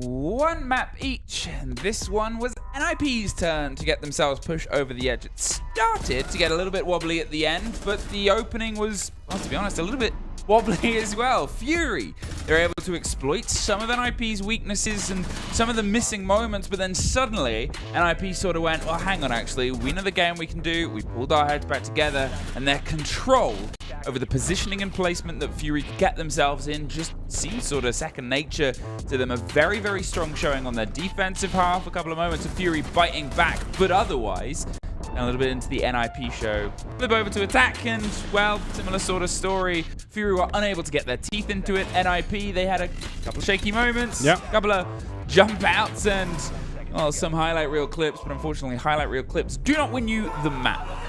No, they don't. But, you know, when we were just in the green room, just for a quick moment to grab some new water and, have a little bit of a chat, I was talking to Carter, and he said that Grid J and BG Men are going to be flipping this game around right now and making it so Fury is going to win it. That's what Carter said. Is that exactly how he said it? He said they were going to make Faith or something or change Faith or something. They were going to what? Yeah, I don't know. But when I asked, what? And he's like, no, they're doing really well. So okay. I assume that's what we're coming down. I was going to say, I don't know if this is you mishearing what they said. Maybe. Or also them saying weird things. Muzi, he was the sort of man of the previous map as well. He always has that habit across this tournament, across other tournaments, of showing up when the team needs him most. He's very, very exceptional game sense and the gun skill to back it up. Yep. An accidental friendly fire incident did stop him at one point. Yeah. However, still, he was really the tour de force there. Wizard stepped up too, and although Crit J had the moments, you compare the sort of split last time, especially Lycolis, who was just shut down pretty much every single round. Yeah, for sure. Lycolis didn't really have the opportunity to get into the map, and so it's a bit of an unfortunate series of events when you're playing in what for Fury is like one of the most important best of threes in their career. Going up to previous hammer holders. If they win this, they go on to, the upper bracket, manage to continue their journey. Whereas many would have expected them to drop out in groups. It's deeper than that as well. It goes further than that because you're looking at also the region as a whole, not just SE8, but you take the sort of step further. 2023, SI at this point, there wasn't any APAC teams at all. 2022, you had Elevate, but they lost the first upper bracket round 1 match. 2021, Cloud9 from Korea, they lost in the lower bracket first match. The last team to have success in the upper bracket from the sort of Asia-Pacific region, back when it was 4 major regions, was Fnatic. Yeah. And it was an upper bracket win, and then it turned into a loss. But still, if they can win this map, they'll start to rewrite some history. I mean, that's it, right? Like, if you go back to, like, the success from the previous known APAC region in SI, you're really going back to, like, the old Norarengo, Fnatic kind of days. And ever since, those teams ceased to exist, the question has been, who's the next Norarengo or Fnatic to step up for the region? Of course, for a while, we had Deepos who did really well, but then kind of dropped off. We had Sandbox back then, now FairX consistently attending events, but never really quite making it as far. But now, of course, we've had Bleed with a very impressive run previous, like a previous major, and now both of them are in the upper bracket. You want to see success stories from a region that is unfortunately always been a bit disconnected from that, both geographically and being able to sort of get themselves scrims, as they always say. The scrim culture is tougher because you can't have these high-tier games coming to these tournaments. They learn a lot more based on the fact that, unfortunately, they don't have the access via ping, via timings, via whatever. But also, since the region has changed, since we've gone into the new format where instead of it being sort of big single flag waving APAC, it became, North versus South. Then it's now become SEA, Japan, Korea, Australia, OCE. You have all of these different identities of Siege starting to come through, and it makes almost the pressure of sort of putting the distance in stronger, but also weaker, because now you get to be like okay, we are the first SEA team to get this far. We are the first to start putting this distance in. Yeah. Similar conversations, though, for NIP. Obviously, you go, well, last year they weren't there. 2022, APAC wasn't there either. 2022, they lost the upper bracket round 1, lost the upper bracket round 2, as Elevate did back in 2022, though they won one of their lower brackets. 2021, though, it was the flawless upper bracket run, all the way to the finals and the hammer lift itself. So I was so conflicted about that win because it's like we had NIP going up against Liquid, and it's like I want both to win. Yeah, like 10 people get the hammer. Yeah, that's it. Can we just have 2 hammers at this point? It would have made it a less exciting final. Yeah, it would. I mean, one gets the bigger hammer. Yeah. The other one gets like the mini scale, like the 30 centimeter one that you could buy at some point. Yeah. But yeah, it's just kind of been like a bit of a curse that we've had on some of the SI winners where they just weren't able to really perform, and now they're back, still struggling, just hoping that they're able to find their groove again and maybe make a deep run.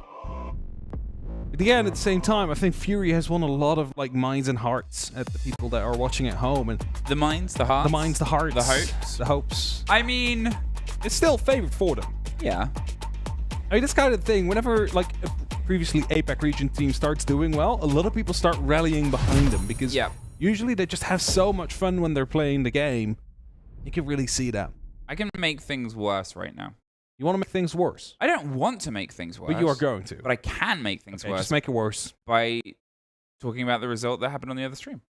Oh, yes. By talking about the fact that Liquid, spoiler alerts if you don't want to know, lost 2-0 against Dark Zero. So I'm told Dark Zero played it very, very well, very, very strong. That is now 0-2 of Brazilian teams versus non-Brazilian teams for series so far. No pressure, NIP can't hear me. They're not going to feel any more. I'm not sure if they know the result of what happened on the other team. But at the home region, there seems to be this huge, like, you know, terror that's sort of hitting them as you are. You sort of feel extra pressure. And at the minute, NIP, they might be the first team to break that deadlock. Or they might be the third team in the Brazilian versus other region matchups. Because obviously there was Brazilian versus Brazilian earlier. Yeah, FaZe Los. FaZe Los. To get through that, which is sort of this moment of we're like, uh-oh.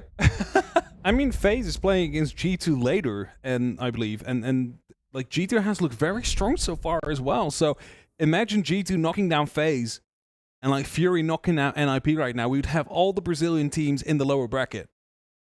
And then we've only... Yeah, that's a big if that would be happening. Now, it's not all doom and gloom. People have done lower bracket runs. G2 last year, who went down in first round as well. Yep. To Wolves. W7M. Happens. See where we're going? And that's been the story, right? W7M won basically flawlessly to both majors. People expected them to just... This has been a record-breaking... It's a record-breaking year. It's a record-breaking record. Tournament. Record-breaking record. Thanks. Sorry, Dick. Nicholas.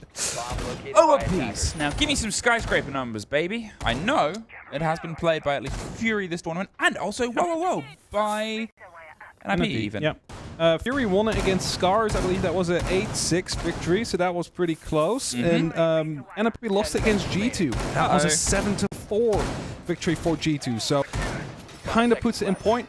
Now, who's the better opponent between the two? That's always what you're going at as well. I mean, G2 still in low bracket, Scars has gone home, so that does say something about the potential performance from these teams. It does.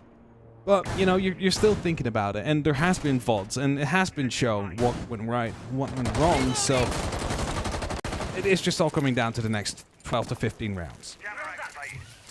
Fury, for the third time, as we commented on at the very beginning, will start on attack. A bit of a weird statistic, whether I'm not entirely sure what the coin flip was on this map. Maybe if they'd won it, they'd opted for defense. We'll see if they can try and hit the first strike, because the other fun statistic is they've won both opening attacks over the past 2 maps. This is the first time they've actually not led in with an Ossa play. And they just don't have one for this map yet. There's opportunities. Whoa! I was almost... Careful. You don't want to take a defeat off your map right there. I9 taking care of an Fnet, I believe. Not quite sure if it has been taken out. Just quickly scrolling through some of the drones. Might be some information is useful to Dark, who's finding himself around the barbecue area. Probably going to be heading up to backstairs. And is going to start moving through. Now, of course, we are playing on the office exhibition side. We're on the wrong side of the map right now in terms of objective play, but if you manage to clear out all the players out here, you don't have to worry about them coming back towards the objective when you go for that plan. I mean, we said it many, many times. The default take for most teams on this approach is sort of like old school Villa. You lock down the other sort of top floor section and move your way across both swings like Colas. You can see your rope.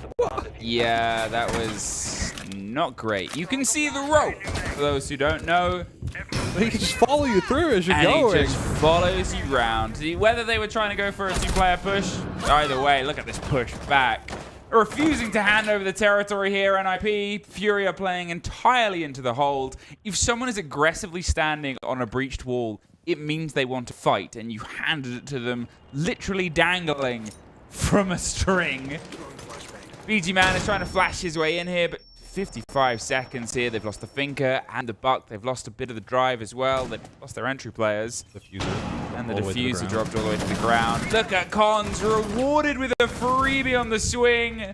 Wizard with another. A flawless opening for NIP. You know how Fury would like to start off the game? No. I imagine. NIP is definitely going to be finding themselves with some good confidence out of this. And again, you mentioned it, like, you know, they're standing in that opening for a reason. They want to fight. They want to get an opening. The thing is, Skyscraper, and we talked about this on Consulate, is such a rappel-heavy map.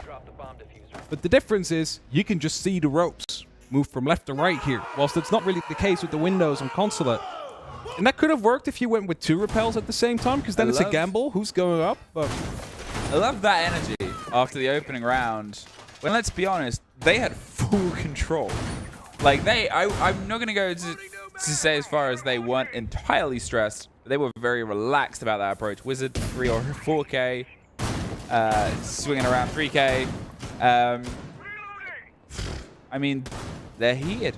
They know that pressure game. I cannot imagine, right? You're looking at the first chance to win the biggest big on your home territory, on your home turf, with a very Brazil-dominant year in Rainbow Six.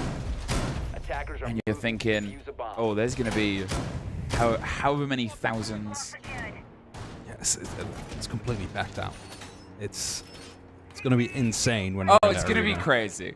And we know that the Brazilian teams, whichever one will play, they are going to be. But they know that as well. And cheered on. Yeah, of course they know that as well. They know how much pressure there is. So right, Blaz, ready and willing and waiting for a fight here on towards the karaoke window. Peaceful Tree. I think that's about to turn into slightly less peaceful. Never seen that as a location. No, I have not seen Peaceful Tree before, but I quite like that exists. I'm going to call that Peaceful Tree window from now on. Peaceful Tree window. It's such a I love how I said Peaceful Tree. It's not just a tree. It's not just a tree. Impacts will stop the Selmas from opening up the wall onto Exhibition. Of course, we are in karaoke again, opposite side. But you mentioned it, you kind of want to have that horizontal pressure, and just doing that from the windows or the balconies, not really going to be ideal. So you try and force as much pressure as you can on the opposite side of the map. However, you see slight rotation being called in from the side of Fury. Not going to be sticking with that. More so going to pressure the backstairs, I believe, as Gemini Replicator is going to be checking if there's any utility whatsoever out there. We might see some of the utility being tossed towards those backstairs soon. Great day. Getting themselves at the bottom of backstairs. Cons is ready and willing with everything to stop it. There's 2 players, and in fact, the blind's over the top. He might not know that there's entire focus, but the Clash is here for some support. Perfect take. Cons swings onto 1, gets half, but not quite the full bite. The Clash, they're just going to slow this push and wait for some support. It's just prepped up there on the top, but with only 1 person being zapped. Look at this. An Execution Squad is trying to flood its way around. There's 1 and 2. Butchered. They burn those players out of that position, and BG Man could only watch what was probably a bit of a traumatizing moment there for Fury. Caught in a shoebox and riddled with bullets. BG Man, 50 seconds, and Lycolis instantly just locked in. 2 notes about repels I think we'll learn. 1, you can see them. 2, when they swing in, you can hear them. Yeah, you can hear them, and it's very difficult to actually take that fight whilst you're swinging in. Like, the defender, of course, they have like a couple of pixels they only need to hold off. You need to hold the entire room you're about to be swinging into. Solid round from NIP. Of course, just losing out on the player that was on the backstairs, but Clash coming in instantly afterwards, and just 3 players being stuck on the backstairs there, shut down instantly afterwards. So, you know, 1v4 situation. Assume he might get 1 kill, maybe 2, as he gets 1 vertically. Doesn't know about the player on the window, though. Muzi shuts him down, drops a diffuser, and with that ends the round. 2-0 NIP. Very strong start here across those 2 rounds. I love the reactivity there from NIP. Obviously, playing on the back of the Clash, they lose the Warden. He's been able to get 1 on the exchange, and then they sort of go, like, 3 other players showed up. Suddenly, they have pretty much the entire team to get revenge there. The players were being shot from the verticality as well, so they couldn't escape the bottom of the staircase. There was the first take, and then this. I mean, he's unlucky not to get more out of the players, but look, the pressure comes from above them. They were truly stuck in that situation. I think that's such a perfect sort of response there from the players, from the team. And now, as they go a little bit further, as they try and find themselves moving into these sort of extra locations, you wonder at what point Fury will they get a bit worried, because attacking on Skyscraper, it isn't as easy, but it's what they do very well. They have been very well, you know, and very good at attacking here and there.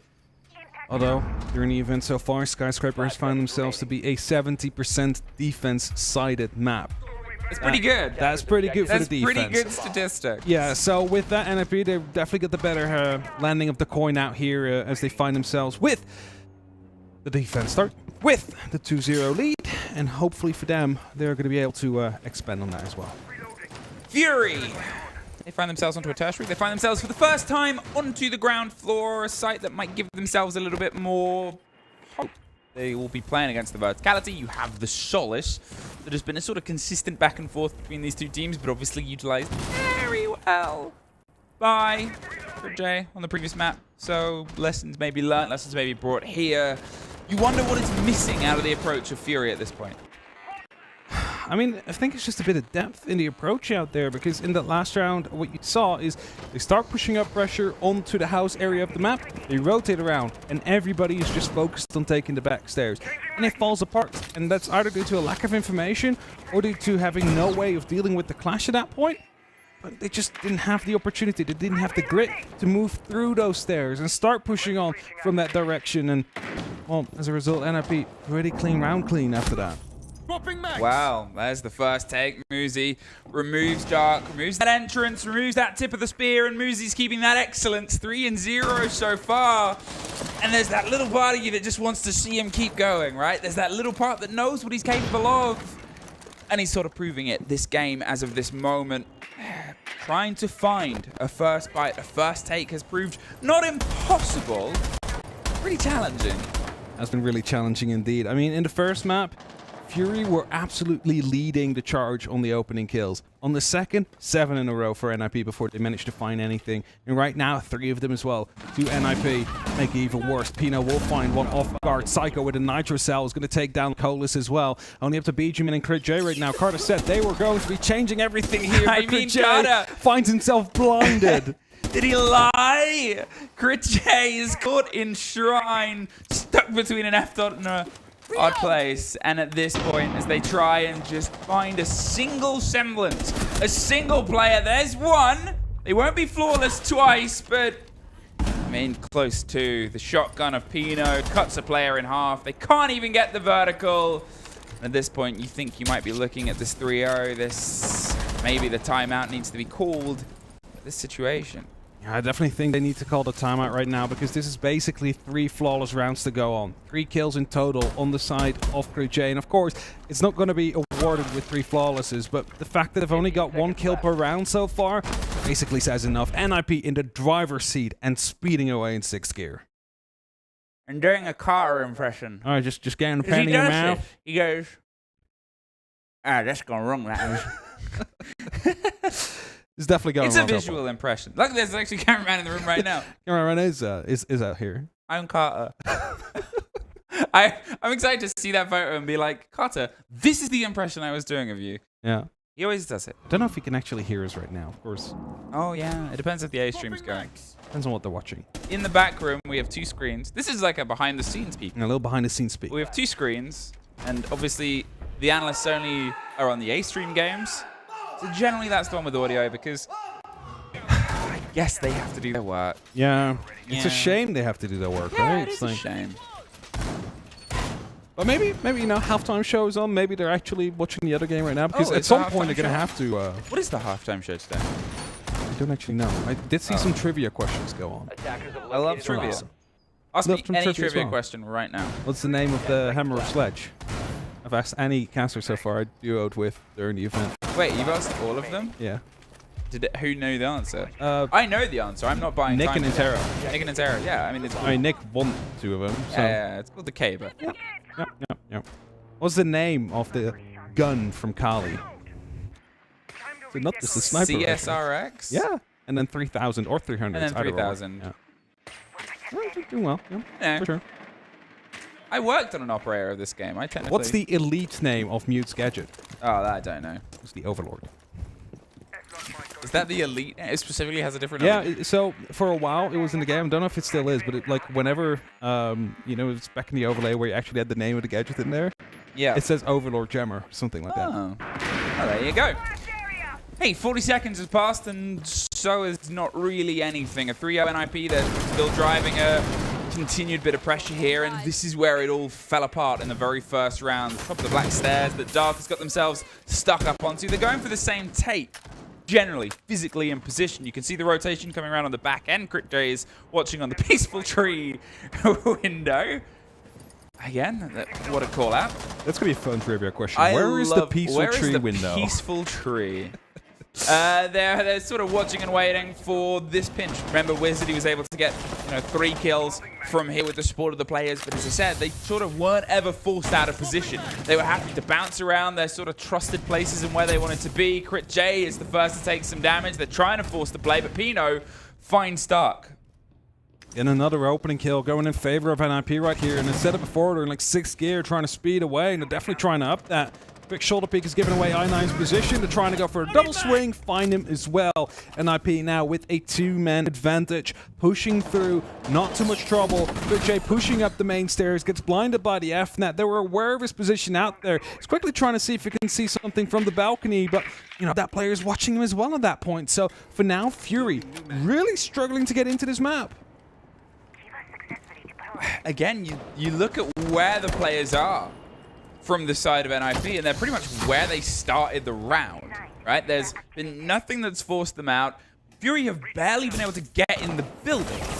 That is how much this lockdown has gone against them. Like, Kolish finds 1, but he's stuck, continually concerned about a jump out that happens behind him, because if there's going to happen at any time, it's when you're in the 4 versus 2. They're going for the cover on the drum wall that is open there, so they can try and go for a bit of a clean sweep. They wanted the longer range, but, I mean, it's just perfectly played by NIP. And Fury, from where we started today, and this series played so well against NIP's holding expectations, they seem a little bit clueless as to how to approach and break the Brazilians. I definitely agree, because in the first map, they looked flawless, almost making no mistakes whatsoever. And of course, on gun skill alone, NIP managed to win a couple of those rounds and managed to come back in some of those rounds.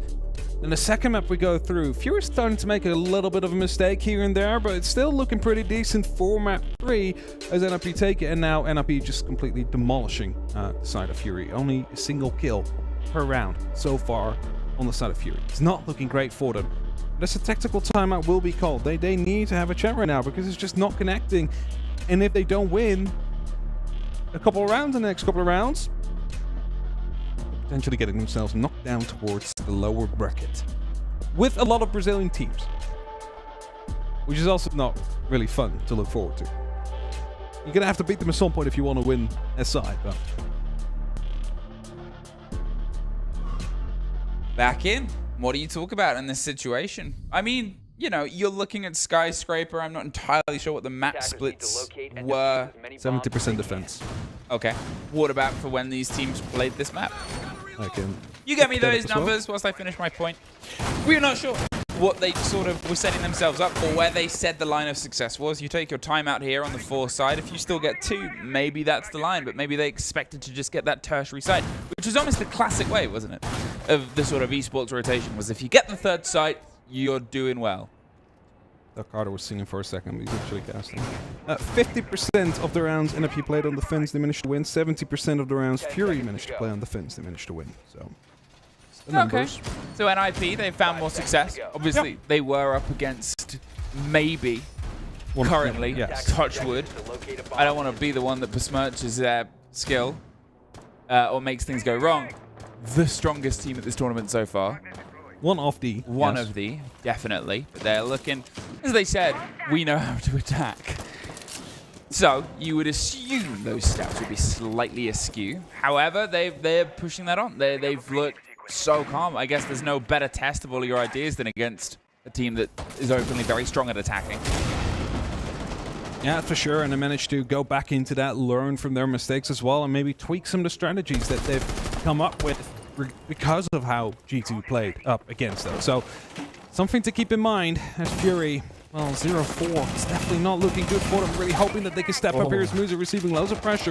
Still alive, though. Manages to rotate out without too much issue as well, as he's just falling into a bit more of a passive angle. Watching. Smoke, though, near the Samurai double door. Might indicate a jump in to come in soon, but it seems like nothing's following up from it. On the side of Fury, some drones, yes. Oh, there is actually the jump in at the moment that the Goop Mine gets tossed in, so Musi basically stalled that off just in time. I mean, he's waiting for the audio, spraying through it, and you say he hasn't died yet. That's sort of a full stop for the whole map. Cons, he's making sure no one swings up the stairs. Lycolis goes deep, and there's Dark getting the first, but there's the trade back on, and it's a bit back and forth. Pino and Cons with Critche making sure that it becomes the 3 versus 3. They've wrested some control. Hey, sound the alarms. Fury are inside the building for probably the first time, but Pino pulls off one. The keeper barricade for support. NIP, so fluid. That sort of watch and lockdown. Remember where the site is. This is the first step of the take and the plan, and NIP have refused to let it grow. Actually know where Pino is, and we'll find a kill in the end as well. A drone was pinging him for I9 to get that kill in the end. However, a minute left on the clock. Still plenty of work that needs to be done, and as the Roteros start moving through, they'll be forcing the Kiba, or Kiba, Azami to start working back. Well, Wizard is no longer holding any Kiba, so the previous Kiba holder. All right, the previous Kiba holder has left the room. That is a factually correct statement brought to you by Hap. PG Man, the man who moves the Kiba carrier, hasn't really been able to get into the kill game of this map so far. Neither has I9. They are two names who did pop off pretty massive previously, and here's the perfect time for it. 30 seconds. Now they have pings. Not entirely sure what the reveal is on the players, but all cut in half. Cons gets I9. They know exactly where they are. Please don't tell me that's a default that's up. And what else can it be? I mean, it might be the bulletproof. They're on the bulletproof camera, so it must be that one that's giving away the callouts right now as BG Man rotating around. 8 seconds left, and there it is indeed. He needs to pick up the diffuser or go for 2 kills. It's just going to be another NIP round, unless somehow he will find Wizard in the dying seconds. If he would have started shooting there a bit earlier, he could have had the opportunity to close that out. I mean, they had him on the bulletproof, and they saw exactly where he was, and they went, "Let's double peek him." That's a little bit. That's a little bit overconfident. It's a little bit risky in the situation. Risky. You're 4-0 up. Fair enough. That's probably where you can make those mistakes. But NIP, let's tone it down. You assume that's the 5-0. 5-0 here. NIP. They look pretty set up to be, as I said, the first Brazilians to win their game. Against another region? Well, yeah, against another region. Obviously, there was one. Great bit of intel there. Fury, it's the best they've looked on attack, but it's also the first time they've really gotten into the building, and it's on this round. So, they doubled their kills in a single round. That sort of paints how rough it's been. Yeah. They haven't been able to get themselves properly in. They haven't been in a position to have confident trades. They've generally been picked off one at a time as well, whereas you look at the coordination, the keeper barricade covering the rotate onto that sort of swing on the double window, the support on the house stairs on the top of VIP against the player when they lose the first to bring back the second too. Just been so well played from NIP here. Monty being brought up by Lycolis. And the thing about Monty is, it works in a lot of strategy. Grimrook is a really good shepherd, forcing defenders out of their position. What it sometimes is that it's a bit of a crutch, as in we cannot really clear it out with our guns and utility, so we're bringing this big shield who's just going to be forcing them out of the room instead, because otherwise they're going to be shut down. And whilst that might work, that's not something that you can continually try and do, because teams are going to be catching on to that and going to start bring things to counter that. Of course, now this is the last round of playing on the attack, so there's no direct counter coming in from NIP, but if this would be to go to overtime, they should be ready for it. Bit of silence, bit of caution as they're trying to just utilize frag grenades for their new intended purpose of not killing people and only removing utility. Ooh, Wizard removes BG Man though, and that's a lot of utility off the board. The hard breach is gone. Everything they'll have will be a drive-through. It's not the most important thing, but I guess I don't know how intently it was going to be for this play on this site. The impact hit the player, but Doesn't want to step in. Look how many tricks and traps there are. Psycho. What? I think that was behind and past the shield itself. Dark. Oh no. Caught, and Lycolis can only sort of wiggle and wait. We hear another repel, but is this just a second body to be fed to the death machine driven by NIP? They're trying to find this awkward engagement. They're trying to move in. They have to reveal their back to somebody, drop shield and go for the pistol play. I9 cannot find a clear entrance, and they're just executed. Blind. A little bit deaf, a little bit eyes covered here. Fury on the wrong end of a flawless half. I just want to give some credit to Psycho for that shot there. Underneath the keeper barrier, which was a pixel, underneath the bottom of the shield into the head of an opponent. Was they would have prone behind it? Must have been at that point, because there's no way that that shot can elevate that much from that angle. But that was like some precision shot going through right there. 6-0 NIP. Fury, what do you have left in the tank? I mean, you have to sort of use that round to show how horrible these operators are to go against. You're thinking of Monty, right? There is, if you were to list all the attackers, the one that should have the best confidence at entering and approaching a firefight. Yeah, it should be a Monty. Should be a Monty. The goo mines, you know, those were pinged out. It's actually destroyed by an impact. So he got a little bit of a bonus there. But then he steps in and he can't see anything because of the F-dot mines. He can't get rid of that because of how it's stoked. Because to get rid of it, you have to, you know, unless you've got the utility to bounce around the corner or steal it, you've got to turn around and shoot it out.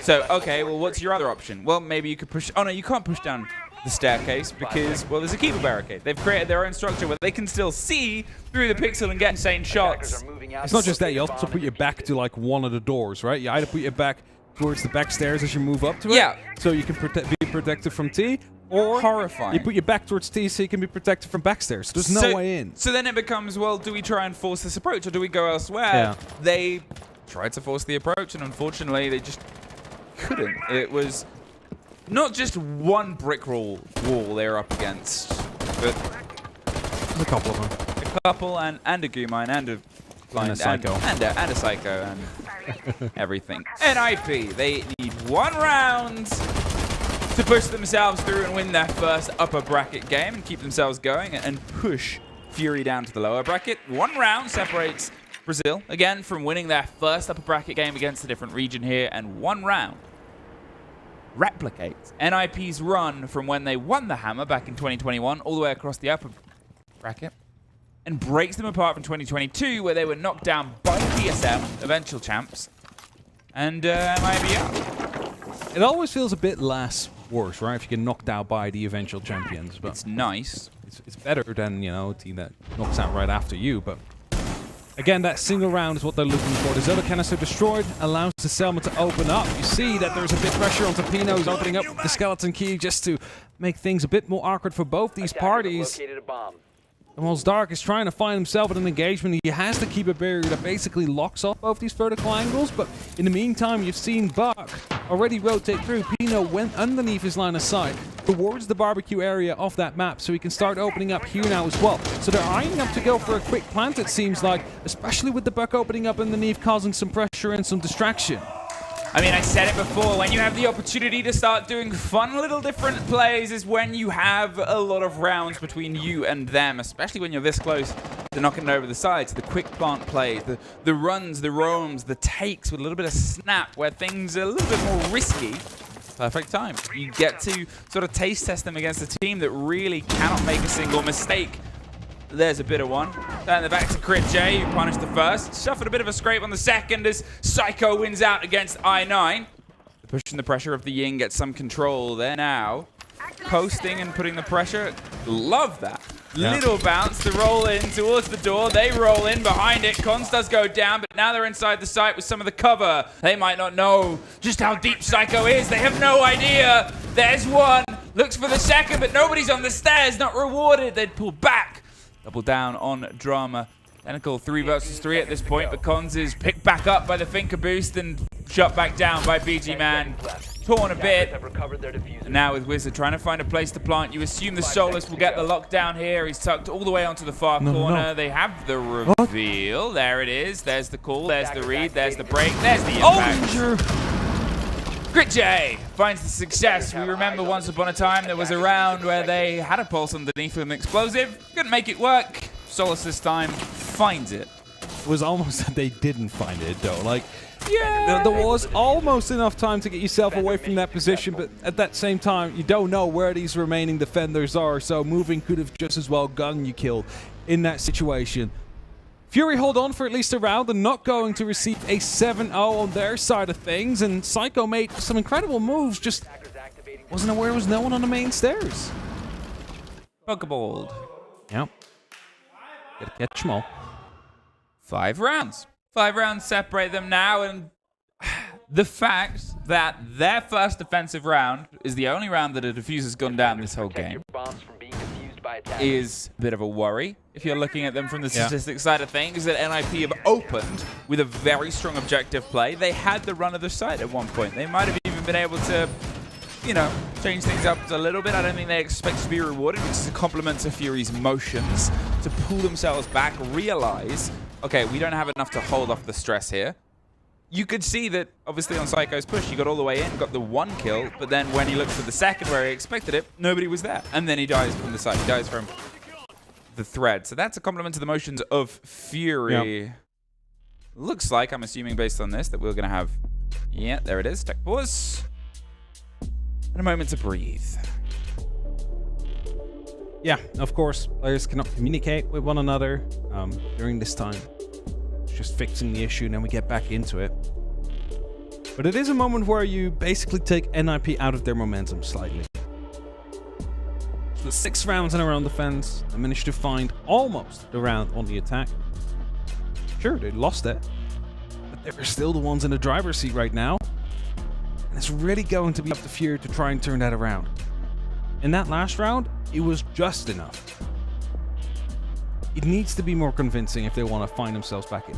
Sure, you can have 6 rounds that go like this, very scrappy, back to 1v1s, 2v2s. You can bring it back like that, but that's too risky. That's just going to be like keeping you so hyper-focused during the entire time that just a small slip-up could mean the end of that game. Do you know what I've noticed? What do you notice? The music on B is different to the music on A. Oh, is it? I think so. The music on B is very like this, like... Yeah, it's like very like... You can imagine Ryan Gosling Drive. Is this okay, the this one not. lo-fi playlist? This one might be. This might be the lo-fi. Yeah.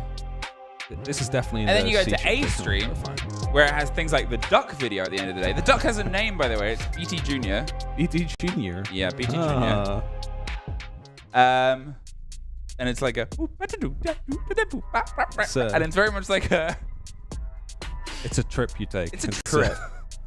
It's like, imagine going from like one club to another, and one of them's like samba and upbeat, and then the other one is like that club that imagine Batman that, like, enters. for the people that for the first time come in, it's like they've always heard about like the incredible 6 Invitational theme, and they start listening. It's like the Duck song comes on. I like it, by the way, but people are gonna be like, "What the hell's going on here?"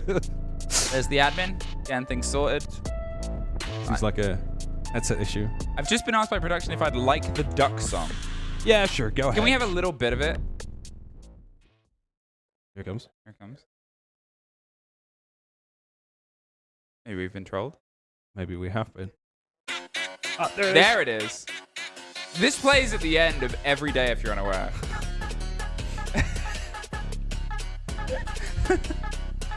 You do feel like...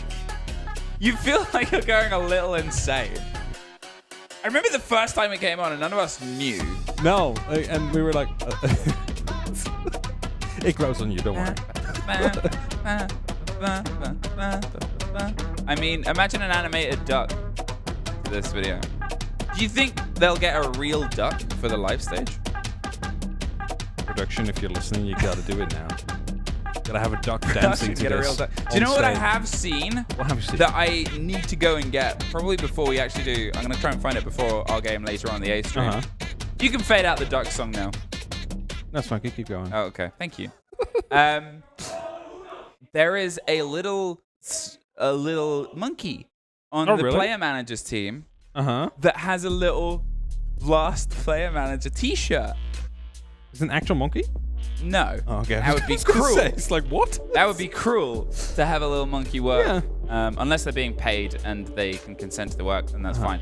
No, there is a little stuffed toy monkey, but it has a little version of the T-shirt that they're all wearing. Very nice. And I saw it at breakfast. And I said, I need to get them on the stream. They have a name as well. Really? I don't remember the name, and I don't want to accidentally call them what the team wrong do name. they manage?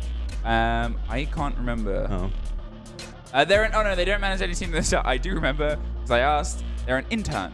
Oh. They're learning how to be a player manager. Good to know. Good to know. Again, I sound crazy right now, but crazy is as crazy does. Crazy goes back into Skyscraper. We are back 6-1. If you missed it, NIP, they are 1 round away from securing their fight in the upper bracket. Hey, Hap. Yes. Who would they go against? Oh, let me just quickly check. Not the game we're casting, that I know. It's not. There's a little bit of a jumbling round. We're all sort of picking up each other's follow-throughs on stories. Just quickly refresh as we are... If I do the duck song. VP. VP would go up against NIP. Attackers Should be fun. need to locate And then, and defuse obviously, bombs. the loser of this goes to Bliss. goes against Bliss. So, Fury versus Which we do Bliss. tomorrow. Which we do. We do get the follow-on this time. Yeah. Fury have a lot of work to do if they want to try and get themselves back into this. If you somehow missed most of this game, they have been pretty disconnected from it. They've really struggled to play against just the team play that NIP has brought and delivered. It's going to take a couple of outstanding moments, but with how things have gone on this map, you do wonder if they just sort of reach the stress and the stretch of the second, because they were, what, 1 round away from overtime, almost pulled it back, a couple of near misses as well throughout that game. It probably should have been at least overtime based on one of the rounds that went away from them. Yeah. However, coulda, woulda, shoulda, didn't. NIP. They just need to cement one plant here. They played a very quick game last round. This time with the Monty, with the sort of classic breaches, the pull away with the IQ. I think they're just going to sort of heads down, focus on that objective, and push this game into its sort of natural end right now. Yeah, I mean, that's it. If they manage to get that plan down and still have quite some numbers advantage, the first Nitro Cell gets tossed out the window. A slight amount of damage done to Psycho, nothing really to worry about. Impact coming in from underneath, and sure, there's going to be a Tubarao on it right now. Well, Cons might actually still be able to find a way around it. Oh, no, there's the bandit wire to come up. He sees it be electrified any moment now. He's asking for another impact to come through. As he's firing it, it's going to be a Nitro Cell that flies out, so keep that in mind. But there's still going to be the Tubarao on the board, so they can do this. They can repeat this for as long as they want, really, until there's no impact stuff, which is after the next shot. Well, I've rotated off, so Cons is not actually going to be opening up. I think they've decided that Tubarao is going to be too much of a nuisance, so we'll go for a different approach. It's fair enough, really, because you think if they're going to dedicate so much utility there, you've still got a lot of other work to get done. Pino, caught between a pretty dangerous approach here. There's obviously the player that can shoot through the soft. You can see the bullet markings mean that they've already done that. Like Colas is tempted to go for the swing, but at this point, you kind of want Fury to sit back a little. You know, it's a dangerous exchange. Or ones have generally been going away from you. Pino's on the back end. Crit J wants to follow through. They've otherwise rotated on and towards the window. There it is. Good read. J just knew where Pino wanted to go. Very, very well played there. So please play that on contact and don't just go for the single swings onto Pino. But the Psycho now dropped as well by I9. Right behind him. You saw Montaigne walk, Pons walk, and he's like turning around. He's like, where did you just die from? It's like that. There was no one here. We just checked that. From a long angle on the actual side. And as Grid J finds himself injured right now, not quite sure where that came from. It's an effective 4v3 situation in favor of Fury. We mentioned it. They need to be more confident and more convincing on their defensive round wins if they want to find themselves with an opportunity to come back into this game and push this overtime. If this is coming back to 1v2s the entire time, at some point it is going to be falling NIP's way. I'm not entirely sure how Crit J went down or if NIP are aware, because that's the trade-off here. If they're concerned, good cover on the breach, if they're concerned that there's a Solace underneath, they'll probably approach this in a very slightly different way. Crit J is staying down. They haven't gone for the pick back up. The rotate comes around. The breach finally goes off on the opposite end. Slipped right into the front of I9. He's trying to find the fight, but it's a team kill. Muzi does get the end of one, and Wizard somehow gets it as well. However, alone, trying to find his way from the side of the site. No dice. 6-2. Fury did enough to slow down NIP's approach. Right after the technical as well that we had. So, you know, NIP slightly out of focus at this point, slightly out of the momentum that they were building up. Fury now with a good response just in time as they find themselves with a pretty convincing round. They've managed to catch 2 players off guard who weren't aware of the locations of those, of the fact that they were being chased, first of all.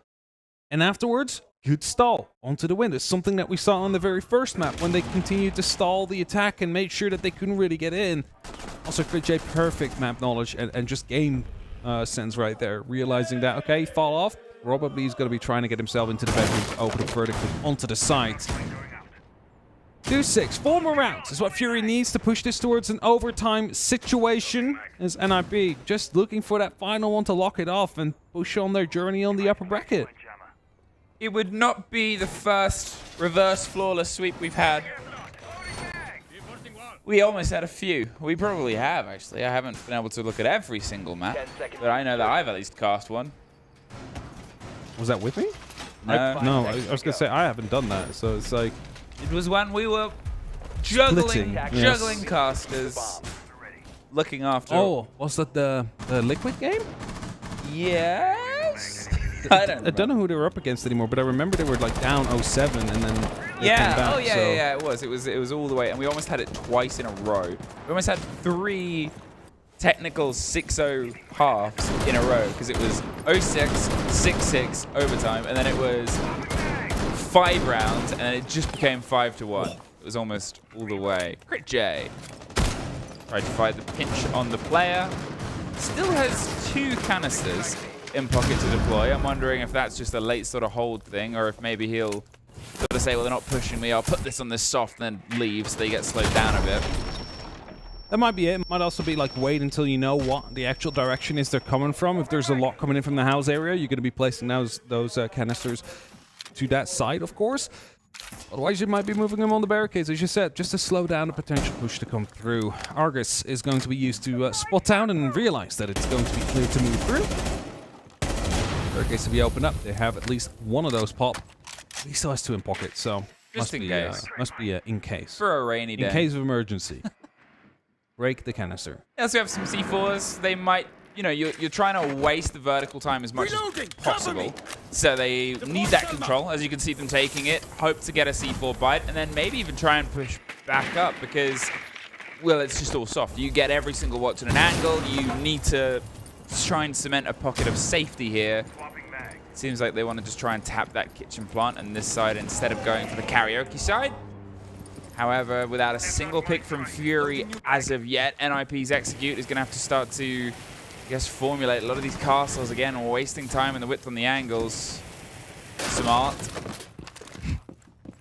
Just, you know, running down the hit points there with the thing. You know, you got to keep moving because otherwise you're just losing the fire there. So draw a little bit Easy. on the. Oh, there's someone on the main stairs that could be watching him dark. Not currently, but makes any noise. It should be, as Peanut does go into DBNO state first. Not technically an opening kill. That will go to NIP though.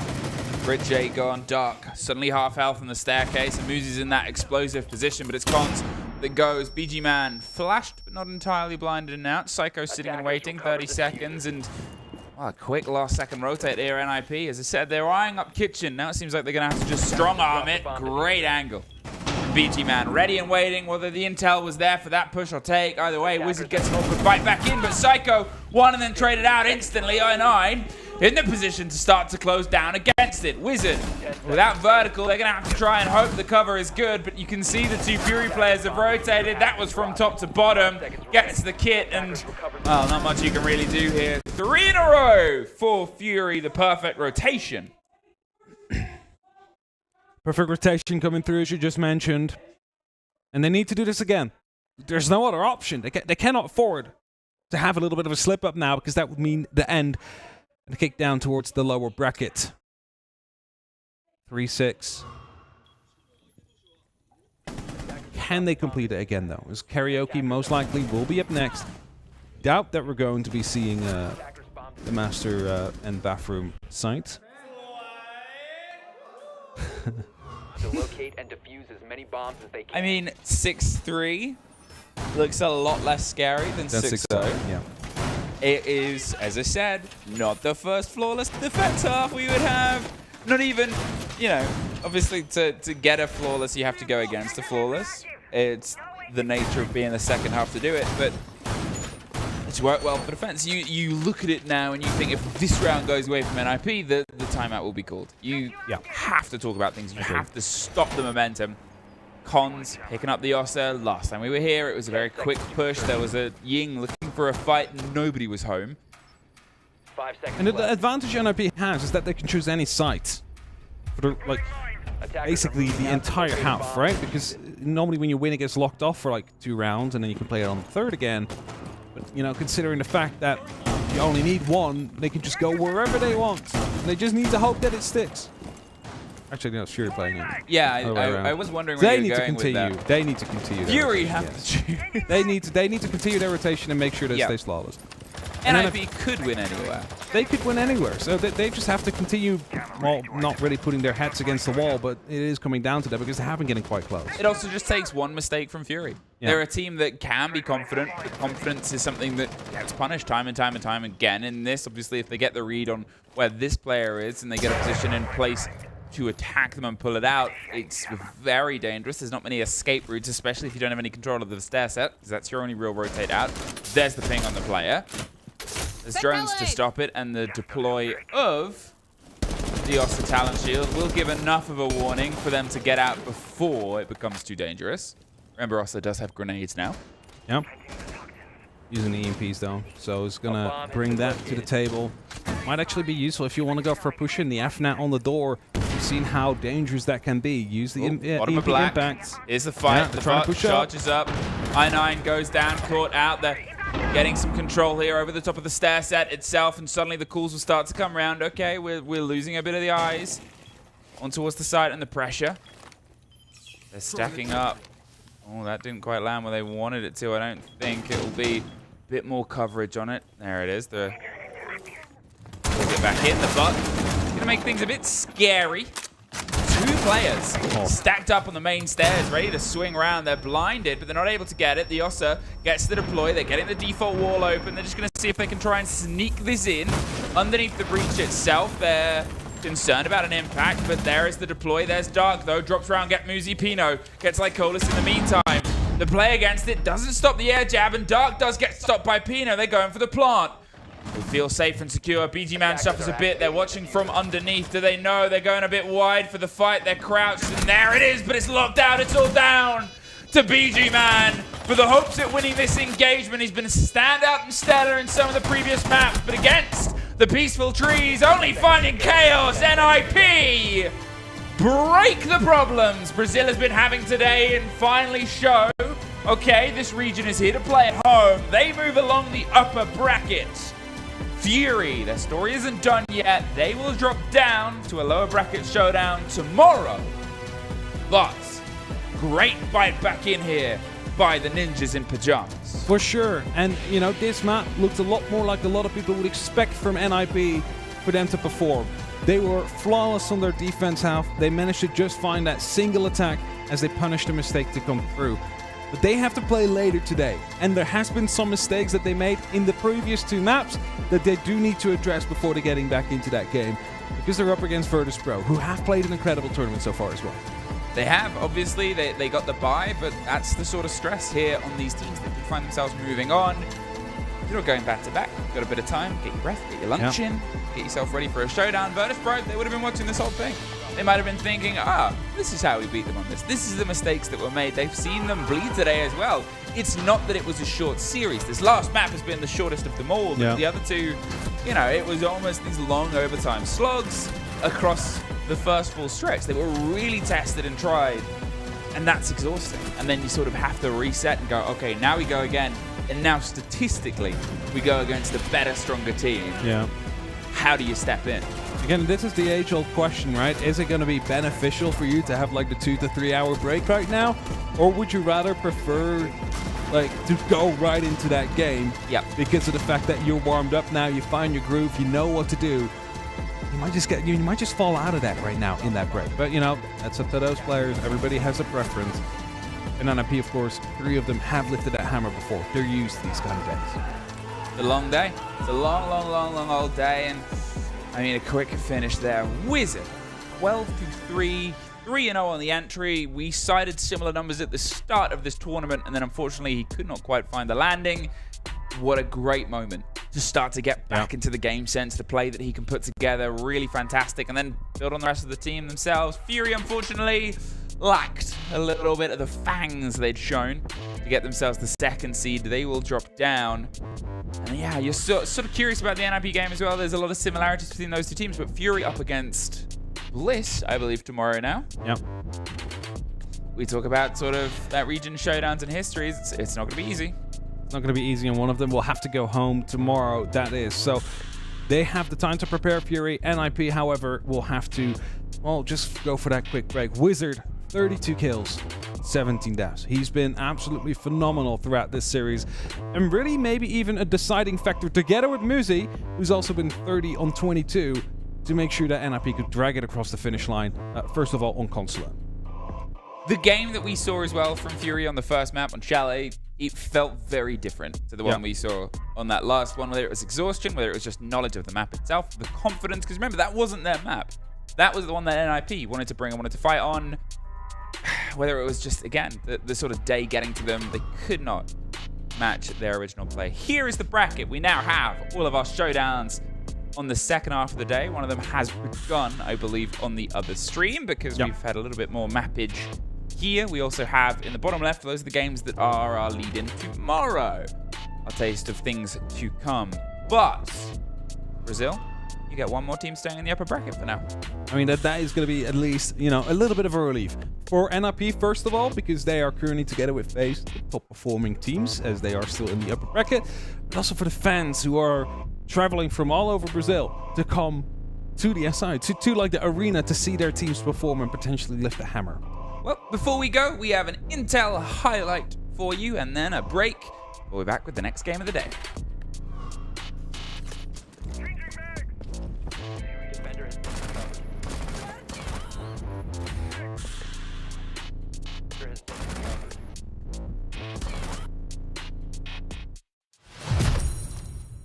For Alamau with that secondary Bailiff and Benja with the secondary Super Shorty, but it's not going to happen as fast as it would with that Skeleton Key. So now, very minimal time remaining for them to try and solve this puzzle.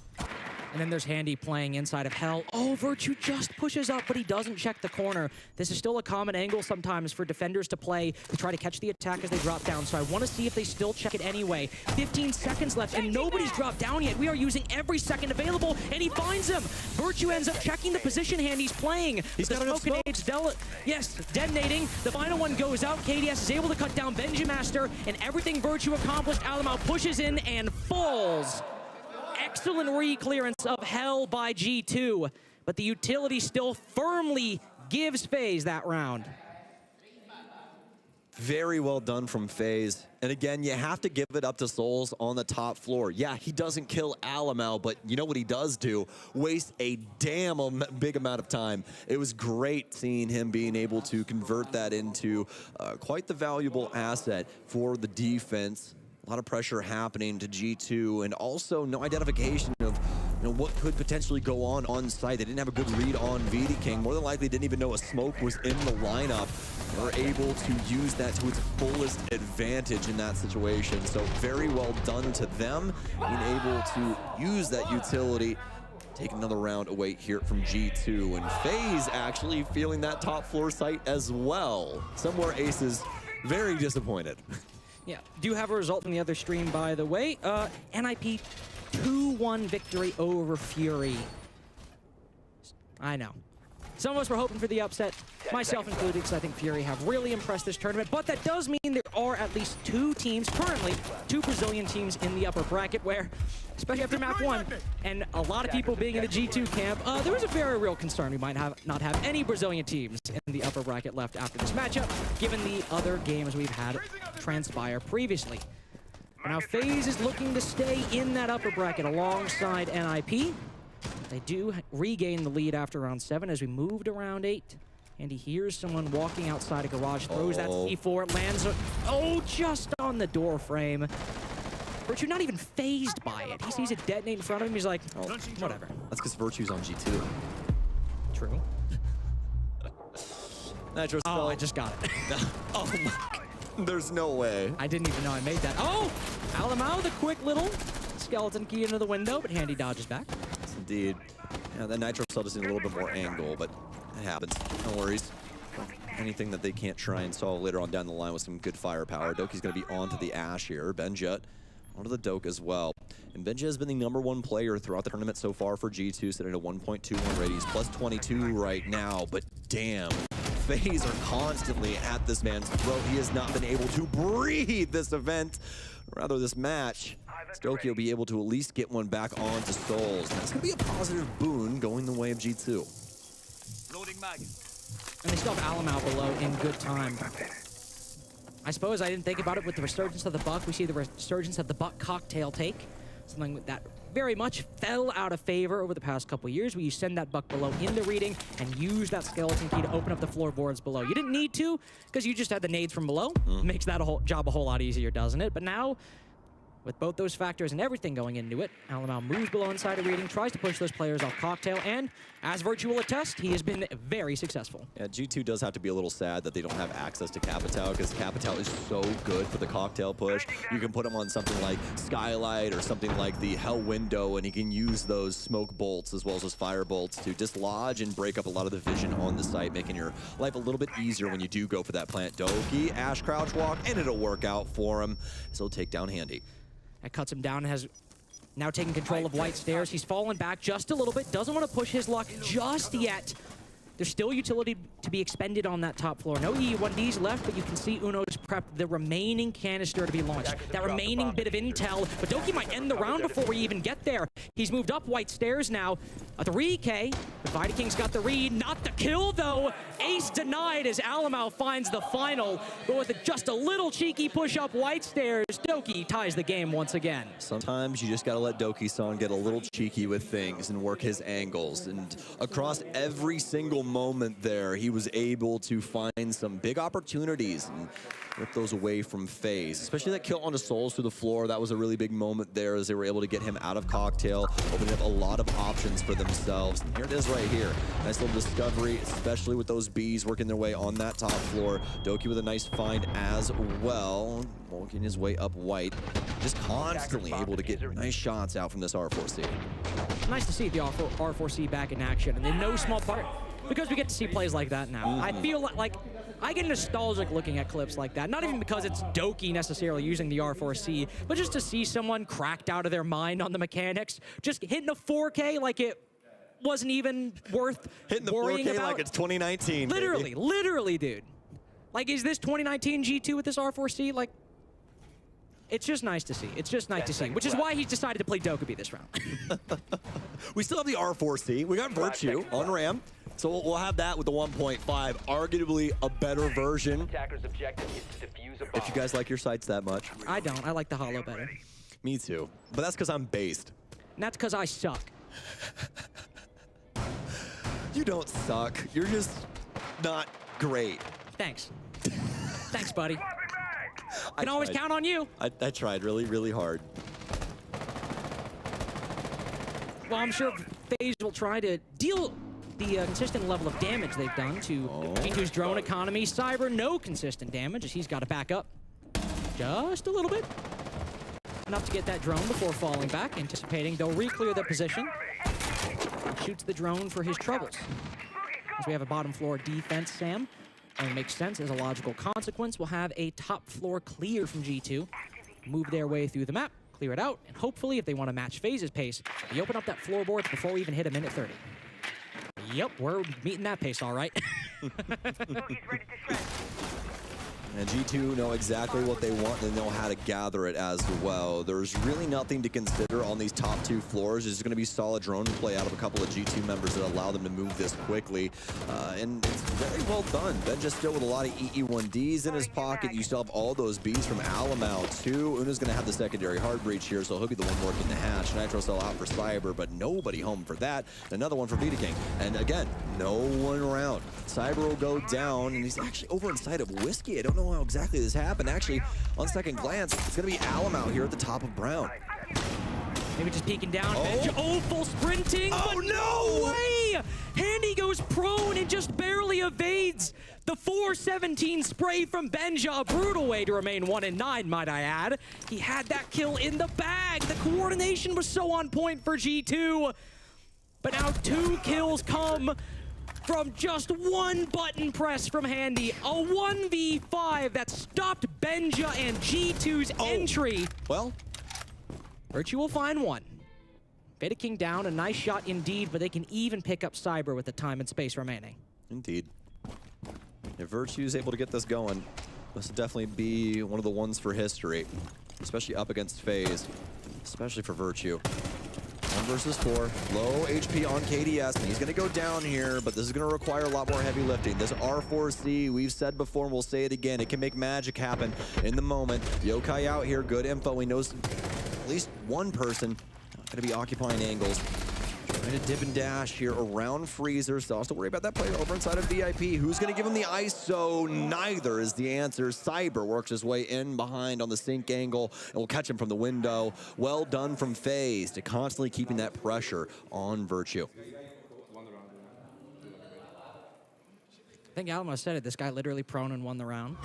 I'm not sure that's what he said, but I mean, let's run this back. Of course, he's sprinting. He's got to come up off it a little bit, but still blinded. He gets that kill, man.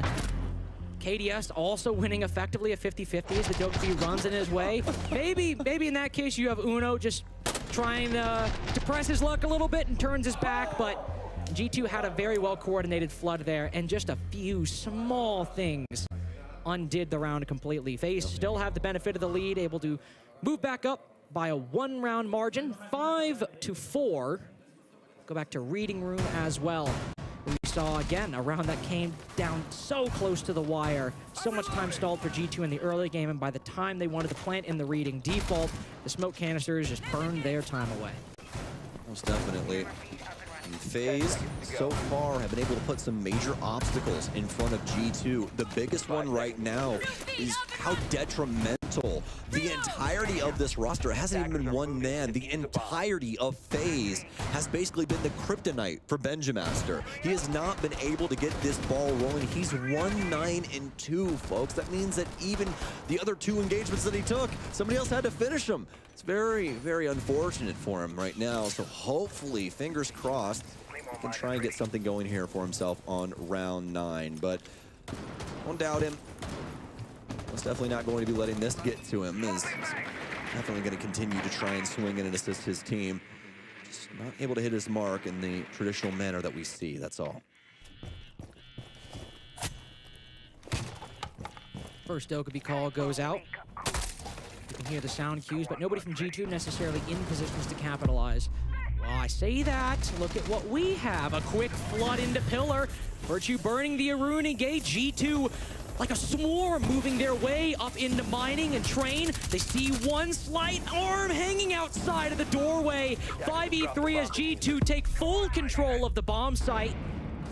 A quick little pause. FaZe trying to gather themselves. They've got intel on Virtue playing inside of Reading, but nobody in position to go for that retake except maybe Souls on the top floor. The vertical angles aren't great. Cyber's able to find the next one. Alamau out down. Final EE1D. FaZe are frozen in their positions. And so Benja takes that opportunity to put the diffuser down. Doki with a nice pre-fire. KDS now falls.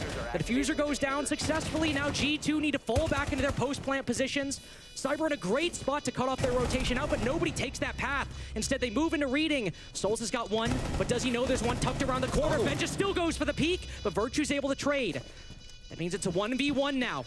And Cyber, he's got the hard ping. Virtue now rotating. He's got to fall back. Cyber doesn't flick in time. Virtue indeed does not lose those. Again, another round down to the wire. But nobody can take the lead on this map. It is neck and neck. Both of these teams looking so solid, constantly coming down to the wire in just a split second. Mechanical difference there, making all the difference. What a find here from Virtue as he worked in his way in through Library. But another just beautiful moment there for Souls on that retake. Able to find 2 big kills, and especially that duel onto Doki. That was nothing, you know, such a difficult moment there for him to try and win out. And obviously, FaZe worrisome there after G2 was able to kind of bullhead their way into the site. Find that plant. Things a little bit more complicated for FaZe than they exactly wanted off rip. Again, the retake, not too shabby at the end of the day, given the circumstances. Now for round 11, it's going to be FaZe and G2 all tied up. We're headed to mining and dining, and this obviously asks, what are we going to do on this top floor, FaZe? How are we going to try and hold things down? And, well, more than likely going to be Cyber on this dock. Cyber on the dock, but also if Alamo on the blitz. I was just thinking about this. It was a 3-3 half, but FaZe winning round 7, they have been able to, once the lead is even, 4-4, 5-5, they've been able to win every round after. They've kept the lead they acquired at the start, even if it takes 2 rounds instead of 1. So if G2 want to win this in regulation, they got a very nice drone right there in the reading position. Of course, it's shot. They also have Alamo on that blitz. Can move in very quickly. I have to imagine, where's this rush going to come from? Is it going to come from the mining window? No, instead on white stairs, Sam. You have KDS in the area. So you got to remember that shield, once he starts sprinting, very chunky, very loud. And here we go, EE1D with the goo mines. He'll get the second one, but obviously it's a telltale sign of what's to come. The Blitz really wants access to this stairwell. Virtue's going to try and assist with the top of white stairs at a bare minimum, but Uno's already gone down. FaZe have already gotten a pick. Almost a minute off the board. Doki gets a big kill here as Ben just worked his way in between the 2 sites. Diffuser drop, though. Alamo struggling with that engagement. KDS is able to get the bullets around the shield. Doki evens it up, but again, Souls, 15-9 so far. He puts G2 back on the back step, moving further backwards, losing control instead of gaining. Virtue might win ones, but in round 11, it doesn't go his way. Ben just stuck inside the site. There's one. Nice little pop. Doesn't have intel on these remaining players, though. A general knowledge that KDS might be in laundry. That's where Alamo fought him earlier. We know KDS has not moved from that position. But Ben just got to bait these movements. FaZe are not going to move. Instead, they're going to peek. Match point for FaZe, 16-9. Souls cannot be stopped. And this cafe looking more and more like FaZe's map by the moment. Able to catch G2 off guard once again here. But as you said, man, Souls is playing out of his damn mind right now. Constantly at the neck of G2, suffocating them out. What a find there from Handy as well, as he practically pulled a 180 to take out Uno as he swung through that window. And Souls, look at this shot right here, folks. The mechanical prowess of these players will always consistently blow me away. Nice find there off that info game from the defense as well through the wall. And another funny thing, remember that Monty round where that one goo mine threw FaZe's plan off kilter? The game would be over if they won that. Indeed, but then as well, G2 go for a rush. Alamo hits a goo mine, and it doesn't directly lose the round, but Virtue had used all of his flashes. EE1D goes out. So much utility expended, not all of it, but a lot. And while they committed afterwards and made it very close, it still telegraphed it to FaZe. That one goo mine, they had the element of surprise. If he doesn't hit it, I'm not saying they win the round, but because they have to pause, FaZe just have a little bit of time to realize what's going on, get into their positions, and then react. Now that they know what G2 are likely going to do. Absolutely. I'm such a negative Nancy. Right after I was like, yeah, they would have won the game already. Duh. Oh, man. Listen, in my household, it was you do it right or you're just wrong. You know? Like, yeah. When you grow up with that mentality, right? FaZe. Trying to recreate here. Level we're seeing. What's up, buddy? 5 drones left for G2. 4 drones left. We're not even 30 seconds in. Oh, Mons is walking his way through. Wow! I don't know if that was EDDs on the follow-up there or what. Oh, Alamo, I don't care who you are. You are so dead, it's not even funny. And G2, Alamo, and Benja They're just falling down. Uno will be able to at least pick up Cyber, so some semblance of security for G2 to try and hold the wool over FaZe's eyes and pull this into an overtime, but they're gonna have to try for something pretty drastic here from the Bakery side. Look at the utility FaZe have. Shifting. Exactly, it's shifting. They know it's likely going to be a Bakery execute given the Monty. 2 drones left for G2. How are you meant to bring this man count back? Uno was able to get one. He caught Cyber rotating across the Bakery wall, but how are you supposed to get this when all of FaZe, every remaining defender is looking your way? And a small sliver in the Bakery wall, Sam. They might be able to vault or crouch through, but they don't have the standing hole they wanted. Yeah, we have to see this. Oh no, you're absolutely right. They're gonna have to use the left-hand side of this. It has some breach, and yeah, you might be able to crouch through that as well, but definitely not the breach that they were going for. It looks like it's going to be a horseshoe plant here, Carter. That's what they're looking to try and grab. Benja getting flirted with here, but it's gonna be Doki that takes down one. Okay, G2, the moment has now arisen. You have a minute remaining to try and deal with the onslaught of FaZe. There's no way we go to overtime like this. Surely not. Everything is going against G2. It was a 4v4, FaZe at all the angles, but now they've suddenly brought it back. Fighting King misses the initial swing. G2 have the entry in the prep. They're now made their way in. If he covers, if Doki can cover this plant, if Benja can get that kill, how in the goddamn are they in a post plant right now? 4v, what the hell are G2 doing?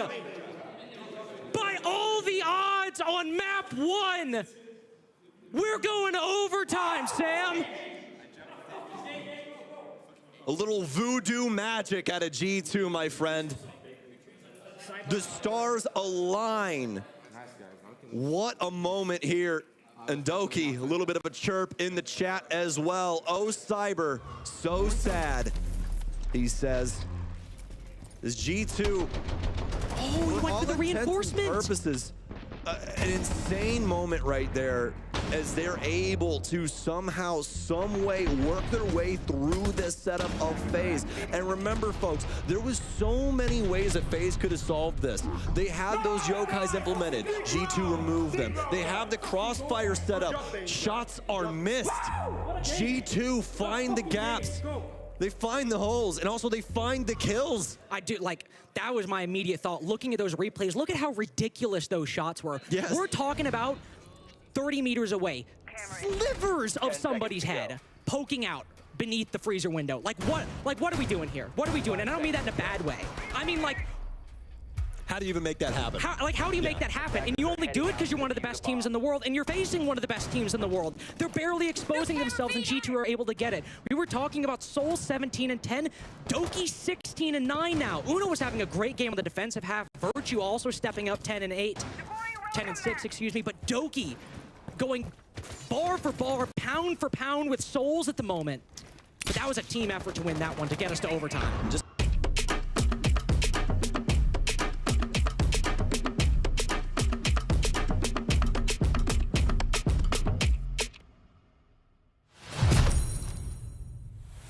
A day of incredibly important matches will continue onward as we are now at the halfway point here on Stream B. We were on Stream A earlier, but now we have migrated over, as have Wolves. They were on Stream A earlier when they defeated W7M. Yes.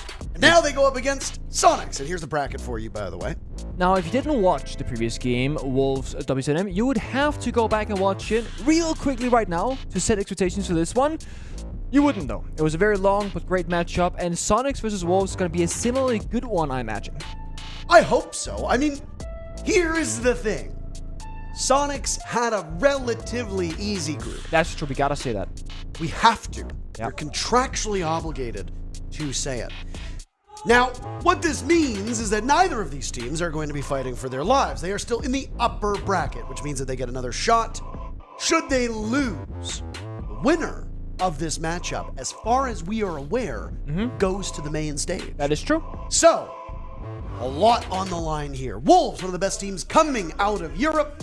Sonics, one of the best teams out of North America. The right-hand side of your screen is what we are doing here on this stream.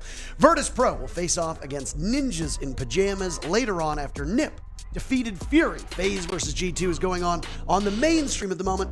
And then a shocking result as Dark Zero demolished Team Liquid 2-0. Didn't see that one coming. We sat in the green room being like, oh, how's the DC game going, guys? Like, you wouldn't believe it. I'm like, oh, Liquid are winning finally? No, they're losing. Well, so it was easier to believe. It was easier to believe. It was easier to believe. But DC's performance was unbelievable. So there's always surprises here at the Six Invitational. The surprise earlier was Wolves versus W7M. It was a result that I don't think a lot of us expected. The matchup itself was excellent, by the way. If you haven't watched it, I would strongly recommend you go and do that. So Wolves have booked a one-way ticket to face these 5 gentlemen. Citizen, Ambi, Geo, Rexon, and Grixer. Gunner was on this squad, but was dropped shortly before the Six Invitational. Ambi, who at the time was 17 years old, was picked up, and his 18th birthday was just a couple days before the first match here at SI. Yeah, that it was. The big changes here for Sonics is not just the pickup of a player, but also some role changes internally in the team. Citizen now being the defensive side in-game leader, calling the shots with his experience. That looks so comfortable. What is so weird? Then we got eye drops. This has got to be one of the most bizarre. It's the pre-match ritual. You got the Visine in the eyes, rubbing your own eyes with your glasses. Rexon was eating a hand warmer. Yeah, but how peculiar it might be. As I was saying, like Citizen, of course, now the agile in defense, Dio on attack, and for Wolves, we saw them have some explosive attacking rounds earlier against W7M, and that's why they essentially won. The confidence, the explosiveness, the in-your-face playstyle, catching enemy by surprise. But if you're Sonics, you watch that game live. So if we go to any of those maps, the Oregon, the Chalet, or the, oh god, I'm losing it. What was the third map? Oh no, we just did it. Say it. Oh my god, you're right. I don't know how I lost it. We just cast it. I was mouthing it to him. I know, and I couldn't figure it out still. Desperately throwing the lifeline. So that's where they play. I was gonna say, we'd expect some new maps now. And we got 3 brand new maps. Yeah, there it is. Isn't that exciting? And I think that's the best thing you do if you're Wolves, because you don't want to do the same thing again if Sonics watched it, because they'll expect it and see it coming right away. So, Consulate into Cafe, into Bank, very different maps, but new maps, which arguably might equalize what could have been a one-sided game otherwise, favoring Sonics. Well, I mean, with how close all 3 of those maps were, if you're the Sonics, all you need to do is make a couple minor adjustments over some things that you saw were deficiencies of Wolves, and you should have much greater success. Obviously, the major downside to playing 2 maps, or 2 matches today, is that you might have to play on the same map twice. Yep. Sonics and Wolves have decided that's not the case. So instead, we're going to start off on Consulate. You, the community, seem to think Sonics have the upper hand here. Okay. 61 to 39%. Now, I will say, before you dive into the numbers, okay, community also thought W7M had the upper hand. How'd that work out for all of you? It didn't. It didn't work out for any of you. That's a fair question. Now, Wolves have not played Consulate at the Six Invitational thus far, but they did play it in EU Tier 2 shortly before Invitationals happened, and it was not necessarily a great showcasing. So, if you're a Wolves fan, you really hope they've gone back, studied those mistakes, and fixed it for this tournament, because the thing is, Wolves only banned Clubhouse. It was Sonics who banned Oregon and Chalet, so despite Sonics seeing those maps being played out previously, they said, you know what, we respect Wolves so much, we're not gonna go there despite having really recent intel on their performance. We'll rather go into the unknown because we know that they have a weak Consulate based off the games in Europe, and of course, we will go into Cafe and Bank where Sonics equally feel strong. We know they're a great Cafe team at least, we'll have to see what happens Bank if we go the distance, but for this one, still could be banned off first, followed by the Munty and the Valkyrie. And the final defender will be one of the Power Rangers, as we say, not in Fenrir, but this time in Solace. I'm sorry, Power Rangers? The Power Rangers is the 5 strong defenders, right? Fenrir, Valkyrie, Solace, Asami, +1. I'm not sure who the 5th one is, and I think there are other 5 Power Rangers? Yes. See? So we're missing one. But I mean, technically, not that I'm a Power Rangers lore guy. Okay. But there have been more than 5 Power Rangers before. Okay, that's fair. I've seen like 1 episode or whatever it is when I was a kid. I think I counted. So originally you had the Red Ranger, the Blue Ranger, the Black Ranger, the Yellow Ranger, and the Pink Ranger. Okay, yeah, true. But then Tommy came back and he was the White Ranger. Oh. So you had 6 of them. Oh, the lore here. We're learning a lot. I certainly am. I know that exclusively because of the Power Rangers video game for the Super Nintendo, which was a surprisingly challenging game. We get it. You're old. That's exactly what you said there, because you mentioned a generation before mine. I was a PS1 kind of guy. And you know what? We appreciate your experience and expertise and your sharing of wealth of knowledge. Back in my day, we respected our elders. This is a disrespectful. Well, that's not happening these days. No, not at all. Have you seen the youth? They don't help anybody over the road. We're also buried in our phones. They just live off of TikTok. You have to run Subway Surfers or Grand Theft Auto next to a video so that they'll pay attention, because God forbid you have to do something for more than 4 seconds. Sorry, my eyes blacked out. What were we talking about? I think we're casting Sonic's Wolves on Consulate. Yes, I think that's the one. I forgot. Happens. Hugely important matchup here, Nick. So, Sonics will get what I would argue is their first big test here at the 6 Invitational. Certainly so, going up against the team that just humbled the defending 2-time major champion. W7M, oh my. That will have their hands full later on. Cover me!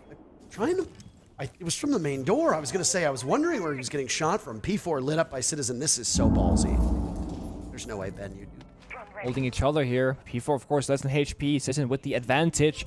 We know Ben. He's got a really good read on player positions typically, but he's going to peel off with that drone spotting him out. He's not going to take that risk. He knows he's playing a defending operator here. He can sit back and let the attackers do the work. Ambi takes some damage as well as to keep a barriers in front of him to plug that hole. Wolves are taking map control upstairs in admin. And other than that damage that was done to Ambi, nothing really else for Sonics as they start on the main floor. That technically, I believe it's called Piano Exhibition is the official name of the bomb site, but we all call it Lobby Piano. I don't know what. No, I guess not anymore. Citizen still very full frontal defense from him. Running the Navichar, the team that he won a Pro League championship with. He's dispatched to try and nail him down. They can't do it. Deadshot walks in. Grixer killing P4. He was sobbing up earlier on. Mowgli eliminating Citizen. Bibu dies at Ambi's hands. Ambi had his hands full, so he might have a second kill lined up not too far from now. Geo tossing out a Nitro cell with just under a minute to go. Advantages. One of the slowest rounds from Wolves so far today. Sure, it's a different map, but we saw them being so swift against W7M, trying to catch them by surprise. Whereas against Sonics, they've changed their approach right now, playing more methodical, slower pace, but still close together, getting that trade onto Citizen. But now things get tougher. The side isn't even above. They're still doing their own clear, and Modi gets shut down on the entry. It's damage being done across the board from Sonics. Almost everybody getting involved in these altercations. Citizen died too early to get a kill. Geo still searching for his first. And by Jove, he'll get it. SQ, see everybody but Citizen involved in that very first round. And they prevent any damage from being done by Wolves. The hard thing about playing 2 best of 3s in a given day as a player is the aspect of energy. Because given the matchup early against W7M for Wolves, it was a really long best-of-3 series, going into overtime, going to third map, and emotionally, the way the rounds played out, I mean, it really got your heart racing, especially if you're a Wolves fan or a player. So you get like a little bit of a rest, about 2.5, 3 hours, where you gotta, strategize for Sonics, do the map bans, take a break, get some food, rest up, and then get back into speed. The good thing is, it is a best of 3. Wolves can have a slow first couple of rounds. They can have a slow first map, worst case, if they need to. But they need to try and find some of that energy reserve, because you need to show up now here against Sonics. Beating just one team of W7M, despite that being a major obstacle, is not enough today. They need to also overcome Sonics, who, while it's their first big test here at SI24, they are slowly creeping up as one of the underdogs of this event, where people go, okay, these guys might go all the way. They might be a top 4 contender. We don't know, but a good first round from them. We're also going to do some shenanigans here. The Glass, the Sense, the Ying, very much wanting to go fast, perhaps playing off the chaos in the execute playstyle that we know that they very much thrive in. Obviously, Ambi's been the player that's been talked about quite a lot by Sonics. He's been a promising young prospect. Been competing in this game since he was like 12. Yeah. Obviously not in any professional capacity, but since he was but a child, I believe he ran into the King George stack, when he was like 13, 14 years old. Did you hear? I don't know what's going on. Someone's screaming. I think that was like a death cry. I have no idea. But Oh, we've seen this in rank before. Smoke, Ying's in, window armor, plan goes down, can you deny it? And the Amaru slingshot's right in. Bibu amidst the fray, diffuser in hand, getting it down. Grixer can't see a damn thing. Everybody is still alive, by the way. The glass of P4 taking damage from the toxic canister, finished off by Grixer, well tossed. But now in the post plan, things get really challenging. And Wolves, with P4 dead, have to stare down the wrong side of the numbers, but they at least have the diffuser going down. Bibu sitting in that position in corner, has the shotgun out, SMG-11. He could easily deal with all of them. He's had a relatively quiet tournament so far. He finds 2 kills. Sonic's answer back. He will immediately hop on that diffuser, but they don't know where Shinka and Deadshot happen to be. From above, Shinka can slow them down, gunning them all away. It's all up to Citizen to get Ambi back, but I think he tried to get on the diffuser.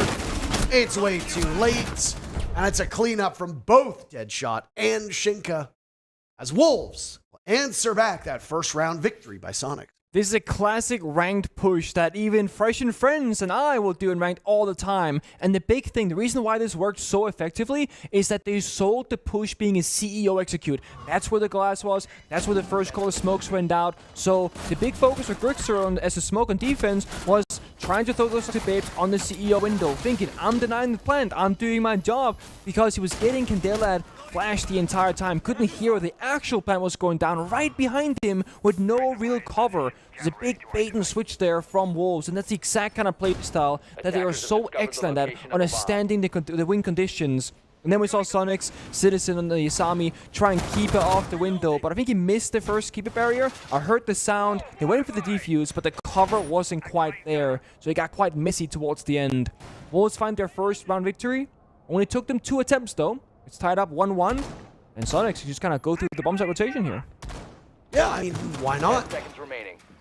Some teams will go back to that site if they think there was 1 or 2 things that they could potentially overcome. Now, I will say that attack from Wolves is probably not going to show itself again. That seems like a one and done. Yings, smokes, glass, Amaru slingshotting her way in. It's not really sustainable because they'll be prepping ready for it. Additionally, with those smokes going off, I don't know if anybody from Sonic's even heard that diffuser going down. Oh, I really don't think so. Jam on the wall. This might be a quick one, by the way. They might be setting up for another rush strat. Wolves pulled this off a couple times against W7M, but no, they just opened up the garage panel, and now we'll go to the rest of the work. Yeah, this is one of the complications of Consulate. It's much more difficult than to go like direct fast pushes with the rework than it was before, and much harder than like Oregon, Chalet, and Clubhouse.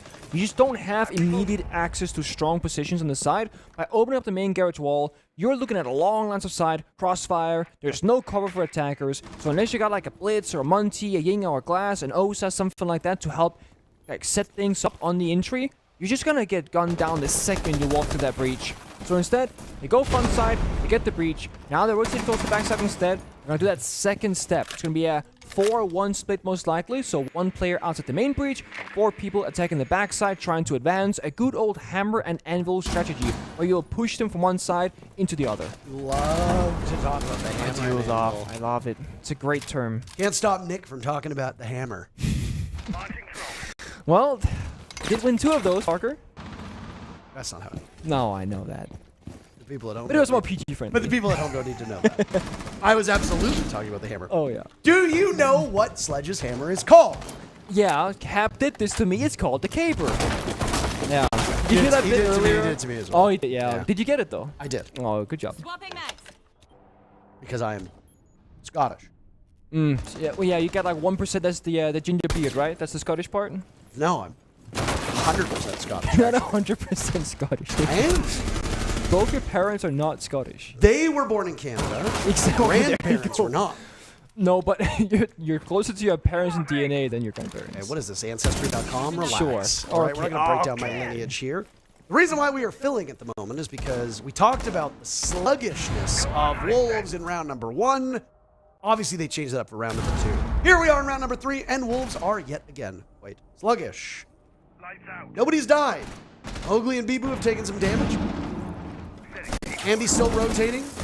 Heading off site, the bees will go, and Grixer baits Mowgli into an engagement. Citizen on the board as well. And it's just a slugfest. Within the span of 5 seconds, half of the server is cleared out. It's all up to Shinka in a 1v3. He's got no information as he pushes up onto both Geo and Rexen. It's Rexen prepped and ready for him, and Sonics will win their second round. Just as we saw with W7M, Wolves are unable to shake their opponents, and SQ is a 2-1 lead.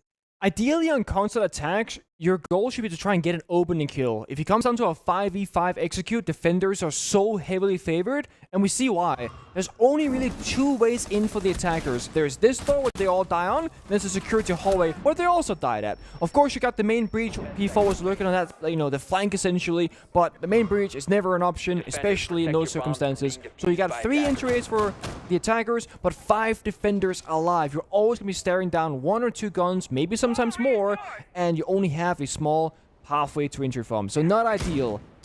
On other maps that are bigger, where you have more options, it's fine. But for Consulate, you really want to try and isolate those defenders and find them. That's normally why you go for the roam clear. Yes, you get some map control. It's going to cost you time and resources and drones, but at least you typically get to find a kill to weaken the defense. But at the same side, Sonics have been so great at understanding the line in the map that they have to worry about. They're like, okay, half the round is burnt. We don't have to care about the backs anymore. Fall back towards the bomb site. Let them burn the clock. This make them waste the bees from the Grim. Use all those drones, intel, etc. And just fall back in stages. So, because Sonics aren't forcing any fights, it's up to Wolves to seek out those engagements, and they're not. At least not in that round. But when they went for that straight execute connector window, they did. Now with B-Bo and Blitz, they also tend to see, okay, where is there a player? Who can I run it? Who can I go and kill? That's how B-Bo will typically approach these rounds. IQ has maintained quite a strong pick rate through much of this event for a couple of reasons. Number one, all of the attacker guns being nerfed for a variety of reasons themselves. The Commando remains as probably the last good, really good gun on attack. It's another reason why you see a lot of Grim who brings that same weapon. Additionally, IQ has nades back. They might be used differently, but they're still quite strong. And to counter some of this defender aggression, you need an IQ. Now, you can't counter a shotgun with it. As the Blitz runs in, no, Fixer, you're in so much trouble. You gotta get out of there. Oh, no.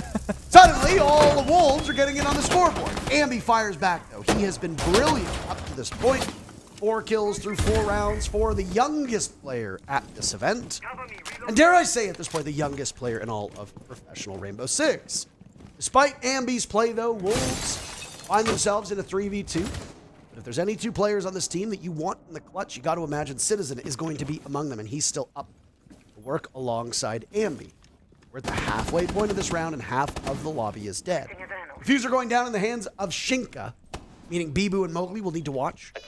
No adrenal surges for the Finka, so all the damage that's been done to Wolves will persist. There's no way to heal them back up. Timer will run.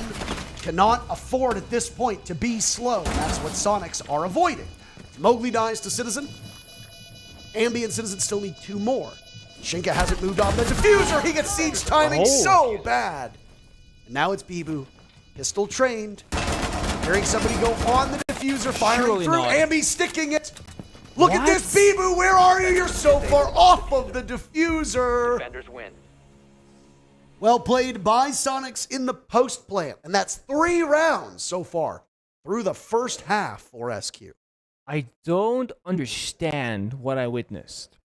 The Blitz goes above a vertical play, not the Sophia with soft destruction. Bibu does not have a clear line of sight to see the diffuser where it's planted. So he goes to the floor bang, gambles the 50-50, doesn't land it, of course. He's forced to drop the hatch, but they've already defused at that point.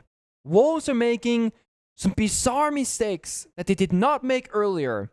And I frankly would never expect of them to make these. It must have been miscommunication. The post-plant holes were perhaps made already, or something along those lines. But they weren't.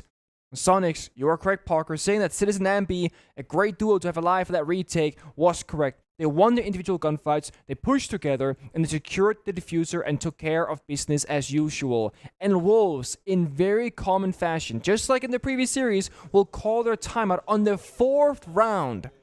I'm gonna go back and look, because I believe in 2 out of the 3 maps that we saw earlier, they will call their tactical timeouts on the 4th round, regardless of whether they lost that round or won it. Yeah, on both Chalet, the 2nd map, and Clubhouse, the 3rd map, they did. One of them, they lost, the other, they won. So pretty much, 4th round, that took a time for Wolves, then they perform better, typically win the map or go into overtime. See if they can do it here as well. One big outlier right now is P4 going 0-4. I say this because he was one of the front runners on all 3 maps earlier against W7M, getting kills, getting entries, and of course being a very big voice for the team. The complication that often occurs when you're playing Consulate is simply that it's very hard to gain a full overview because you're often just having so many players from the same direction. So the information that you have, it's like being in a car in traffic. You can only really see what's directly in front of you. You can't see in the distance. As an IGL, as a vocal player, you need the overview to make decisions and to make the communication flow happen. And I don't think P4, he has that in these rounds. Attackers have located a bomb. We had the privilege of casting one of the most defender-sided maps, which is Clubhouse in the map pool, just before this, even though it was several hours ago. Consulate has steadily moved up that ranking, sitting alongside Skyscraper as one of the most defender-favored. So the fact that Sonics have taken 3 of the 4 rounds, with Sonics being on defense, is pretty par for the course here, Nick. I don't really find anything that particularly strange about this. I don't think Sonics are a bad team by any stretch of the imagination, but we do obviously need to highlight the fact that they had a relatively weak group in comparison to a lot of other teams. Strong performance against Wolves will put a lot of that discourse to rest. So far, Sonics are showing up exactly as we expected. Everybody has been quite active here. Cover me! Oh boy. Particularly Citizen. Here's those Candelas go off, rips a C4, Ambi kills Bibu. A second from Ambi as well, who's on 7 kills, but that's all she wrote. Bottom of Visa stairs. He will die to Deadshot. That's tough. That's your primary push up the Visa staircase, and again, to not brute force an issue. I spoke to Fresh before this saying, what is your take on these maps for Wolves? And he said immediately, oh no, they're going to Consulate because they played up against Fresh and Friends in the multi-qualifier, like a tier 2 basically event in Europe, and they went all the way to overtime against them. And if you go all the way there against Fresh and his boys, you're up against the Sonics right now. You're going to have a much more difficult task. Of course, also, when you pick the map, you get the less fortunate starting side. So, yeah, Sonics, they get defense. They're thriving right now. 3-1 up so far, and in a mighty fine position for this 5th round. Oh, excellent crossfire by Sonics. Mowgli has nowhere to go by long. Reception is out for lunch. So is he. Now the final 45 seconds for Wolves will be in the hands of Shenka, who still has some Candelas, 1 to be exact. As he walks in, Deadshot will have to take advantage of that, but the push that follows the Candela is quite slow and belated, meaning that, well, everybody on Sonics will have their vision back by the time that Wolves decides to engage. Deadshot walking into Projector. There's a lot of angles for him to look at. Sees the Azami, missing out on that opportunity. Then decides to fight, but peels back as he dies to Geo. Shingo was nearsighted, and it's Geo to pull out the bailiff of all things and get the pick, which brings a smile to the face of Sonic's coach, Goddess, as well as Ambi, who honestly, his positivity is infectious. Every single time I've seen Ambi here at the event, he literally looks like he's on cloud 9. I love seeing the end of the table between Citizen and Ambi for sure. The banter between them, the hand signals and handshakes, whatever else they're doing. But this has been a struggle of a first half so far for the attacking side. And I get it. It's Consulate. It's hard to get in. See that Ambi saying, whoa, that fist bump, Ben. A little bit too hard, man. That's why I see some players, what they'll do is they'll do like, one player will do like the closed fist, other person open. That way it's not like a clap thing that happened or a bump that happens, but pretty natural, I don't know, neutral kind of energy that happens there. Can, of course, injure any hands during play. That would be extremely unfortunate. Sonics are going to show us all 4 bomb sites. This Vertical one, Chalo's Archives, it is pretty much like before the rework. It heavily relies on the verticality, playing C-Force below for plant deny, and the attackers have to worry about first roam clearing the map, then the C-Force below, trying to plant above, or simply skipping the Chalo section entirely, and just going for a straight basement execute. So, a lot of things to be taken into account here, a lot of things to take control over as an in-game leader, a lot of overview required to make the right calls.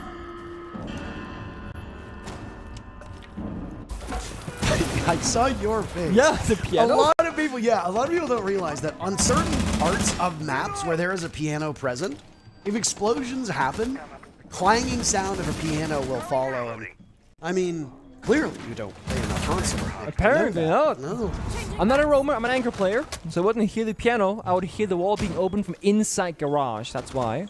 I'm stopping the push, you know? I actually got to hear that sound in person. I had a family member moving and they had a piano. Oh no. And the movers were trying to bring it up a flight of stairs and it was not secured properly to the dolly and it fell down roughly about 4 steps and the piano slammed into the ground. Oh. And you know, it sounds very similar to what we just heard. That's not good. I can speak from experience. My mother is watching. She was there when it happened. She can corroborate the whole story. Oh, I believe you. I'm not calling you a liar or anything. But, that's good. Hey, that. Very bad if you're misinforming us on broadcast. You think I just come on the internet? I would not do that. Nobody would ever. Everybody has to be truthful on the internet. It's the first rule.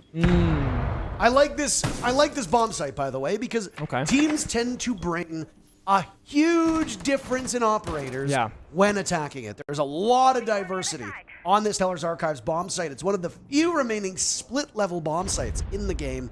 And as far as I'm aware, it's the only split-level bomb site of all the 9 maps that we have. I'd have to add it up, but as far as I'm aware, it's the only split-level bomb site of the 9 maps. Somebody can correct me if I'm wrong. I know I will get a quick stat correction. So, what do? Well, usually teams like to clear out the bottom floor first, but that seems to be the biggest obstacle for Wolves. As they drop down and they all die, except for P4 and Bibu, make that just Bibu. Sonics, looking at a 5-1 first half unless Bibu can pull off a miracle clutch. Starts with a kill onto Geo. 3 more to be found with 40 seconds remaining. Attackers have recovered their defuse. Bibu has not been as good as usual, but that's okay because the rest of Wolves have been able to pull that weight. Citizen out-dueling Bibu as he pulls off the diffuser. Really hard-pressed to imagine how Bibu wins that one. First half in the books, 5-1 SQ. It's the same story for like the 3rd time so far. Wolves go for a quick execute. They drop down the hatch, but again, disadvantageous position. They don't find the opening pick before they execute, and they don't win it in the initial engagement either. You drop a hatch, you die. You swing out, you die. And sure, they trade 1 member onto Rexen, but that's simply not enough. And of course, in a 1v3, in the middle of a site, with no real control, no drone backup, anything, people cannot get the bomb planted. So if you're Wolves, one of 2 things will happen now. Either you knew you were gonna suck on attack and maybe just gambled on getting 1 or 2 rounds. They did get the 1, and you're gonna absolutely go nuclear in defense and all is good in the world. Or you lose your map pick of Consulate. It's really one or the other. Now, the difficulty with picking Consulate, like I mentioned, you start attack. Everyone knows it. It really sucks. But any team in their right mind would have more confidence in themselves, and the game plan is to get more than a single round, I am sure.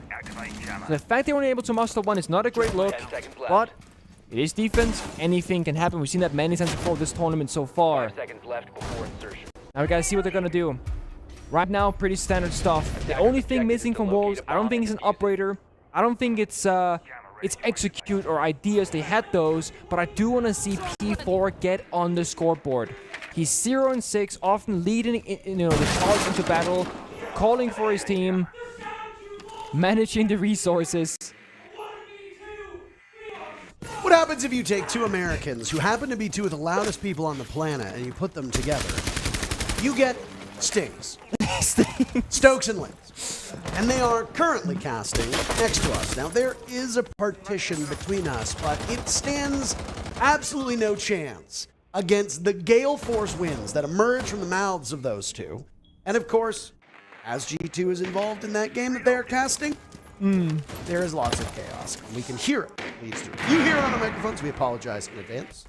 So far, it seems like that matchup has been a lot closer than this. Now, Sonics could have put some serious heat onto Wolves, and maybe there's still opportunity to do that, but Rexen walks in and dies. Mowgli gets traded out. Mowgli looking like a shadow of himself.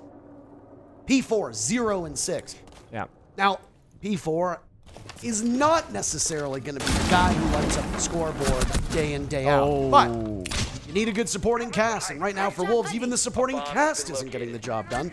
Deadshot dies, and Sonics take a numbers advantage with half of the round to go. And this is the thing, Sonics on their first attack, they find an opening kill, they trade 1-for-1 to a 4v4. You're thinking, that's same as 5v5, right? No, as a defender, as an attacker, getting those numbers early to like get a 4v4 or 3v3 will slowly start favoring the attack more than the defense. So already here in the first round, Sonics, they have succeeded where Wolves could not. And that's why we see the defense now really playing passive. They cannot risk losing one more body. So while they do want to lash out and try and get a 3v3, they cannot risk this going into a 4v2. With CP4, Shinga, they're sticking corners, shotgun, close quarter combat, waiting for Sonics to make the first move, and they're rotating, denying default cameras, denying the intel, and making Wolves unable to guess or rather know exactly where they're going to be striking from.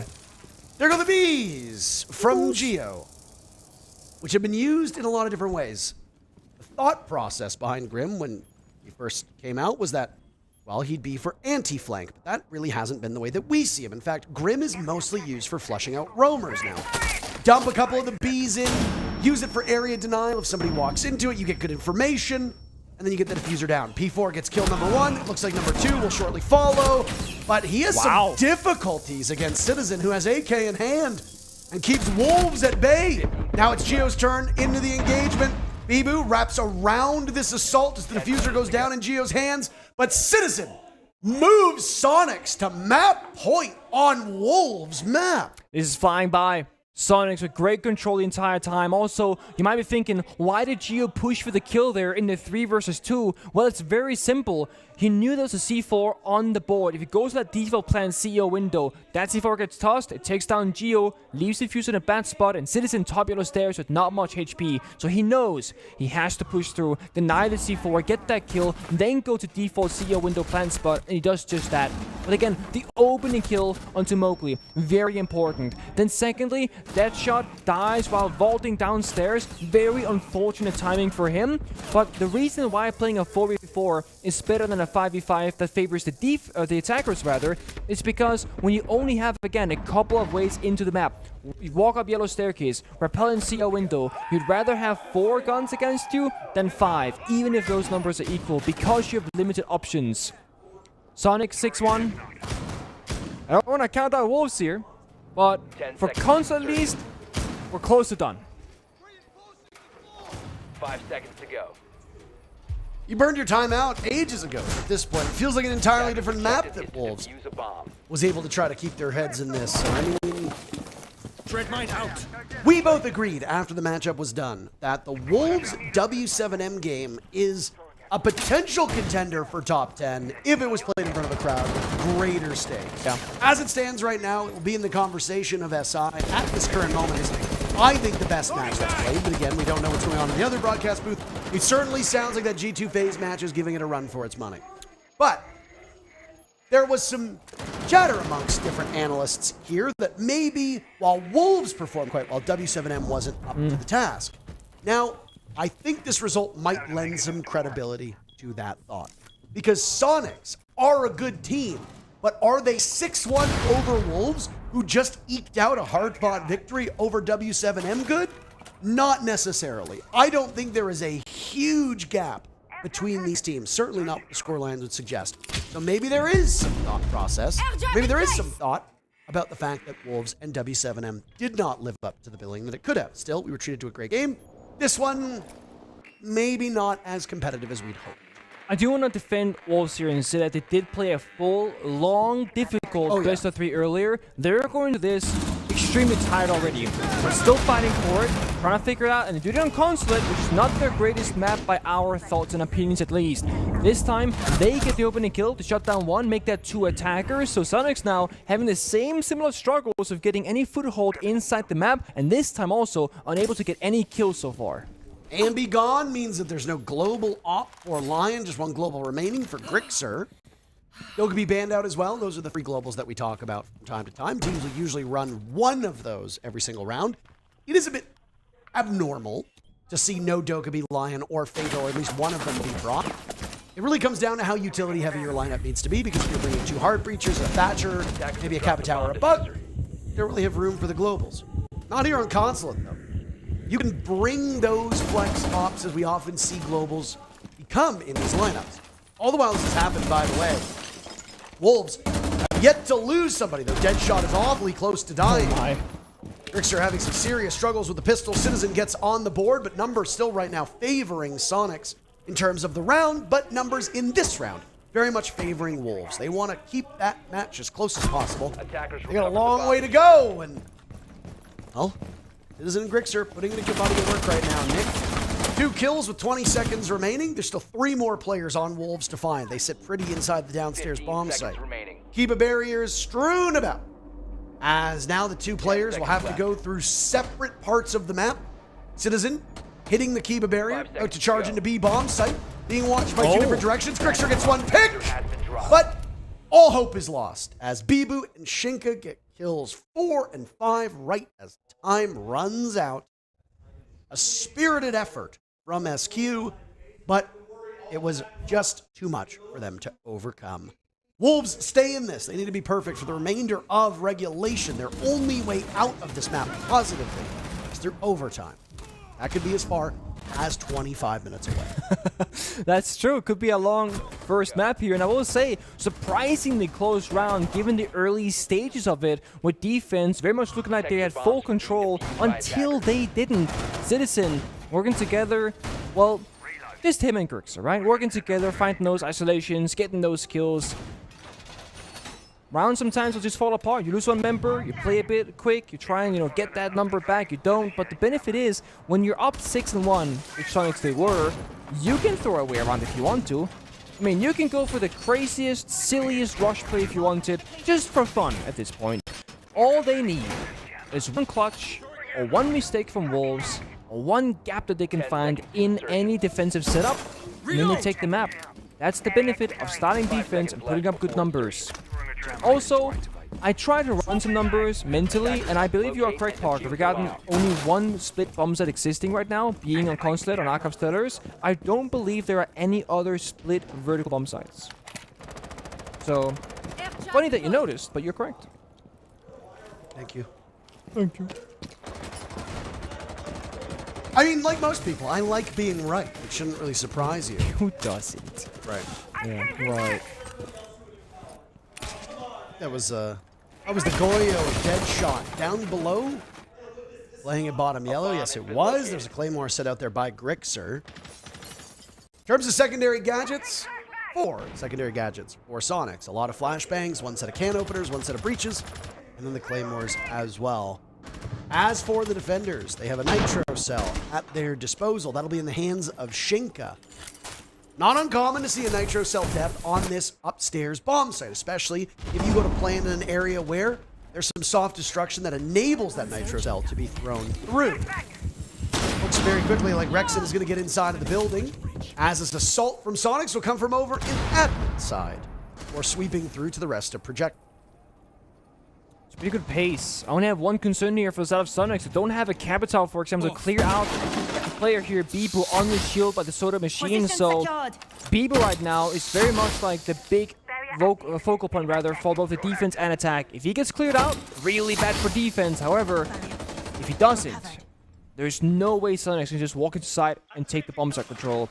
So that's going to be the big question mark. Can they do it? They got flashbangs, they got Sophia soft breach and stuns, but no grenades, no Capital Fire, no Blitzamanti in play here. And he's hiding behind a shield. It's not going to be easy. You got P4 with a shotgun, close by the meeting door as well. Bulletproof camera. There were 2 Goyo canisters on either side of that door as well. So you time it correctly, you're going to get a lot of value out of that. And you see absent from Sonics is Flores or a Twitch, which means that you don't have to fear, if you are Wolves, an operator who can hard counter that. Those Goyo canisters, except for being shot, are going to remain there until you decide that they don't deserve to be hanging on the wall any longer. That's a good way to put it. There you see him, Bibu, the man of the hour, behind the shield, just waiting. When are they going to push? Where are they? We see the silhouettes, so they're rotating across the map. They recognize that perhaps the gig is up, and oh, Grixer, you swapped the wrong way there, my guy. It's okay, it happened. He's got 1 more. It's fine. This is the biggest event of the year. Yeah, he's got the wall bit up now, but very late rotation, CEO in the diffuser. They've completely swapped the attack, and it's worked because most defenders are towards the meeting side of the map. Rexon baits out a fight, loses some of his HP. His dead shot sits in this position. P4 getting a pick. Shinka and Bibu as well. Citizen 1, Rexon another, nearsighted. It's all up to Rexon now, as we are witnessing just an overwhelmingly defender-sided Consulate with Wolves going back-to-back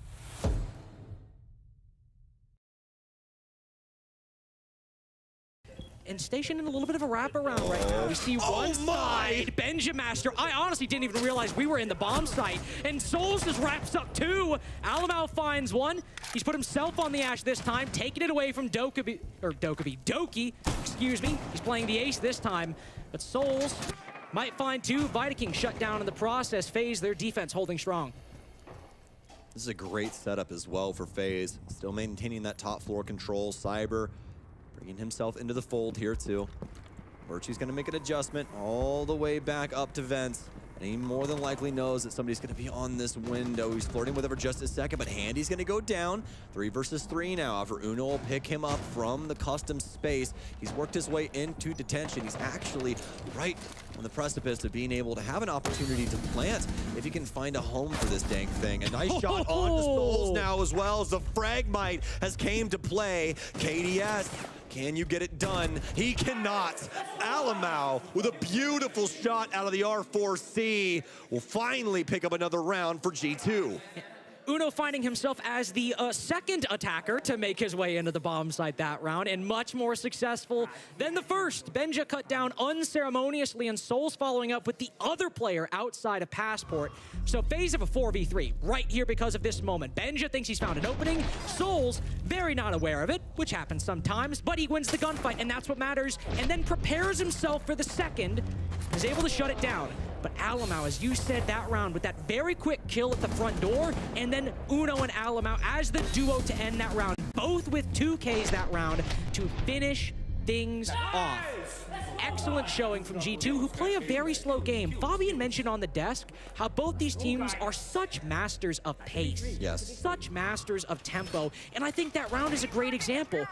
45 seconds in, walls getting opened up, explosives being used from both teams, util being cleared, and then silence for the middle half of the round. Benja creeps in, dies, Souls gets another, so be it. And then G2 start ratcheting up the pace as Alamau moves into front door, Uno moves in from jail, both get 2 kills, both end the round. Yeah. Both of these teams have such a storied history for all of these players. Even somebody as young as Benjamaster, SI 2023 champion. They've been birthed in the fires of Rainbow Six Siege. All of these timings, all of these angles, it's practically their skin, Carter. They know it like the back of their hand. And we get to see it time and time again. I mean, just think about what Souls was able to do in those dying moments there, or rather in the moments inside of Customs before he was taken out. And just all of these different little micro decisions to bear for both respective squads, and it's so magical to be able to watch. Round 6 now, our last one here for G2 on the offensive side, unless we go to overtime, and they're looking to tie things up. Some gadgets found, Banshee identified inside of office.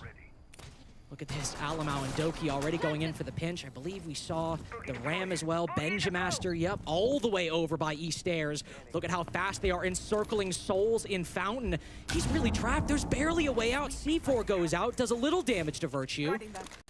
G2 are just making their way in. Here comes the clear. Uno going in from the east side, from office, goes for the swing, but it's Cyber with the first.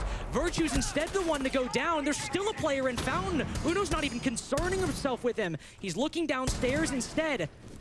Need to remind you, this guy has just found a kill. Souls goes 1 for 1, and because of that kill from Cyber onto Virtue, FaZe have the advantage. It's not a clean clear for G2. It's not. Still have a lot of opportunity, but it's dwindling.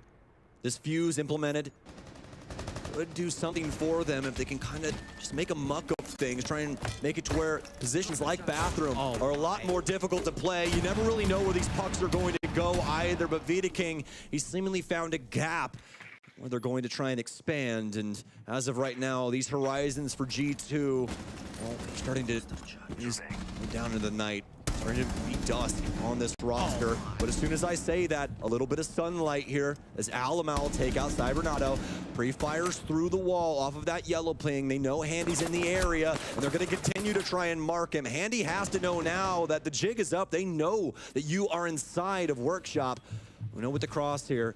Carter, I'm starting to get nervous. 35 seconds remaining for G2, and they cannot find this pick they're so desperately looking for. Reach and charge out will be very close to Vita King's location. So close, so very close, and yet Handy being fired at through a wall, a breach charge above Vidiking, and they're not moving. They don't care. They have their positions. They feel they can cut off the attack, and they just remain. They hold fast. Vidiking for one, Handy with the second. Their patience pays off. 2v1, we are out. Knocked down. 4-2 for FaZe.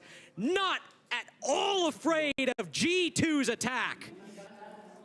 This feels like a heavyweight title fight right now with what we're seeing. The patience, the cadence, right into that direct jab. Little uppercut action there from FaZe. I absolutely love that cadence that we saw, especially inside of Workshop, Carter. Not overplaying their hand. Handy just slightly adjusting his location to not be found out by that drone any longer, and then reassessing things, being able to assist once G2 work their way into sight. The crosses coming in from Workshop were just too strong. There was no way for G2 to try and fight back, and Vidiking especially from that location with a big moment there inside of Bathroom as he was able to discover that case planner. FaZe have the lead. No 3-3 half, this time 4-2. G2 will need to win this half just to bring us to overtime. They match at 4-2, will not be enough. A regulation 2-0. You need at least a 5-1. 5 seconds to go. You need to completely dominate FaZe this defensive half, and I'm talking in the opening picks, and the intel game, and the map control. So many steps to take. And I don't think it's a shock that we see the Fenrir and the Solus brought out in this round. Obviously, I don't know if you mentioned, Azami's banned, so holding CCTV a little more difficult, but those Solus and that Fenrir following up alongside the castle makes clearing out these roams and these setups a lot more difficult to find and a lot more difficult to push through. Yeah, I'm here for the gunplay. So yeah, I mean, you know, there was a reweave. It was kind of the whole bit we set up at the beginning. Most definitely. And seems like FaZe gonna add a couple extra layers to their offensive front. The Blackbeard, the biggest piece to this here. And not only that, he's rocking the SR-25. Yeah, this is actually something we've seen from FaZe in the previous game against SSG. Souls likes to run that Blackbeard and play this Armory balcony. Now, admittedly, he did it to inconsistent success. Sometimes he died to the player in CCTV, sometimes he wasn't, but the big difference there in that game, Souls was playing against Ashen, actively playing Azami and CC. Now with nobody actually playing in that position, he has a lot more freedom to take a fight with Virtue playing half wall. This is a terrible situation for Souls. He tried to use those frag grenades to open things up for himself to try and swing across the balcony, but instead, he's gonna have to try and work things in from another angle. He'll be able to find Benjit, Uno, running around on this top floor, looking to see what he can do against the FaZe roster. They're playing patiently over here on the east side. Window open. Cyber's found his way into break. He does have that player over on bookshelf right now that he still has to deal with, but FaZe, they've already gotten the big pick, and now they can try and convert this timer into value. They're a bit stuck on this east side, though. They've tried to make an inroad already, but Doki and the rest of G2 have been able to shut it down, so Vidiking goes for a different approach. We saw him by the balcony earlier. This time he moves instead into office archives, this area. FaZe getting the opening pick, not the opening pick, excuse me. 4v3, we got a 3v3 thanks to Doki's good works. Handy's got the intel though, nice little Z ping from that Monty. Goes for the spray transfer top main and forces Alamo back. Further steps retreating down the main stairs. Virtue the only one actually on the bomb site, but that's fine. Alamo's at his strongest on this Solus down below. This is a good rotation. Forced it might be, but one that still might win them the game with Virtue facing almost insurmountable pressure. Handy's able to cover the cross for Vidiking to move to an indestructible floor to get this diffuser down. Alamo might be able to spot it, but yup, they've got to rotate. Handy's there waiting, and we're in the post plant. They know Alamo's coming up. They know the Solus was going to be below, so they'll watch these staircases. He starts to back up, spots the Monty. Do they know he's crossed? Handy's ready for it at least. Opening gambit on the attack goes FaZe's way. They've got the widest lead we've seen in this series so far. Such a hard setup to deal with, Carter. Especially for Benja. I don't think that they knew that that was a Blackbeard that they were dealing with. Melee gets cut down by the SR-25. The Monty making the most of the situation as well. So much info coming in from that operator, opening a lot of different doors for our players here. And yep, nice find there from Souls on to Benja. Benja not even having anything to say about that either. And what a shot.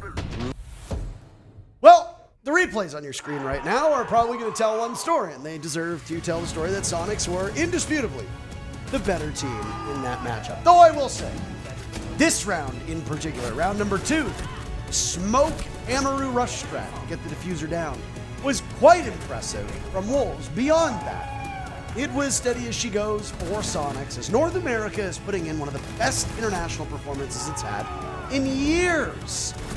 SSG will be in action later today against Dark Zero. The winner of that will go to the main stage. If Sonics prevails here, they should also go to the main stage. So, with that said, NA, exception of MA, are having a relatively good tournament. Europe is somewhat top-heavy, and Wolves have looked like one of the best EU teams, but maybe not against Sonic. Yeah, it's been a long day rather for Wolves, and this Consulate matchup came down to who can get 2 attacking rounds first. Wolves got 1.5, and then, well, Sonics, they started off getting the attacking round, and only a couple of rounds later got that final 7th round victory. Here's the stat line though. If you look at Wolves, they weren't far apart. A lot of 7s on the kill counter, but ultimately it took someone like P4 the majority of the rounds to get his first kill. So that first half really was a struggle for Wolves, and that's where they needed him more than on defense. Not a single player on that team went positive. There were a couple players who went dead even, but ultimately that scoreline is really tough to overcome. If you are not able to break into positive digits on your team, players that Wolves has, that is a huge problem, especially when you look at players like Mowgli and Bibu, who we often expect to go positive. Now, we did say during the map that Mowgli has done well, but Bibu has not really been himself. The difference is that the supporting cast around him has shown up when it counts the most. P4 is having a better tournament. Deadshot, with the exception of that W7M matchup, seems to be doing better as well. So while the team might be gelling and playing better, it might hurt Bibu's stats. Somebody as experienced as him, I'm sure he's okay with that, because the end goal, as we saw with W7M and KZ breaking the kill record earlier, you don't really care about your own personal success, you care about your team's success. I'm really looking at P4 going into map number 2. Him going 0-6, not like him. He's usually a very consistent player, not dropping double digits per se, but always finding the scoreboard, you know, in the first couple of rounds. And he really didn't here on Consulate, so I want to see more from him. So let's change our position, because now we're looking at Cafe, which is, funny enough, is actually the only map so far this event that I haven't casted. Oh. So I get to see none other than Cafe Dostoevsky. This is Sonic's map pick. Now, while you thought that Sonics would be the better team, they are a little bit higher in terms of predictions. 73% of you think that the Sonics will prevail. They're climbing, and it's deserved. I mean, that was a message that they saw on Consulate. Now in Cafe, the thing is, it's a pretty similar map how it plays out. It's hard to get in, hard to get a foothold when you're in the attacking side, that is. Although rushing and playing aggressive off those entries is a little bit easier. So I could see a world in which Wolves will perform better, but there's also, of course, the fact that this is Sonic's map pick. They are very comfortable here, and they got this new system where Citizen will IGL on defense, and Geo will keep people going the right direction on the attack. And speaking from experience, playing with Citizen back in the G2 days, way back in 2020 and whatnot, he loves playing Cafe. He loves, you know, playing the Melusi back then there was, playing around the top floor, going for swings, and always saying, hey, can you, ex-player, come with me? We're gonna swing this guy together and isolate those kills. You do that against Wolves, you get those opening duels favoring your side, you will stall them out and slow down their momentum. And if you can do that, you can shut them down on attack. Thing is though, Sonics, they do not start on the defensive side, they start on attack, Wolves on defense, and they've banned all their 4 operators.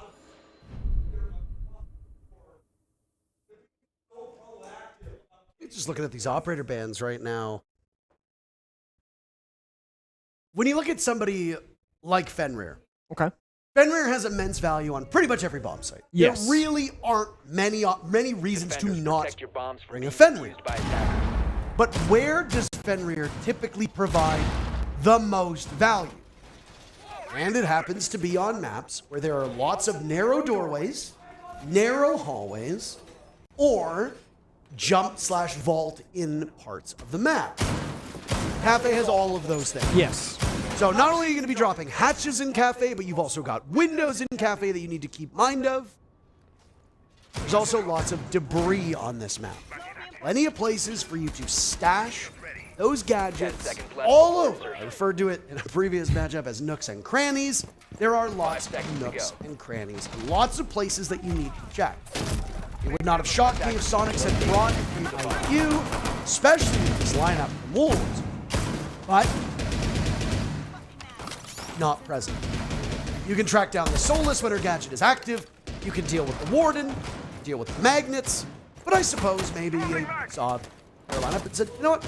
Let's bring lots of disruption instead. Yeah. Grim, Capitao, and Ying are 3 operators who will provide a ton of distractions. Not just in terms of visual distractions, but will also force you to move. Grim and Capitao effectively work as area denial. Wolves are not prepared for it. They can get pushed right into the leading arms at risk. There's a reason why the cocktail bomb side doesn't see as much play as it used to. It's because with the presence of Grim these days and Capitao, it's hard to play top floor. You can go on cocktail window repels, use your bees for intel, then fire off those player positions and rappel on into sight with the Incandelas. That's exactly the line of the Sonics they've brought out right now. They could go for that same similar attack, and right now they're scouting for intel, figuring out where is this player downstairs. Citizen has not drone Deadshot successfully, and he now has a punctual inside a freezer. Bit of a cat and mouse game. Citizen wants to go up the white staircase perhaps, so it's a bit of a timing game now, reading the pacing of the map. Something that Citizen excels at. You see it right there, got the yellow ping from his drone from his teammate. He knows the verticality is there, he expects the flank as well, but he's wrong for now. Deadshot's not gonna challenge, gonna go Bakery up red stairs instead. Sonics, they're still setting up, waiting for the final piece of intel before they make their execute. Solus a Deadshot is down below now. It's at a small bakery. Close enough to be able to ascend the red stairs. We'll also have any visibility on drones that are set up on the second floor. Cafe's an interesting one, Nick, because all 4 of the bomb sites can be played quite regularly, and to relatively similar success depending on the team. Candelas are going to rain out. You can also hear the bees going as P4 repositions to challenge the Skylight. This is a very bold play. Plenty of players have done this and ultimately been burned for it. They got what they need though. They know cocktail is clear. They can do the second setup fire. Then the Candelas go out, rappel in those cocktail windows, and establish a plan. Box downstairs doing vertical destruction with Ben on the white staircase as well. Citizen looking to march up when his teammate is ready. There they go. 3, 2, 1 up white. They will push. Citizen will follow up the flashes, but needs to be mindful. Over towards bathroom is Shinka playing inside a piano. Guns them both down. They were not expecting that steady pitter-patter of the UMP. Solus returning back to the bomb site, spotted by Ambi. Will now tussle and wait for them to draw it out, but it's a cross for Sonics. The die to Beaver has that one covered. Grixer engaging with the Azami, now over towards Pixel, but it's Shinka's 3rd kill to save the day. And Rexon will swing on in as P4 stops him in his tracks, denying him a chance to even get into the building. Wolves already having a better start right now than they did on any of the first 6 rounds of map number 1. I will say I was expecting a bit more of a decisive push there from Sonics when the new cocktail was clear. They still had 1 fire left, 3 Candelas. I feel like they could have fired off the Warden position. They could have yanked off the other positions that Warden can't see through those Candelas and just go in for the window repels. Citizen, the Bug, they had downside control inside the library. So even if that shot on the Solus flanks downstairs, you cannot deny the plant. I feel like that was a missed opportunity. Instead, they walk up 2 players, top white staircase, they both die from Shinka playing inside a 90, inside a piano, and the entire push gets disrupted just like that. And they still had so many pieces to work with, like I mentioned, the fire, the smoke, the Candelas. Not really seeing the potential of that round, I feel like. Most, of course, we're happy with that. They got to just sit back and wait, so now they're gonna try and catch some drones, and that's been a teamwork. Look, they're holding Ben hostage. Instead of shooting his drone, they're like, he's over here, Mossy, come on, Moke, get him. Citizen escapes the Mossy pest, but will get shut down as he tries to flee the area. He will not survive the round for the prep phase. 3 drones now done and dusted for Sonics. They have less intel to work with. I'm obviously not a developer, but it does seem very... I never realized that. I mean, you'd be surprised from some of the comments that I read on social media, especially with the fact that you remember I, for a long time, was a very vocal Withstand disliker. I don't know if you knew that. I think we all were, but fair, yeah. Yes, but I was very vocal about it. Oh, okay. And then Withstand got taken out of the game, and I have still seen every now and then Reddit posts about how Terrell and the pro scene cost us Withstand. And I'm like, no, your brain is literally mashed potatoes. I don't think that. But I am not a developer. I do not get to make balancing decisions. I have input just as everybody else does, but that is it. That said, it stands to reason that if you think Solus is too strong, a very simple change, make it so her gadget doesn't work in prep phase. Yeah. Really. It disincentivizes droning. You don't want to do that. You want people to drone. Make it so her gadget comes alive after the fact. Now, down goes Mozzie. Mowgli dies early, engaging over towards Hatch. Dies for it. We saw the Solus getting great information on the drone work as to where it's going to come out. Sonics will now struggle to translate this early push over on Piano and Cigar towards none other than Cocktail. Yep. We'll see what they can get here. Intel, of course, from Sonics, very much appreciated, very vital for them to make their decisions. And they see the yellow pings going on, rather, but can they, well, they can act upon that one. Amber just shoots the head off of Bieber, rather, and Seafox gets traded back from Shinka. So Wolves is still trying to fight back. Deadshot knew this was coming. He thought he'd have the pick, but he doesn't. And now the last two players from Wolves in the final moment will be in a bit of a scramble. Shinka sitting at 4-0. Neither he nor P4 died in the previous round. Sonics will need to change that if they want to prevail here, unless, of course, they get the diffuser down and then the two defenders opt not to challenge it. The worrying part for Wolves is that you've got the sledge set up upstairs, and he will continue to wreak havoc on that floor, meaning less security for the defenders below. Yeah, we'll see what they can do, though. With two members only up, they gotta kind of lash out to these kills, but if you lash out too soon, you will just fall. And Rexon right now is on hunt duty, seeing both members inside of 90 hallways, so now he will make that call to his teammates and try to shut that down. There was no way you could do anything, because as you pointed out, Rexon saw both of them. So somebody from Sonics will be positioned over towards Pillar to catch them. Rexon can get the other kill from the same angle above, and that's all she wrote on that round. Sonics far more formidable on their entry in round number 2 than what we saw in round number 1. And Wolves just didn't really have an answer for this. Mowgli dying to the hatch above. Yeah. Definitely seemed like he wasn't that inclined to fight it. And as he's trying to run away, he exposes himself in probably the worst way humanly possible. That's sloppy.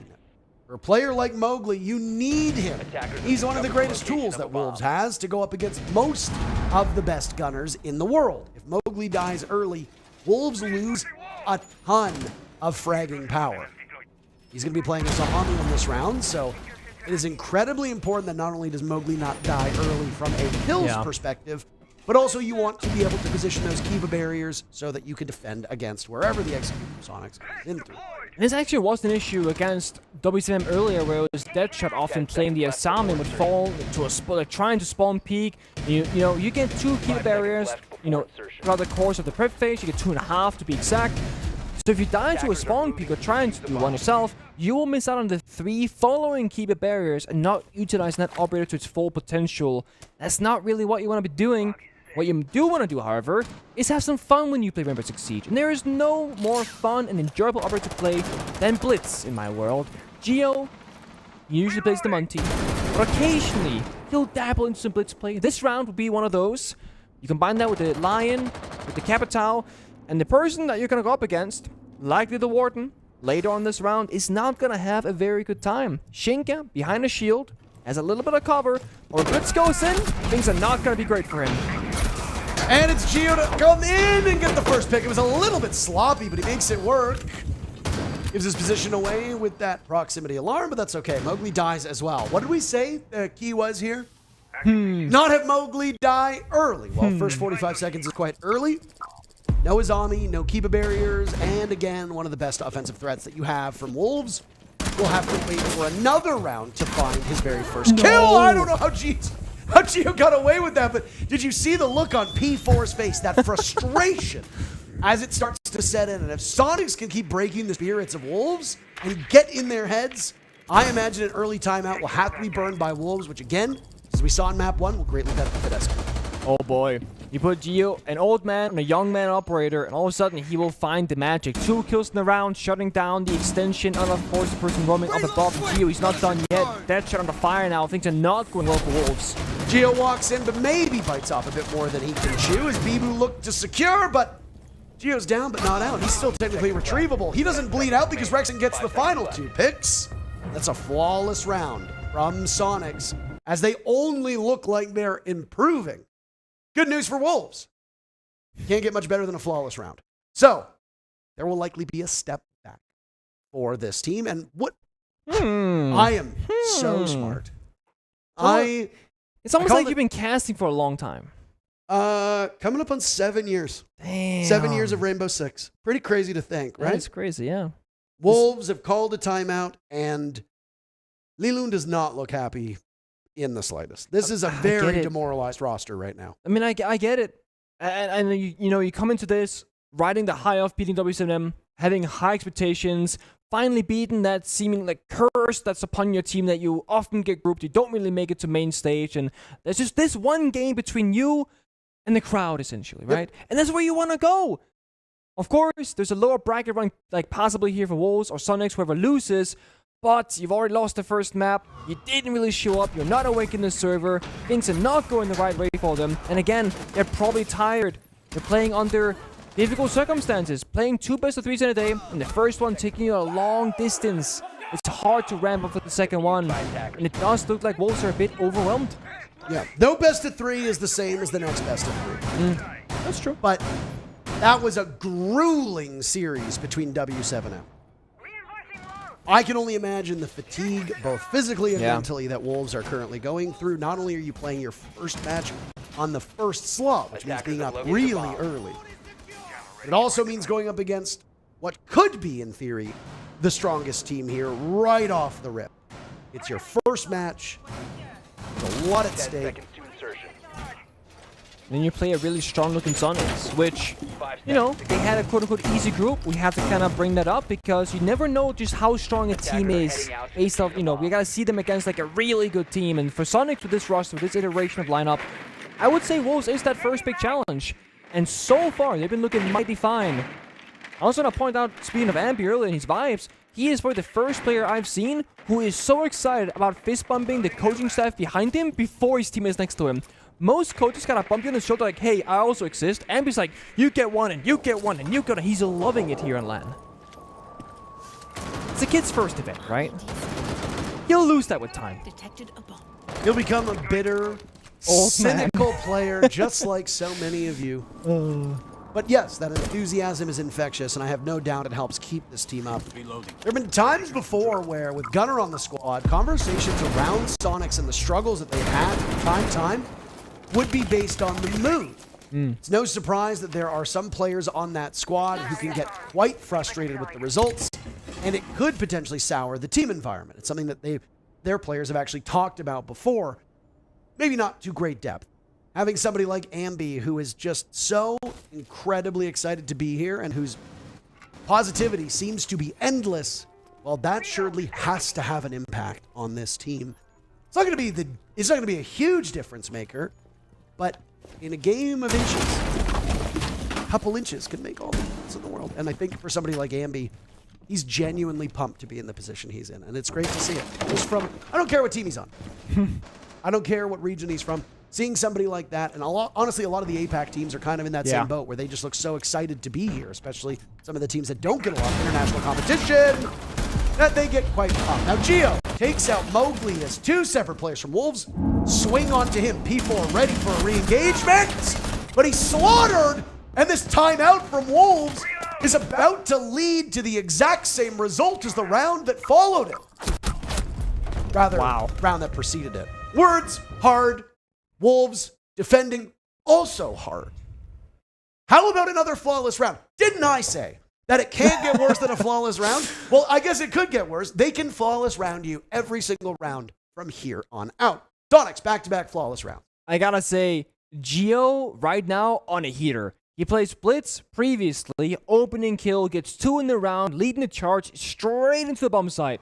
Now, Gio in the buck. Walks up in the wall, walks to the rotate, gets the opening kill, and fights that second player together with his teammate from up above. Ambi dropping down, 2 kills. There's just no angles here, no ways in for Wolves. They probably really wish that Valkyrie was open. But guess what, Sonics? They had the same idea. You guys love intel. You want to make decisions knowing what's happening? Well, we're going to remove that from you. Still could be an attack, banned away from Sonics. Valkyrie in defense, banned away by Sonics as well. And the Wolves are running around blind on this map. I am surprised we've yet to see some Echo, some Maestro, some more bulletproof cameras. Because even in this round, which fair enough, it's kitchen bomb site, it's not the same kind of intel game that's required. But B was running C4. That's kind of been the story for them. Because Solus is left open, I feel like they have this kind of blind side where, oh, we'll just play Solus, we'll get the intel.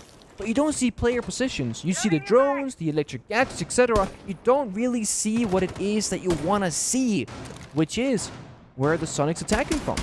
Because they don't know. Now, Sonics keep flexing things around.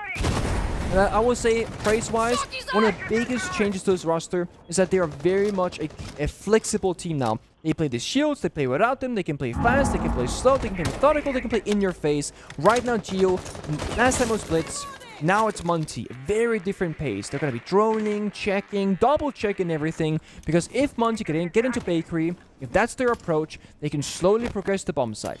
If they think Bakery is too difficult, however, they can also rotate elsewhere. Monty is very capable of doing any sort of attack here from the front and the back.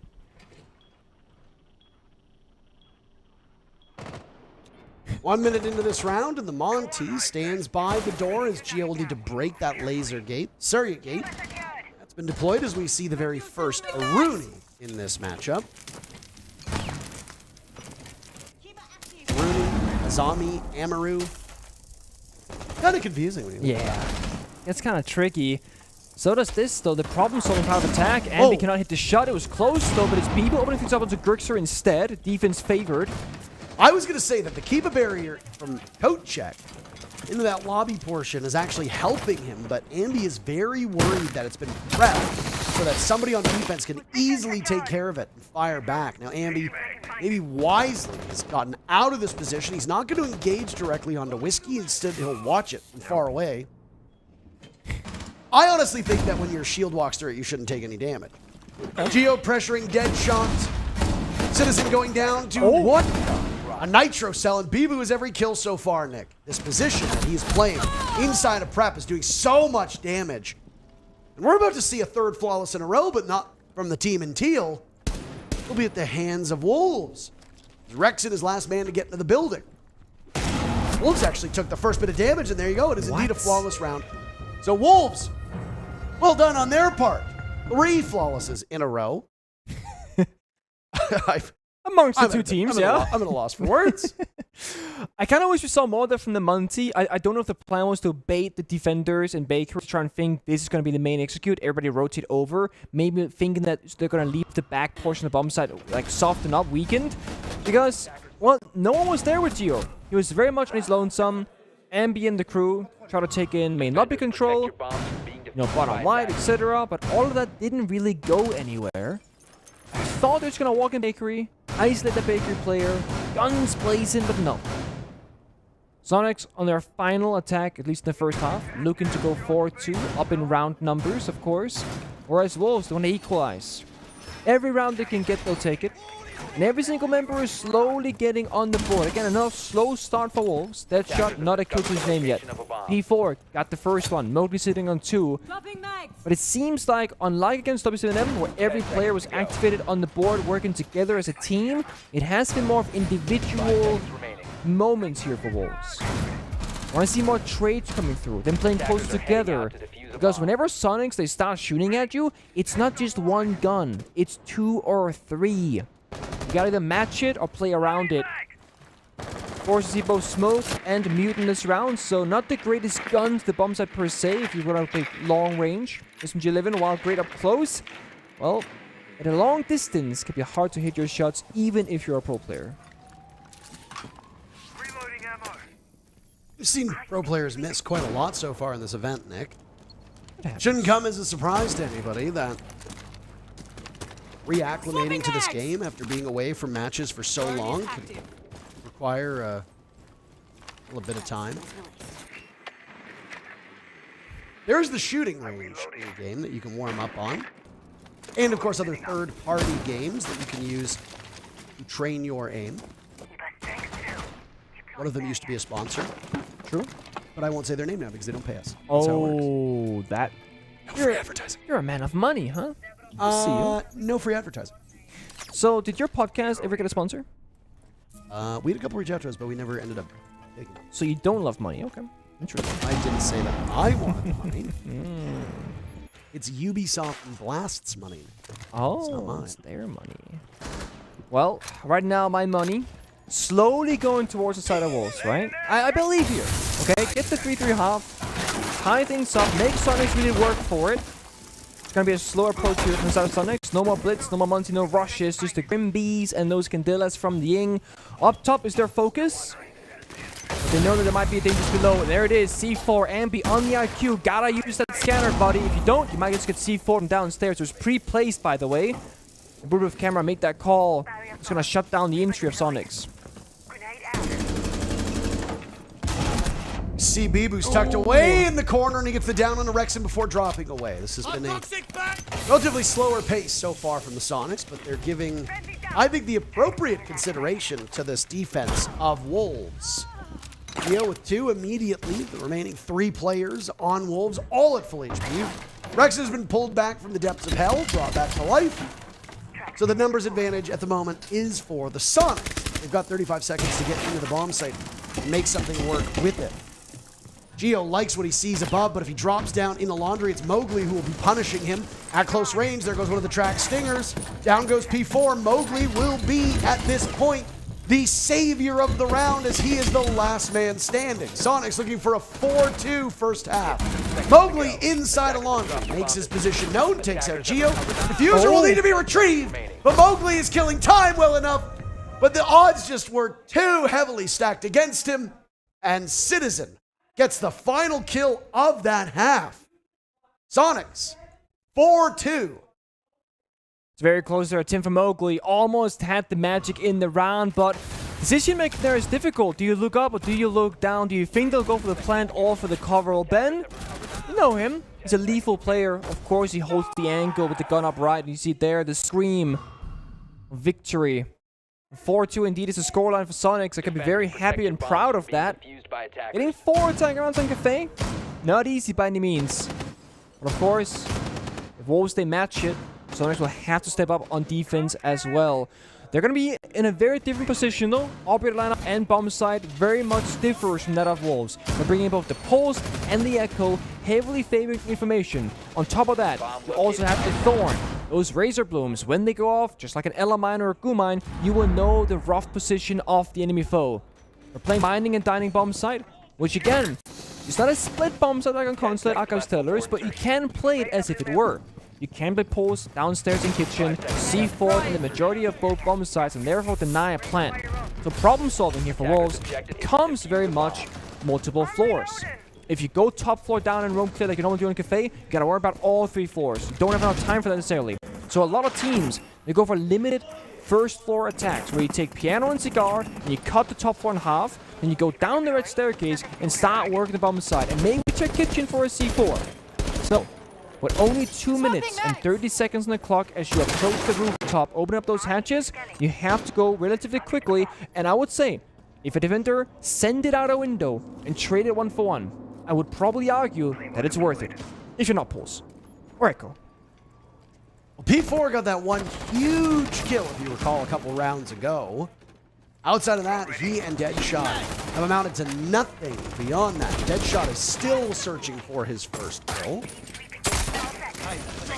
He's immediately giving Rexon's position away, but he pulls the Nitro Cell anyway. Gets the first pick. It was information Wolves had. Didn't care enough about the explosive. Now Mowgli walks right in. There's a crossfire. Geo has been phenomenal from this position. And Ambi makes sure that it keeps it as close as possible. Deadshot on in. 0 kills for Deadshot still.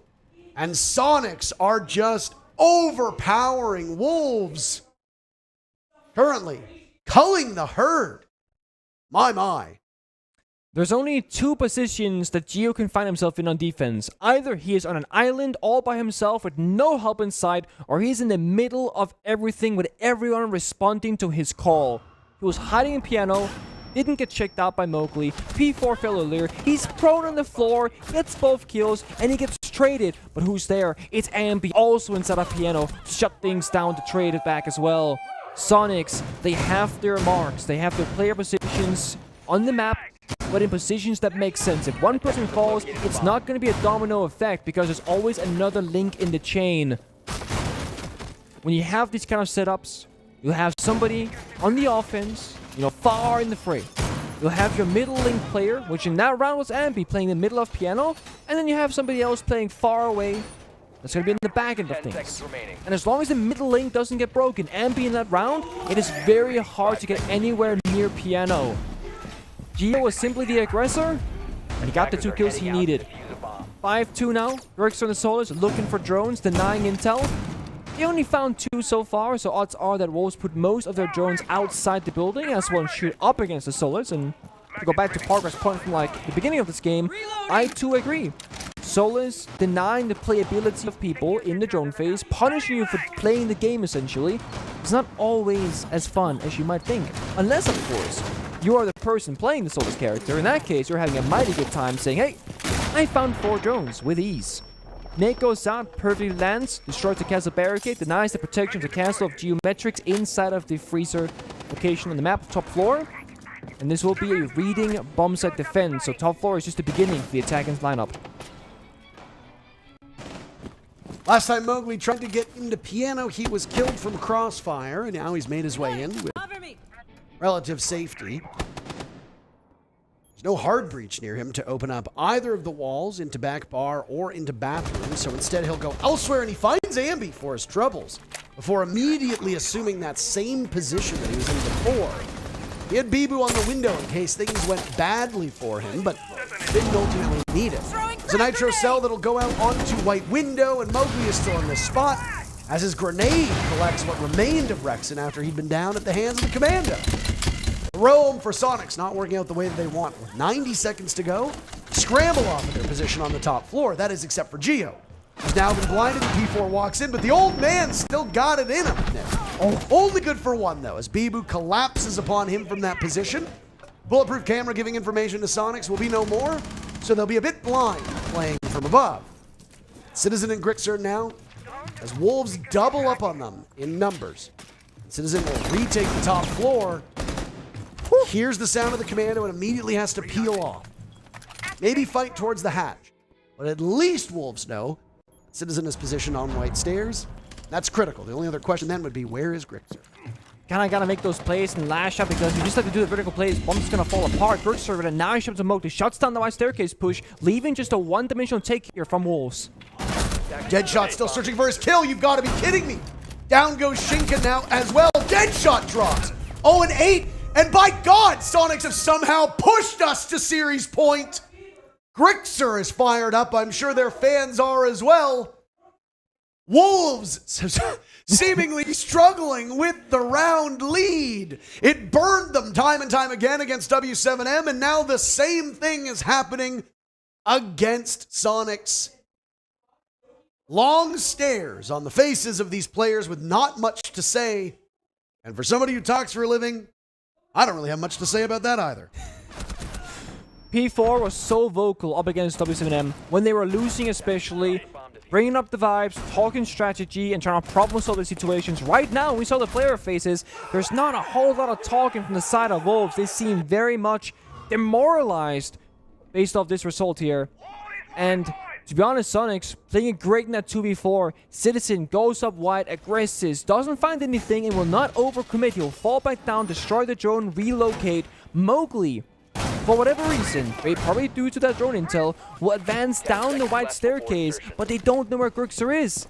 He was inside a train, holding the angle to the white staircase, and shuts Mowgli down, leaving just 3 attackers on the same portion of the map, laundry hatch and pillar, walking into side, and they just clean it up. Rexin will have some fun jumping out a window and in another after that, or jumping out rather, a window and in another after that. Going for a spawn peek attempt, keeping Wolves on their toes. Again, buying a little bit of time and value here. Wolves going for a utility-oriented setup. The IQ, the RAM, the Buck, they very much want to go top floor. They want to roam clear, want to destroy the soft floor, leave them to outside kitchen bomb side, and try and set up a plant. So the question now is for Sonics. Are they going to challenge on the roam like they have in the previous 2 rounds, or will they surrender the map to the attackers and let them do their business? Well, we see here, there are very much 5 defenders on site. No one's even pressuring the red staircase or the white staircase right now, so Wolves, when they get those drones out, they should make a quick approach to the building, recognize and realize that it is clear, and start doing that vertical destruction.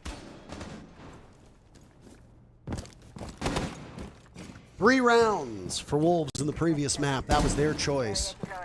A little bit behind that tally at the moment with 2 rounds. This is Sonic's map. Do you expect SQ to do well? Cafe also is not a rarity when it comes to the attacker-defender win rate. It is a defender-sided map, as we come to know. Wolves might end up losing this series with fewer rounds than in their very first map of their matchup against W7M, which is just a shocker. Obviously, it does stand tall as a lesson to be learned that even if it was a weak group, Sonics have been so formidable. Deadshot 0 and 8. I can already feel a Yardy tweet coming up about him. Grixer flushed out of his position, now over by Prep. Shinka taking damage as Grixer is softened up as well. But Grixer wins the fight, excuse me! I was unfamiliar with your game. Grixer's luck runs out though to P4. But still, so much damage is done to P4, leaving Bibu with full HP. That's about it. Sonics have 45 seconds to find the ghost of P4 and Bibu. Grixer have been stealing some of these moments in these rounds. I cannot believe it. Phenomenal play, finding both and Citizen with another. It's just P4 against the world with 1 HP to his name.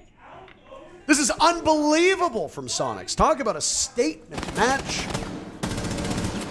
P4 will fire away, but I think it's starting to sink in. The realization that you just got bounced. Sonics explode for 2. What an incredible performance.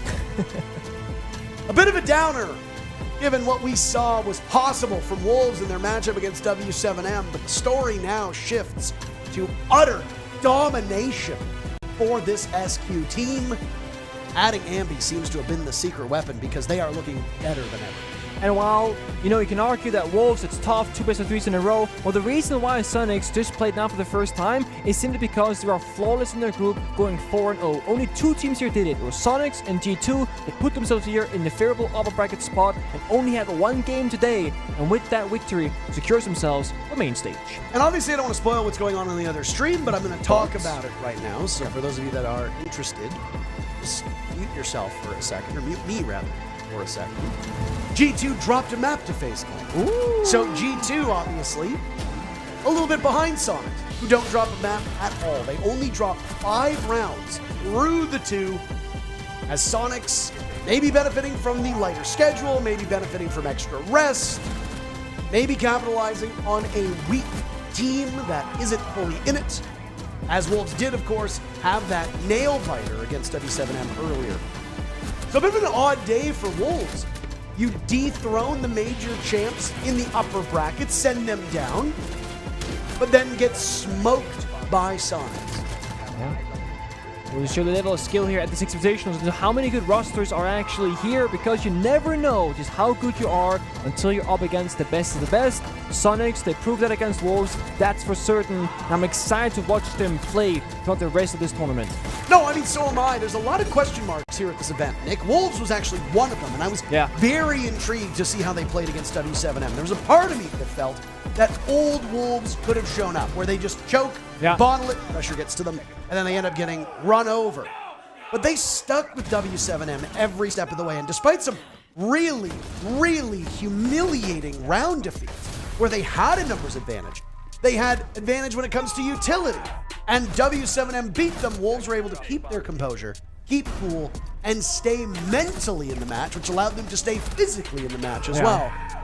Obviously, that wasn't the case here for Sonics, as Sonics just toppled them. They beat them in utility, they beat them in strategy, they beat them in kills. There really wasn't any place in this matchup that Wolves looked like the better team. And if Sonics can show up like this for the remainder of the event, they'll be putting everybody else here on notice. Not just because of their group performance, but now what they've done to a top-tier team of Wolves. For the second matchup in the row, by the way, not a single player on Wolves goes positive. Deadshot, 0 and 8. He has not exactly had the tourney that I'm sure his teammates have wanted. No, if you got Geo styling on you going 9 and 6, and this is not an offense towards Geo, but something is not quite going right. Geo is in these really tough spots, always fighting against the world. He was finding multi-kills that he had no business doing. So even Geo was putting on a stellar performance up against the Wolves. Yeah, I mean, 9 kills to tie Grixer for top of the team, as you can see in terms of the EPS. Oh, yeah. It's Grixer leading the way, but 100 to 122 is an incredibly tight scoreline. Every single player on Sonics looked good today. Not a single player looked good on Wolves. And when you look at this lineup, Mowgli and Deadshot are 2 of the 3 players on this team that you not only expect, but rely upon to get kills. Deadshot getting 7 kills, all of them coming in map 1. Mowgli going 11 and 17. That is just not going to get the job done. Ignore strategy, ignore deployment, ignore operator picks. Deadshot had multiple opportunities to win dry 1v1s, and he couldn't do it. Same with Mowgli, the amount of times that he just barged into a room after getting droned and still died. That's not going to get the job done either. The good news is that the mistakes that Wolves made in this matchup are very obvious. Yeah. They are relatively immediate when you assess what went wrong, and they should be, in that case, maybe easier to fix. Yeah, and I think they can also write some of this off, saying, you know what, it is what it is. But Grixer, that's the big talk about right now. 6-1 on entry, phenomenal performance, leading his team into battle. So Sonics move into the semifinals of the upper bracket. That is a huge result. As for Wolves, they drop down to that lower bracket. My understanding is they should move down to where Fury and Bliss is, but I am by no means an admin. So my assumption would be in that case, they play the winner of Fury and Bliss. One of those APAC teams will go home, the other will move on, and boy oh boy, Wolves will have a chip on their shoulder. As for that FaZe G2 matchup, it is going on the main stream right now. It stands to reason that if you're here watching the B stream, you're probably aware of the main stream. So I don't need to compel you to go over there and watch it, but with the explosions that we hear right next door, it sounds like it's living up to its bill. And it does. So in case you're curious, twitch.tv/Rainbow6, well, you knew that already. Go check it out. We still have one more matchup here, though. So we got the Intel Plays highlight before we send to our final matchup here on B Stream. Sit tight.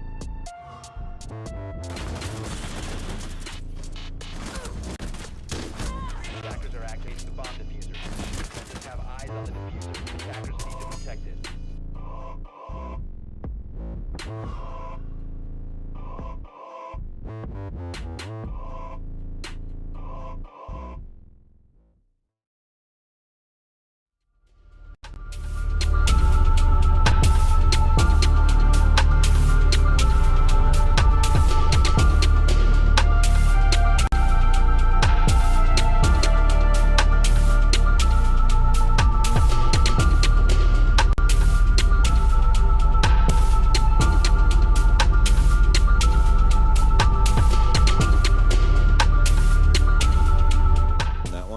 Breach charges for it. We'll have to see. What does Doki exactly want to accomplish here?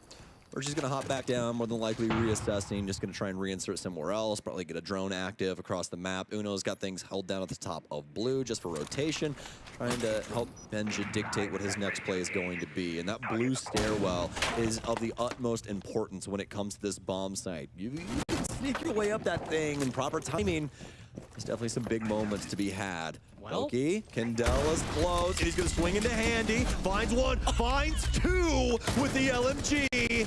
And now they have full blue stairs control. Handy and Souls both go down, and G2 looking to claim the lead again. Looking to claim the lead further. Benjamaster almost spins on KDS, but the retreat works, and Alamau going hunting, looking to recover, but not press the advantage. can hold the angle, put down a drone. They've got the intel on him as well. This isn't strictly necessary. We know it's only a Wamai, but as he walks into Alamau's sights, who's he to look a gift horse in the mouth? Vidaking 2 drops down. Alamo's like, you want to come at me? You want to give me another? You want to feed the beast? Maybe I'll bite. And indeed he will. 2K for Alamau, 3K for Doki. G2 reclaim their lead after dropping the basement bomb site. And is this the energy? Is this the moment that G2 needed? Put a little extra fuel in this car. They'll take the lead again here at 3-2. It's the last defensive round now for FaZe, as they could not get a damper put on G2. Nothing to try and attempt, especially after Doki with such a solid exchange of angles. And also that info game working wonders for G2. As you can see, Benja constantly yellow pinging that man as he crosses through that mid-rotation. Now G2 with a chance to have a 4-2 half here on the offense. And another great example of the ability for both these teams, in this case G2, to dial back the pace, to take a second, take the foot off the gas, and progress forward. Because we see Doki get those 2 kills, and you immediately thinking, okay, maybe it's a rush. Maybe they're just sending it on in, but they stop. That's why we love both of these teams. It's not that they just go for those crazy rounds. It's that they know when to stop. They know when to hit the pause button to reset. Because they have a 5v3. Most teams, I imagine that situation, and most players would feel a strong urge. Fight, push forward, finish the round. You have the lead, you have the advantage, go forward. But G2 pause. They know they have the 5v3, and they see the Wamai down below. They get the Z-ping, as you talked about in your recap. And that's why this game has been so good. That's why we love this. This is a meta of very much imperfect play. And I don't mean the defender side of meta people talking about. I mean the past year of Siege. It's been one of imperfections, oftentimes of gambles. Yes. Of saying, I've got a 60-40, I'll take it. It's I've got all an risk 80-20, I'll take assessment. it. Exactly. Yeah. It's risk assessment, but sometimes people get lost in the numbers and lost in their world of probabilities and push things too far. Take risks they don't need to. Lose on gambles they never should have made. But when you see a team who can take a risk, who can make a play, but then have the confidence and the patience to stop and not to push it, that is what truly separates a great team from one of the best in the world in this meta. And the fact that we can not only point to that round, but multiple from both teams of that defining factor speaks volumes for what these teams are capable of, whomever moves forward and whomever moves to the lower bracket. I mean, it's just so hotly contested in between these two right now. FaZe Clan with a lot of solid consideration on this defense. Some pretty stellar moments, I would say. But also G2, the same breadth, able to create a lot of opportunity, especially with things like, cargo and barrels. We're able to get that plant down in pretty convincing fashion. You have to think about what FaZe can try and replicate on this last rotation, this last site. As they try and see what they can potentially do, you have to consider everything that G2 has done on this offensive side. They've been very creative, and it's sometimes only needing very minimal access to the map in general to be able to get these things to go off. Now FaZe have everything to consider.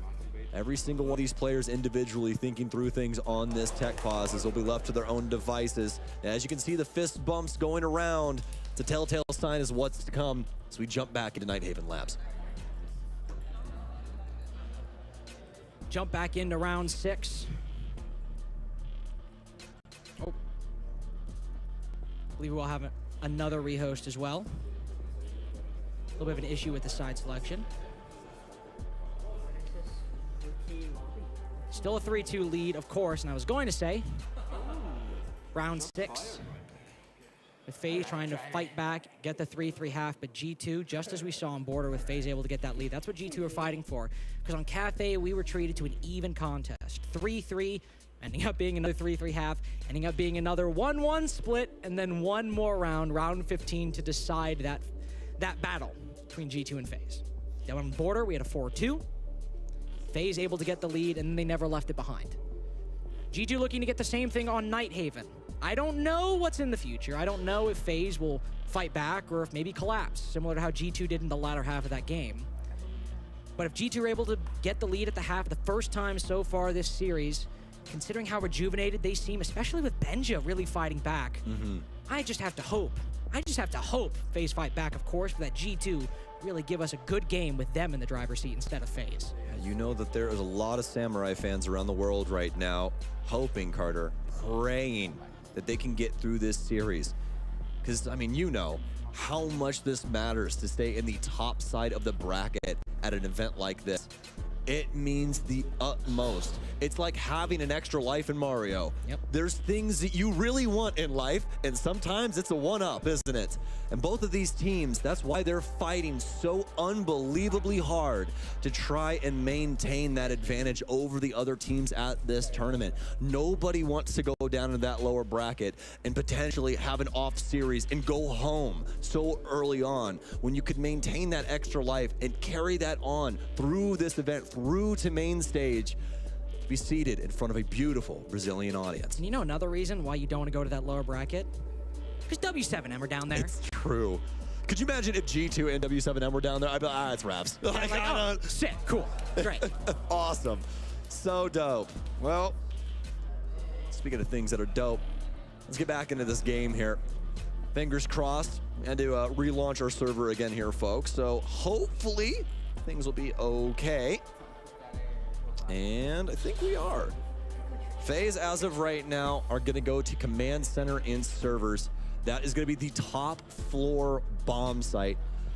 This is a site that we saw some magic happen for both teams, respectively. The last time that we saw it was when Doki had that mad lad play with the T5 on the top floor as he put them both down with the LMG. So very well done. It's actually going to be Doki once again here on the Ying. Let's hope he sticks it just to try and reclaim some of that magic from that previous attack. Ridiculous. Of course he switches off it. Chat out. Thanks, Doki. Appreciate it. Big fan. Super cool. But we saw some good stuff on the Jackal as well, so I'm not going to complain, especially when you have two Titans facing in the server. Cyber also on the Solus. I'm eager to see what work he can do there. Mentioned it before, the drones for G2 at times. If I just look up at the top left or the top right, depending on who's attacking, I feel a little bit more consistently when I look at that G2 drone count sometimes. Again, down to 3 and 2 with a lot of time remaining. And thankfully, given the fact that Doki has, you know, a 21 kill game in him, or Uno on the Ying has a lot of gadgets, they can still make it work. They can still make a lot of big plays. The intel game has been a bit of a problem for G2 so far, sometimes not getting enough value out of the drones they've lost. So we'll see what Cyber can do, and well, just run out on Benja, sitting outside on cams. I mean, Benja cannot buy luck in this game, can he? I feel so bad. It's a constant just wave of pressure being pushed against him. Cyber will be able to at least try and take a fight against Doki, but Doki's so quick to the trigger, he'll take him down almost immediately. Nice find there and a nice trade, but although you did get rid of the Solus, already 4 drones gone, and he killed Lion. That was the big thing there. They brought a lot of info because they really like risking these drones. They bring the Lion, they bring the Bees, as well as Jackal on top of that. But now, lacking those EE1Ds, which obviously makes it to where FaZe can't move around the way that they want to. So this opens up a lot of options to the defense. Still able to get that Solus if G2 want to go for a plant later in the round, not having to worry about it being below. That's nice. Oh. Look at this. Handy creeping forward. The Z-Ping is giving intel about Doki's position. Look at that recoil control on the SMG-12. Doki now falls. Alama watches it happen in front of him. Nothing he can do but stare in horror as G2 go down in the man count, and Handy rotates back to the bomb site. Okay, G2. We're bleeding.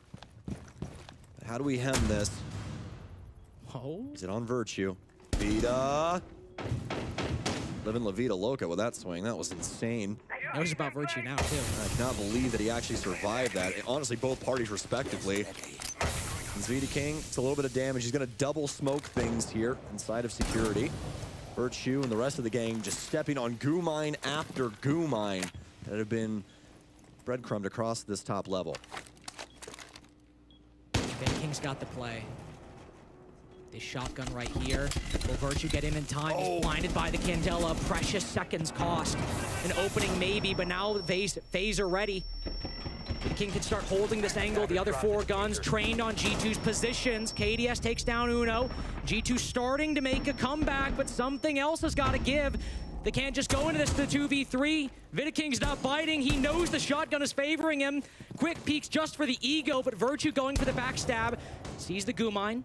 Diffuser not in G2's control at the moment, so Virtue needs to win on this backstab. What a kill from Alamau! Vidaking holding that close door. I don't know how he got away with that, but the shotgun is better. Handy still holds strong. And I think Alamau has made enough magic happen. No, he is not winning that one. 3-3 half for FaZe. A 2v1 to close out, and a disciplined finisher to even the half. Yeah, everything about that speaking to the level of play that FaZe is able to produce. Get those big kills, every single step of their utility getting in the way of G2. And I mean literally every step as those goo mines constantly poking and prodding these within players. Within the span of 5 seconds, and that's the thing about Legion.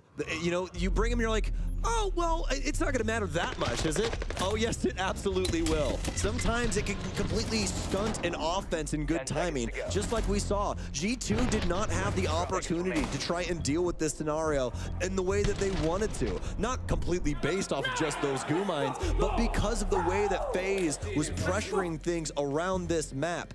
And I'm just going to go out on a limb and say that's probably not Doki getting excited that round. So. That actually threw me for such a loop. I was like, did I mess yes, up? We lost the round. Woo! I was literally like, did I mess up? Whew, that scared me. I was like, located by attackers. It's one of those fears as a caster. 10 seconds to insertion. But seriously, that utility play from FaZe, the smokes from Vidaking, and then also those goo mines. The smokes are always kind of that bigger piece of utility you think of wasting time, but that goo mine placement, excellent. We've seen a lot of actually very impactful goos so far. 2 on Cafe, 3 right there on Nighthaven. Dude, and the coolest part about him is you can literally slap him in any lineup. Yep. He's so applicable. Such a solid operator. Such a solid op for Doki, too. Now that he's moved on to the defensive side. See him pick up the T5. See Benja bring the Ike, or not the Ike, excuse me, the Valkyrie. And of course, I'd be remiss if I mentioned Uno on the tuber. There it is. We haven't even got to see him inside of this game just yet, but we'll see if anybody will be put on ice. Alamau! Oh. Guys, I'm still sweating. Uno's had enough. Uno's actually had enough. FaZe being on defense and doing all the things they did, it just made me worry when I saw that Nitro cell go under his feet. I was just a little scared, that's all. But obviously... Uno throws the C4 like, I'm sorry, little one. I really am. He just blows up Alamau. He's like, we actually have to sacrifice you to win this game, so... This is part of the contract, part of the deal. Well, Ash charge goes out, breaks the barbed wire in front of Handy. Doki might be feeling a lot of pressure momentarily, but Virtue can help bring him back to the site. Indeed he will. Both retreating down the Exo stairs as FaZe moves to fill that space. I think one pleasant aspect of this whole game has been how consistently, right as the defense starts giving up that ground as they should, the attack immediately takes it in turn as they should. It's like both teams somehow, everyone in the lobby moving in sync at times on this clear, giving up space, then filling it.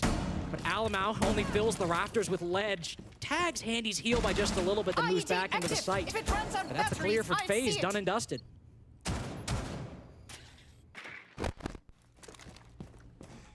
Let it breathe for a second. See what the next steps here are for both squads. G2 do not want to give up any of these bodies. Alamau's already taken a little bit of damage, but they can allow this timer to be used by FaZe. So begin ripping up the floorboards here with the boogie drones. You have Cyber as well, so that skeleton key can assist. There's still a lot of utility implemented here by G2, although again, Alamau keeps getting tagged up. A smoke out already, so might have caught a stray as he swung off an angle to get that out. Don't exactly know how that ended up breaking down. With 30 seconds remaining, FaZe have got to find this accelerator. Vidaking sprints in, but he's cut down by Benja. I remember seeing that plant spot when FaZe played this map against DZ all the way 3 months ago, and I think Benja might have as well. A quick pre-fire as he sprints out the door.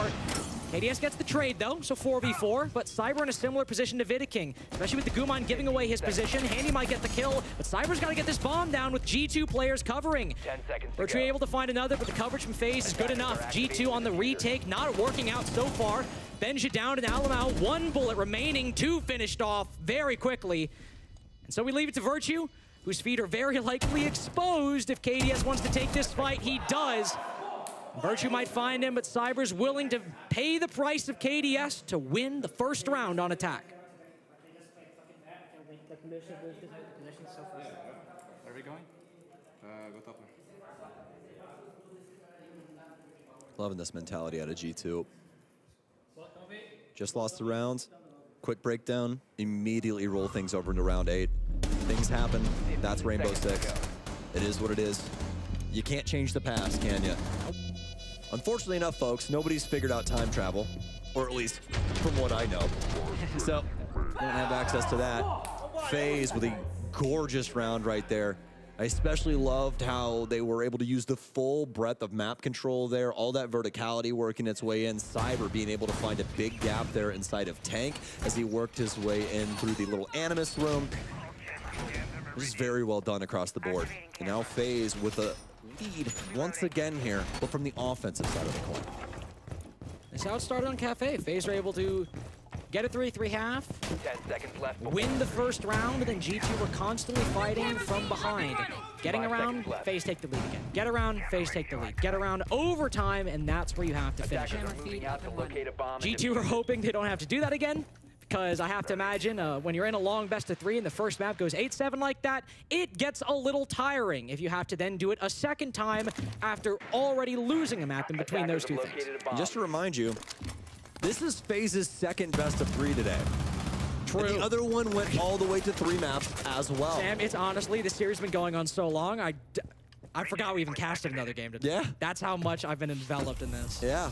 FaZe, they will have been playing as long as you and I have been casting. So, do the math real quick. They've been playing for a little over 6 hours, folks, at a high enough quality level to be beating G2 right now. So I'll let that speak for itself. 2-1 win over the world champions after beating Los, the team that knocked them out of the Atlanta semifinals. That would be a hell of a good day for any team. A hell of a good couple teams to knock out. The personal beef at the beginning, the undeniable achievement at the end. Most definitely. The international beef, you could say. Oh, but Handy. Good with that torch. It's a top wall. To try and create a soft panel here on the right-hand side. Big thing is, folks, when you do this, you want to make sure you get that right little streak of the wall, and then that center piece, you want to make sure you torch that appropriately. Otherwise, it'll more than likely hold it up. Past that, it's really just those little pixels that you're trying to make sure to break apart.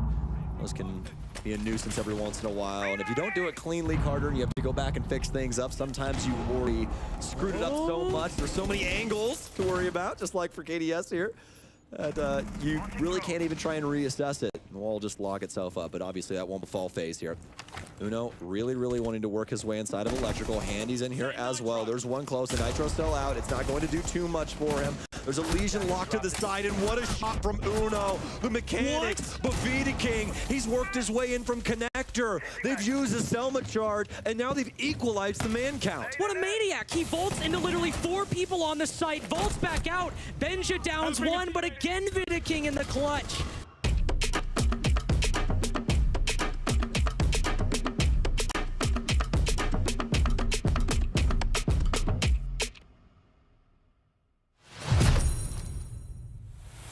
Welcome back to the 6th Invitational 2024 here on the B stream. We are getting into the tail end of things now, Tim.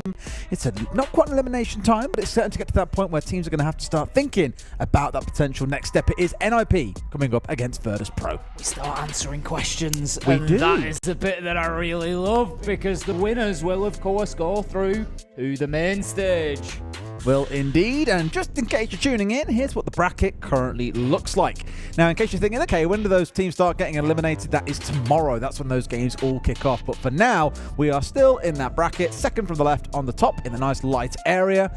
The winner of this game goes through to having that semi-final stage, which means they get through, I believe, to the live arena later this week. It'd be the live arena, yeah. I'm pretty sure I'm right in saying this. That game isn't played in the live arena, but even if they lose, they drop to a lower bracket game, which is played in the live arena. So, yes, they will make it there one way or another. So, this is the schedule that we've had so far today. I tell you, there's been some absolute bangers today, Des. We saw Ancaster Dark Zero 2-0 run over of Team Liquid, but those first two, Wolves, W7M, FaZe and Lost, they were very close affairs. And obviously, G2 FaZe is still ongoing at the minute and has been an absolute cracker. It's really proved to be a close fixture there. I mean, to be fair, you're looking at current world champions versus a team that has finished top 4 at basically every event over the last 2 or 3 years.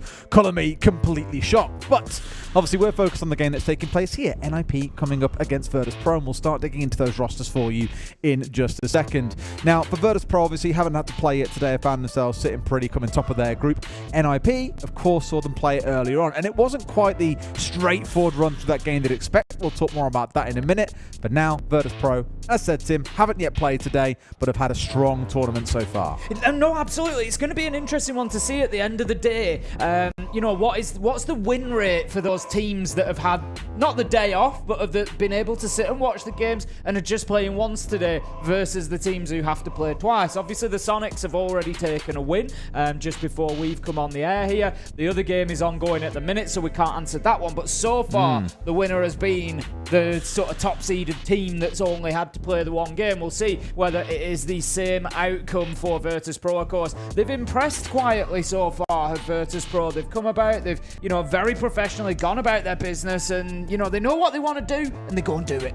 On the other side of the equation, though, is NIP, as mentioned. Now, it's been a weird tournament for this roster so far, and today really hasn't been any exception. They played against Fury, they won 2-1, but did drop the first map of Chalet to Fury, which surprised many, and I had a good chat about the guys that were casting it. Of course, we got to watch some of that game as well, and the general thinking was NIP started slow, they warmed into the series, but we've got to see them being willing to get more active in a game, and I think against a team like Virtus Pro that no doubt we'll talk about more, that is going to be so critical, because if you give Virtus Pro space, they will punish you so hard as a team. Yeah, exactly that. And, you know, NIP, we've been saying it for the last 3 years, you know, they struggle for time sometimes, particularly on the attack, and a team like VP are just perfectly poised to frustrate them out of the game like that. So that's something NIP need to be aware of. But on the positive side for NIP, I'll say the same as, again, I've said and seen and experienced a number of times over the years, and that's NIP quite often come in and have slow starts.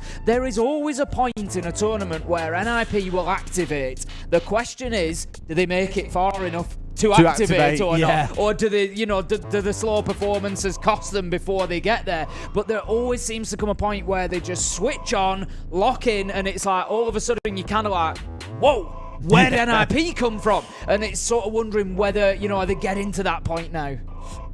And that's what I'm worried about. Against Fury, it looks a little bit shaky, but now you're up against one of the top dogs in Virtus Pro.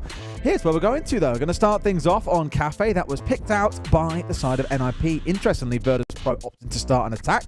In fact, across pretty much all of these, it's opted to pick and start an attack the whole way through, I've been told, Tim. Now, that's interesting because at this stage in the tournament, many you think will be defaulting straight towards defense, but no. Attack all the way through. Yeah, so Cafe Bank Chalet will be our 3. Interesting. That first one I look at straight away, and I always fear teams attacking on that map. As long as the defensive team avoids Bar Cocktail.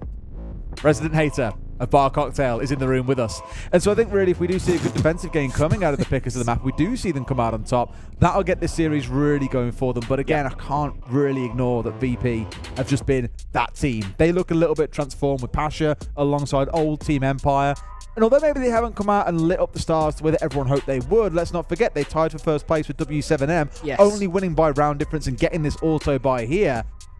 They're another team that I think that when they really get rolling at LAN are so hard to stop. I'd agree, and I think Virtus Pro are a team that have just quietly gone about their business. They've just gone in, done what they needed to do, and off they go. And I think, again, they're one of those teams that could really grow into the tournament. You look at the trajectory they've got, they're on the up. You know, and that's what you want, really. You just want this slow burn throughout the tournament until your very best performances come at the end. And I feel like, you know, that could be a road that Virtus.pro are walking at the minute. See if it steps into that, of course. Well, and again, coming back to the conversation from earlier that I had with Emmy about what they observed during that game, the problem was that we often found for NIP was on their defensive side. They kind of sat back and really let Fury do what they wanted to do on the attack. They could put Ossa shields where they choose. They could get themselves set up for a multi-point execute without ever really being challenged. It was kind of the frustration that we had the other day. Well, me and Lynx had that, actually thinking about it, in M80 versus Bleed, was Bleed really sat back and let M80 do whatever they pleased.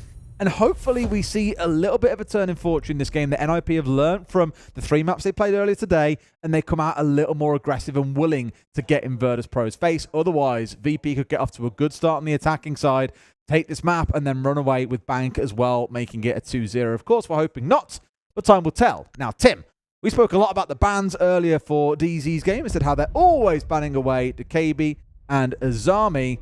Virtus.pro have banned away very consistently Ying every single game, and truthfully, I forget exactly which defender it was, but there is also a defender they ban away every single game.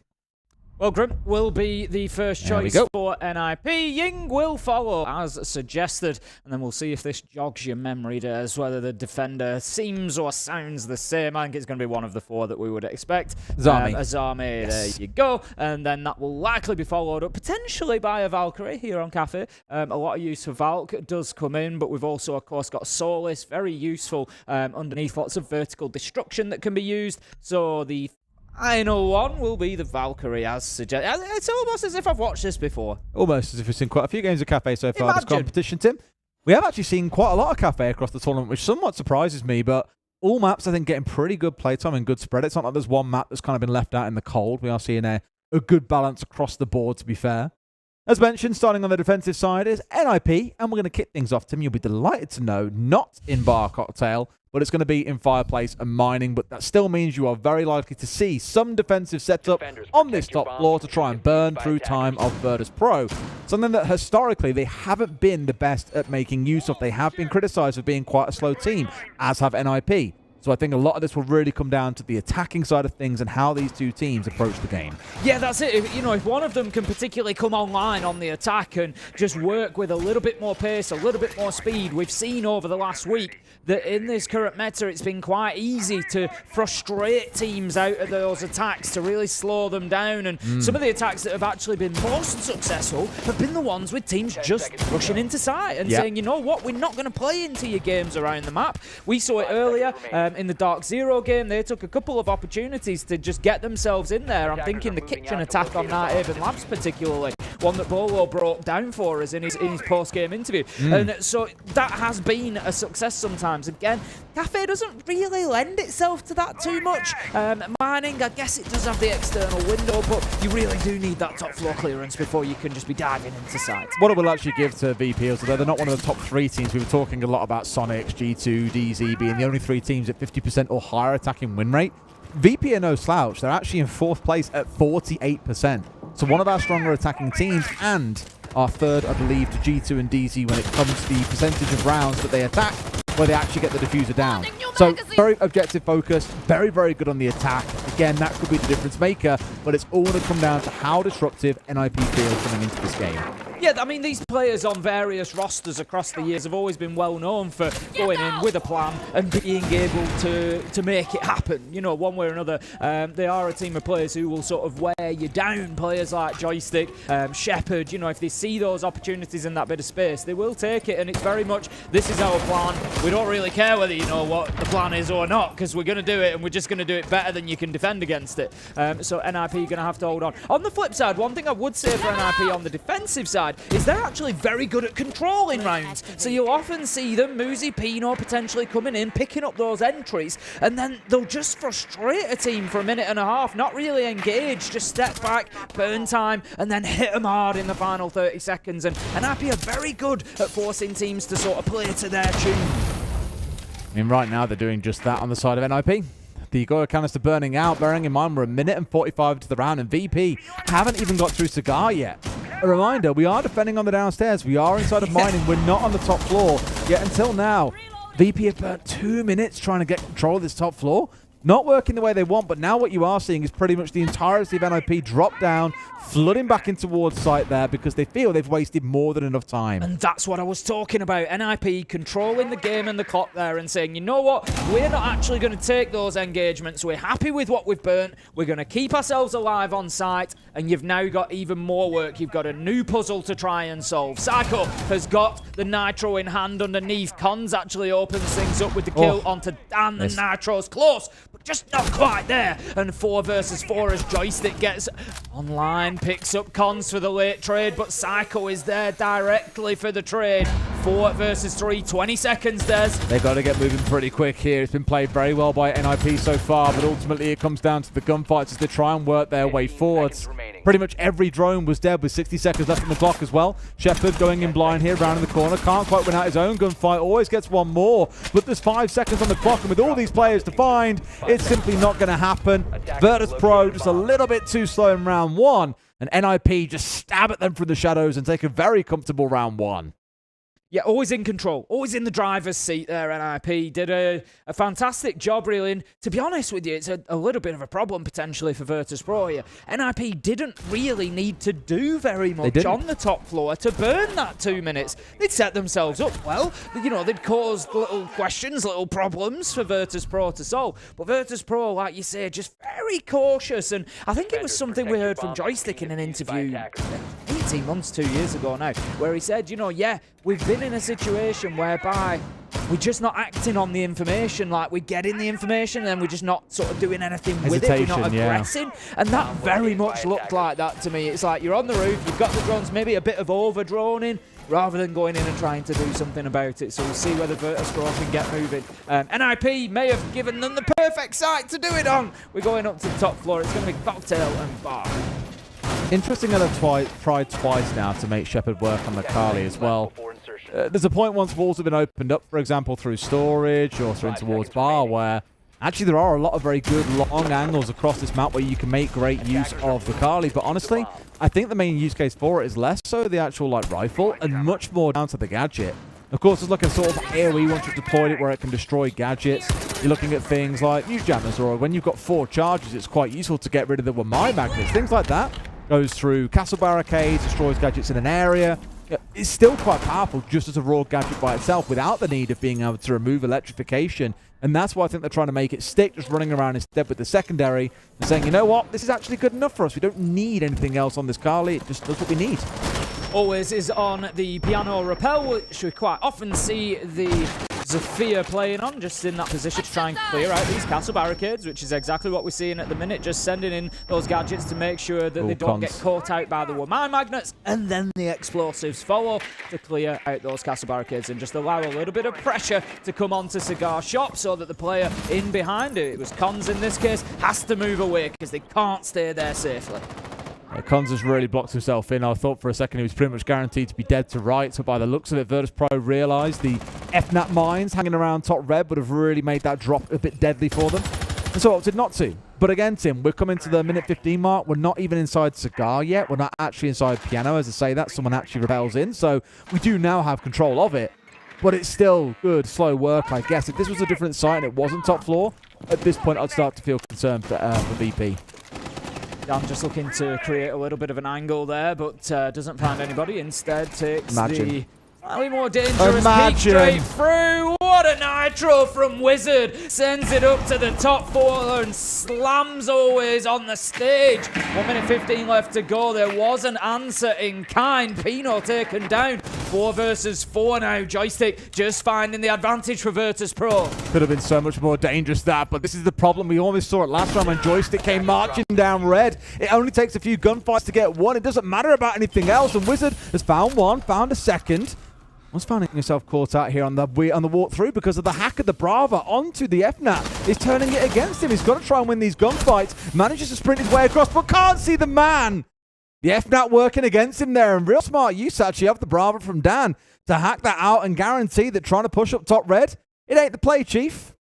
Well, it's a great example, isn't it, of the clutch drone and its effectiveness, because, you know, in that case, you don't have a gridlock, don't have a nomad, so, right, we'll just use the FNAT against you, and like you say, it completely cuts off the flank. They know if anybody's coming through, it puts them at a major disadvantage. Wizard had a great round, to be fair to him. He got a brilliant nitro to kick things off onto Always on stage, got himself another couple of kills on that potential flank, brought it back to 1v2, but it just wasn't enough because Virtus Pro had the answers, and they get themselves the first attack on the board. That's going to see them moving down to attack onto Kitchen this time. Interesting how we got cons going across the Clash here. Now, a few teams have employed Clash as the tournament has worn on, and I actually think it's a really smart answer to the attacker, air quotes, rush method that we find ourselves sat in at the moment, where attackers realise if we play things slow, we are going to get penalised by Wardens, by Kai Electroclaws along with Tubarao. We're going to see Fenrir keeping us at bay, Azami, you know, you name it. So you have to go quite fast. And what do you do when you want to slow a team down? Well, Clash tends to be one of the go-to. Sure, things like Mirror or Legion will work to make attackers second-guess things, but nothing works even more effective than a Clash as long as she's in a good position. Now, it might be that Cons just sits and plays on site here and really looks to protect any kind of execute through Freezer, but I just think it should be employed more by more teams as the tournament goes on. That's really fascinating as well. What we saw there was Cons just hiding away, trying to stay off the drones so they didn't recognise there was a clash. And if you look on the side of VP, they now don't have any direct counters. But more interestingly, Shepard was originally on the Kappa Tower and has picked away from it and probably wouldn't have done had they known that there was a clash in play. So really smart tactic from NIP. But unfortunately for them, they're going to lose the opener. Psycho's going to get taken down, and that leaves them without Wamai. But remember as well, those Wamai gadgets are available over time, so they've just lost a bunch of magnets as well and a bunch of defense against those throwables that might come in. We've got flashbangs on side, we've got smoke canisters on side, we've got frag grenades on side, and there's going to be a lot less protection as Joystick rips away Wizard's protection, takes him down with a headshot. That's going to be 5 versus 3. It's already looking like a pretty good start with the Virtus Pro in this round, and no matter what game plan NIP might have, Virtus Pro don't really seem to care. Just happy to chew through a couple of members in the early round and translate things forwards from there. Getting themselves set up here on this first floor. Reach onto the wall, opens up the floor on the other side as well, as you can so wonderfully see here. So not really purpose opening the wall, it's much more about the floor on the other side. Gives you a bigger area than just placing it direct on the floor itself and using it that way. Here comes the clasher. Let's see how much of an impact Cons can have with 1 minute 20 left on the board and a 2-man advantage. It shouldn't be too difficult for Virtus Pro to deal with this realistically. Another kill or two, and Cons will be all alone. They just need to get that angle onto the backside, really. I think they're knowing that they need to, or at least feeling that they need to deal with VIP, but at the minute, there's actually nobody in there. Muzi has pushed back to the bottom of Prime Stairs, so that is ground that Virtus Pro could take if they get aggressive enough onto it and recognise that there's nobody there. They will still need to win the gunfight with Muzi, but they at least know that they can drop into Freezer without too much of a problem. Absolutely. More about the time, though, as I said, I'm just concerned that Cons still stands. I know it's a 5v3, but as you've also said, there's nothing direct to really counter him here. They've gone through all their utility. They've only got a couple of smokes on side. A drop of 2 comes in now, maybe going in towards a sink plant instead, or in fact trying to round behind. Bino doesn't have a clue what's going on. They've shut this down, no problem at all, and it's all on Muzi to turn everything on its head against 4 players coming in from Virtus Pro. Yep, Muzi just trying to work his way through. He takes a little pre-fire onto the hatch. That Too leaves easy. them knowing exactly where he is. Dan cuts him down. I thought they may have a bit of an issue there. The air jab, which was, of course, the only real counter that they had potentially to use for the clash, was stuck on the floorboards. It didn't quite make it through. The shot was not clean. But it didn't matter. They got the job done anyway. Virtus Pro locking out their second attack onto Kitchen. And NIP just unable to really do anything to stop them in that round. It was good stuff from Virtus Pro. They got themselves a couple of kills. They got that mid-floor control. They used it. They created some verticals. They did everything that you'd really want an attacking team to do on Kitchen, and they got the rewards for it. It's worth mentioning, in case you are also following along with the other stream. If you are not and want to watch it back later, then shut your ears now. G2 have fallen to FaZe. Defending world champions down to the lower bracket. That's where it all started last year, though, Tim. I'm sure that our Brazilian fans Are will delighted. be happy to see that there is a Brazilian team confirmed for main stage. They I'm will be going delighted to to the admit venue. it means that we're not going to have an empty arena. You're going to have some Brazilian teams in the Brazilian home region. So it'd be a bit of a stinker. Feeling that FaZe are not going to be the only ones that will be making it there. No. I think that there will be another couple of Brazilian names. Whether NIP will be one of them or not, we will see as this one continues. A reminder of the stakes of this game. Nobody goes home on the result of it, but somebody will go through to the main stage. It continues them in the upper bracket into a match that isn't on the main stage, but whether win or lose, you will still go through to a match that is. So, NIP, I'm sure, will be fighting hard, but right now, they just don't have the answers to Virtus.pro here on Cafe, and let's remember, this is NIP's Beautiful. map pick as well. Nice electrification underneath, however, it will be negated by the thatcher that's been brought in this round. Same story as before, burning their way in through the cigar setup here as well. Castle barricades down onto the double door, enough just to kind of chew through some of that utility in Virtus.pro's back pocket. In fact, I think Always has gone through pretty much all of his at this point. The one thing I am quietly keeping an eye on in this round, Tim, is that triple stack of Capcan traps that we saw go down inside of Storage Freezer.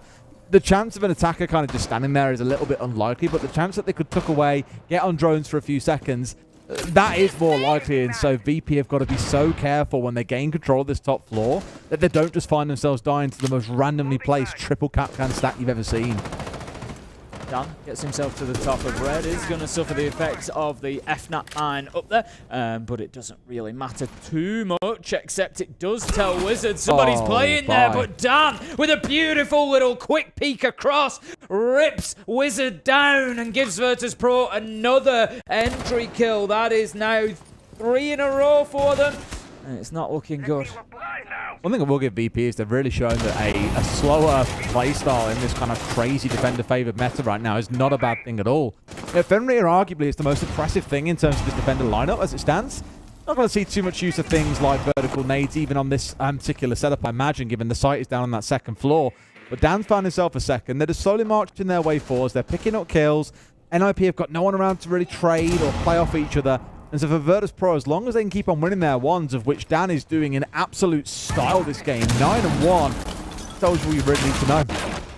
Just going to see the Nitro come in, but the damage is realistically done as we find ourselves now with Psycho in a 1 versus 3. He's got a double. It's going to mean an ace if he was to close this one out. Shepard inside a site, able to get this diffuser down. Very little that Psycho can do about it. The vertical's not opened up, and before that can be confirmed, Dan finds himself the 4th. And that is a huge round in what is becoming a very big game for Dan here. Really starting to run away with things for Virtus.pro. It only takes one player to be hitting their shots on the day and everything can just fall by your side. I mean, I think at this point he's got more kills than all the other players in the game combined. He's sat on, what, 11? I want to say the rest of his team have got like 3 and NIP are about 8, maybe 8 or 9. We know that he's that player. You know, sometimes he's that guy. He just is. You know, sometimes he will have those games where he comes out and is just unstoppable. There's just nothing you can really do to get in his way. And it's unfortunate for NIP that that's what he's showing us so far today. 11-1. Absolutely flying. Same kill total as the rest of all of NIP, which really kind of tells you why we're currently sat at a 3-1 scoreline. A reminder again, this is on the attacking side of Cafe. Yeah, Virtus.pro, it wasn't on the map that NIP chose. Yeah, I was going to say, it wasn't their map pick coming into this, but they are absolutely running away with it.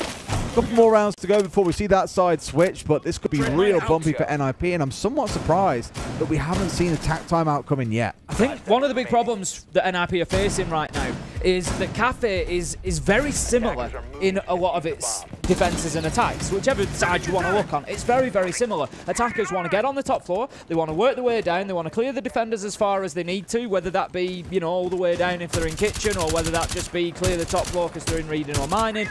You know, they want to get into that top floor, get map control, and then work down onto the site from there. The problem that you've got with a team like Virtus.pro, they are very good at rinsing and repeating. They are very good at bringing the same plan and just executing it very, very well every single time. And so the fact that it's now worked 3 times in a row for them makes me think that Virtus.pro have got everything they need to close out a 5-1 half here, just because they're going to keep just doing the same thing effectively. And NIP are just not finding how to deal with it. I just keep looking at it and thinking, when Dan's on an 11-1 on the day, it doesn't matter what setups you bring forth, what operators you choose, they're just getting rolled over. I mean, even looking at this round here, right? Kaid in the 2-brow, it's the classic combo we've seen throughout most of the tournament. Bandit sometimes being swapped in as well, but Kaid much safer, able to cover the larger area as well with only using one gadget, for example. Just seems to bring a little bit more in the Bandit, and so it's been quite the draw of bans throughout this competition, especially on maps like Clubhouse. But when a team has got Legion, when they've got the Subaru and the Kaid as a common, they've got Fenrir on side, that's a lot of really oppressive defensive operators that most teams will struggle to deal with. Great alley-oop there to catch Joystick and get the down. Not dead, though. Pino's going to find Dan. You have killed the final raid boss, and surely this is a round that NIP can now put on the board. Yeah, that's effectively 5 versus 3, and I think it was just that little bit of distraction from the Nitro as well that allowed Pino to make that challenge. Dan's attention just being diverted elsewhere. But no, Shepard, he goes in on a hero mission here and manages to pick his man up, and that is going to be Joystick back on his feet. 5 versus 4 then, and Virtus.pro might just have a chance in here, but always the problem for Virtus.pro will likely be that clock. We are down to the final minute, and it's looking more like round 1 where they don't have that top floor control, and they're nowhere near pushing onto site. Their vibe very largely becomes we control what we need and nothing more, and I feel that's what they're trying to do here, is get just enough that they could plant, for example, just through Fireplace. They'll push down red if it comes down to a numbers advantage. However, at this point, in a 2 versus 4, it feels like a bit of a foregone conclusion. They should be able to get this one closed out, make it 1 left standing, always with no HP to his name. You can blow on him and he'll basically just fall over. 2 HP there, 1 more shot coming on through, not quite collecting him yet. But Psycho gets it at range, and NIP will take their 2nd round of the map. Good for them to get a 2nd round at least, Tim. I think they'll still be a little bit nervous here that they've dropped 3 defensive rounds so far. Yeah, so it's not ideal. Cons is guzzling that water. Ain't he? That's speed drinking. Yeah, definitely throwing that down. Whether there's, whether there's a bit of a dry mouth going on there, the nerves kicking in, we don't know.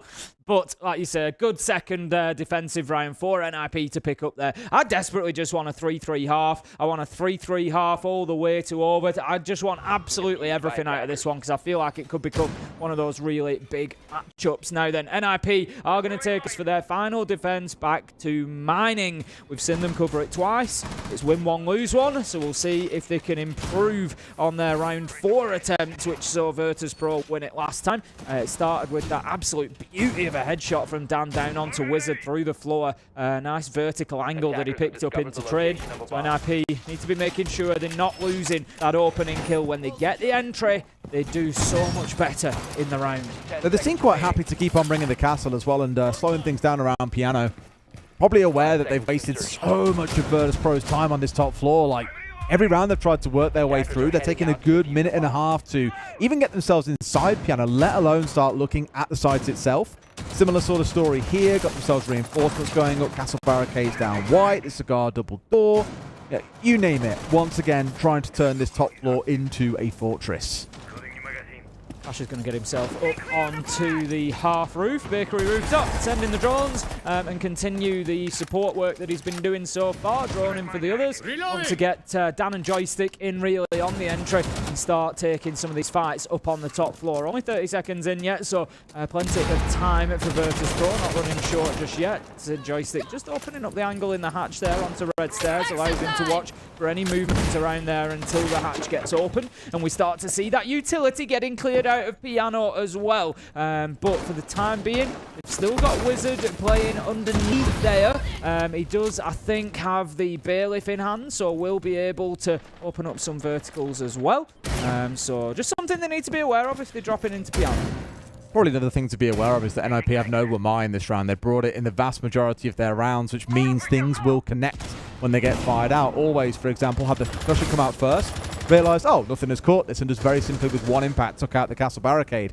From there, they can just keep on marching on forwards, not having to worry about going through utility very cautiously or leading flashes before committing key things, for example.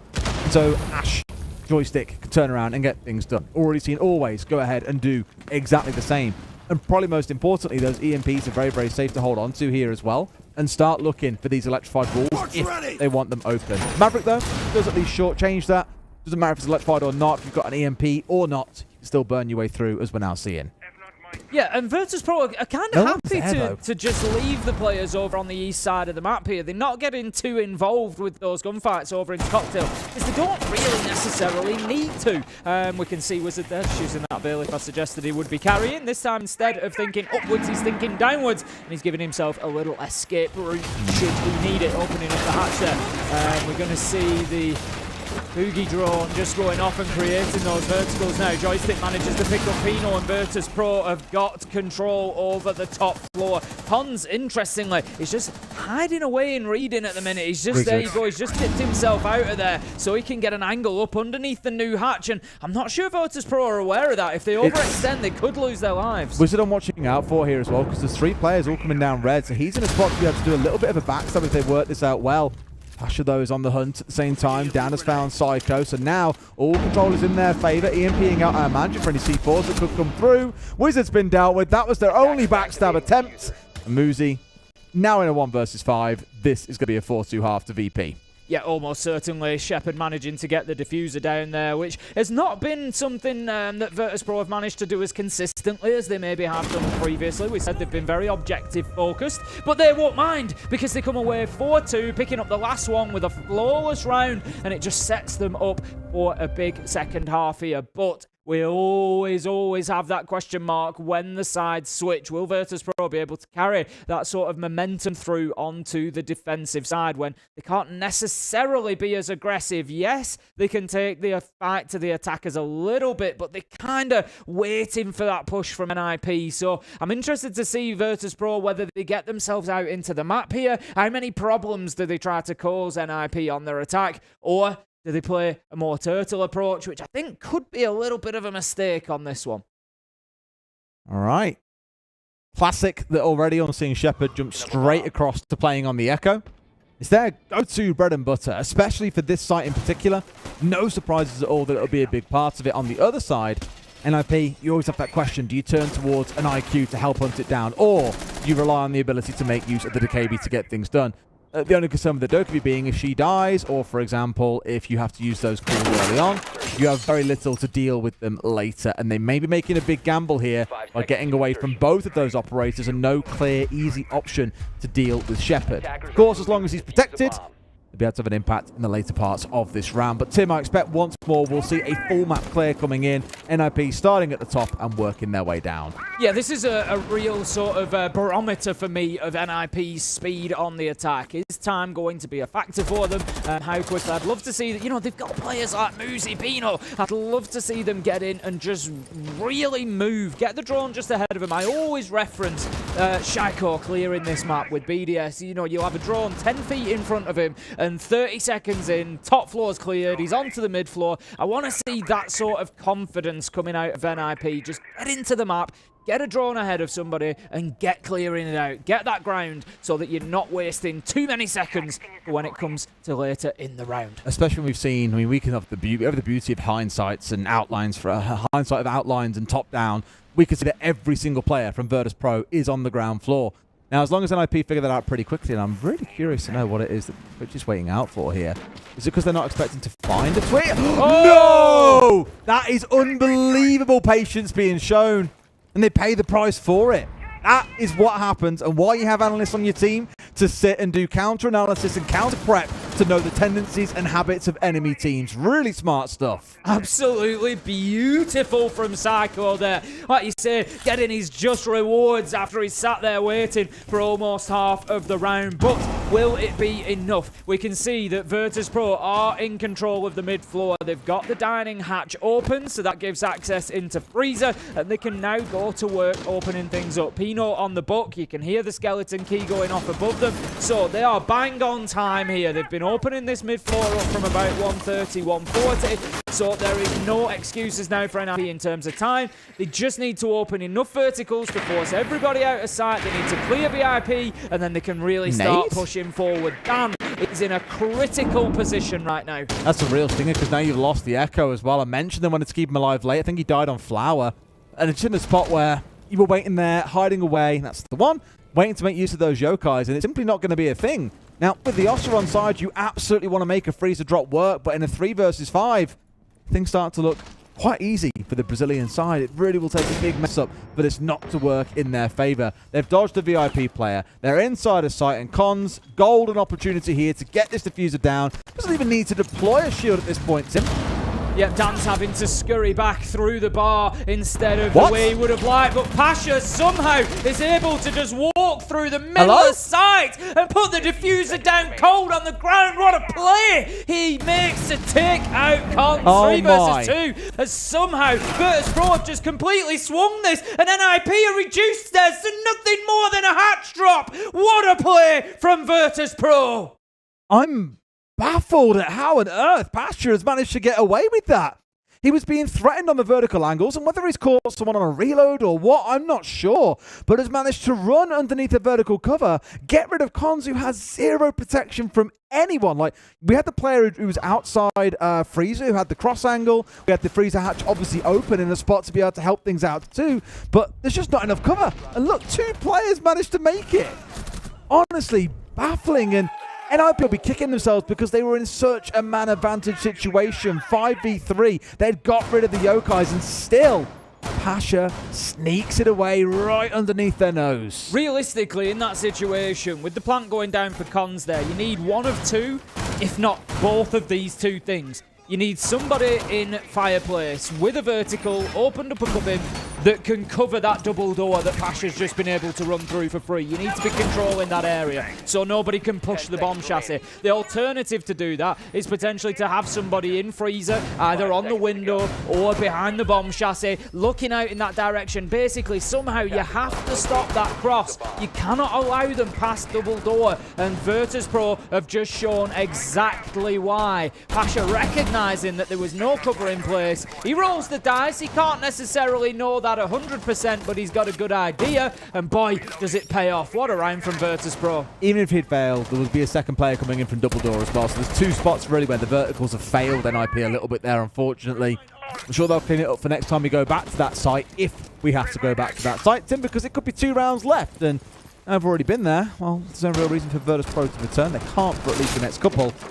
And so for now, we're trying to slow down NIP on different sites. This time around, it's going to be mining and fireplace. We've seen this already quite a lot back in the first half. You're going to see roaming up on that top floor, I imagine, coming out from Virtus.pro. But also, as you've seen, Pasha has been darting around that bottom floor a little bit on the Mozzie, just scurrying away into what I guess for now at least is the proverbial basement of this map, whilst we're up on the second floor. Bravo drone goes in. We've seen the effectiveness of that Bravo drone continued throughout the game. We had a great example of it earlier with the FNAT that had been captured and was turned over and used as a flank watch effectively.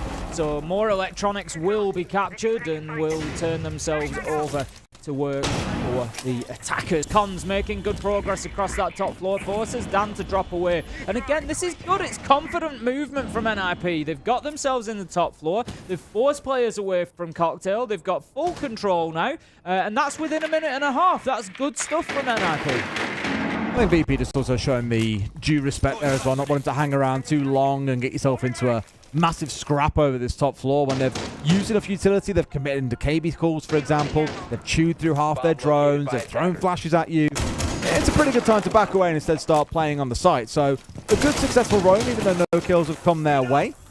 For NIP, it all comes down to how they execute in the final 60 seconds. So they've got the verticals they need. They know what's going on below. Still got some drones raining on through. Got to try and find a way to deal with some of these Virtus.pro players. It's all good making the move, but those are still guns up that can give you a real headache, as Psycho almost just found out. This is it. All the pressure that they've gained from the vertical hasn't really, given them anything else as of yet. There's no position for them to get in and put this diffuser down. Cons is waiting for the call to come, and that will likely be it as Psycho manages to find Shepard. Cons doubles down and picks up Dan. There's got to be a chance now to get that diffuser down. That's exactly what he's going for, but Pasha, he's trying to spoil the party, but this time NIP have the vertical. They close the man down, and the diffuser is planted. Joystick tries to work his way back up red, but Muzi says no, this one's flawless, and NIP keep themselves fighting and get back to 3-5. Yeah, Pasha managed to almost play Rat Boy again, but this time gets picked up on the vertical. A couple of pixels in it, could have found that headshot all the way across into Cons if needs be, but the fact that it was a flawless round just really speaks to how this game's been playing out. I mean, NIP, sure, it's their first attacking round win, but I think just the angles they set up, they knew what the movements would be coming out of the players of Virtus.pro and made sure they had the right players in the right places at the right time to make this work. And it was one of the main concerns I had for NIP coming in on their defensive side, to be fair, was would they get up in the face of Virtus.pro enough? And now I'm asking the same question of VP, really. Like, sure, you're showing that respect, you're letting them move you around. When the heat gets a bit too hot, you get out the kitchen. But the problem is then you're giving everything to the attackers inside about 90 seconds to 120 seconds, still with a good amount of time to pull off and execute. And it's a little bit too easy right now for both attacking sides to get what they want out of these rounds. That needs to change if Virtus Pro are going to take this map away from NIP. Round 9, it will be then 5-3, and we head to Reading this time around. So it's going to be much the same from NIP. They're going to be looking for that top floor control, looking for those verticals that did them so well last time around to maneuver those Virtus Pro defenders and allow them the lines that got them some of the kills at least. And it was just really well played from the Brazilian side. Starting to wake up on the attack a little bit maybe. Like I said, time is usually the concern for NIP, but they haven't really shown me that so far. I've been happy with the pace they've been moving at. They've been getting in there and taking map control quickly. It's been more on the execute that they've struggled. What I find really interesting too, this feels a lot like old school Cafe, the way it's being played out. Like, you could show me this and say, oh, this is a game from 2 years ago, and outside of course, the new operators that have come out in that time, I'd believe you. It feels like it's more about, you know, top red control, be nice and slow, drone everything out, get ready for an execute with the verticals. Whereas you look at some of the other games that we've seen earlier in the competition, especially in the group stage, it was jump out city. It was 3 players on each side repel. It was fast. It was aggressive. It was up in your face and just screaming at you. Whereas here, much slower and more composed siege compared to what maybe we would have seen 6 months, maybe even 12 months ago, for example. I think that really speaks to the two teams and how composed they like to play things.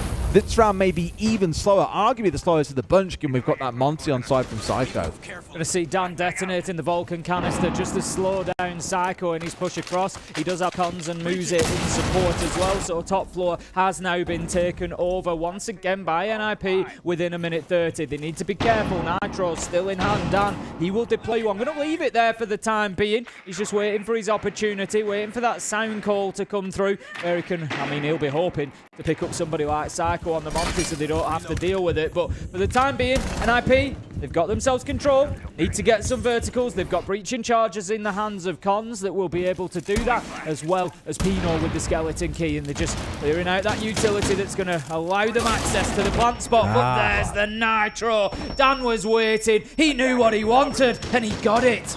Got away with exactly what they needed there, I agree. Getting the entry, I think, is a pretty big one. Admittedly, onto Cons, it's not to be too offensive, but you've not lost exactly the top fragger in this game so far. Tim has been the one carrying the diffuser for a lot of it, but I imagine here that responsibility may well turn to the Monty as this round wears on. In fact, exactly as I say it, it's given from Pino over to Psycho. And surely the goal is to get control of that reading door just outside of Snow and make things happen from there. Could instead actually be a util drop coming on through here.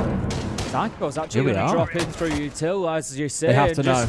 Start trying to move through. Muzi manages to pick up Dan. There's an opportunity to potentially put this down, but Shepard says no thank you. Goes in and gets an important kill. However, with joystick down, it's 3 versus 2 and 15 seconds. Pino's into the breach. He needs to go in and get that diffuser picked up, but no. Muzi and Wizard, they managed to find one apiece. Close out Pasha on the white stairs, and that's going to be another round for NIP. They are fighting back, and they have woken up here on Cafe.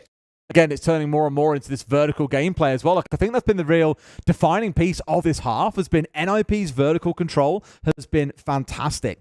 Outside of that first round, where things obviously slipped and went the way of Virtus Pro, I just feel like every single round, Virtus Pro are either A, not aware of the vertical setup against them, or B, are aware of them, but are then forced to commit what we often call unforced errors. It's like they know it's not the optimal play, but they have no other choice. They can't just sit there and go, well, I can't go there because there's a vertical.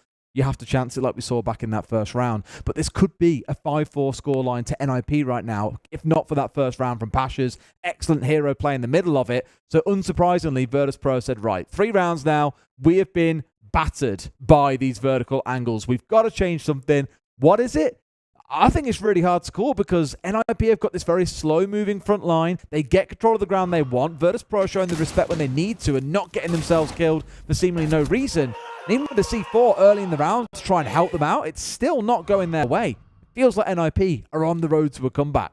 Yeah, I think the problem for Virtus Pro at the minute, as I look at it, they're giving up the map control of the upper floors without taking anything for it. They're not taking time. They're not taking lives. As soon as they come under a bit of pressure, they're dropping away. They're using those hatchers. They're not taking the fights. And I feel like maybe it's time for Virtus Pro to say, you know what? We're going to have to stand up a little bit taller here, and we're going to have to take those gunfights. I get it. They don't want to lose manpower early in the round as the defenders. They don't want to throw lives away. But at the same time, NIP, as you've said, quite correctly, are having too much time to work above them to make their lives difficult. So for me, Virtus Pro, if you're going to lose 1 or 2 on the verticals anyway, you might as well lose 1 or 2 trying to stop NIP having access to them. And who knows, maybe you come out on top. Thing is, I don't really think of Virtus Pro as a massive like roam heavy team either. Like even in this round, as you see the top down here, again, every single player is on the ground floor. What does that mean? NIP get the verticals for free. Maybe you'll get C4'd by Pasha. Maybe you'll find yourself being hit by someone poking their nose up red stairs or something along those lines. But that's really all they've got. It's going to be a repeat of what we saw earlier on from NIP. And the thing is, Tim, you know full well they are not going to be making the same mistakes where they let 2 players get ahead of the vertical angles that are being held. They will punish Virtus Pro this time round. No, absolutely not. You're quite correct. There's no way they're going to let Pasha walk through sight again if they get into a position to put that diffuser down. So for the time being, NIP are in a position now to get themselves inside of the map. I'm sure, given that they've already attacked this once, they're going to expect Virtus Pro to pretty much be lurking on that bottom floor around sight, just trying to hold it. Beautiful throw there of the track stinger from Wizard, just threading the needle down red stairs to prevent bet that was that been practiced a few times. I would imagine so. I bet that one will be getting used in ranked a couple of times after people have seen that beautiful throw. All right, here we go. This is the angle where the guy, actually, I want to say it was always, but I'm not sure if it was a different player playing it in that round. Most likely not, where always managed to work his way through red corridor and in through the double door to join Pasha in the assault on Cons, who was planting inside a bunker. So that's one angle taking control of. The rest, I imagine, will come around Freezer. You can see the same angle actually on the left-hand side of Fireplace here that has been opened up. That was the one where they managed to let Pasha slip through last time around. So as long as they're more cautious this time and more aware of what's going to be coming, I feel like NIP should again course correct and bring us to 5 and 5. That was the C4 coming out that missed. It's certainly what they're going to be looking for. Not as much success with that vertical C4 this time. As you said, it did miss its mark. Shepard on the cams just trying to feed any information on a potential Freezer drop. It's not something they've taken yet. There is a presence this time inside VIP. Dan didn't really manage to make any difference from there last time. Uzi just held him off. He didn't take the gunfight, and Dan had to move back through bar. So I'd like to see Dan maybe just have that bit more impact. But of course, Cons on the Orsa makes that very difficult for him. This is a bit cheeky here because he's going to expect the drop to come through, but it's not the case. So while he's looking out for a potential drop coming in, instead they're going to walk straight at his face. Go for the legs if you must, but I'm much more concerned about the player coming in from restaurant window here that he might get shot by. And in fact, they get everything. NIP causing a distraction with the Orsa pushing up through white, and that opens up restaurant for them as well. Perfect distraction run, and now they've got control of everything. A 4 versus 2. And looking at the locations of the players on Virtus Pro, they're hard-pressed to stop this. It was a gamble, but it was a gamble that paid off. Dan being cleared out now gives them access into sight to be able to go and plant. Just dealing with those Maestro cams. Smart play from NIP as Cons goes in. Looks to plant on the reinforcement, but again, they've allowed Joystick to run through the middle of sight. Oh, Pino, just in the nick of time, is able to start putting it down. They take out the Maestro cams, and it's all up to Shepard on the outer. He's got it all to do, and the problem is, Tim, he's 1 and 6 so far in this game. Gunfights have not been his forte, and that shall continue. NIP bring us all square, and again, I'm starting to feel nervous of Virtus Pro here. Defense-decided Cafe, who? I mean, there are mistakes there that Virtus Pro have sort of got the opportunity to exploit, but NIP just sort of managed to course correct each time. This was a real gamble, sending Cons in. He nearly lost his life a couple of times to those foot shots, but Joystick there, able to almost make the difference. But in the nick of time, Pino managed to grab a hold of that diffuser and start putting it down. There was 2 seconds left on the clock when he started activating that diffuser to extend that time for his team, and it was so close. But NIP, they get the job done, and I'm sure they're going to be very happy with this passage of play. At the very least, Tim, are you happy that Virtus Pro haven't taken us to bar and cocktail? Always happy with that. Maybe they should try it. Maybe Virtus Pro the reverse team. Maybe that's what they need. Because I feel like a lot of the issue, again, is coming in when they give it over vertical control to the side of NIP. They have punished them constantly the entire half by opening up whatever they need to get opened up. Uncontested, by the way. and then just making sure players are paralyzed or pinned down, unable to push through them without losing their lives. And so I feel maybe actually a site where the vertical isn't really so much opened up vertical holes, but instead is a massive skylight might actually work in their favor. It would be classic Virtus Pro sort of stuff if it did, but I'm concerned that we're not going to see them get a single round from this point out. Worth pointing out that we have seen Cocktail defended once at the beginning of the game, and it was lost. It was, yeah. It was lost. It is a 24% defender win rate at the moment. Coming into this game. I've never felt so backed up by stats in my life. You know what I love is the actual antithesis to that is right above it. It's been played 17 times, by the way. They've played 19 times above it is Mining and Dining with a 74% defensive win rate. Literally 3 times higher in terms of how often defenders get won. It's unbelievable. Saying it for years, and here we are. So we will get right on into this. 50 seconds have gone inside of round 11. NIP have not got themselves inside of the map just yet. They're looking to soften up Piano. We've got Muzi on the rappel, and we've also got Pino out there as well on the book, just trying to hold down. Muzi managed to get himself inside, actually. This is where, honestly, I think Virtus Pro need to stand up and be countered here. They just need to take these fights. If you lose them, you lose them. Don't give up the ground. Don't give up the vertical. Try and get yourself a man advantage. Try and get yourself an entry. Thing is, I don't think they need too bothered if NIP lose someone on the early round. Same for Virtus Pro. In fact, finally, I was going to say, the first time we've seen it, there's a jump out coming on through. Almost converts a second onto Psycho, it's worth noting. But it's 1-for-1.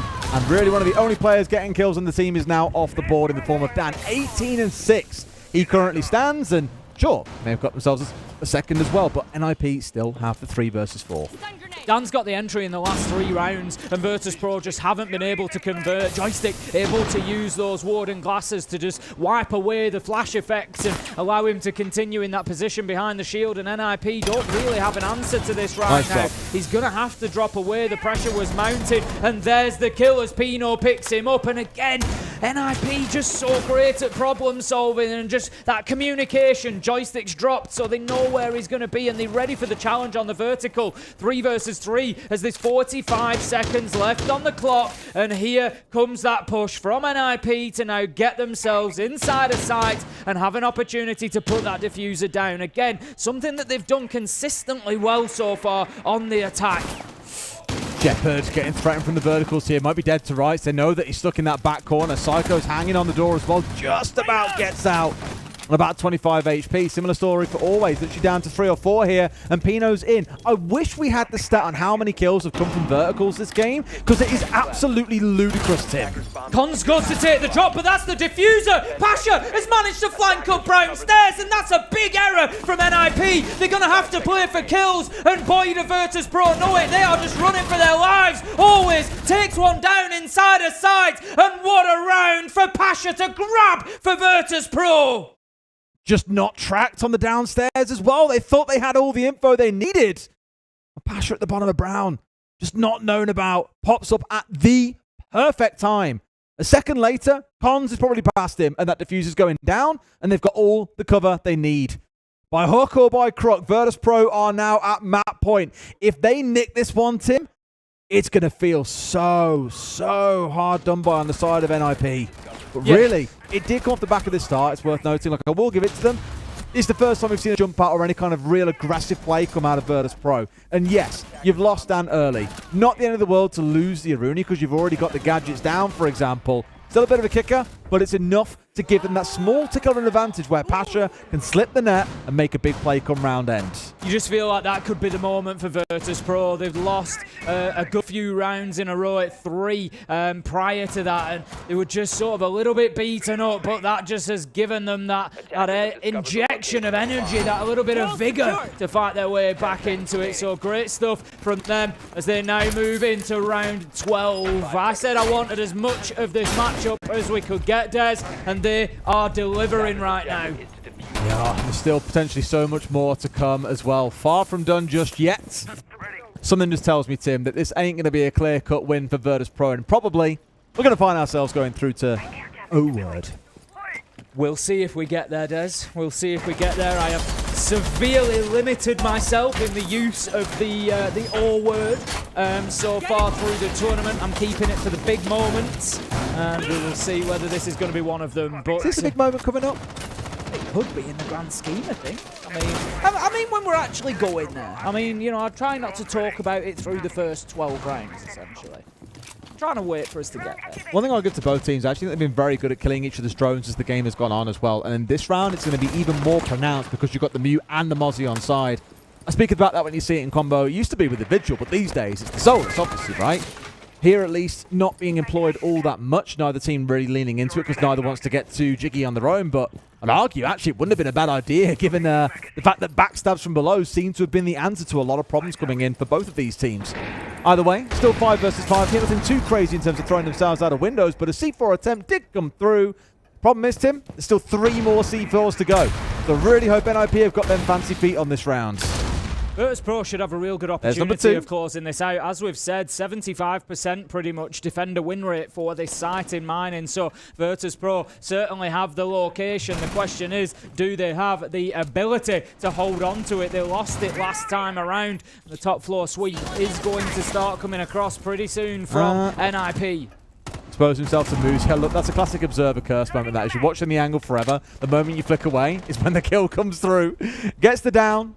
Looks like, Tim, it is boiling at least in favour of NIP. Temporarily, not guaranteed, of course, to get all the way through. The one always back on his feet is being revived up, I imagine, now. No, okay, never mind. It's still ticking down. I thought for a second they had him. And this feels like a great time for NIP to start their march on forward. In fact, they've just abandoned always on the upstairs then. Here we go once again. Normal business has resumed, Tim. It's all about the vertical control. Will we see a big hero player at one of these last 3? We can't ignore the fact that Dan is still on the board. 18 and 6. He's been putting up the big numbers so far for Virtus.pro. They need him now more than ever. They need a big double to just level the man count. 30 seconds left to go. And NIP, they've really softened up sights here. They're in a position ready to try and put themselves down there to start thinking about getting that diffuser on the ground. But Dan, he's moved himself into pillars. He's just using that angle. He's using the footholds to try and see if he can pick up a cheap kill. Cons goes in. He's trying to think about getting the diffuser down, but the FNAF's making it difficult, and it feels like it might be falling apart for NIP, but there's a big kill from Cycle 1 to Dan. Wizard finds one of his own. The plant is going down, and there is Pino to take us to overtime, Des! Expected. Given how the second half has played out that last round, it didn't feel like that success could carry into yet another. Virtus.pro probably a little bit doubtful here because they remain on the defensive side. In fact, it feels now for both teams like defense has been the go-to preference. NIP, of course, with it being their map pick, get to choose what side of the map we stay on, or what side they start on, sorry, in overtime. They've chosen attack as well. So through and through. Turns out Cafe, Tim, might be one of our more attacker-leaning maps, especially after this game. Certainly has looked that way. I think, you know, through a lot of the day, it's not been, you know, it's certainly not been in every round of every game. But I feel like we have seen teams today that have been sort of managing on the attack much better than we've had through the first week or so. Certainly for the games that I've seen, at least. And Caster, there's definitely been more of a lean towards finding some success on the attack. I think we've just got a little tech pause that's coming at the minute. So we will get everybody sorted and back in place where they need to be. And we will go from there. But for the time being, you know, NIP have just been on such a roll through this second half. You got to wonder, you know, what is the momentum going to be like when they come into overtime? Absolutely. It's going to be one of those, I think, with them starting on the attack where things probably are not going to change all that much. Expect you'll see NIP continue to roll on through. Maybe Virtus.pro take round 14. It may take all 15. But it just feels bonkers that we've seen, again, what feels like a very historic game of Cafe. It feels like we've gone back about a year or two and we're seeing the meta from back then where it's all about the slow-paced nature of attack. It's about the control. We're not really seeing too much aggression coming out of the defenders. Anyone could be fooled by thinking that this isn't actually an attacker disadvantage meta, that actually they're the ones on top. As I think we've now seen 4-2 splits for both attacking halves. Yes, we certainly have. For me, I think as well, obviously, in the best of threes, when you're talking about, you know, we're in a position now where it's not a group stage anymore. It's not, you know, game 2 where you've got another couple to look forward to. It's not all or nothing yet. Neither of these teams are going home on the result of this, but decisions are being made on the back of these games. So getting that first map is just such a huge thing, and especially for NIP to keep a hold of theirs before we go into Bank. You know, it's just such a best foot forward, such a big start for them in, you know, what could be a really arduous matchup. We're going to overtime now. We're in round 13 in front of us in just the first map, and that could occur again and again between these two teams over the map. So having that early advantage can be, you know, a huge distinction between who wins and loses. I mean, Culleby shocked him. We're going down to the ground floor, into kitchen, and Cons is on the Ossa. We've seen this a couple of times now. We've seen this big focus around White and around the freezer drops, for example. One time it didn't work out as Virtus Pro managed to snake their way through the vertical net. The other time, if you recall, they pinched really well into VIP and into restaurant area, picked up a couple of kills, and then just very comfortably walked in when Shepard was left in a 1 versus 3 to get away with the plant. So far, not so good for Virtus Pro. Sure, some are a little bit concerned about them picking this site to defend. Yeah, exactly. I mean, again, I said it before, you know, Dan is in that critical position in VIP. He's playing fantastically well so far. 18 kills to his name. I'm sure he'll be keen for a couple more. Honestly, on a different day, I'm kind of concerned if NIP think they can just go down and bully him with the Ossa again, because don't forget there was damage raining in onto Cons last time, and on a different day Dan probably picks up that kill, and then they're in a bit of a tricky situation. Diffuser's down and he's still lodged in VIP, and it becomes very difficult. So NIP, if they're going to go for that, they have to make sure that they get it right. They absolutely do. All right then, let's march on and see how this round plays out. I noticed they're on about the kind of air quotes, not disrespect, but lack of it shown to the Yokais. Of course, so far, they've not really proven to be much of a bother. They have been dealt with. I'm sure Psycho quite fancies the idea of capturing 1 or 2 of those for himself with the Brava. Seen that put to relatively good use. We remarked on the round earlier on where the FNAP was captured out and really helped the attackers to get the round closed out. That was way back when, mind you, when NIP were on the defense back in the first half of things, and things have changed a lot since then. Now, nice use of the information there from the Yokai to feed at least one little bit of cross. I imagine one of those ones took him back into sight, though, rather than chancing them getting picked off outside of sight. Yeah, absolutely, but I like what they've done. They've recognised that Dan being pushed was the problem last time. So this time, there's a little bit of support there. And just by putting it at the back of Garage there, it's very possible NIP come down, gun strain towards VIP, and don't notice that Yokai. And all it will take is one stun. If Dan's ready to challenge and that stun comes in, it could break the back of the attack. So keep an eye out for that later in the round. NIP fans, I'm sure, will be hoping that they pick up on that Yokai, because it could be a difference maker for Dan keeping himself in this position in VIP. I just like how they've got a little bit of difference coming in here, where they're willing to play a bit more off-site, if not with players, then at least with utility.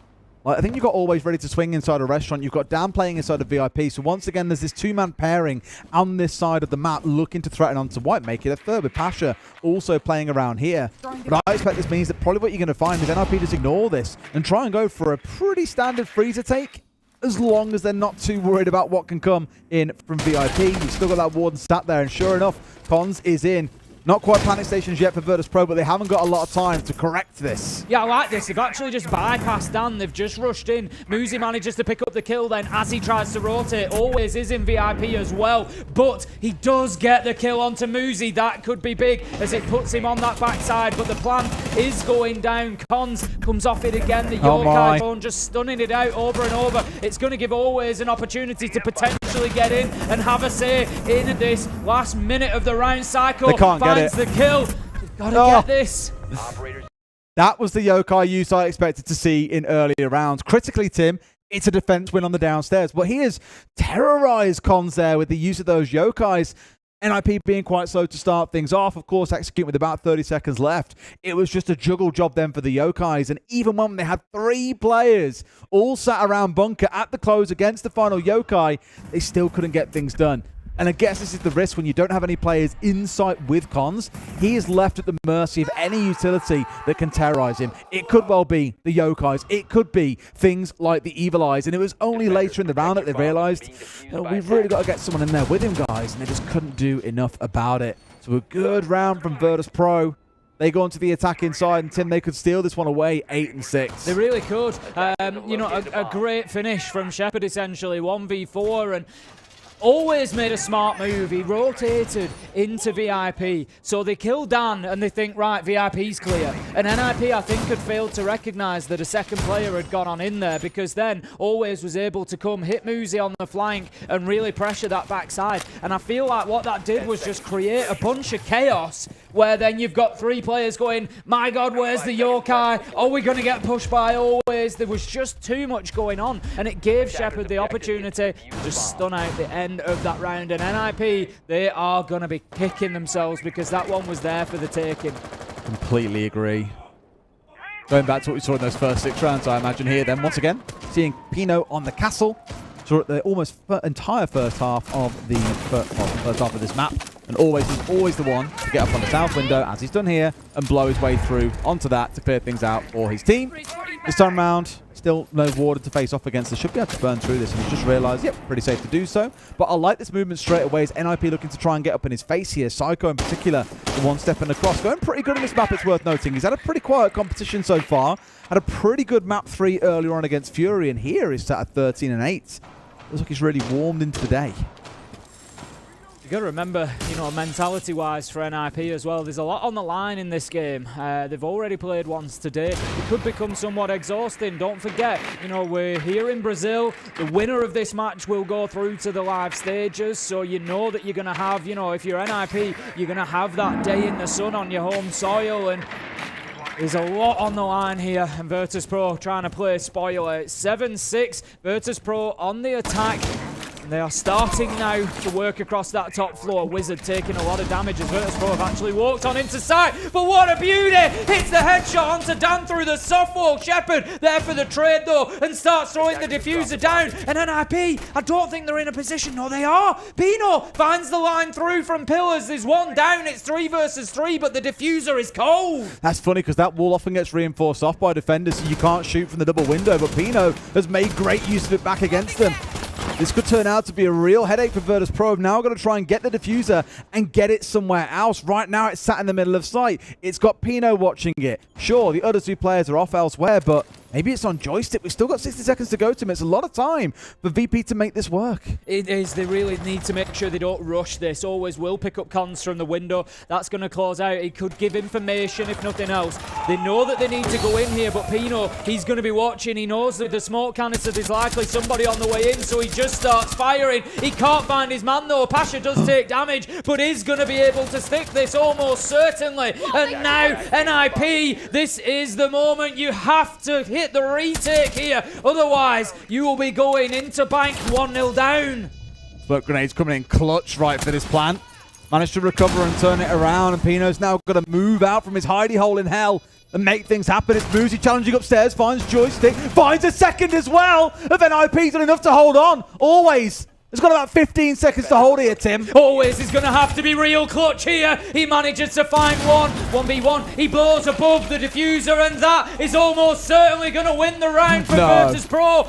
Surely not. Pino, he's trying to long on it, but no! Always is there. He has the angles that he needs, and he comes to the rescue for Virtus.pro. They get it done after NIP really run a close race on Cafe.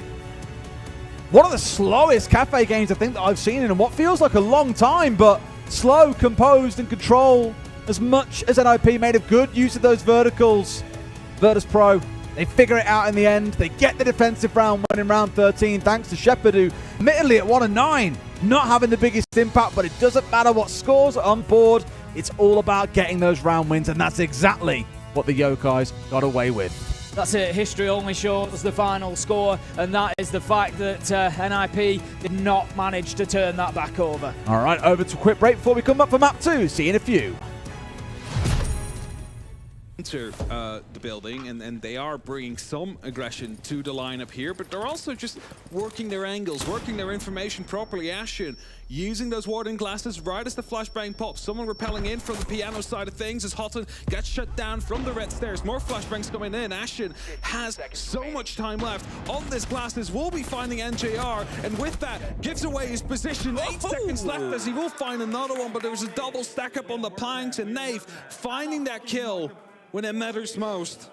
And with that, Dark Zero finding themselves 3-2. A little bit of a teabag. This must be Canadian ordering them to go for the teabag. Okay, so there was a great documentary done about Atlanta, about the team's rise and fall. Canadian was one of the people that was followed on it. It's on the R6 Esports YouTube channel, so check it out. I'd recommend it. Amazingly, their interviews with him, he's like in the gym, like pumping iron. And there is a question, I wonder if he asked for that. If they were like, can we do a documentary? He's like, yeah, but I want to look ripped.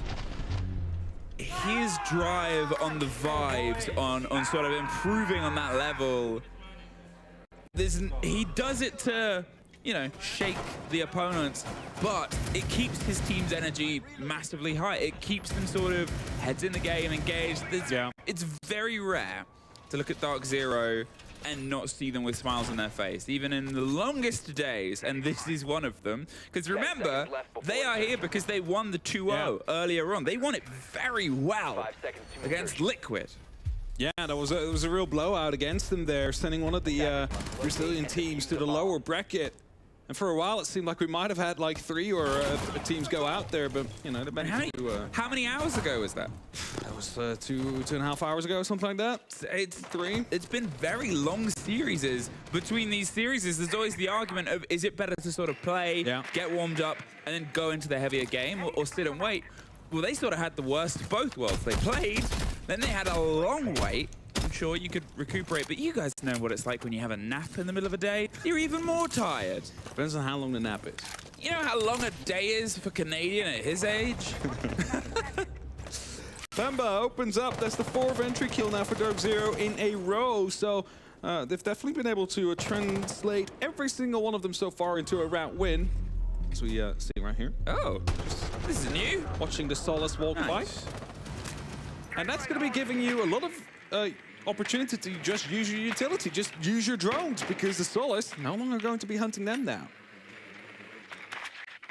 Trying to find the next pick here, and you sort of want a bit of importance on this round from the side of SSG. Obviously, it's DZ's map. They're very good at it. They've been very good at it against opponents like SSG before.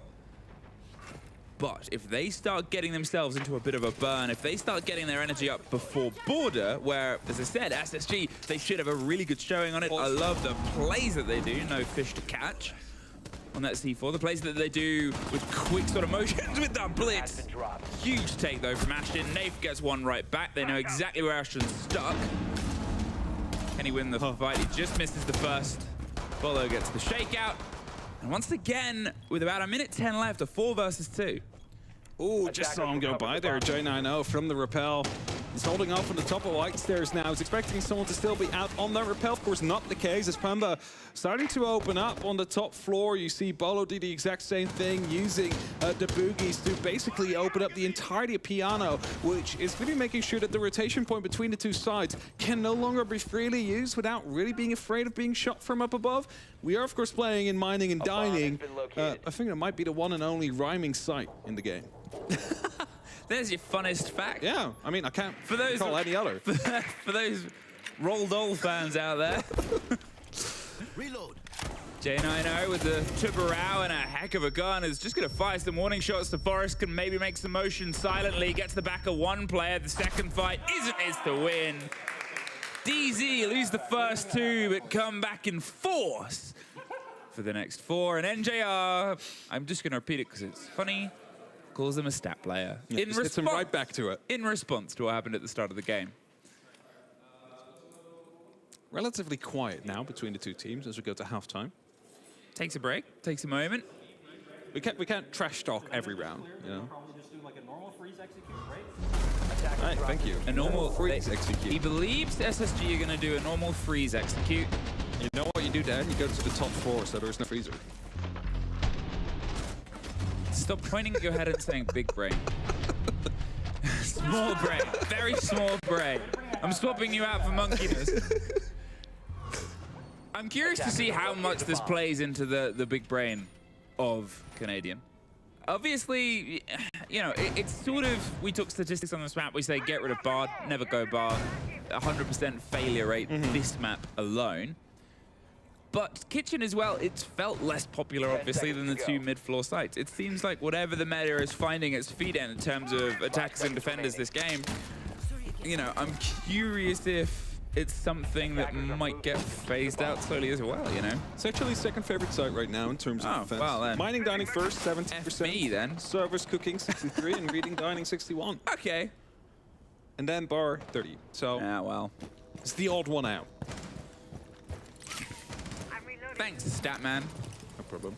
This is revenge for me calling you small brain. Yeah. 30 seconds gone. Hey, look at this default freeze state. They are living up to expectations. Bolo in a bit of a swing position on the other side of coat check. He's waiting to see where the push and pressure comes towards Pamba. He's playing a very aggressive position. No shield, but obviously they've got the smokes to bait and waste as much time as possible. Starts at the top.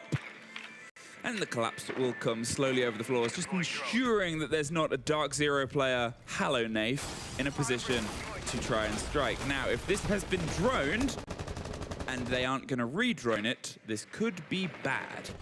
It's especially since it's a Solace as well, should be, you know, aware of these drones coming through, and Houghton already starting to open up with sending some Trek Stingers down to stop any roams from coming back up. However, there is already roamers up, and that's the issue here. Nave, as you just mentioned, as long as he's patient, as long as he just waits, he has the opportunity to strike whenever he wants, wherever he wants. And that is going to be the huge problem here for the side. Here we go. They don't check it. That's a kill. Oh, no. All right, well, there's the knife in the back, and there's suddenly this alarm bell ringing from SSG because they thought it was clear. Now it's not. All the rest of them, they're already on the mid-4, putting pressure. Do they rotate up? It seems like there is at least some of that towards the top of white. There it is, 2 players. He's going to see how long he can waste this. He's caught on the drone. He's about to be swung. A great pick back up, but look at what was wasted. A single player. Sure, about 30 seconds and a confidence they know what's going on. Now, with a minute left, they still have to do the structure of their take itself. There's the Ram rolling on through. Roll in, roll in, roll in. Roll high. The Bugie cinematic shots. Yeah. And we find ourselves here. A little bit of, I'm not going to say panic, but keenness on knowing what... Yeah, they've got to get the job done quick, and I like that SSG are doing it quick.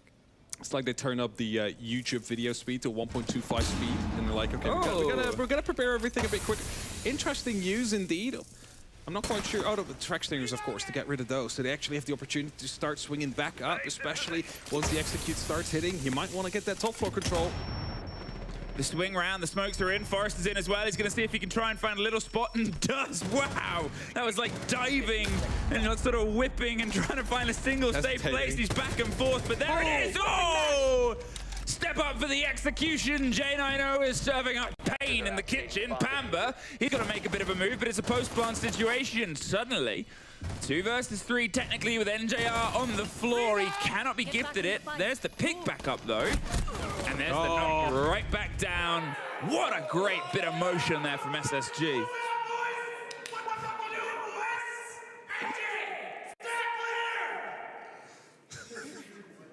The shouting step player now to NJ. Typing it out. Something along the line is, what are you doing? What are you doing? What are you doing? So for those who missed our mascot at the beginning, you'll see some great mascots in this game. That's why we had a mascot. A lot of players have just printed out a picture, and I don't know. I love the pictures. There's even a picture of, I believe, one of the player managers or referees is the picture on one of SSG's screens. Oh, really? Yeah, so we have our own. They have their player manager. I actually learned something fun about one of the mascots, which was Bleed's mascot. I talked to Mentalist about Joe, the mannequin. Okay, yeah. I said... Oh, it's Joe and Joel? Joe and Joel. I said, okay. How did you get... I said, how did you get a mannequin? They said, wouldn't it be funny if we had it? They went to Julio, and Julio went, I know where I can get one. Or like, along those lines, he had the expression of, it's like, he will sort it. And they get a mannequin. So, but I love it. I love that we raised this conversation. I asked a couple of people, I asked Pengu, I asked whatever. Yeah, what would you pick? What would you have? What would you have? And we have been gifted, well, borrowed. Well, no, he's come to help us, Monkiness. Volunteered. So we could feel like we fit in with this very mascot-driven showdown. Dark Zero, they have the Mayor. Mayor McCheese. Mayor McCheese. Yeah, he's the mayor. I missed that one. You need to follow their Twitters more. Okay, great take from SSG when things started to go a little bit. As I said, they started to crank. They knew where they needed to be and they knew how sort of hot and heavy they needed to get there.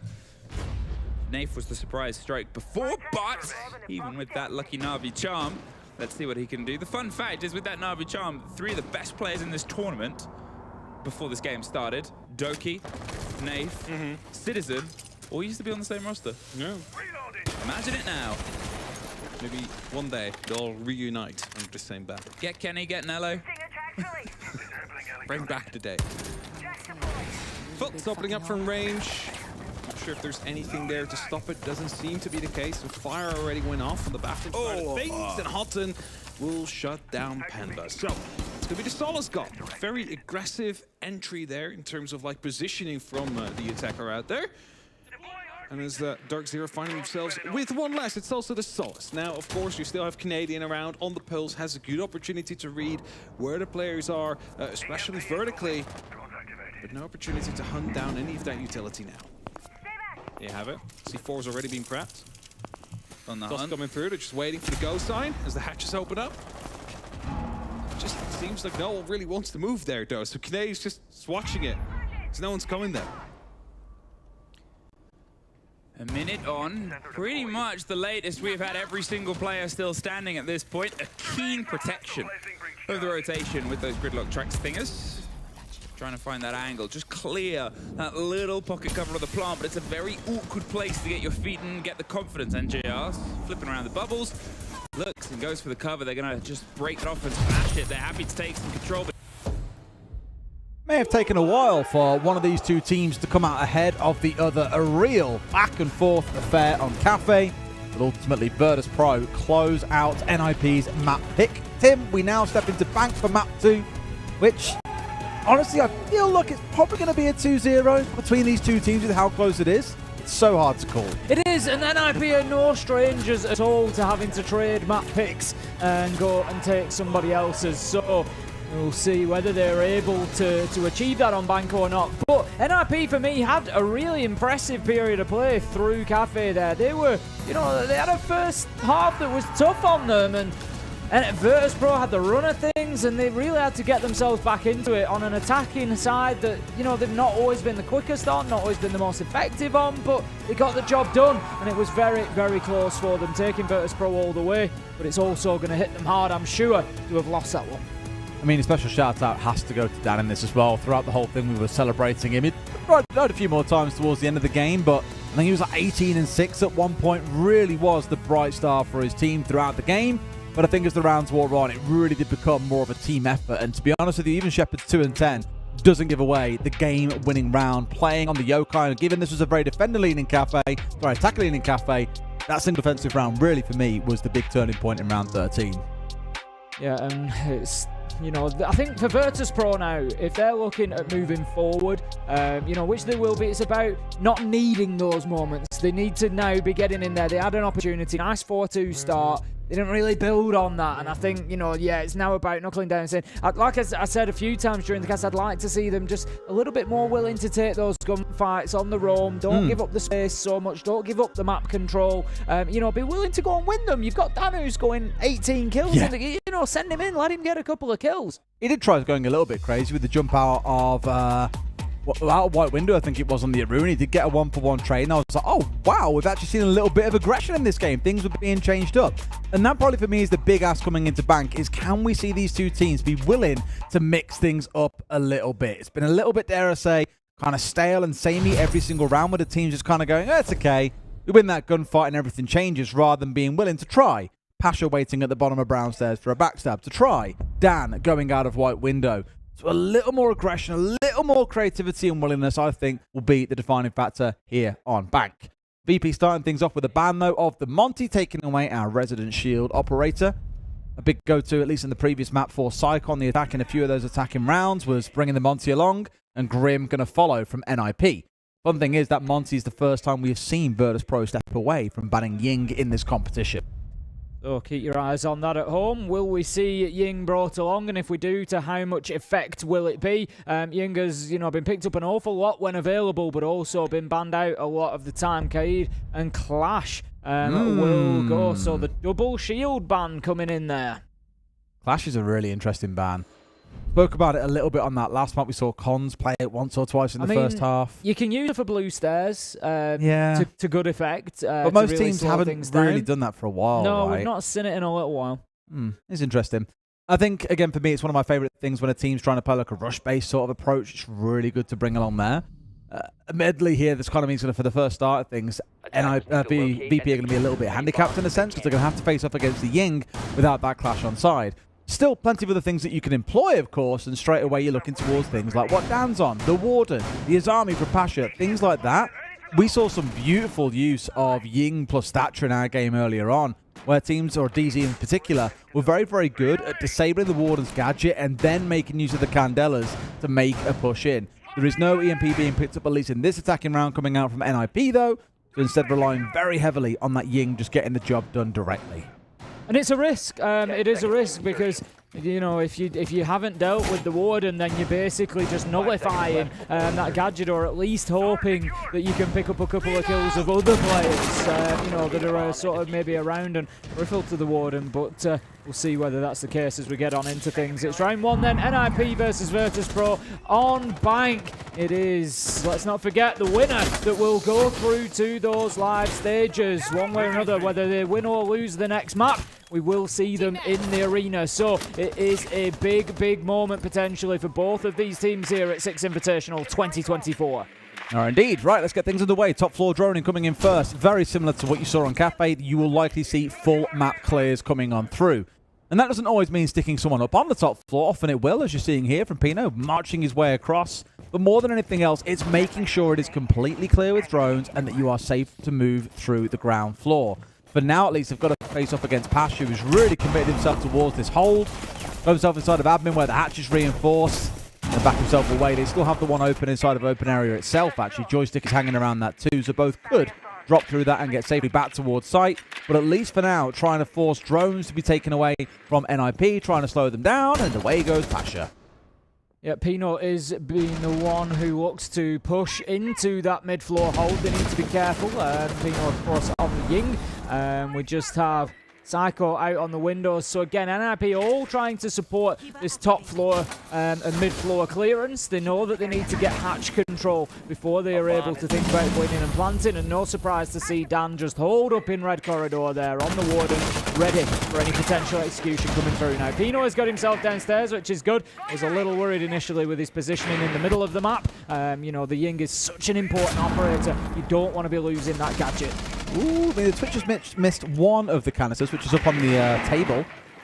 Just across from there. I think you can see it tucked away. In fact, they got rid of it now. No, it's still tucked in. That could actually be a real backstab piece here as well, potentially for the defenders. As we get in towards those last 60 seconds, keeping hold of that might be quite critical here. Psycho. Well, he's so desperately trying to find the last one, but simply can't see it. And I'm pretty sure that's both the drones gone down now. That could be a real issue when it comes to the execute unless they get rid of it.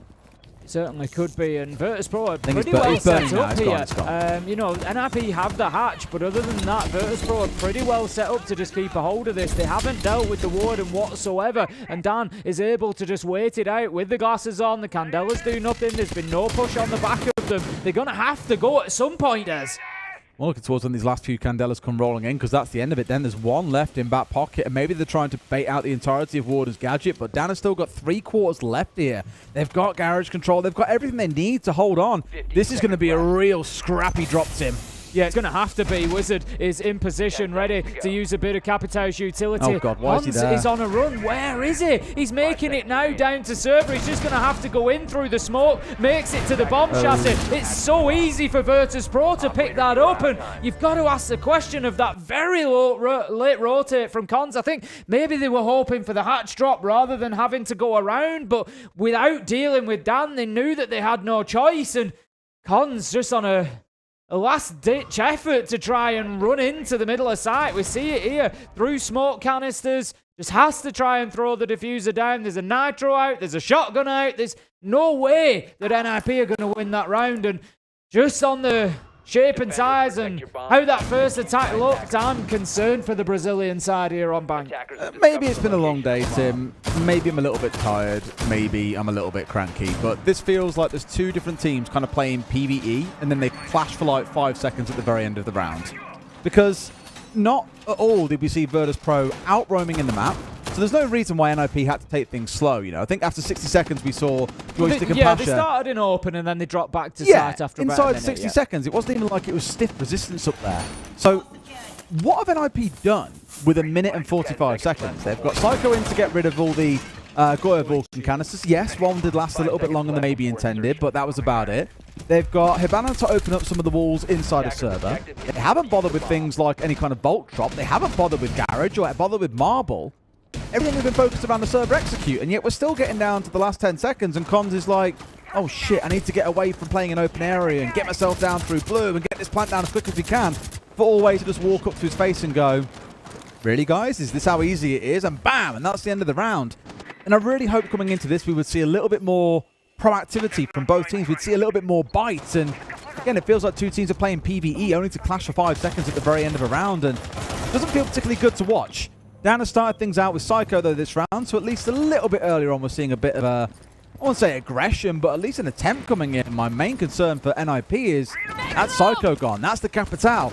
That's your smoke and your firebolt's gone, which is so critical towards this attack being successful. Yeah, really big loss of utility there, and that's exactly what we've been asking for from Virtus Pro. Dan's done a fantastic job in the entry, both on the last map and coming into this. He's got round 1 and round 2's entry, and he's making life so difficult for NIP. They're constantly playing 4 versus 5 at the minute because Virtus Pro are picking up so many of them early, and like you say, taking the Capital along with it is huge utility loss on the side of NIP. You know, they'll have been looking to potentially use those smoke bolts to block lines of sight, allow them in through the windows, get a diffuser down. They're now going to have to adapt. They're going to have to move in the mid-round and think about another potential push. I'm liking the Yokais being off-site again. We saw this a little bit on Cafe. The one on bottom white especially was really valuable. This one from Shepard, it's got inside a lobby which covers that entire side of the map. They know if they're being pressured from there, but the thing is, Tim, I was going to say, I've watched Virtus Pro stand still now for the last 75 seconds, and no one on NIP has really moved anywhere outside of course, repel across to get that kill onto Pasha, 4v4. When does the movement start, though, guys? We've got a lot of time to play with still, and normally we've seen teams be so much quicker, not just on this map, but across the whole tournament on all maps. Uzi and Cons have got themselves positioned at the top of Square Skylight. We've also got Pino on the rappel as well. Shepard, he's just trying to spot him out, and he will indeed see the Orsa moving across into stock. And, of course, those talent shields are going to be a big part of any potential plant that might come through. 45 seconds, and NIP looking to push forward, but the angles are all held. Joystick always managed to find 2. Shepard, he gets in on the action from elevators as well that hasn't been dealt with, and that leaves us now in a 1 versus 3. Cons has got it all to do. Will step into the FNAT and have the vision affected before trying to push through Janitor, but there comes the challenge from the Azami. Somehow Cons manages to win it out. 1 versus 2, 15 seconds left to go, but Yokai drones to play against, and the information is all coming through, and as soon as that plant tries to go down, Shepard is just going to stun him out for the remainder of the round. Dance through the drone hole. 2 seconds left to go. Cons knows there's no chance. That's going to be VP taking round 2. I think if Cons hadn't almost naded himself inside a stock, that would have been a very different play to that part of the round, because you had the challenge come up the top of Marble, and at the same time, Cons really should have been there for the 2-man swing.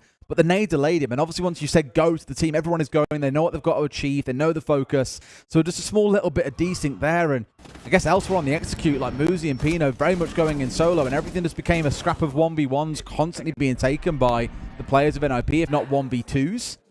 I mean, even Virtus Pro looked largely unbothered by that round. Yep, they were very comfortable inside of sight, as they have been. I mean, we've got to remember this is their map pick.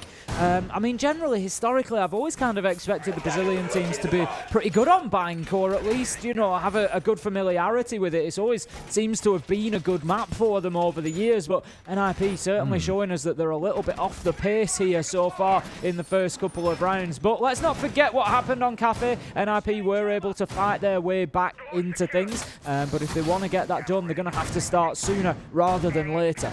I'm just looking back as well at the bracket about which team, you know, these two teams, the winner of this game, will have to play against. And it's Space Station or Dark Zero. personally expecting Dark Zero to win that one quite comfortably against Space Station. And I just look back to what we were talking about on our cast earlier, how proficient and how quick and how heavy as a team Dark Zero are, how oppressive they are on the attack. I think from what we both seen from both teams in this game on their attacking halves, I'm a little bit nervous about the prospects of being able to bring down either of those other teams, to be honest with you. Like, I know NIP have beaten Fury and VP, got their kind of direct buy-in here, admittedly by a matter of round difference. W7M could have been the team getting the buy into this particular matchup. And I'm just a little bit nervous again about their prospects, because I don't feel like this has been a quarterfinal game so far. It feels like a game that you see in the group stage, maybe.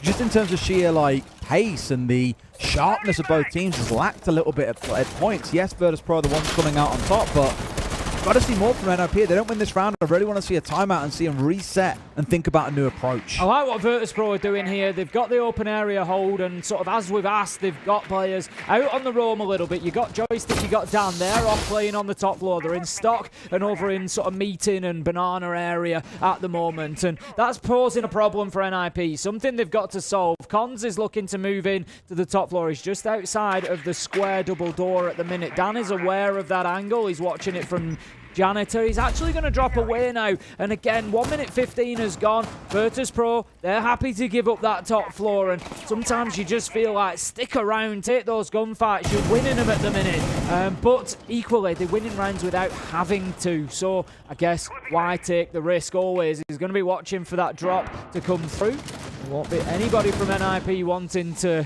give themselves away that easily just yet. Looking at the double globals coming out, really, the Lion and the KB alongside each other. Not something you get to see that much at this competition, to be honest. Normally you're seeing the KB band away, and often seeing the Lion instead getting paired up with Grim. Obviously not picked up by either of these teams so far on this map. Of course, only NIP have the opportunity to do so. And that Nook is the one that I'm looking at to really have an impact in the round. Often banned away, well, used to be banned away quite a bit on this map overall. NIP, once again, they're being given the run of the map, and with 60 seconds to go, they're in a pretty good spot to pull off a very good multi-side execute. Certainly could be, but it's going to have to all come together at exactly the right time. Pino's got himself in position. He's actually inside of the metal detectors, but Dan has got the angle covered. He's got his teammates back and manages to find the kill from the bomb chassis. And so it's all likely to come down to that double door side. We see it mounting now. They're going to open up the wall. They've got Muzi inside of Electrical. Pasha, he finds Cons, and they're just getting picked up one by one here. Virtus.pro, it's like shooting fish in a barrel, but Muzi manages to shoot back. He finds Shepard, 15 seconds. NIP, you've got to go. Muzi taken down. Dan with a triple for the round. He went big on Cafe and continues to do so on Bank always. He mops up Wizard, and that's going to be another round to Virtus.pro, and this one is running away from NIP quickly. Unsurprisingly, NIP calling attack timeout. Who'd have guessed? We did speak about this at the start of that last round and just say, really, we've got to find some new ideas. Because, again, I just kind of come back to what I said before. It feels a little bit PvE. It feels a little bit toothless so far from NIP. I mean, truthfully, I don't mind. Like, what Pino tried to get away with, sorry, on the Nook wasn't too bad. You're going for a backstab. Hopefully you're unheard and you get away with it. But as you remarked, you've walked through beepers. They know exactly where you are, and it's all too easy for Dan to get that long-range shot and pick him off for one. Then you get the second player step forward and go for a challenge. They get picked off too.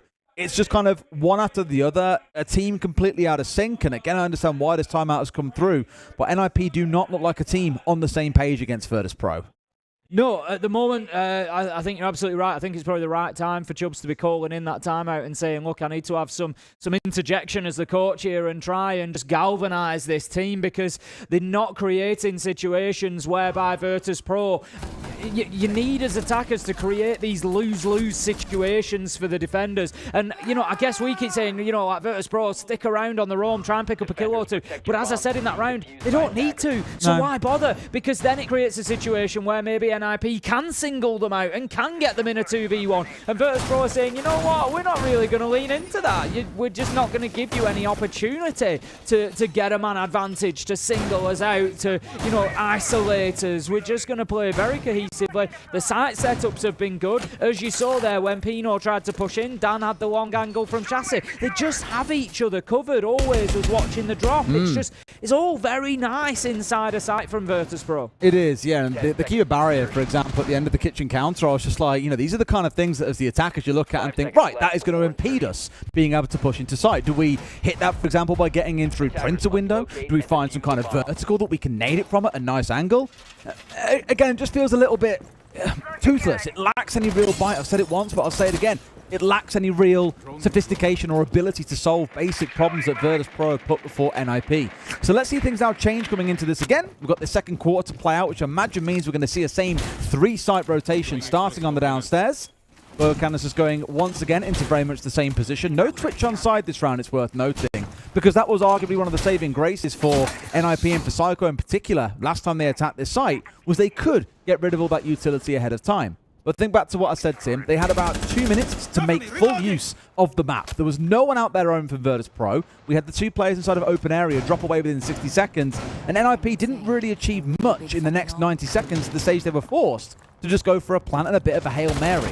This time it's got to be a bit more decisive. I like the lineup they've got. I think the Ying and the Capitao are perfect for this, but they've got to use this utility well.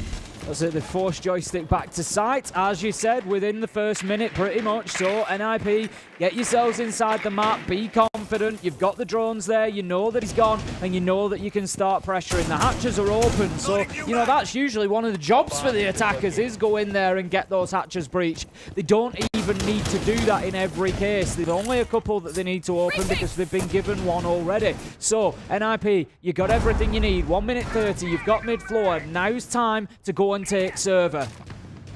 What you saying? Everything's opened up. They've got what they need. They've got half the round still to play. This is going to be the telling point for me. I think Pasha himself was even reading into this with his player still around, constantly checking in towards Garage to see what's going on. Last time round we remarked, no one came down Marble, no one came through Garage, no one dropped in through Lobby Vault. Nothing really happened to upset them in the backline. It was all too easy for Virtus.pro. So I think it's the right idea that he's got to say, okay, they've had attack timeout here. There should be an adjustment in strategy. Nothing as of yet. Still getting themselves set up. It's a little bit aggressive and deep on that one. That might be able to get shot off if they're not too careful for it. In fact, just instantly tripped away. Nothing else really to worry too much about. Oh, that's it. Com's just going to rotate back upstairs up for the time being. Joystick taking a lot of damage, but managing to win that vertical fight, shutting down Muzi, and that's a big one because they were trying for the backstab through the elevators. Psycho has gone in, but the Candelas did not do their job. They did not go deep enough, and he gets taken down. And once again, Virtus.pro just super confident inside a site and able to cut them down. There's one by one by one. Exactly how I'd describe it, Tim. Just really good angles again being held, and I'll praise NIP for this. They did have good ideas in that round, I thought. They had the attempt to come in around elevators. They had someone sat on the lobby hatch. They were trying additional angles to try and challenge VP with, but as you saw from Pasha with about 60 seconds to go, he was checking Garage. They were aware that these things were going to come in and potentially start upsetting them. But I'll come back to what I said in the last round.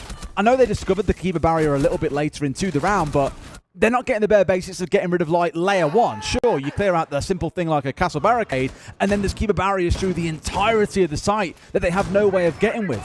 Things I'm looking at like Flores is the kind of thing that Virtus.pro love running. You could run that. We're looking in towards things like Zofia on the previous map. Haven't seen that coming out.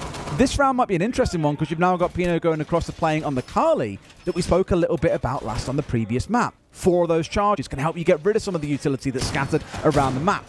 So again, NIP are trying enough ideas here, but we've got to see more. They've got to get at least one round on the board, Tim, or this could be a really quick map. Oh, 100%. And I think the problem for NIP is it's kind of like I said, no matter what they try, Virtus.pro just aren't interested. They're not taking the bait. They're not biting. They're just like, you know what? We're confident. This is our map choice. We're confident in our site setups, so we're going to let you chase us around for a minute, and then we're going to get back to site, and we've got every angle locked down. And it's typical Virtus.pro. We've seen it from the roster over the years.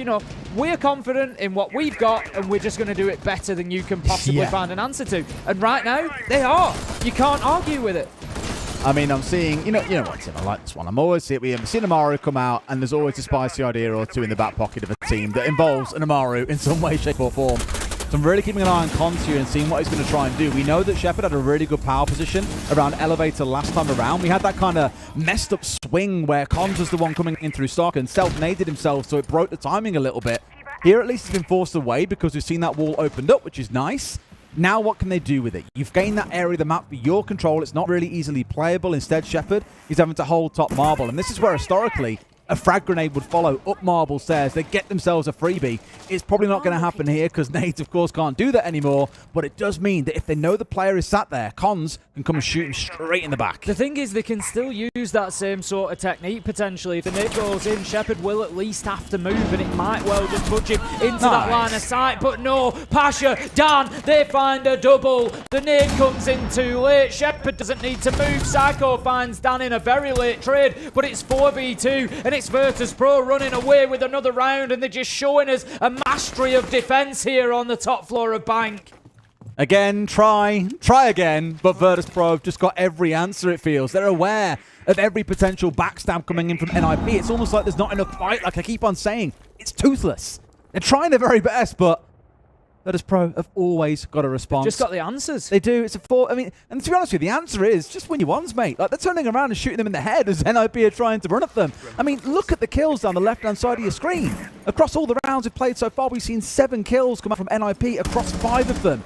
If that doesn't say that we cannot win our gunfights today, even when we've got 2 minutes to attack a site, I don't know what else does. And it's just so strange, you know, following on from the performance that we saw on the last map. NIP had a real great session in the middle of that one where they were finding kills, they were competitive within the rounds, but this time, it's just a big ask. Wizard turns a 1v3 into a 1v2. 30 seconds left to go. He's taken at least one Yokai out. So there is an opportunity here. He knows there's one off in stock. The shots will tell him, but smart from Virtus Pro again. Pasha just dropping down the hatch, forcing Wizard out towards Janitor, and always picks up the kill. And again, it's that situation from Virtus Pro. They've always got the next angle covered, no matter where it is.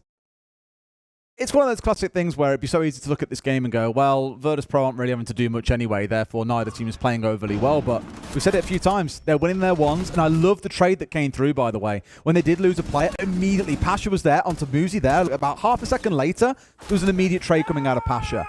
So VP have got each other covered. Yeah. They're doing what they need to do to deal with, again, very toothless attacks coming out of NIP.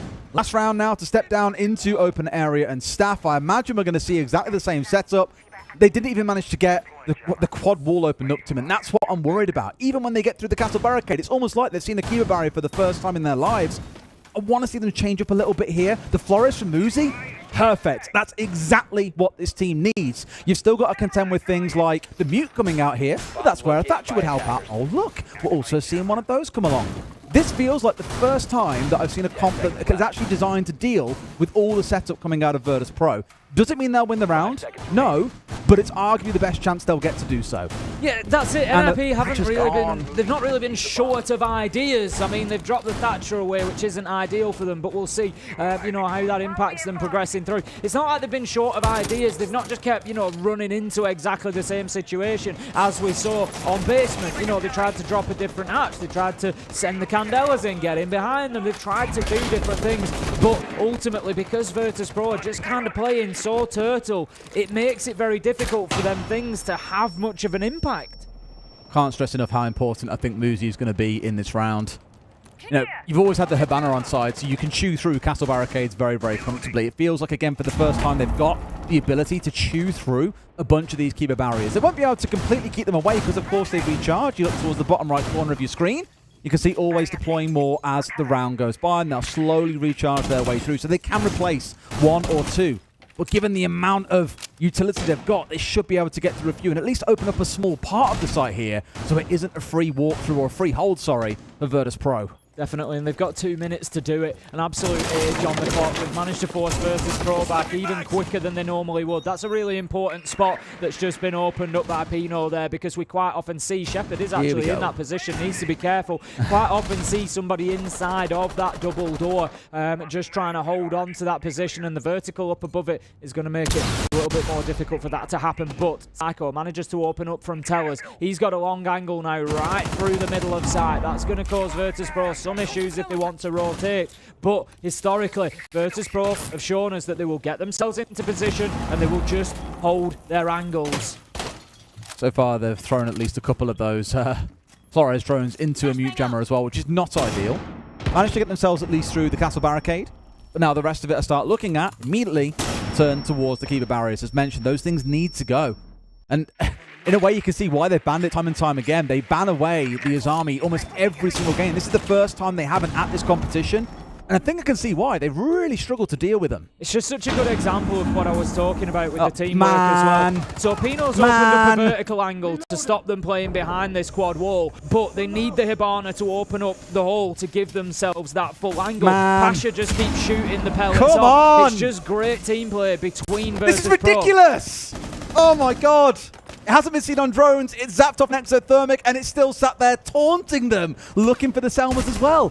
They've got rid of it, but it's too little too late. The site is still closed. Finally, Muzi gets himself in through Printer. We were calling for that in the previous round. Opens it up into a couple for the first time. NIP, I was going to say, are in control, but not so much anymore as Joystick gets one back. A 2v2 with about 10 seconds to play. Still dancing around these angles. A C4 over the top. Wizard narrowly staying alive as Con's looking to finish this off. C4 over the top, and they've done enough there with the alley-oop to give themselves a perfect 6-0 half, Tim. That's a great throw from Joystick on the Nitro at the end there. It just about cleared the counter and managed to find its way to Cons in the nick of time. And yeah, like I say, Virtus Pro, they've just got so many different things covered. Pino opens the vertical. They need the Hibana pellets to open the wall to stop them playing behind quad wall. But every time they try to do it, Pasha leans round the corner, shoots them off, and they've just got so much stuff covered. And Virtus Pro show just the dividends that they can take from that. 6-0, absolutely running away from this one. NRP, don't play bank again, I would say, at the Invitational. Just crazy. I mean, to be fair to Virtus Pro, I'll give them full credit. The Azami ban that I mentioned coming out, or hasn't come out in this map, I was like, man, I really feel like they're going to struggle coming up against that. But then they've used it themselves so well, 100%. And NIP have just crumbled in the face of it. Bonkers, and I know I'm saying a lot about the Azami. This has probably been the most oppressive case I think I've seen of the Azami used for quite some time now. Really punishing a slow team, a team that didn't come equipped with the right lineup to deal with it. They came close. Muzi got a couple of kills. They opened a few things up with those Flores drones. Nice stuff. But then miss out the really critical thing like a Maestro Evil Eye being sat inside of Square. Not ideal. Nope, Virtus Pro, they can only play the team in front of them, and right now they are playing them very, very well. They've kept the focus, they've kept the concentration, and they've got themselves a 6-0 half for it. That means NIP have no choice but to go flawless in return. They're going to have to run this one all the way back to back to back to get themselves 6 rounds on the bounce. See how Virtus Pro deal with this roam. We'll see whether NIP commit a little bit more to it, or whether they take out a leaf of Virtus Pro's book and say, you know what, we don't need to play out there on the roam, we're just going to let you come to site.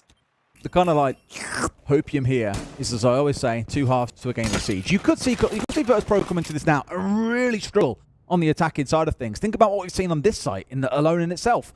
Now, even with 2 minutes to go, NIP still couldn't crack things open. They couldn't get into a spot where they had enough time to pull off and execute a well-covered one at that, which led to always just walking up and just pumping Cons with the shotgun and then laughing really at how easy that round was to close out. Could turn into being a similar story here. Lots of stall on side. You've got a C4 to play behind the Vulcan canister. We've got the Yokai, the smokes. Very kind of classic lineup when it comes into a bank defense of the downstairs. So I'm really looking at Virtus Pro here and thinking, okay, you've shown what you can do with the Azami that you always ban away. What about the Ying that you always ban away but have chosen not to on this map? Because immediately, Shepard is onto it, and he could be the big defining factor to go into this. What I really want to watch out for too, though, is down on the Thatcher. Does he EMP out Cons before we make use of those Candelas? We saw beautiful use from DZ on that sort of side of things earlier on. If they can pull that off, this is over 7-0. Pino was playing at the bottom of blue stairs. He's going to stick around for the time being on the smoke. They will want those canisters for potential denial, but with the Yokai on side, it might actually give Pino that flexibility to stick around. But no, I think he's just scampered back to site now, and that's going to allow a little bit of freedom for Wizard to move away to maybe a slightly safer location. So Virtus Pro, 1 minute left to go, and they are now into site, taking out that utility and getting themselves prepped and ready for a potential plant. Do they know about the Yokais? Virtus Pro make a lot of use of Echo, so they should have an idea that this is going to be a thing. Seems like they're at least aware of them, but obviously at this time can't quite find them out. Here comes one of the first Candelas, straight inside. Keep an eye out for Cons, as really he'll be a big factor as part of this game. They're in trying to make a plan happen, but surprise! Smokes are coming out from the other side. Pino still with 2 left in back pocket. Commits a second, soon to be a third, I imagine, as well. it's enough to waste a bit of time. And what a great drone being used by Psycho to watch everything that's going on. Yeah, that's really well timed from the smoke canister as well, because the Thatcher EMPs went in and there's none of them left now, so they're potentially going to have to deal with any utility that is left always. He starts again on the plant. Beautiful from Dan on the hatch. This could be 7-0. Always. He manages to get it down. They have the vertical, and I see very little chance of NIP running this one back in. It's 2 versus 3 though, as Muzi and Cons manage to pick up one apiece. Cons, he's going to have to go upstairs. He's going to have to win these fights. They need that vertical back. And they just have no idea who's holding where is the problem. Everything just looks very, very tentative, not quite committing fully to the push out as well. Immediately challenged, forced to come back, and he's got 2 players ready to jump on him at a moment's notice. Going to try and long arm it, but 2 quick kills come on through. Not even close. Virtus Pro 7-0 over NIP here on Bank. You have to say that it seems like Virtus Pro won that one in the map pick phase. There was just no competition between them and NIP on Bank. NIP just really, as you said a few times, Toothless just didn't show up. But all credit to Virtus Pro there. They played their game. They had their setups. They were confident in them. And the cover and team play and the way that they interlinked those gadgets and helped each other to stay in those power positions was fantastic to see. Great performance from Virtus Pro. I'm sure that there will be bigger tests to come potentially, but they can be happy with what they've done. They've played the game that was put before them, which is all you can really ask from a team, right? But outside, Cafe was really close. We know that. It could have been an NIP win on the map. We could now be going through to map 3 after a very crazy map 2 is the only way I can describe it. But for NIP, I said it to you during the break, I can't really believe that this feels like a quarterfinal fixture. When you look at the quality that we've seen from other games so far today, this game, at least for NIP, really feels like it came in below the bar. I can see why it was such a battle for them against Fury earlier on.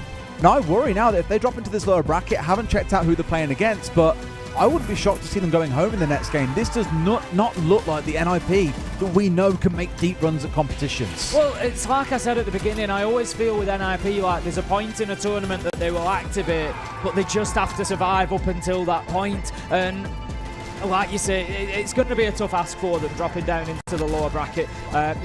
One thing that NIP have always been very good at is, a quick turnaround, short time frames for preparation, and that's what they're facing now. They've got another game tomorrow that's going to be very, very important for them, and so I think, they're going to be putting the work in. They're very good at turning it around quickly usually, so, hopefully in the next performance we'll see more from them. Virtus Pro, like I say, I'm sure there'll be bigger tests to come, but it will be a good confidence builder for them, and they move on through. We'll be seeing them at the live event. Yeah, playing also against the winner of DZ SSG has said, which I think is going to be a really exciting game. The quality we saw out of DZ earlier. If SSG beat DZ, that's still going to be a mammoth opponent before you. But again, I'm really keen to see how they do having to play a little bit faster, because that is classic VP.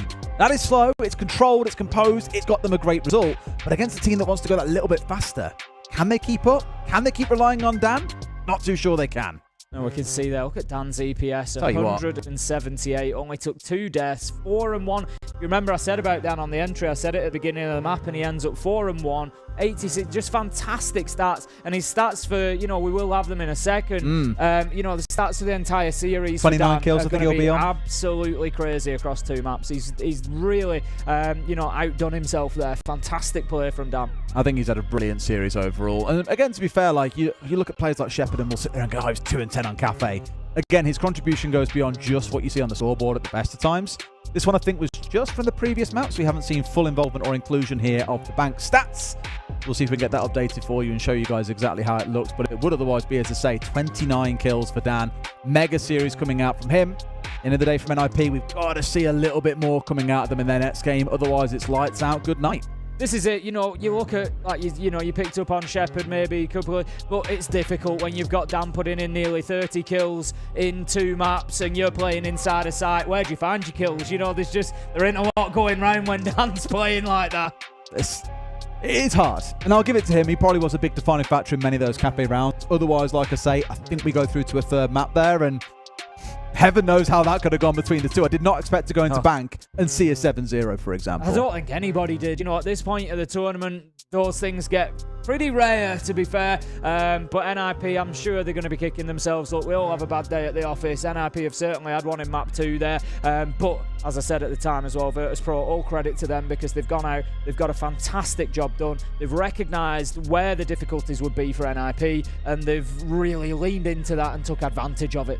Great stuff. They have. And again, looking forward to see how the rest of the bracket develops now. I think you've got Sonics versus FaZe on the other. You'll have VP versus against DZ or SSG on the other. Tasty. It feels it, doesn't it? Yeah. The scary thing is, as we've already said, like, that leaves just one of the LATAM teams coming into that top level bracket. God knows what's going to happen down bottom, because now you've got teams like W7M there, G2 are down there. Like, it is going to get explosive, and I don't know who's going to walk away from the kind of victor down there. I think all you can do is just start swinging.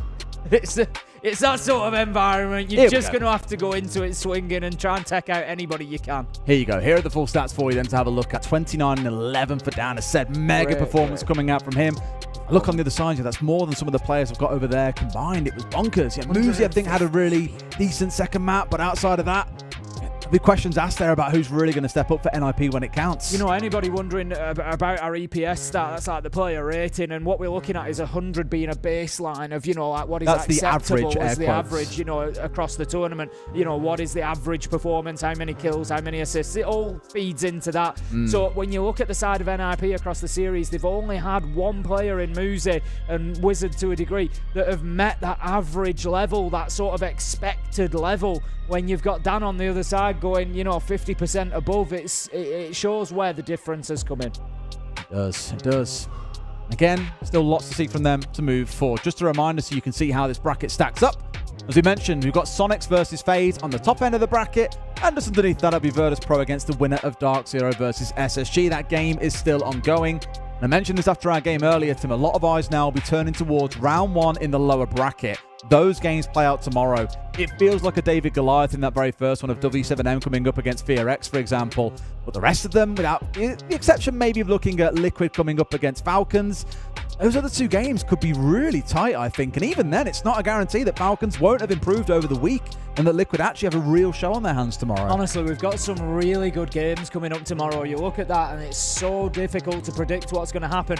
And we start bringing in that bit of jeopardy. I know it's evil of me, but I love it. You know, you've got teams going home, you've got decisions being made, you've got that jeopardy. It really starts putting it all on the line. Still absolutely tons to look forward to then, as said, and there's still a game, of course, to catch over on the A stream. We'll wrap things up here with the Intel Player of the Game, and we'll catch up with you guys tomorrow.